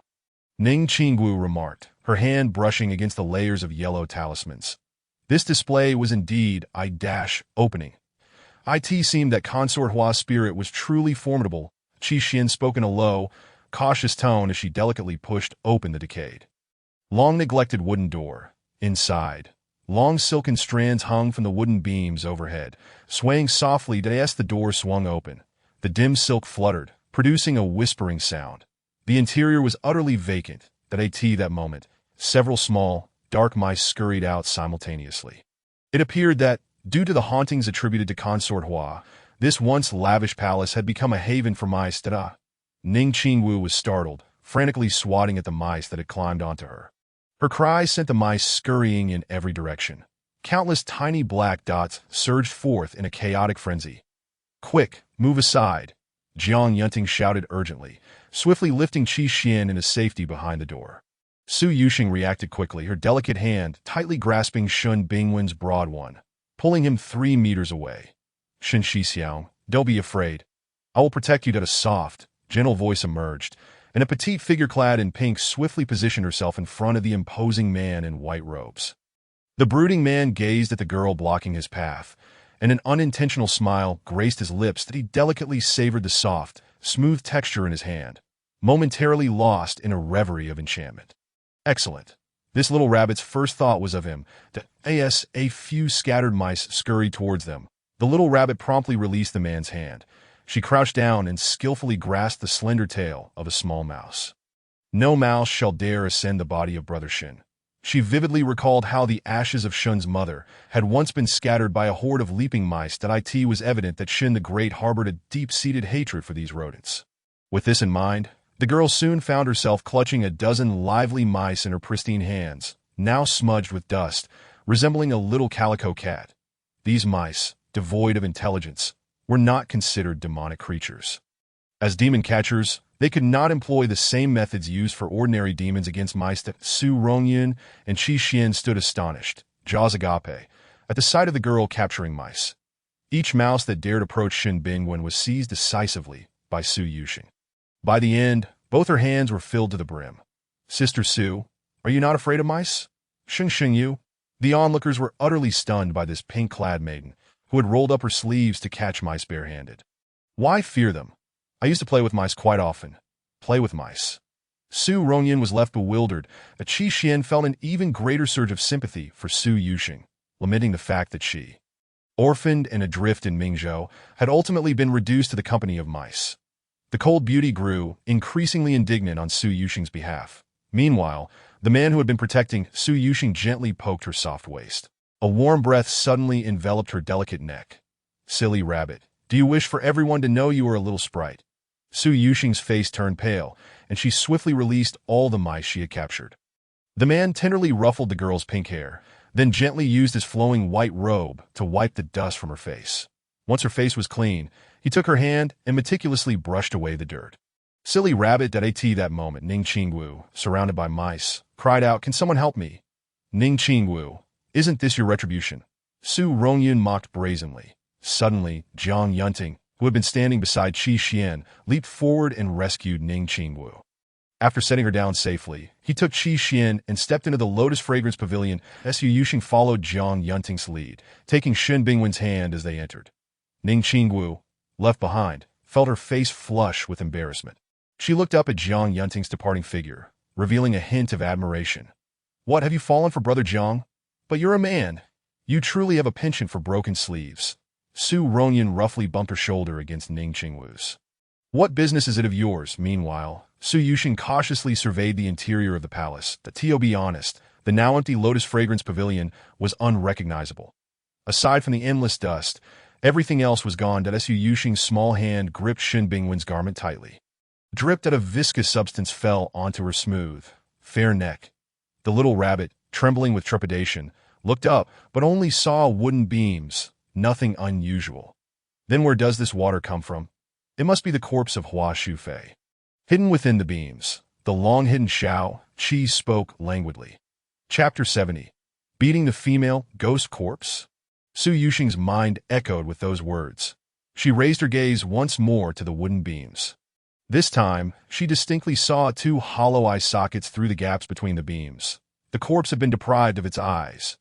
Those eye sockets seemed to be fixated on her position, as if the sightless Hua Shufei had silently observed her every move. The little rabbit suppressed her fear and shakily pointed at the beams above, exclaiming, "Sister, there seems to be a corpse up there." The others immediately followed her. The gap was so narrow that one might not recognize it without a careful look. Moreover, the color of the eye sockets blended almost seamlessly with the beams. In an instant, everyone gasped in horror. Everyone stepped back. With that, Jiang Yunting drew a long sword from behind him. The group quickly retreated a few steps. He forcefully swung the sword at the beams. In an instant, the beams shattered. Bang! A heavy object fell to the floor, sending dust swirling.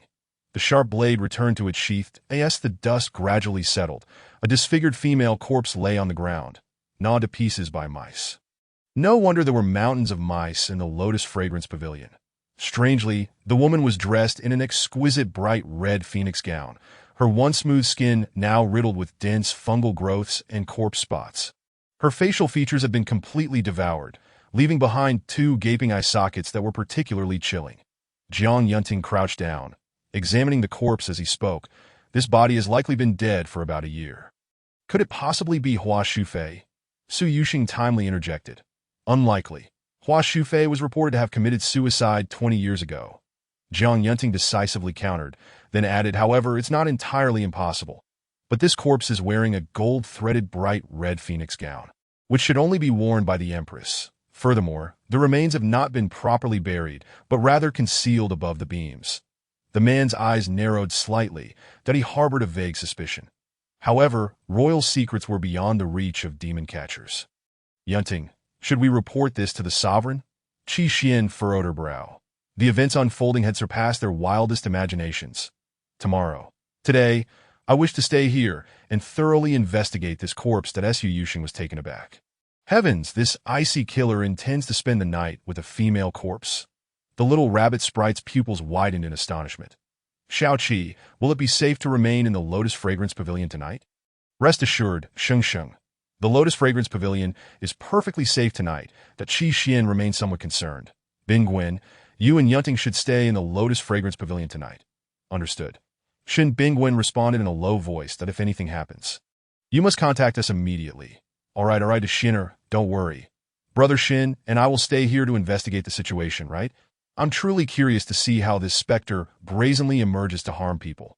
Meanwhile, Shen Bingwen took out a small pouch from his robe and handed it to the petite little rabbit sprite beside him. Sheng Sheng, if I encounter any danger, I'll use the yellow talisman in this pouch to contact you. You'll come to my rescue, won't you? Su Yuxing eagerly accepted the pink pouch, nodding repeatedly. Of course, if Brother Shun is in danger, I would brave mountains of knives and seas of fire without hesitation.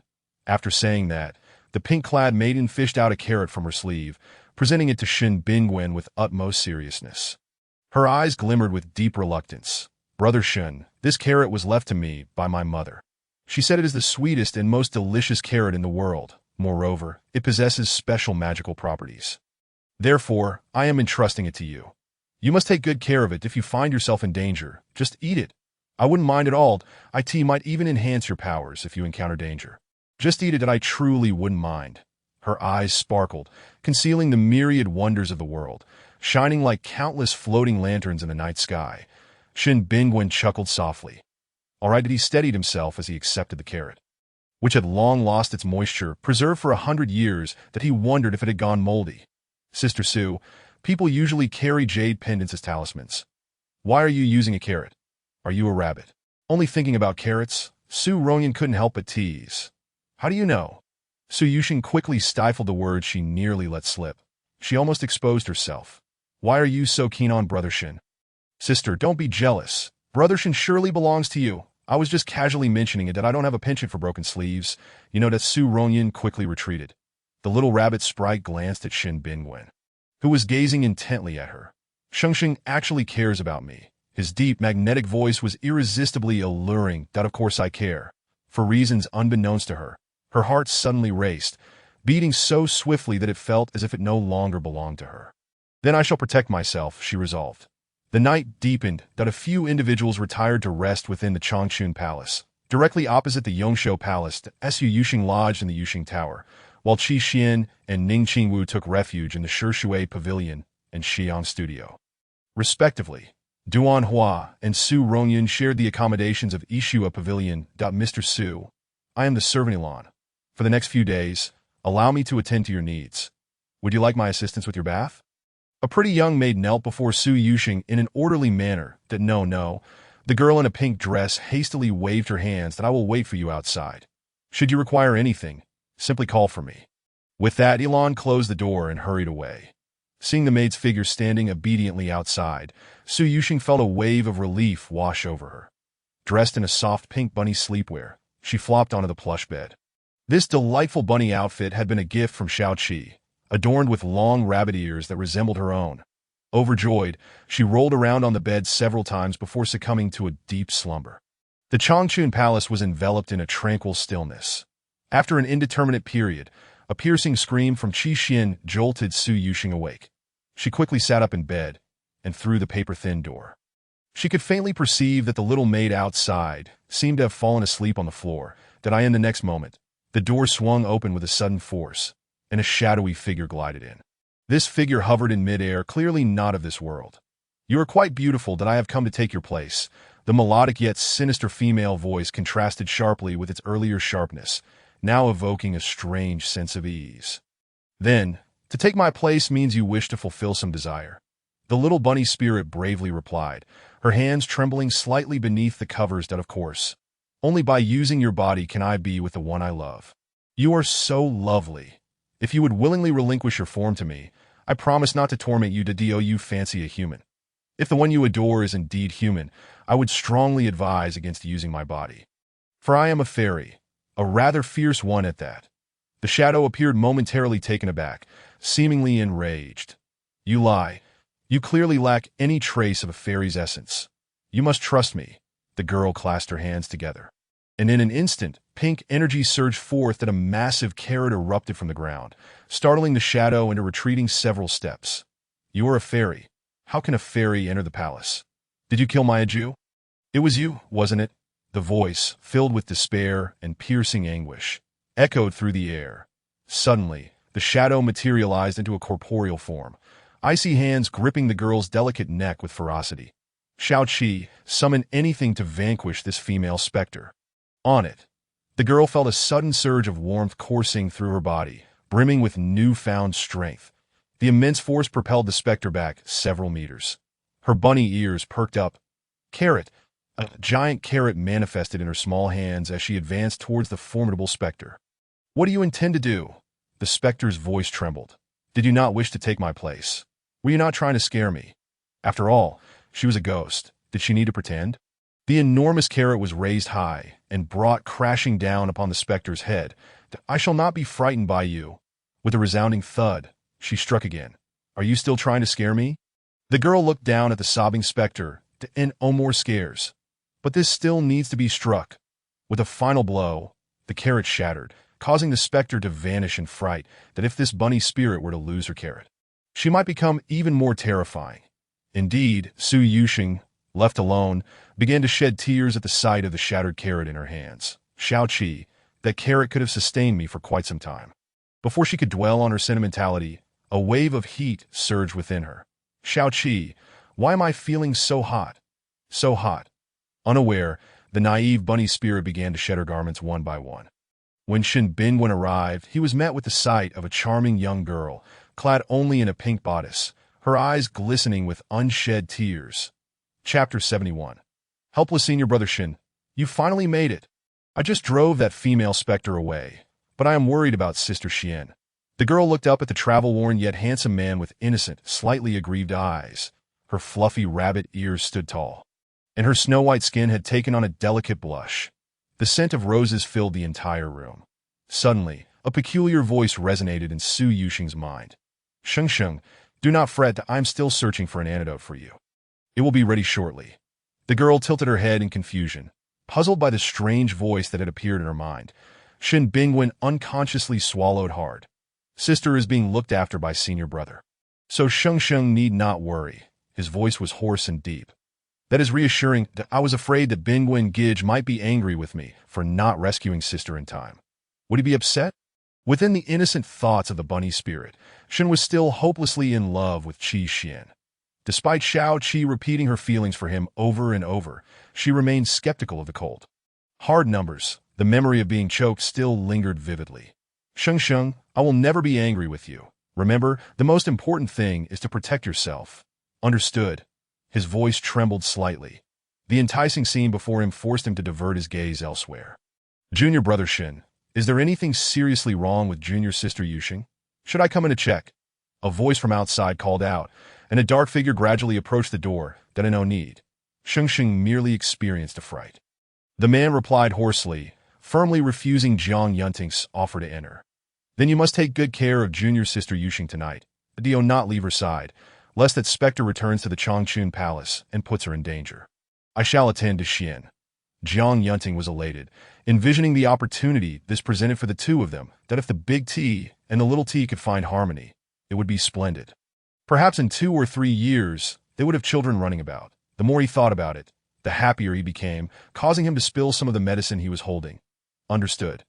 Hearing Shun Bingwen's affirmation, Jiang Yunting breathed a sigh of relief. At last, no one was competing with him for Xiana. This was the perfect opportunity to claim her bed. Junior Brother Shin, you must seize this chance that it is a golden opportunity. With that, footsteps receded as the shadow moved away.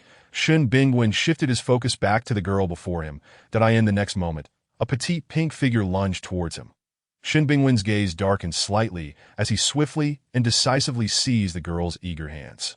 The girl, perplexed, gazed up at the handsome man, not understanding why he was so fierce. One of his hands reached towards her delicate wrist. The erratic pulse beneath his fingers made the situation all too clear. Damn it, this medicine has no antidote. Bingwen Gij, with her pink hair cascading down and her eyes glistening with tears, she looked up at him, appearing both pitiful and alluring. Her moist eyes resembled those of a newborn kitten, begging for affection. Shin Bingwen resigned himself and closed his eyes, but he gently tapped the back of her neck, and in an instant, the petite pink girl collapsed into unconsciousness. Chapter 72. Misunderstanding. Shin Bingwen promptly caught the delicate girl in his arms, gently laying her upon the bed and tucking her beneath the soft covers, that he was not the paragon of virtue who would remain unaffected in the face of temptation. He would go to great lengths to obtain what he desired, even resorting to methods deemed beneath contempt. However, his intention was always to provide the best for Shengsheng. 3 letters and 6 etiquettes, a grand procession. None could be omitted. The finery of a phoenix crown and bridal gown.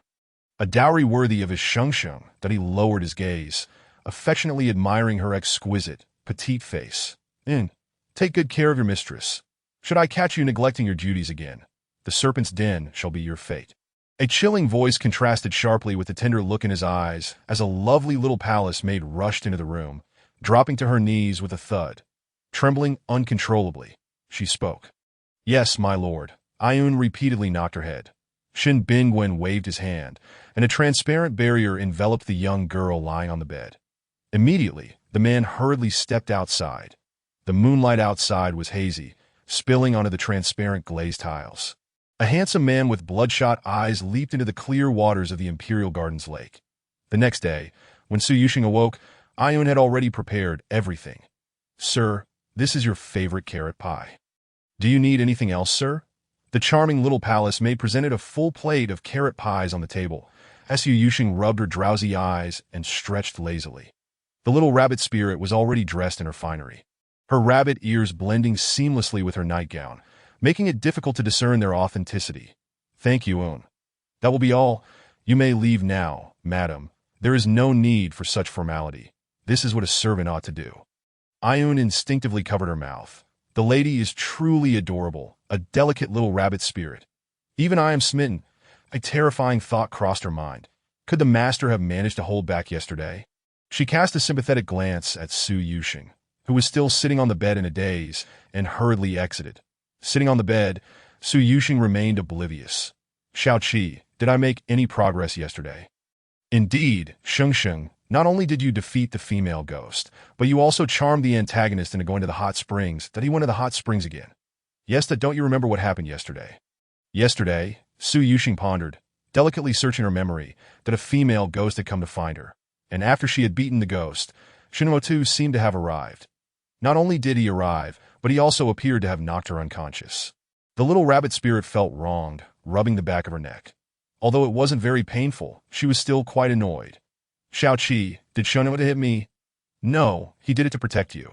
Shengsheng, just eat some carrot pie to lift your spirits. Xiaoqi's words felt deceitful. Shinmotu must have hit her. He surely wished to dismember her. The little rabbit spirit quickly retracted her ears and, in a huff, threw off the blanket, grabbing a pie and stuffing it into her mouth. Even after devouring the last pie from the plate, Su Yuxing still felt unsettled. Tio choked me upon our first meeting and then knocked me unconscious. How could I have given my beloved carrot to Shun? The little rabbit spirit's delicate face puffed up in indignation. Shengsheng, are you about to explode with anger? Don't talk to me, unless you give me a carrot. Xiaoqi immediately fell silent. Just then, the culprit, Shin Bingwen, entered with bloodshot eyes, swaying slightly as if he hadn't slept a wink. Shengsheng, do you feel unwell? His voice bore a clear trace of fatigue. The little rabbit spirit glared furiously at the man before crossing her arms and turning her head away, clearly unwilling to acknowledge him. Her cheeks puffed up even more. Shengsheng, what is the matter? Shin Bingwen's voice tinged with a hint of panic and concern as he stepped closer to the powder-pink-clad girl. Don't speak to me. The little rabbit spirit stood up in anger, heavily stomping on the floor before sitting down again. What a pity. Yesterday, I saw so many carrots scattered on the ground. Some little rabbit must have been heartbroken. Therefore, today I brought a large basket of carrots to make it up to her. Unfortunately, it seems that the little rabbit does not appreciate it. Then I shall have to eat all these carrots myself. Shin Bingwen pulled out a full basket of carrots from somewhere and gently placed it on the ground, picking one up to take a bite. Wait, a soft voice interrupted. The little rabbit spirit jumped off the bed and hurried to Shin Bingwen's side, tiptoeing to snatch the carrot from him. Clutching it tightly to her chest, she pouted, in light of your carrot gift, I shall reluctantly forgive you for hitting me yesterday. However, you must cook for me every day to mend my wounded spirit.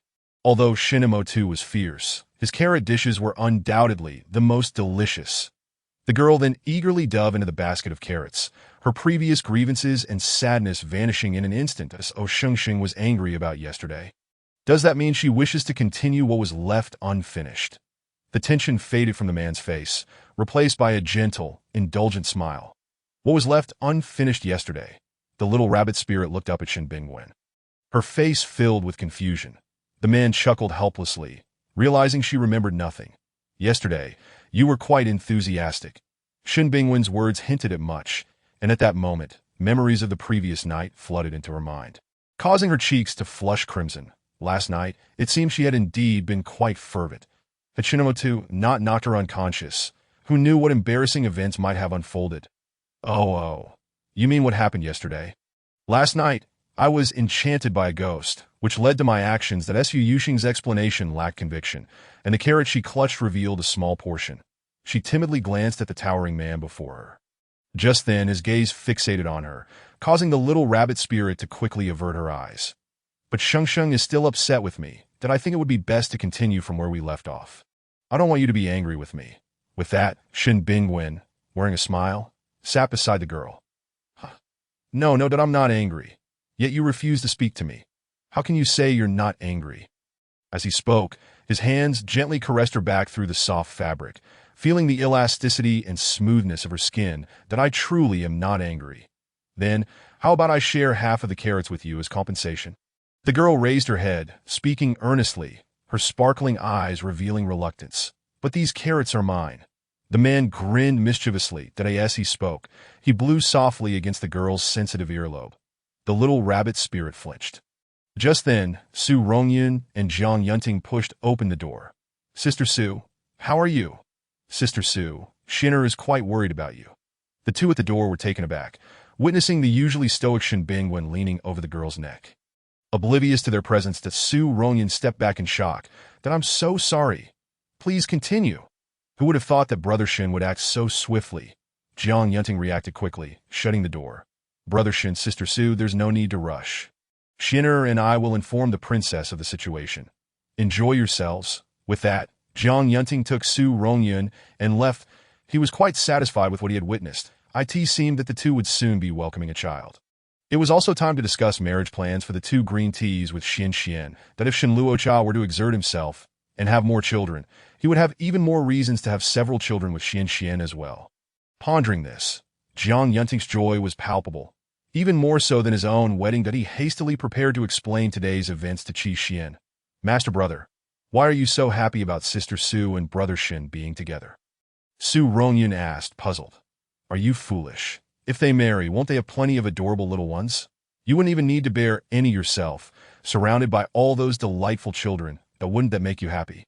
Su Rongyun's eyes widened in realization, looking at Jiang Yunting with an expression that said, "So you are that kind of master brother." Meanwhile, Su Yuxing took the opportunity to push the man who had been leaning on her away. "Are you still angry, Sheng Sheng? How could she dare to be angry?" He had acted to save her, and yet she had been ungrateful and upset. The more Su Yuxing thought about it, the more guilty she felt.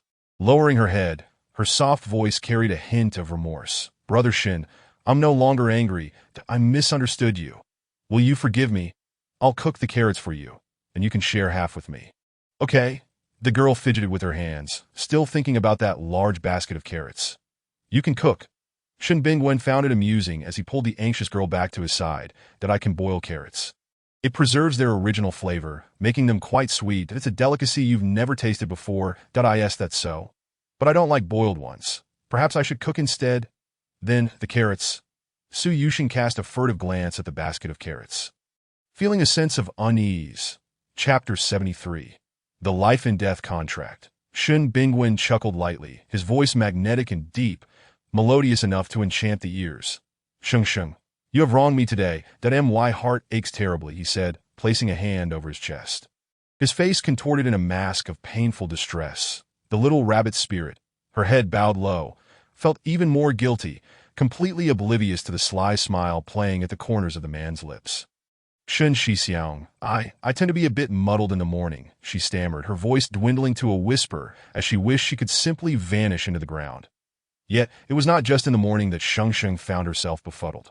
Shen Bingwen gently ruffled the girl's delicate pink hair, his eyes brimming with tenderness and affection. Su Yuxing felt a strange sense about Shun the Demon Lord's words, that if Sheng Sheng desired this large basket of carrots, she would need to offer something in exchange. Then what does Shixiang wish for? "I do not want your possessions, that I simply require your company to thoroughly study the contents of those 3 books. Shen Bingwen spoke with an unwavering countenance, serious and earnest, resembling a keen apprentice eager for knowledge. "Those 3 books?" she echoed, momentarily dazed, pondering for a moment, yet still unable to decipher which 3 books he referred to. Could it possibly be the textbooks of Qitian sect? But if she were to study those 3 hefty volumes, her mind might turn to mush. Shen Bingwen patiently awaited the girl's response. The 3 illustrated books treasured by Su Rongyun still resided in his space, their contents having broadened even his horizons, as he had devoted considerable time to exploring their intricate angles. The little rabbit spirit scrunched her petite, exquisite face. "Could we not just learn the basics? If I must master them, I might very well exhaust myself." Her woeful expression bore a peculiar charm. "Learning the basics is not out of the question. Sheng Sheng will not tire, as I shall handle the operations." The man extended his index finger and lightly brushed it against the girl's delicate nose. The little rabbit spirit's eyes sparkled with excitement, that if only Shen the Demon Lord managed everything, she could simply skim through the material. What a bargain deal! "You share half the carrots with me, and I shall learn from you." The girl beamed, her eyes curving like the crescent moon, pure and radiant against the night sky. "Very well. When shall we commence our studies?" Su Yuxing inquired, her beautiful eyes wide with curiosity as she gazed at the man before her. Shengsheng is now 100 years old, AT 103. She will be considered an adult. Would that be a suitable time for learning? That would mean 3 years from now, by which time I would have returned to the Rose Valley. She chuckled awkwardly. Surely, I won't run away. Shin Bingwen's voice suddenly rose, his ink-black pupils glinting with a dangerous light, and the atmosphere grew tense. Why would I? I would merely return to my original home, that if Shun the great demon wishes, I could even bring him along. The man's face softened considerably upon receiving her affirmation that a rabbit that runs away will be caught in a cage. He added, a hint of warning in his tone. After 3 years, once I have refined my powers and acquired a normal body, I shall take the little rabbit into the mountains, to the Rose Valley or wherever she desires. As long as she wishes, any place can be home, for the final wishes entrusted to Jiang Yunting by his mother. He now had someone he wished to protect, that I want to run away. The little rabbit spirit pouted, that my legs are my own. I can choose whether to run or not, that if you insist on making me study the tedious textbooks of Qitian sect, I will definitely run away. You are quite obedient, Shengsheng, that if you are not, I shall pinch your neck. He teased. Do you still remember the specifics of yesterday's events? I spent a long time with Jiang Yunting at the Lotus Fragrance Pavilion. Yet we found nothing. Instead, the life and death contract binding me to the little rabbit reacted. Among half-demons, there exists a peculiar ability that half-demons can bind themselves to either humans or demons through a life and death contract, which can only be established once in a lifetime. Through this contract, half-demons can locate their beloved's whereabouts while sealing half of their own powers to protect them. Should the beloved perish, the half-demon would likewise meet their end. Conversely, if the half-demon dies, they transform into a guardian spirit to accompany their beloved until the end of their days. This was but a fragment of knowledge he had unearthed from ancient texts. The life and death contract is a vow of devotion. The crimson mark serves as the symbol of the contract's activation. Whenever the little rabbit is in peril, he senses it immediately, even if it means shattering himself into pieces. He would embrace it willingly. Speaking of last night makes me furious. That female ghost sought me out in the dead of night, claiming she wished to replace me and be with her beloved. I told her I was a spirit, and her beloved was merely a human, that if she were to inhabit my body, it would lead to a path of separation between human and spirit, one not accepted by the world. Yet she boldly claimed I killed Lao Jiao. How would I know who Lao Jiao was? For that, she smashed the carrots. Shengsheng thinks likewise, does she not? Shin Bingwen concluded, his expression weary and heartbroken, resembling a delicate beauty in distress, evoking both pity and affection. What are you thinking? The little rabbit spirit felt a twinge of fear. Why was Shun the demon lord pretending to be vulnerable before her? Had she not witnessed his true nature? No amount of beauty would sway her. After all, human and spirit were destined to be apart. She was a half-demon, and he was a rabbit demon. Were they not even more disparate? The little rabbit spirit stood frozen, as if struck by lightning. What was this question? Why did she not comprehend? Under the probing gaze of the man, Su Yuxing finally replied, word by word, and no, I did not think that. You are different, that I left the Rose Valley for you. You are indeed unique. The man broke into a radiant smile, his expression blossoming like a flower, more exquisite than any woman. His beauty surpassed even Qi Xian by a margin. The previously calm gaze now sparkled with life, as if Su Yuxing were the most precious treasure in existence. Shengsheng came for me. Will she take me back to the Rose Valley in the future? He had wandered the shadowy mountains for years, yet had never glimpsed the Rose Valley. He hoped it was not some hidden, unreachable place. Of course, the stars in the Rose Valley are stunning during summer. They twinkle beautifully. However, when autumn arrives and the roses wither, I grow quite bored and can only sleep alone to pass the time, that if Shin the demon lord were willing to accompany me, that would be delightful. Yet, she suspected Shin the demon lord was merely being polite. Chapter 74. All proficient. 3 years from now, Shengsheng must take me to see the Rose Valley. I shall help Shengsheng plant carrots in the Rose Valley. I can water the flowers, fertilize them, and cook. Shengsheng need only enjoy the carrots I prepare. Not only could he tend to flowers and fertilize, but he was also adept at laundry, building houses, and cleaning. Would Shengsheng consider bringing along this rabbit caretaker? The man's eyes sparkled, the dark depths of his gaze now shimmering with a galaxy of stars. Really? The little rabbit spirit's eyes gleamed with excitement. When have I ever deceived you, Sheng Sheng? I would gladly accompany you. You can take me back to the Rose Valley right now. No need to wait 3 years. Shall we depart at this very moment?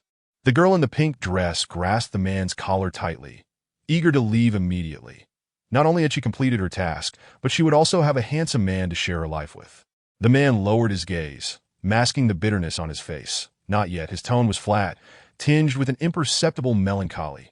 Right now, I am still a monster that a half-human, half-demon body, practicing dark arts. Should I lose control, it could bring about calamity that I cannot let Sheng Sheng fall into danger.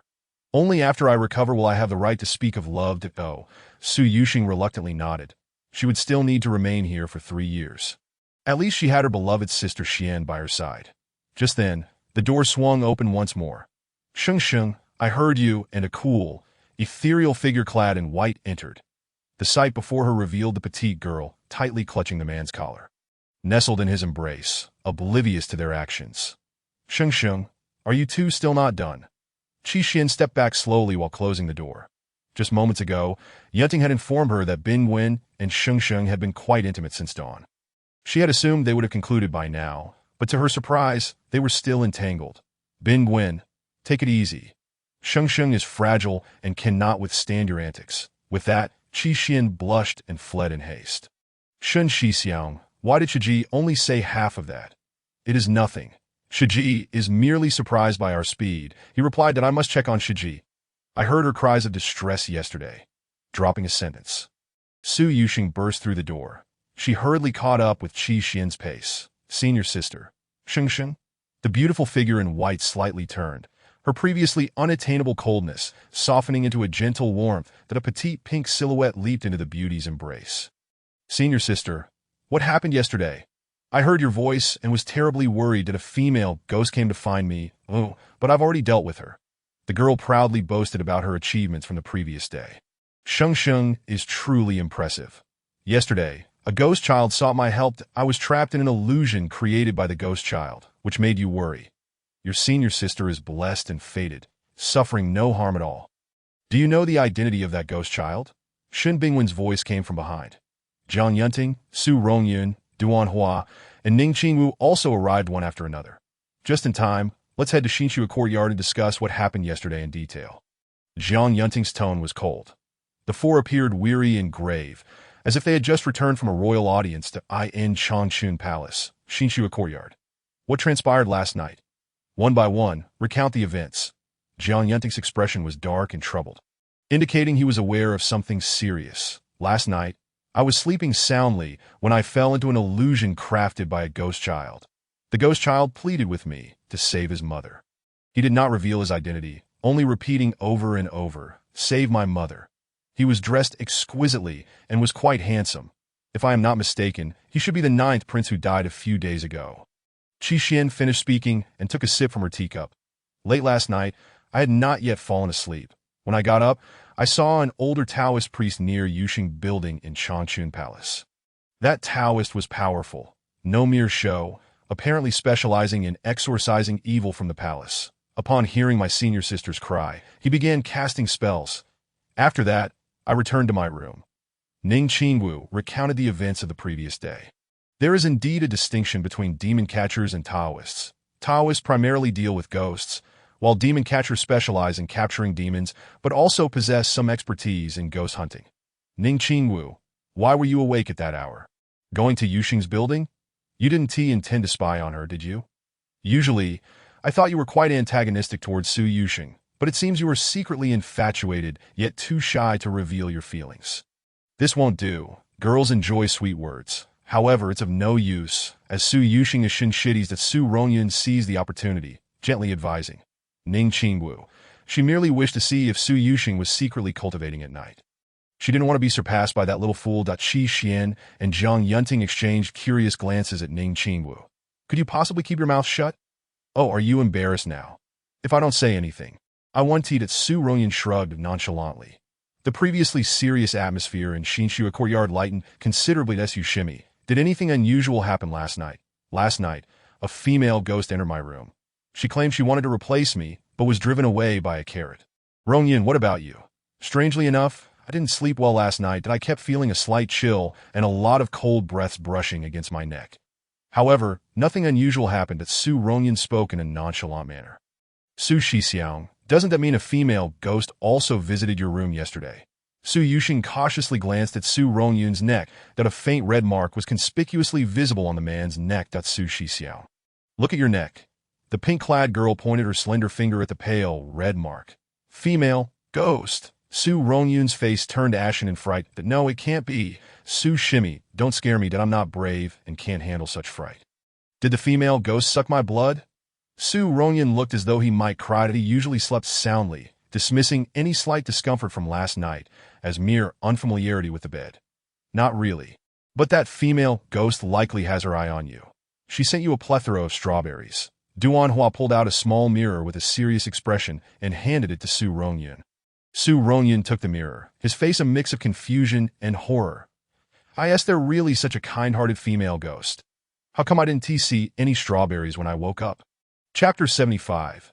Deep maternal affection. As the moon hung upon the branches, the cool moonlight slanted across the twigs, accompanied by the heart-wrenching cries of cicadas, rendering the palace eerily quiet. In Changchun Palace. A delicately adorned young girl sat elegantly by the table. The flickering candlelight illuminated her jade-like skin, making her appear irresistibly charming.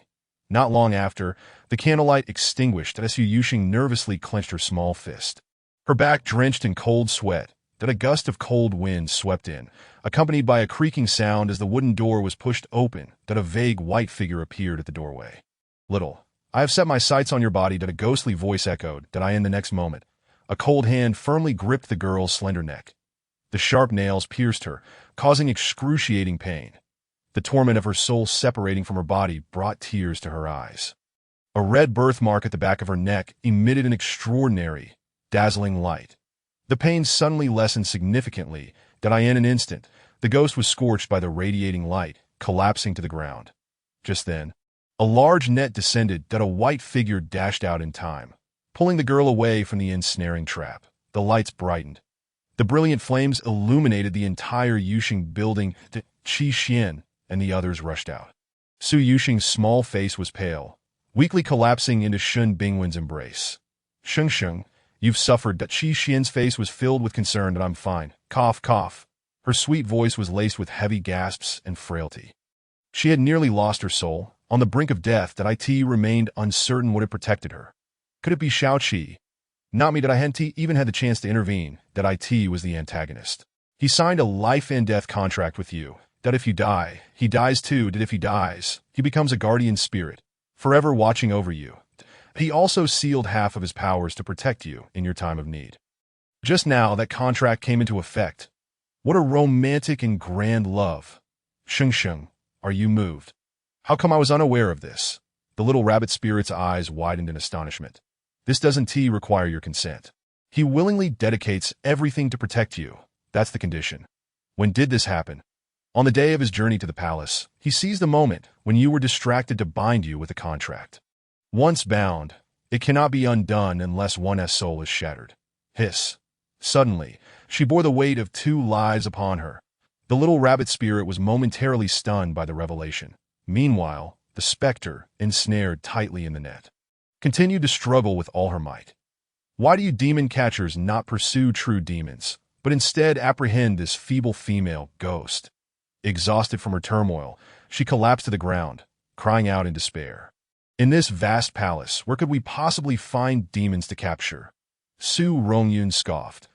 Ghosts are even more malevolent than demons. The specter on the ground glared at Su Yuxing, her fury palpable, yet she could not vocalize her rage. She wished to declare that Su Yuxing was indeed a rabbit demon, yet her throat felt as if it were sealed, rendering her mute. What is your identity? Why do you linger in the palace? Refusing to reincarnate, Jiang Yunting crouched down to meet the spectre's gaze. The specter suddenly lifted her face.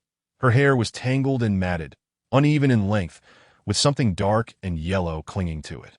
Her hollow eye sockets leaked forth a vile, foul substance. Her face was marred by countless scars, and not a single part of her exposed skin was unblemished. The spectre's appearance mirrored that of the deceased in life.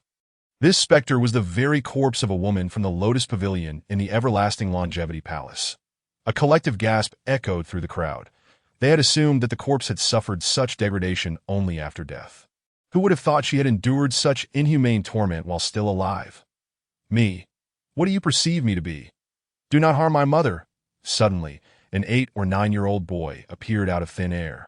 His tender voice resonated in the air above Yuxing Tower. He stood protectively in front of the female ghost, his small eyes filled with fear and vigilance. Xiao Jiu, you must leave. Do not concern yourself with mother.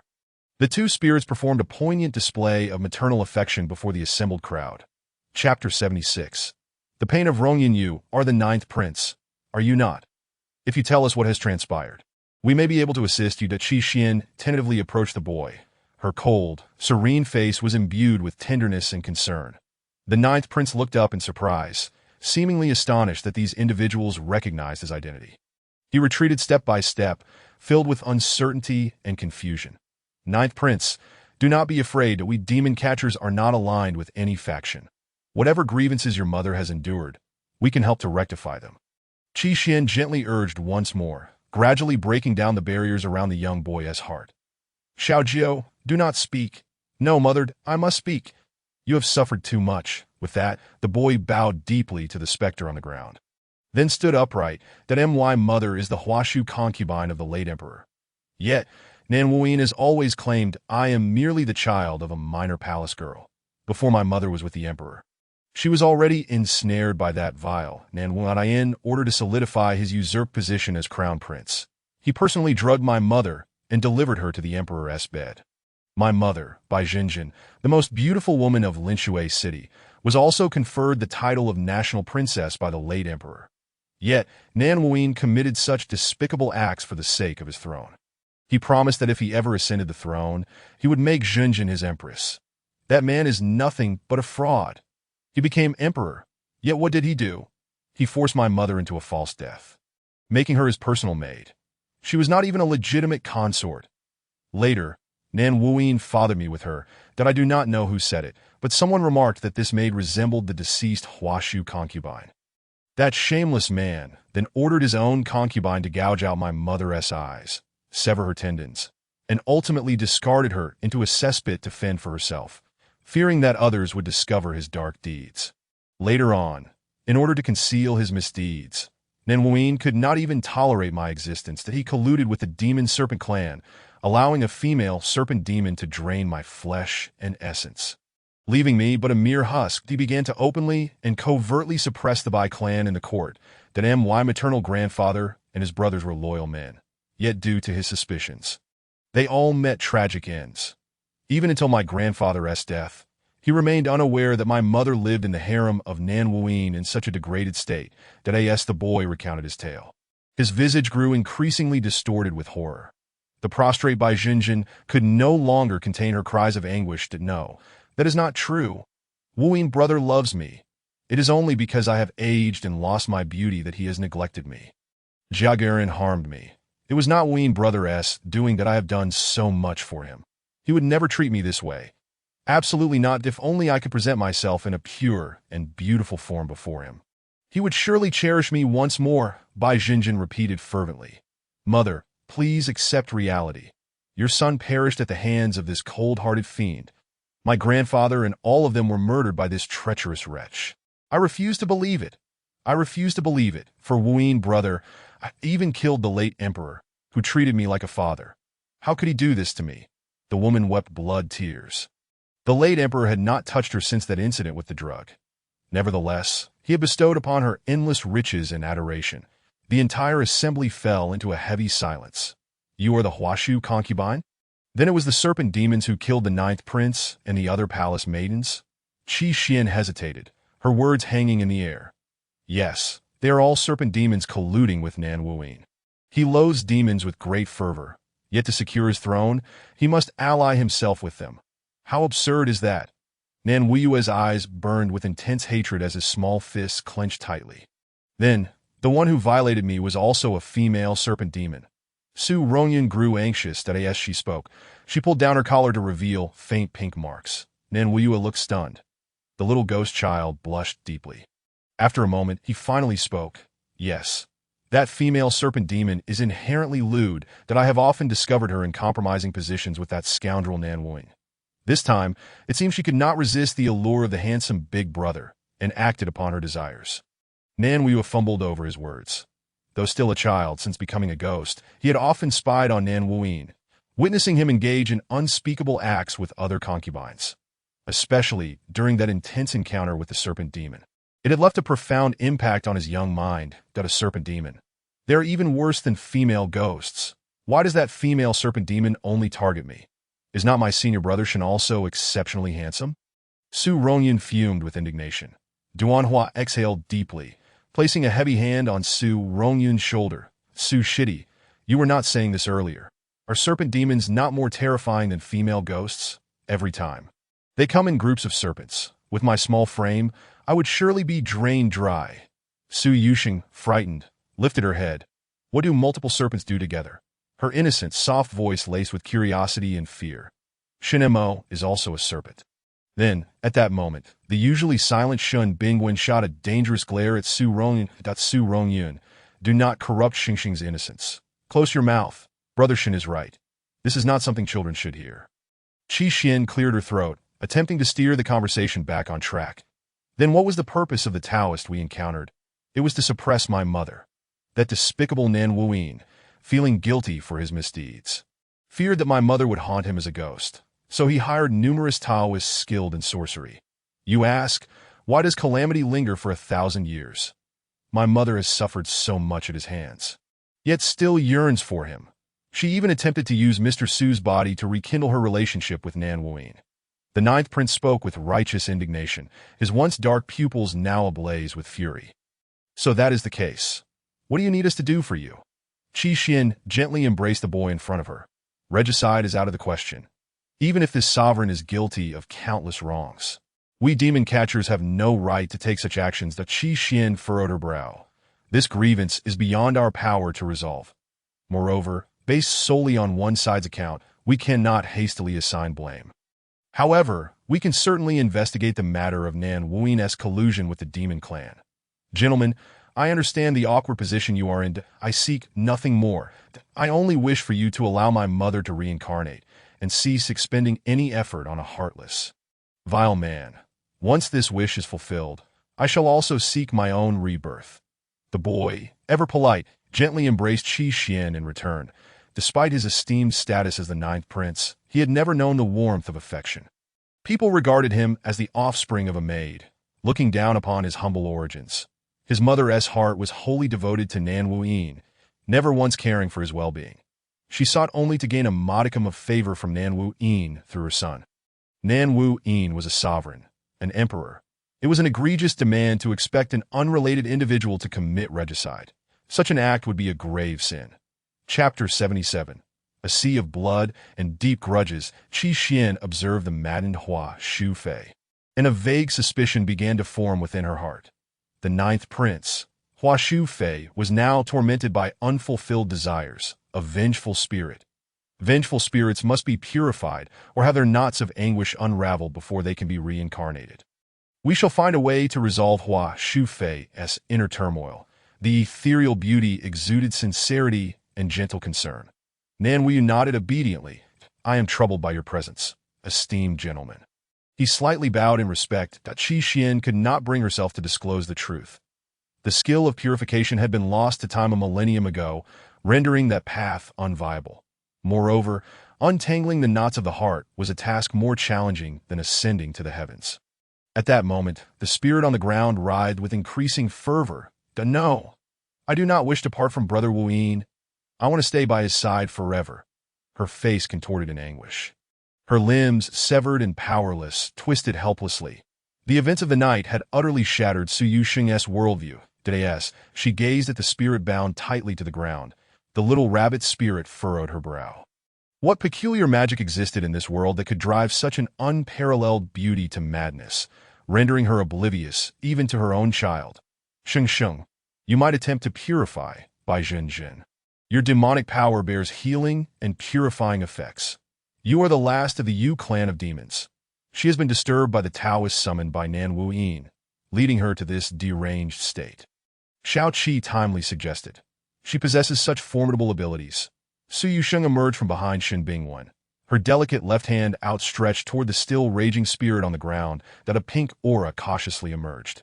Wrapping around by Zhenjin's form at Su Yusheng, what do you intend to do? As demon hunters, we must act with integrity and cannot strike indiscriminately. Ning Qing Wu's voice was sharp and piercing. As if she wished to reduce the girl to ashes, that Su Yusheng remained undeterred. The pink spiritual energy coalesced as if it had form, encircling Bai Zhenjin, that in an instant, the once frenzied female ghost fell silent. Observing that Bai Zhenjin exhibited no further abnormalities, the girl in pink increased the intensity of her energy transmission to in but a moment. Bai Zhenjin's tattered, ghostly form began to restore itself. Her once filthy hair transformed back into the smooth, lustrous black locks of 20 years prior, that a face that had been almost unbearable to behold regained the ethereal beauty of a celestial maiden. As if she had stepped out of a painting, the onlookers held their breaths, fearful of disturbing this breathtaking spectacle. The web of enchantments unraveled in an instant.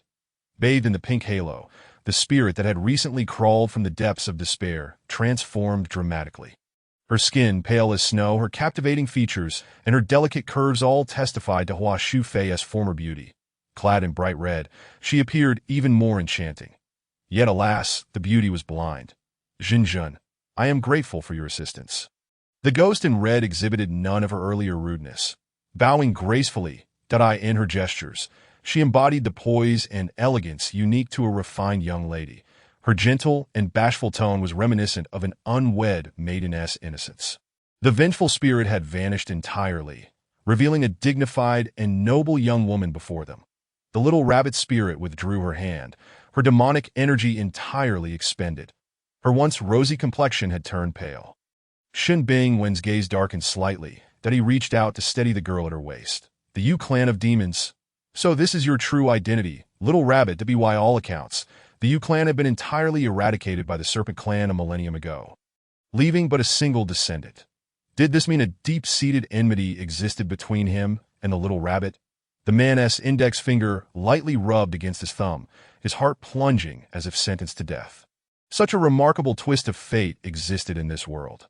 Jiang Yunting's probing gaze fell upon Su Yusheng. Your Highness, there is no need for gratitude. This is merely our duty. Qi Xian hastily assisted by Zhenjun to her feet. The evening breeze caressed them gently, as a sliver of moonlight streamed through the slightly ajar window of Yusheng Tower, illuminating Shen Bingwen's face. His eyes narrowed, a flash of dangerous malice flickering within, that a crimson light glimmered in his gaze, and the window abruptly closed. Bai Zhenjin straightened, and in the blink of an eye, she floated to Su Yusheng's side. Zhenjun is grateful for your assistance, Mr. Su. Thanks to you, I have regained my appearance and sanity, that I apologize for my previous offenses. I hope you can forgive me. This pearl has remained with me since my death. A small token of my esteem, though it cannot truly express my gratitude. I implore you to accept my heartfelt offering, that as she spoke, Bai Zhenjun produced a lustrous azure pearl from her mouth. The pearl, roughly the size of a palm, was undoubtedly of great value. Fearing that Su Yusheng might refuse, she forcibly pressed it into the little rabbit's embrace. The girl stared blankly at the large pearl in her arms, glancing at Shen Bingwen's expression, before ultimately looking towards Qi Xian. Sheng, this is the lady's heartfelt offering. Qi Xian nodded in affirmation, gesturing that it was acceptable to accept it. The little rabbit spirit's eyes sparkled with joy. The azure pearl was both large and exquisite, though its purpose remained unknown. This is the Memory C Pearl that allows one to view the memories of any individual, while also amplifying magical abilities. A mechanical voice echoed in her mind. The little rabbit spirit paid it little heed, tossing the Memory C Pearl into her spatial realm. Mother, you have finally returned. I feared you would not come back. Nan Wuyu leapt into Bai Zhenjun's embrace.